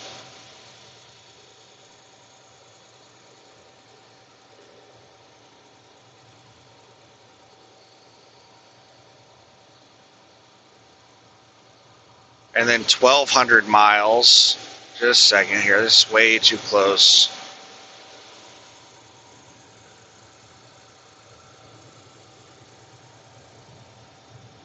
So the first load paid like 728 miles. But then I drove 90 miles to get to Lawton. So it was like closer to like 820 miles on the first load. Second load, I think it was only like 520 miles on the second load. That's like 1,340. And then 600 and 600, that's 1,200.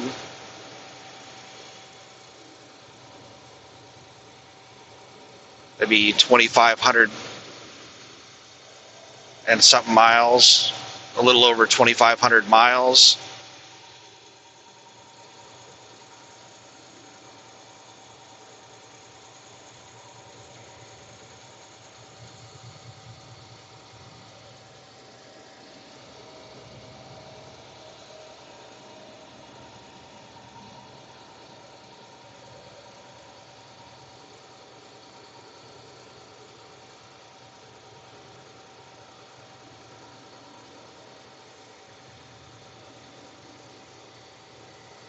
And that'll put me back in Morrison. Wait, let me see here. Thursday, Friday, Saturday, Sunday. Tomorrow will be day 4. And I'll be in Morrison. Day 5, I will be back in Addis. And then day 5.5, I should be back in Morrison. So 2,500, and then I should be able to do one more load, or close to one more load. And that would put me at 3,700 miles for the week.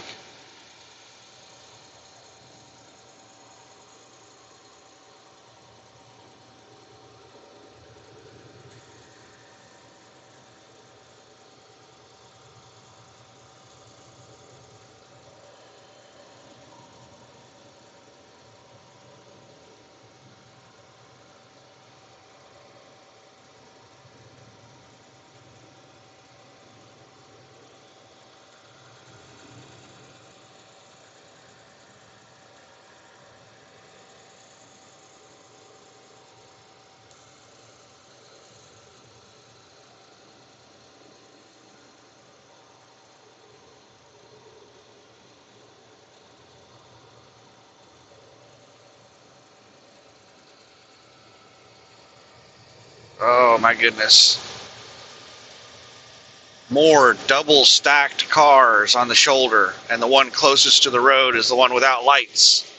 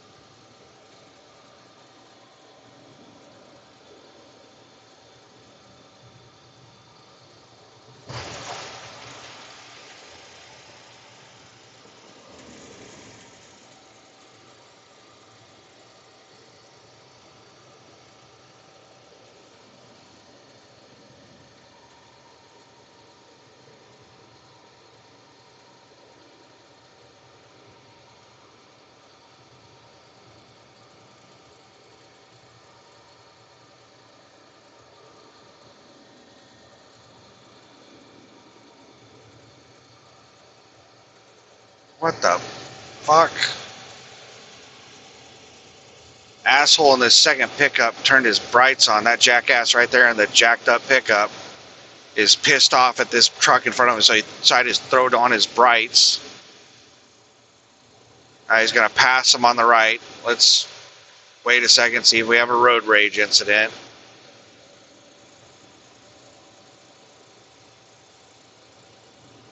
Cut him off.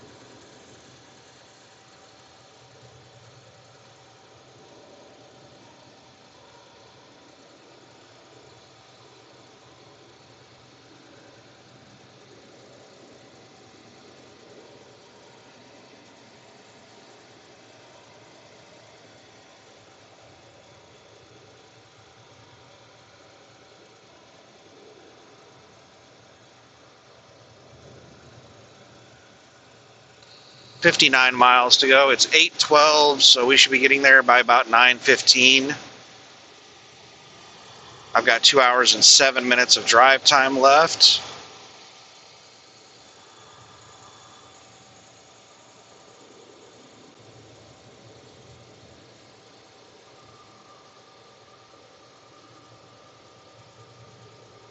What in the hell is going on with this pickup?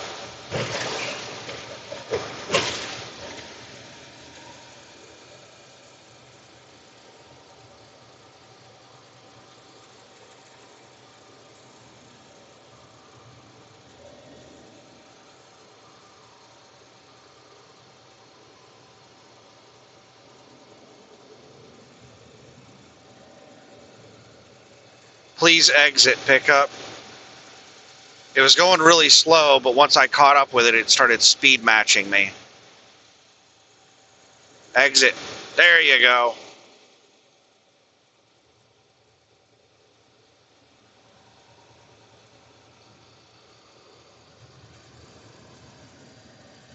I suspect that that is an inebriated driver.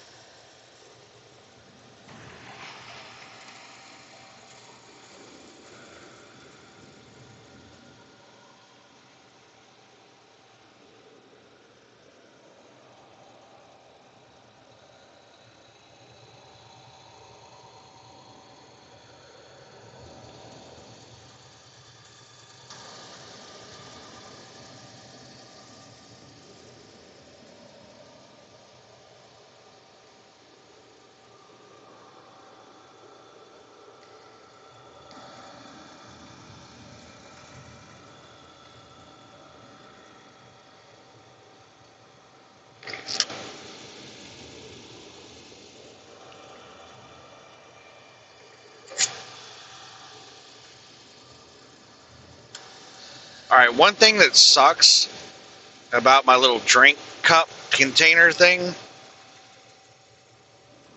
Second here. It looks like I'm catching up with a slow truck. Is this? I think it looks like somebody's bobtail. Ugh.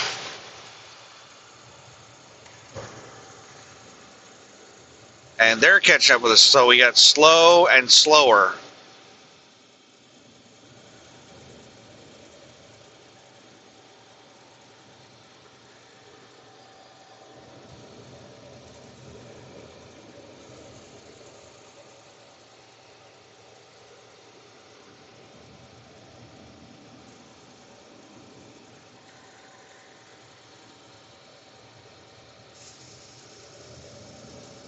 Well, the bobtail is now going fast.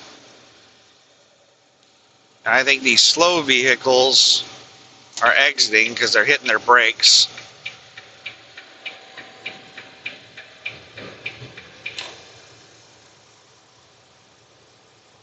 The pickup is exiting. This thing is not.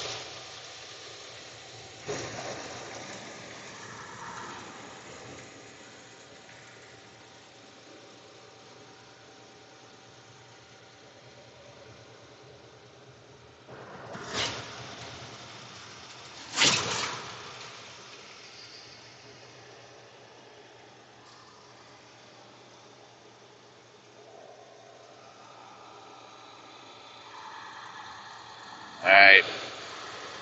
Four-wheelers behind me are freaking out because I'm not moving over, but somebody merged on.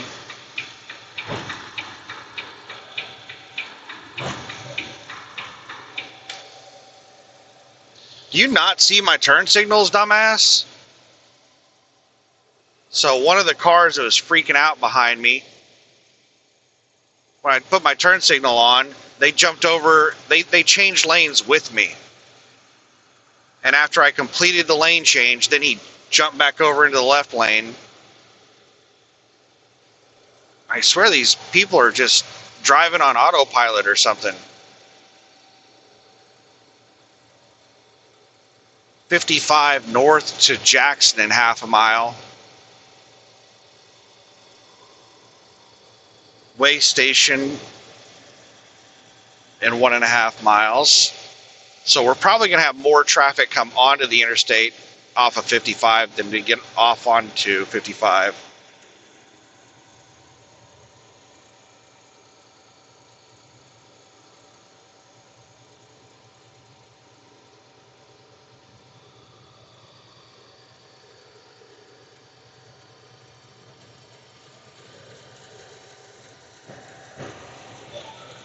Oh yeah, that's how I do it. That's what I do. I just pull out in front of semi trucks doing 30 miles an hour.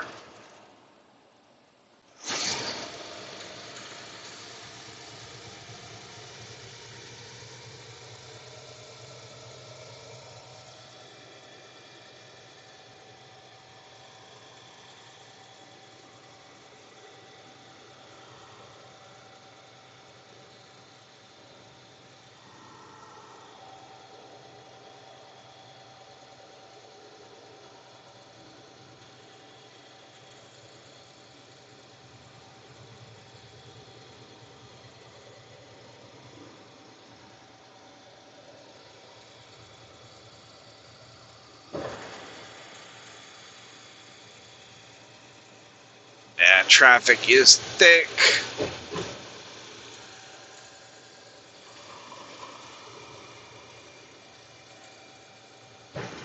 Looks like the way station is closed.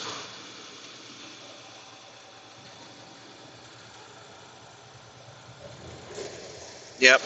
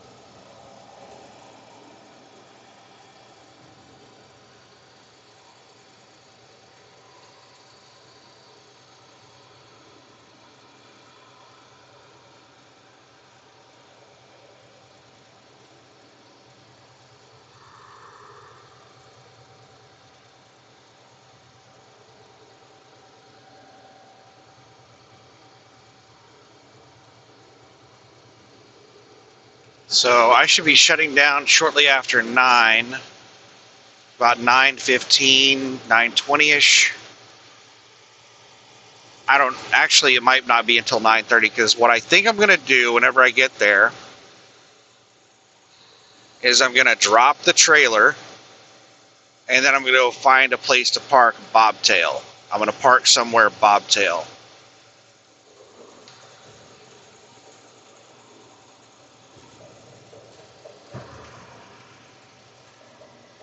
So it's going to take me a few minutes to drop the trailer, and it's going to take me a few minutes to find a spot to park bobtail.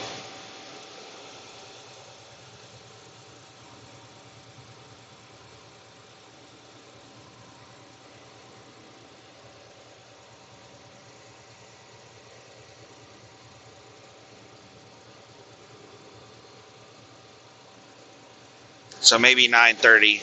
That means that I can start driving again at 7:30, and that's about the earliest that they might be getting my new freight bill to me to tell me what my load is.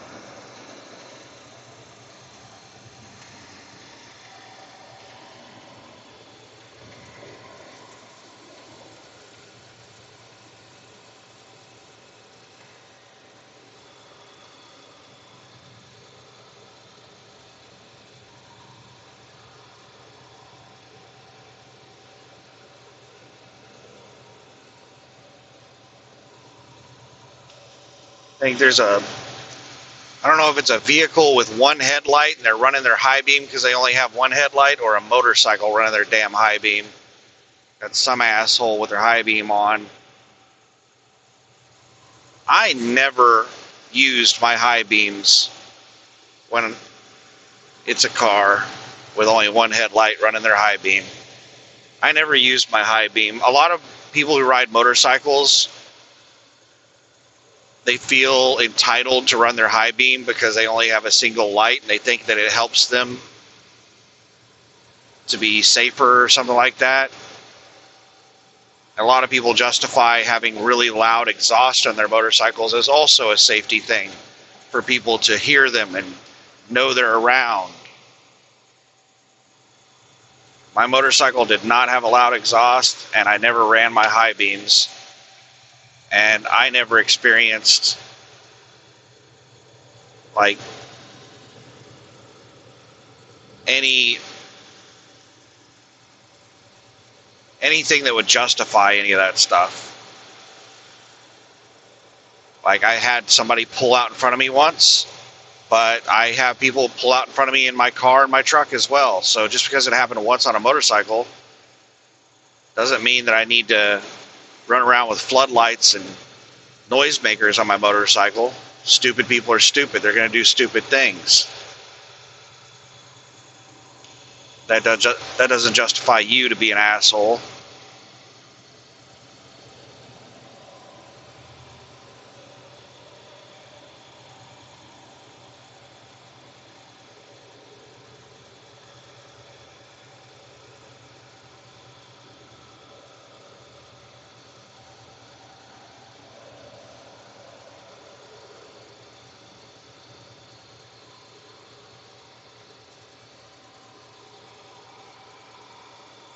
What I found was that when I was on my motorcycle, a lot of people were protective of me.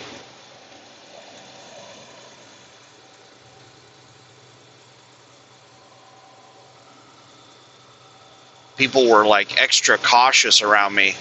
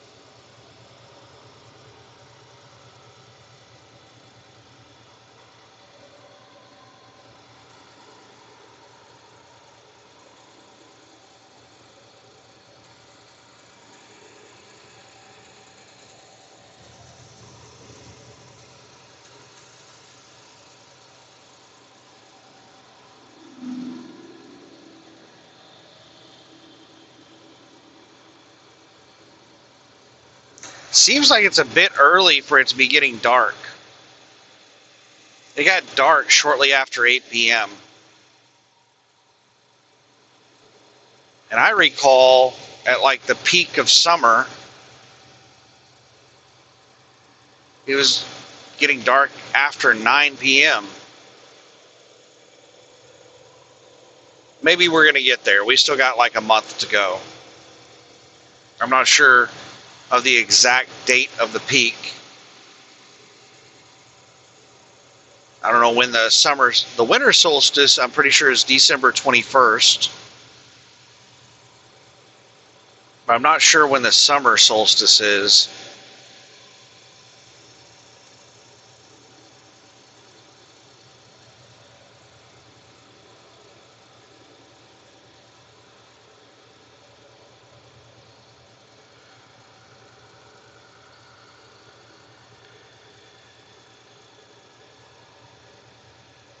I think it's sometime in early June.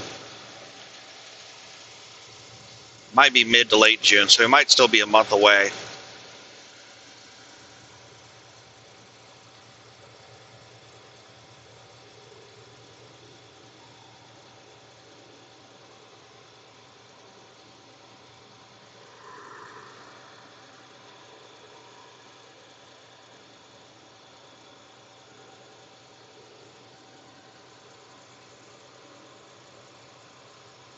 This is some straight road and fairly flat.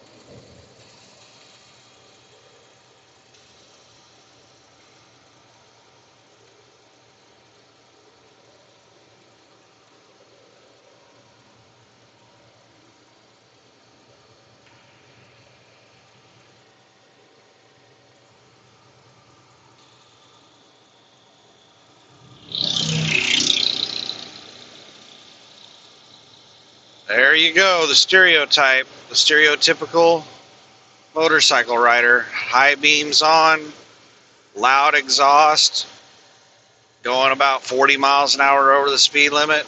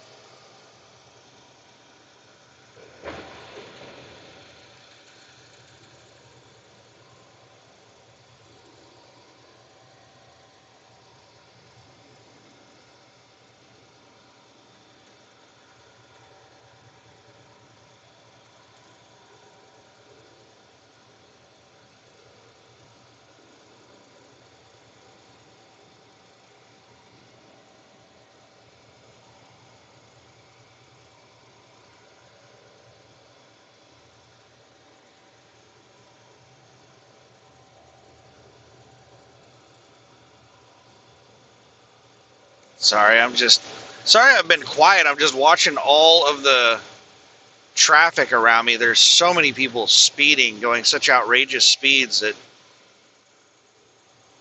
I have somebody fly by me doing 100 plus miles an hour, and then about the time I settle back down and I start to think about something to talk about, then somebody else flies by me going like, 20, 30 miles an hour over the speed limit.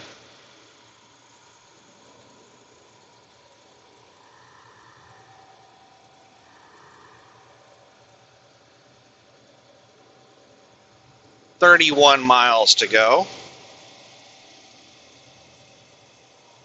Creeping along, we're getting there.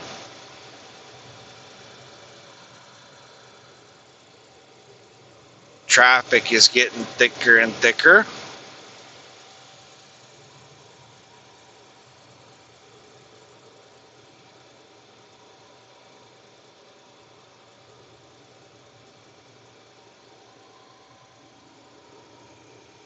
All right, I'm catching up with some slow four-wheelers, and there is a line of cars in the center lane passing me, so I'm just going to have to hit my brakes because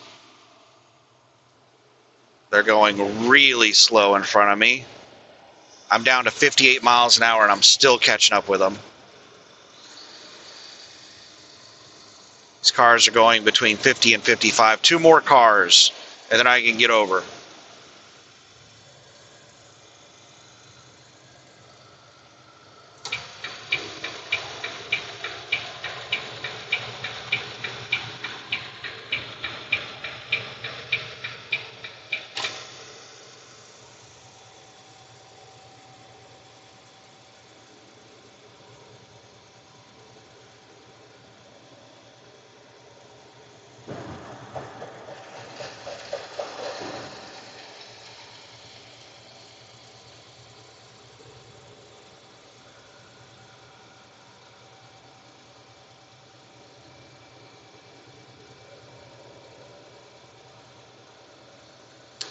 Yeah, I think this person right here to the right of me is drunk.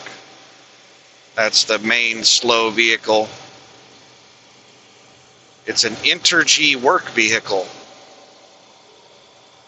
They're either distracted driving or they're drunk driving.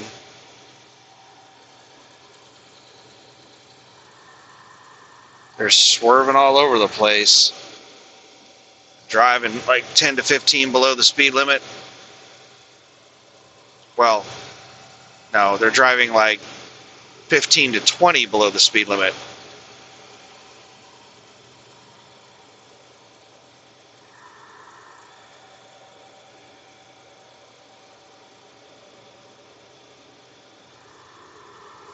All right, they all just exited right there.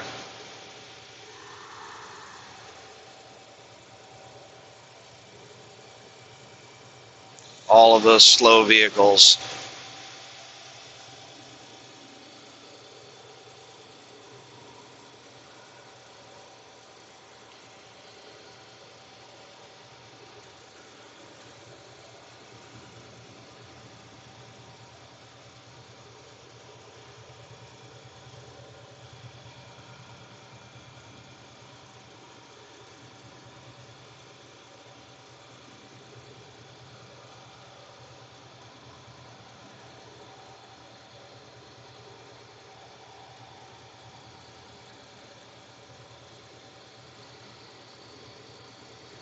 Exit 10. We've only got 10 more miles of I-12. So I've got 27 miles until I get there. So we're going to be popping onto I-10.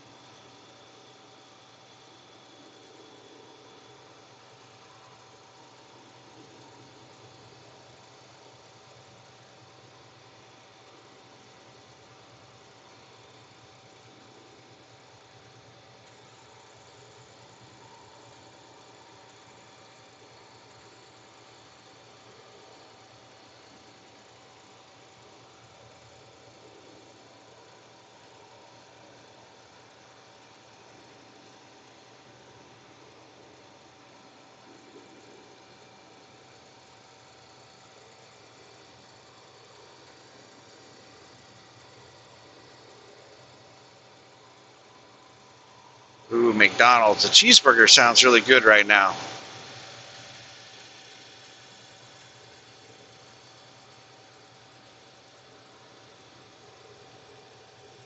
I'm about to have the next best thing, a hot dog and nachos.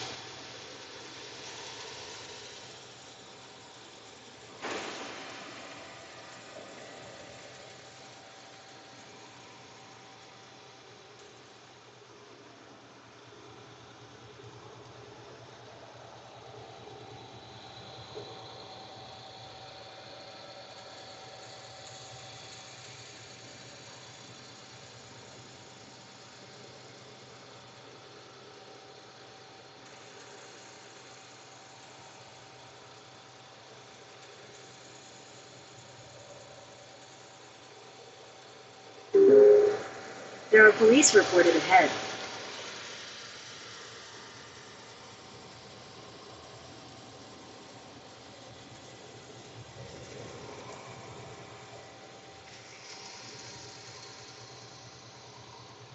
Just a second here. We got. Why would you even do that? Like, we got, what the fuck is going on? This idiot who's in front of me right now jumped over to the center lane after they passed the cop.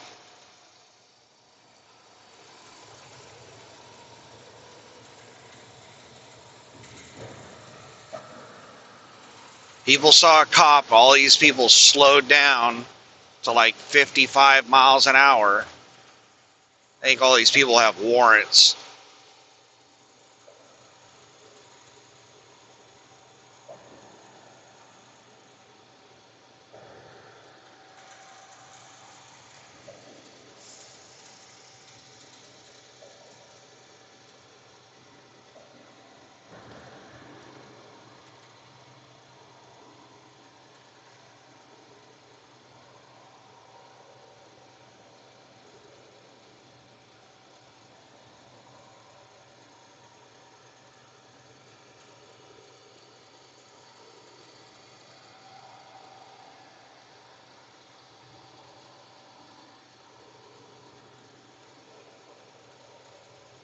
Yeah, this person, there's something wrong with this person. They freaked out when they saw the cop. They've got their turn signal on a half mile before the exit. Like, everybody's exiting. Like, there's cops out here. We got to get off the road.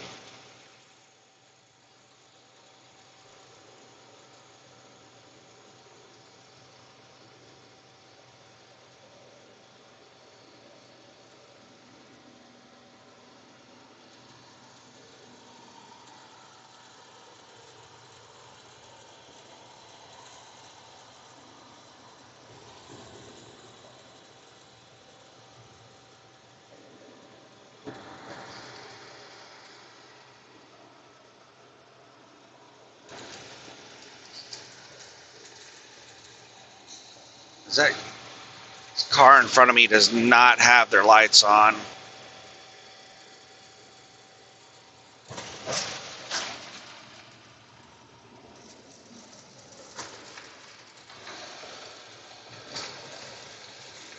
think we got an inebriated driver in front of us. They don't realize they don't have their damn lights on.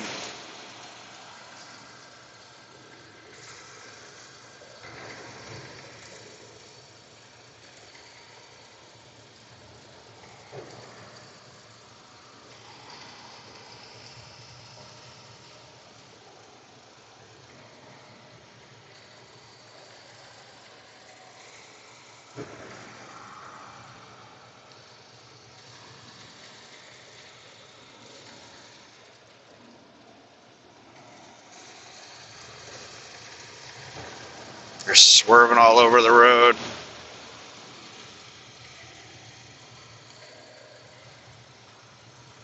I want to pass them, but I don't want to get out in that left lane.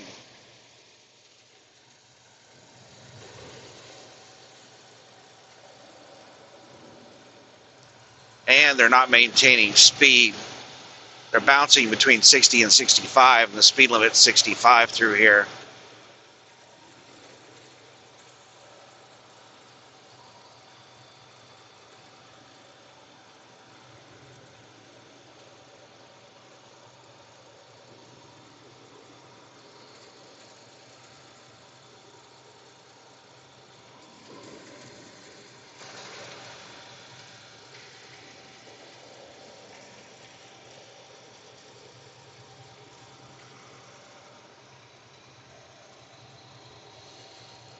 I can see a little bit of light hitting the ground from the front of their car, but it's not enough for headlights. It's like daytime running lights.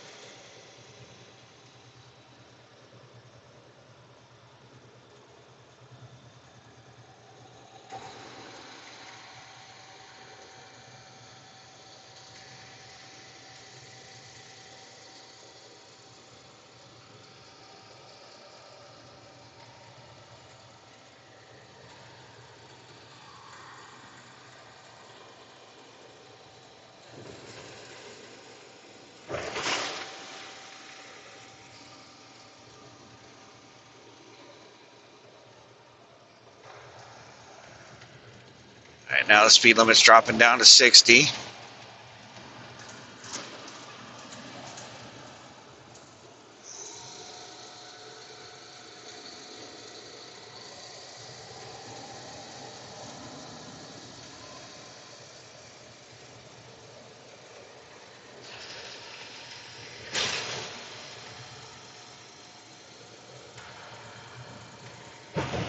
Oh man, that was rough.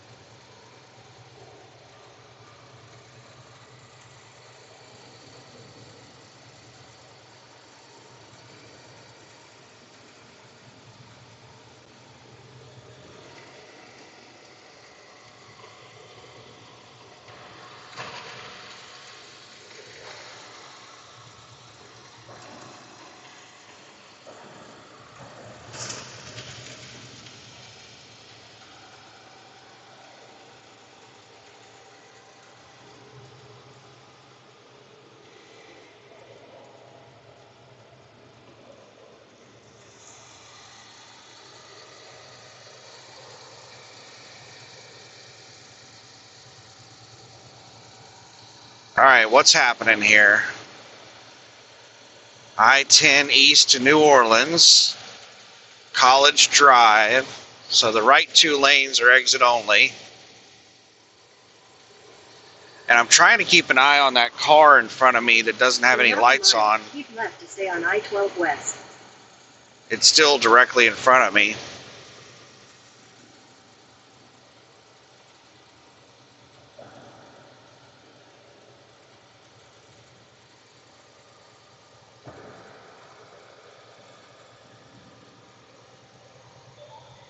Keep left to stay on I-12 West.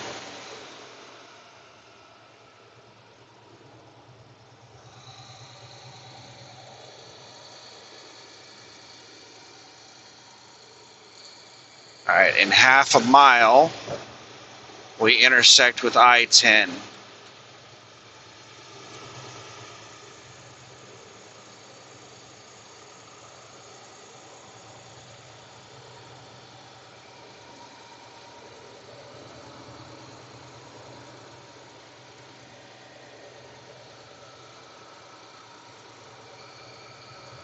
Continue on I-10 West for 4 miles.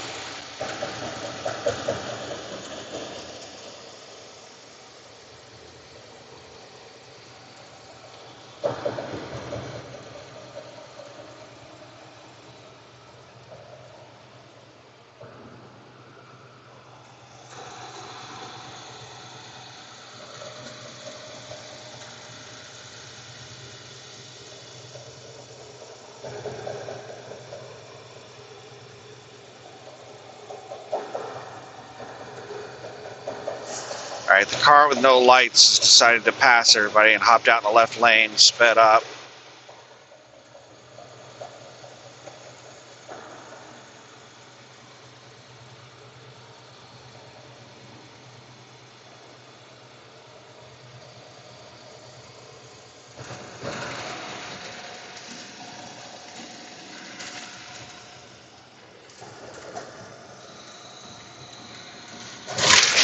Oh my goodness, man. Why can't they get bridges and roads to align?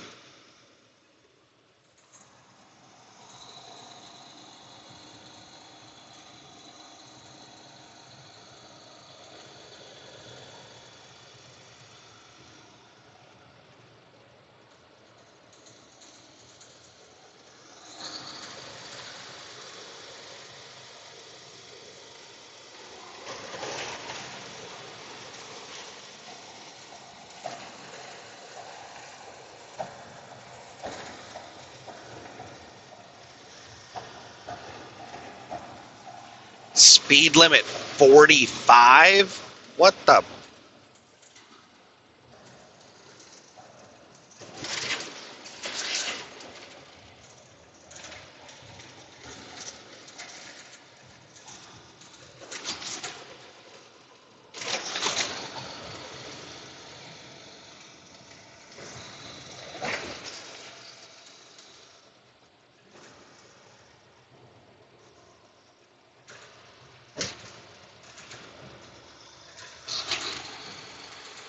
Got some super trucker flying by in the left lane with their damn brights on.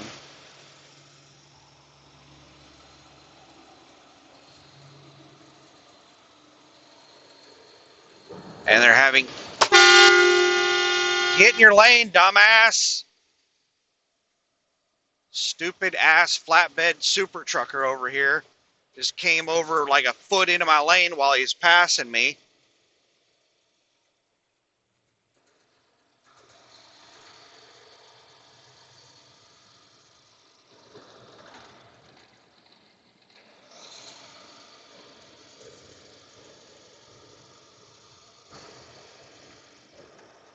Use the left 2 lanes to take your next slight left to stay on I-10 West.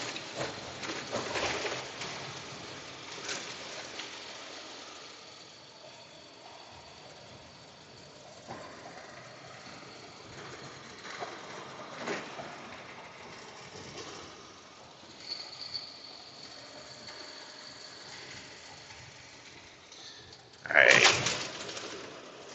Take a slight left to stay on I-10 West. 35 mile per hour exit.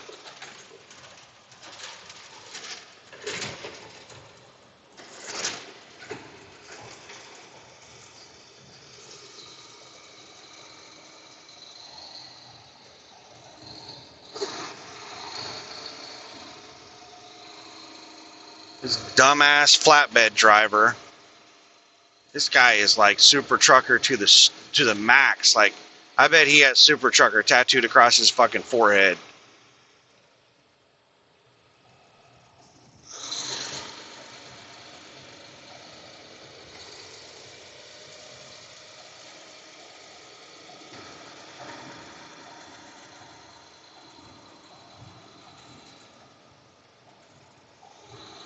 And this very quickly went from a nice, calm, relaxing drive down a very straight road to a very shitty, windy road with narrow lanes.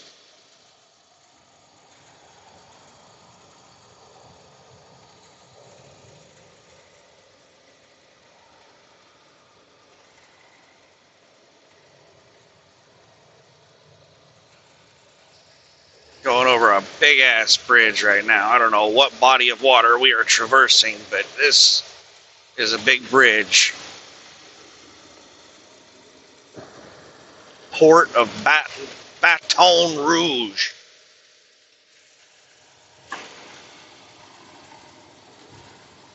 I think that might be the ocean below us. In half a mile, use the middle lane to take exit 153 for Louisiana 1 south toward Plaquemine.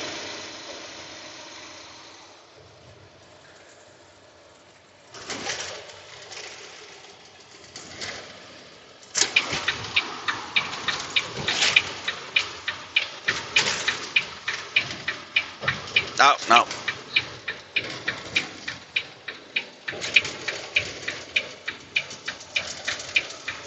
Use the middle lane to take exit 153, then keep left.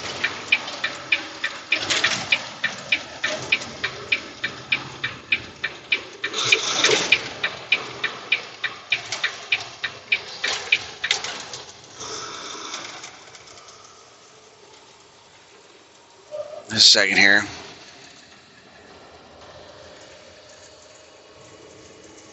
The really tight turn.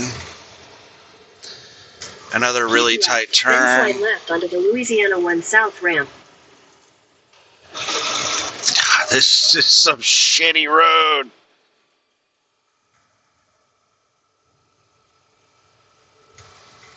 Slide left onto the Louisiana 1 south ramp. Then merge onto Louisiana 1 south.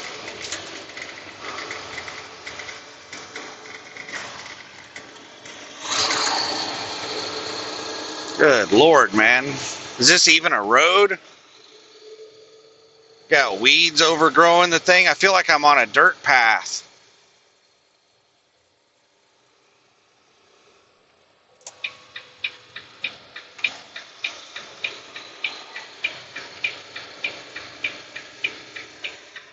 Continue on Louisiana 1 South for 8 miles. And these assholes are driving like maniacs on these roads. All these low speed limits, these locals are completely ignoring the low speed limits. All these roads are like 35, 45 mile an hour speed limits. These people are driving through here, weaving through traffic at like 70.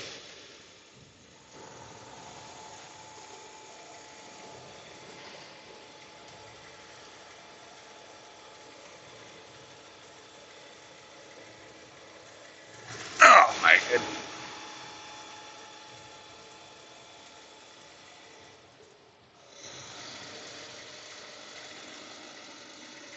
Eight and a half miles to go. Thank you for the bright lights. I really appreciate it. I could almost see the lanes, and you fixed that for me. Oh, there's another one.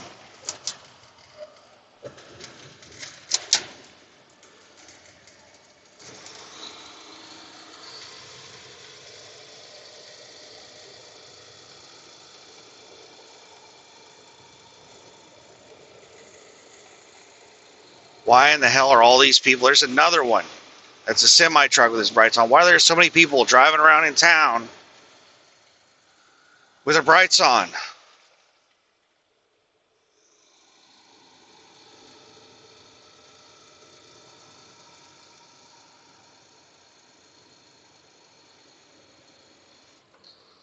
Oh, great, great, great. Just as I get up to it, turn red.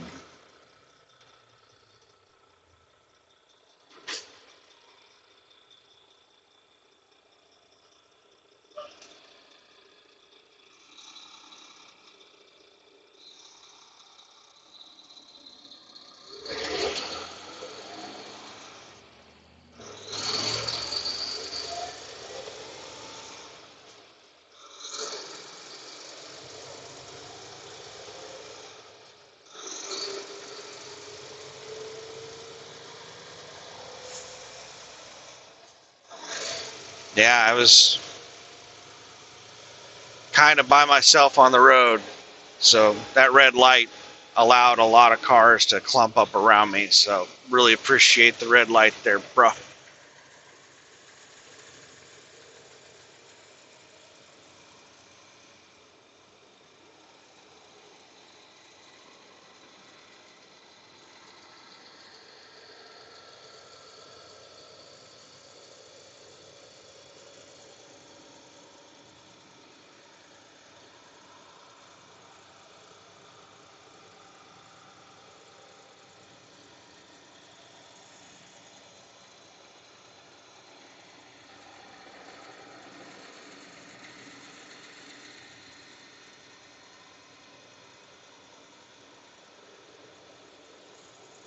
Why the hell do you sons of bitches keep cutting me off?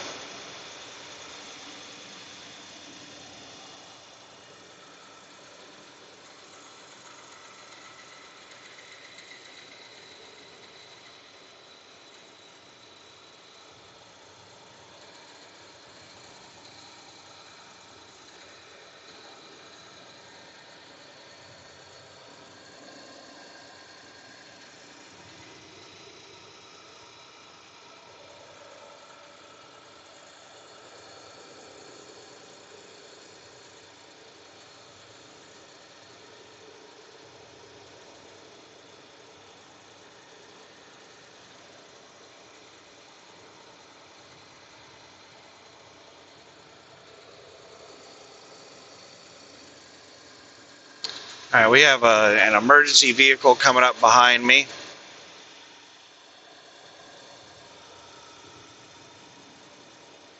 And what are these fucking retards doing?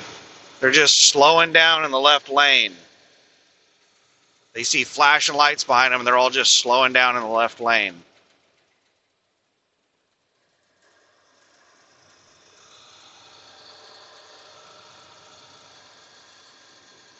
They're all just congesting. They're all just slowing down and congesting. Nobody's moving over the right lane. They're all just slowing way down. Oh my God, it's like a bunch of brainless morons.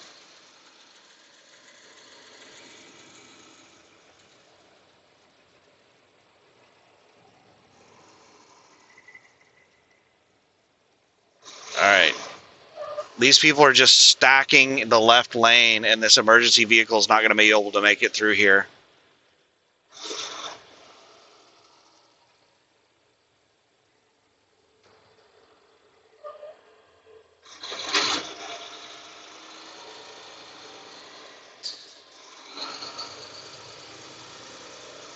I think this dumbass realized there's an ambulance behind them or a fire truck, whatever it is.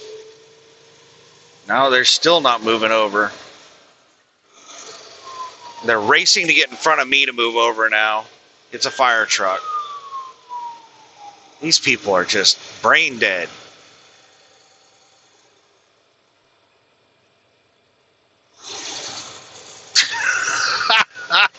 Just making a left lane change with the right signal on. And the fire truck, once it got up to that light, it turned the sirens off. And it did a U-turn. It's going back the other direction.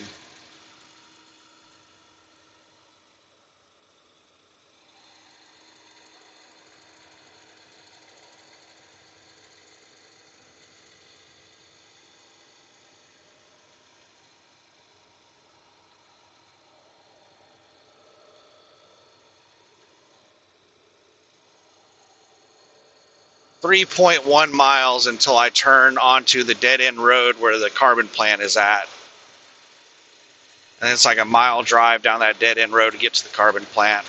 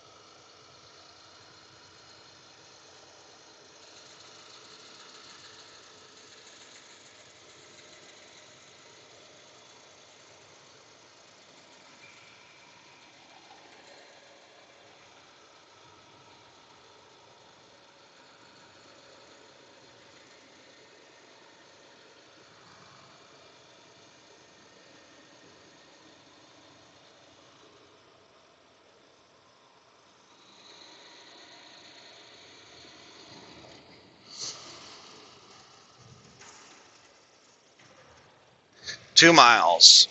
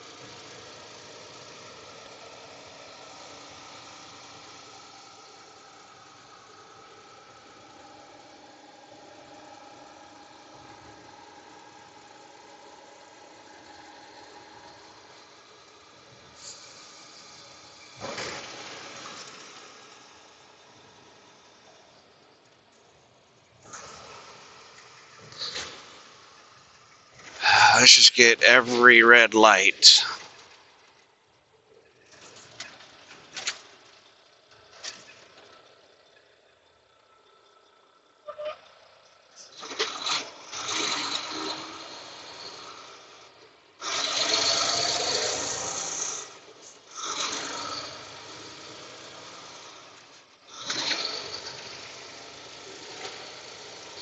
2 miles per gallon accelerating. That's the reason stop and go traffic is so bad for these trucks, is it uses a ton of fuel to accelerate one of these vehicles. You're doing almost no moving and using a lot of fuel.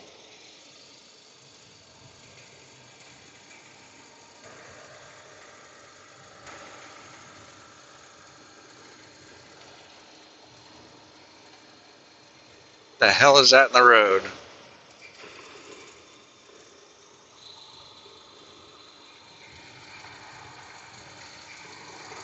Bunch of boxes of crap. Half a mile, Sid Richardson Road.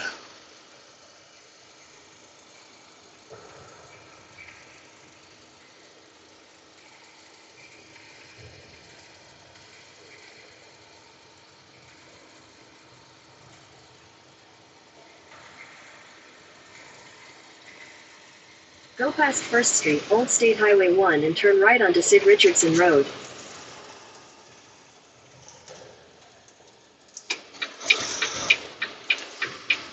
Turn right onto Sid Richardson Road.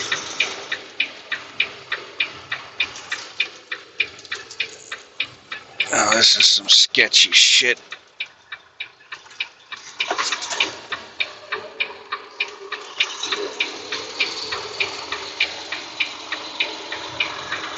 Oh my goodness. Oh my God, that is some rough railroad track right there. Jesus.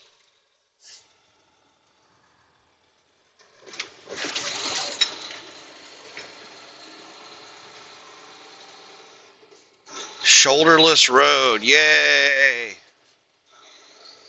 Narrow shoulderless road.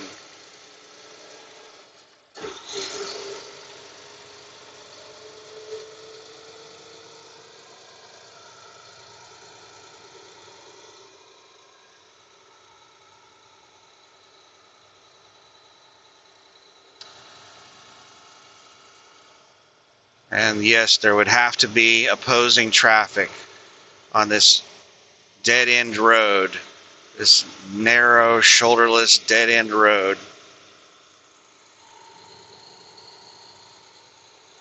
All right, now, geez, this is scary because it's a big ditch off the side of this thing. There is zero shoulder.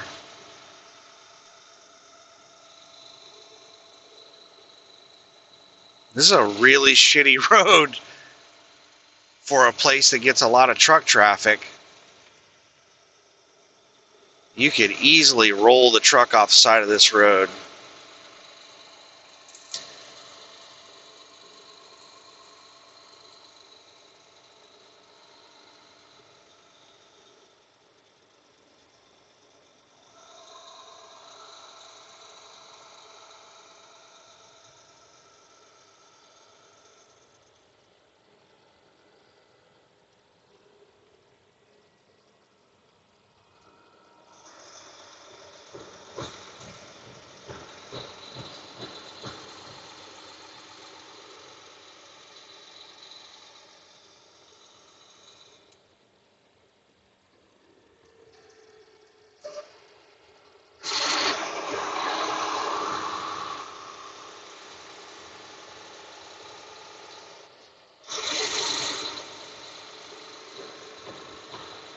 In 600 feet, your destination will be on the left.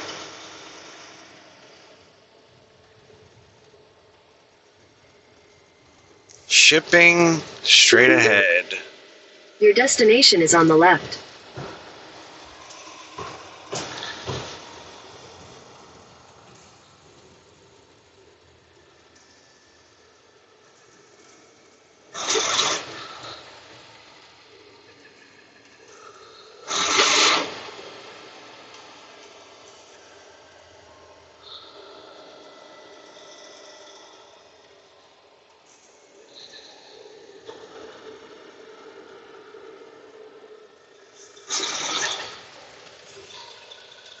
All right, just a second here. Let me bust out my flashlight and so I can see this damn sign.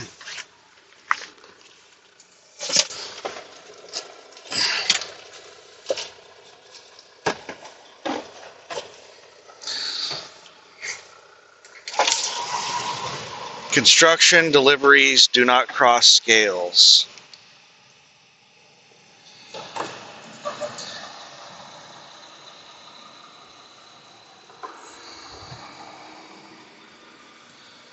PPE required beyond this point, no smoking.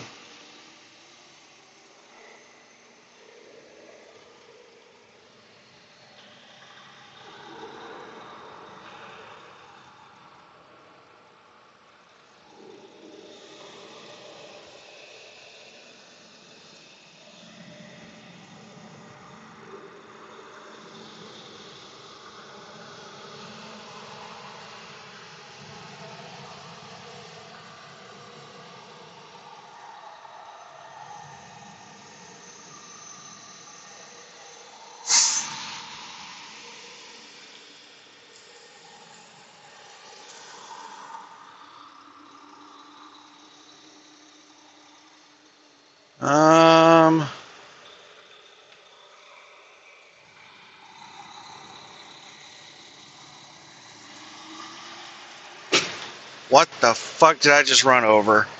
Something just popped.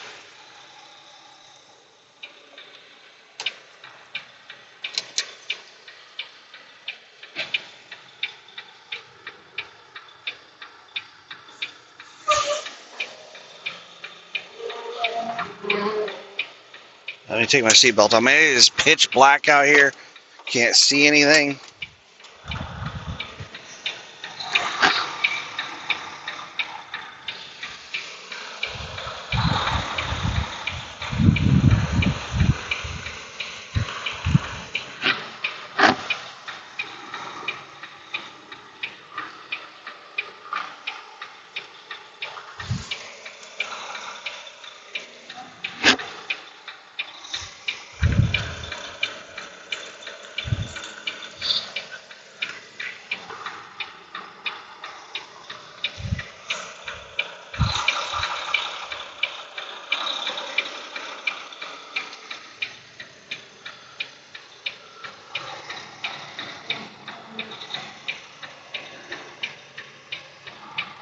And they got these floodlights shining in my eyes. They're not really illuminating anything over here.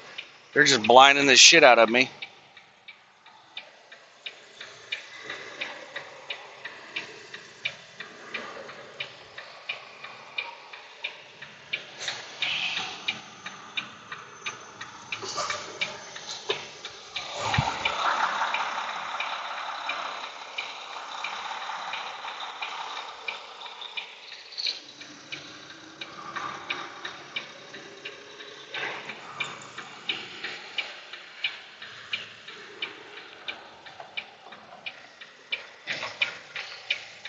I'm gonna park right there in between the dumpster and that white trailer. I'm gonna park there, bobtail.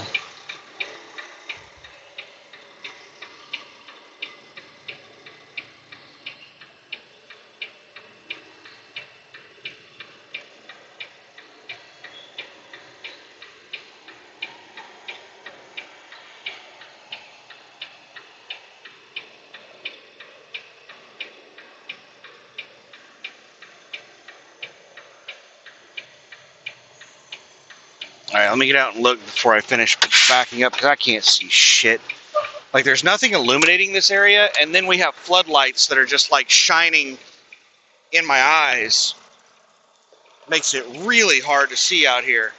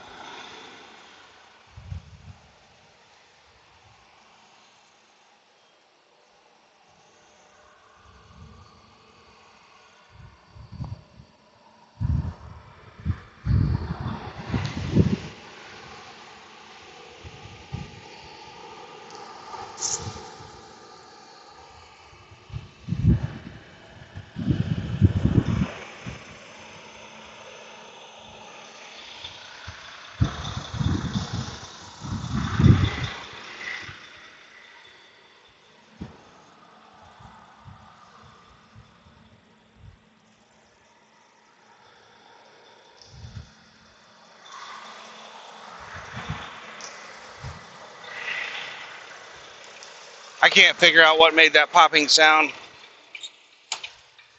but I need to move over a little bit to the left. I don't need to. I could drop it where it lies, but I'm gonna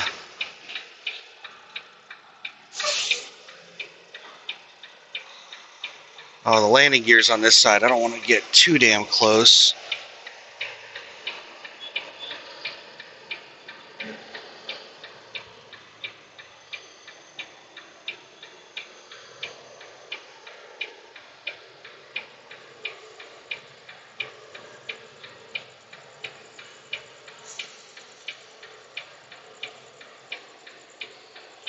Alright, that should be far enough. Let's go on duty post-trip inspection.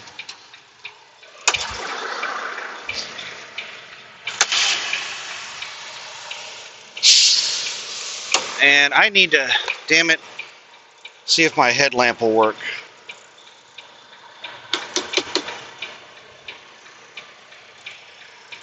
I guess I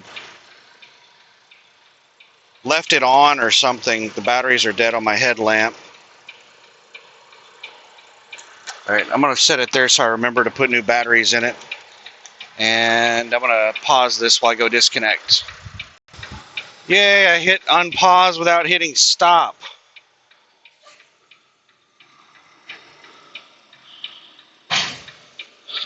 Alright, trailer dropped.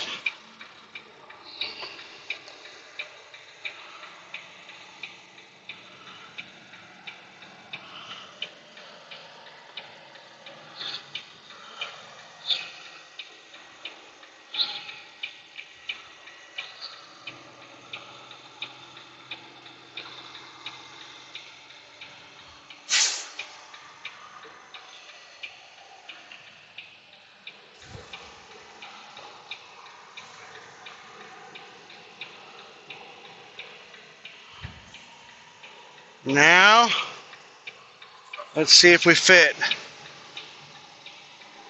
And these lights coming in from the left are so blinding. I cannot see the dumpster over on my right at all. So I'm getting kind of close to the trailer. Let me get out and see how far away the dumpster is. Make sure I have clearance.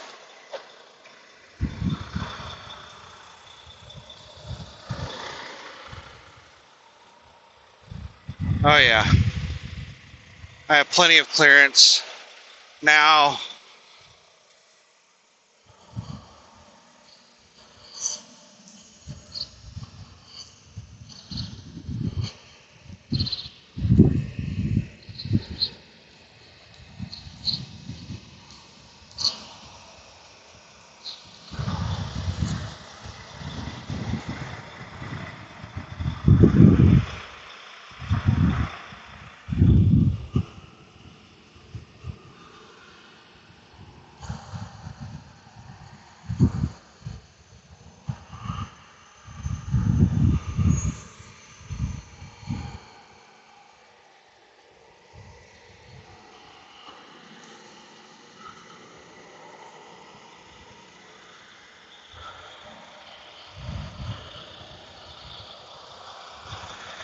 change of plans. I just realized that there's a trailer in a dock back there, and this little sliver of space is how they're getting that trailer in and out of that dock.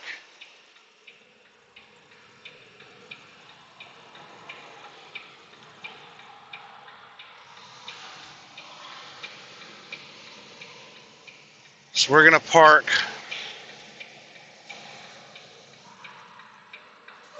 in this parking spot right here.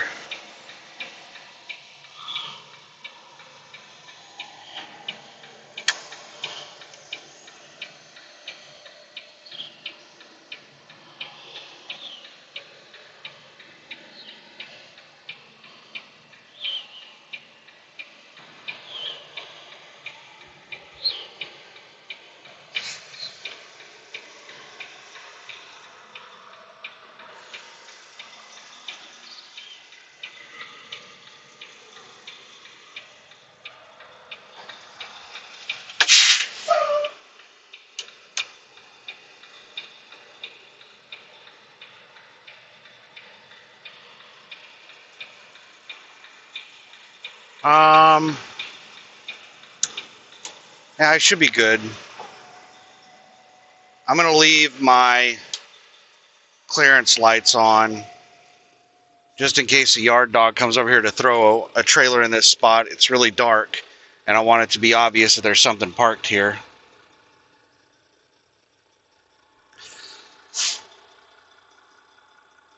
All right, what's the trailer number? 12409.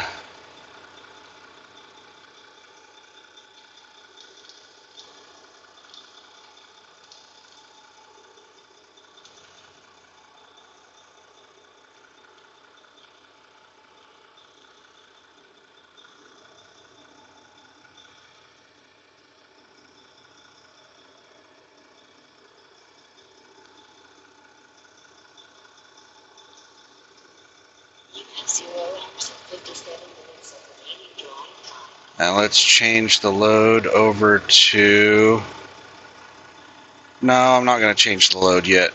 We'll leave it.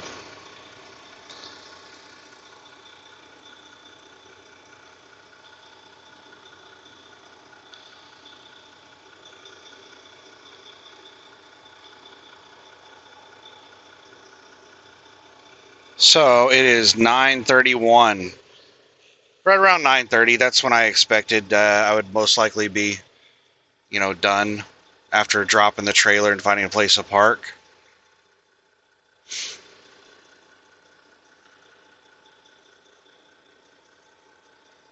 So one of these might be the trailer I'm leaving with. There might be a loaded trailer here. It looks like volume does the most loads with these places. I see a lot of volume trailers at these places and not many TSD trailers.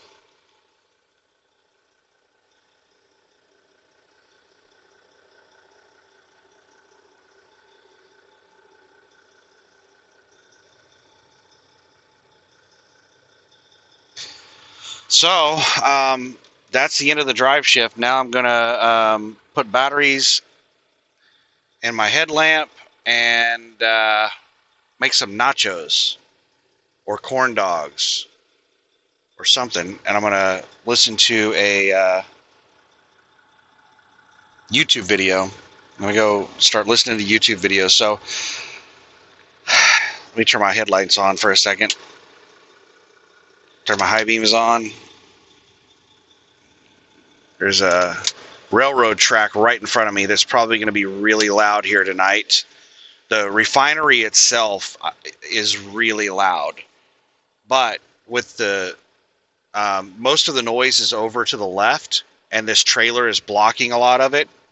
And then inside the truck is really good at reducing a lot of noise. So there's not a whole lot. I can't hear the refinery inside the truck over the truck itself. So it's, the noise isn't going to be that bad here. It's actually probably going to be a really good sleep tonight. It's probably going to be really quiet. But, yeah, have a good one. And, we'll make another driving video tomorrow, and I'll keep documenting this dedicated run. So have a good one. Bye.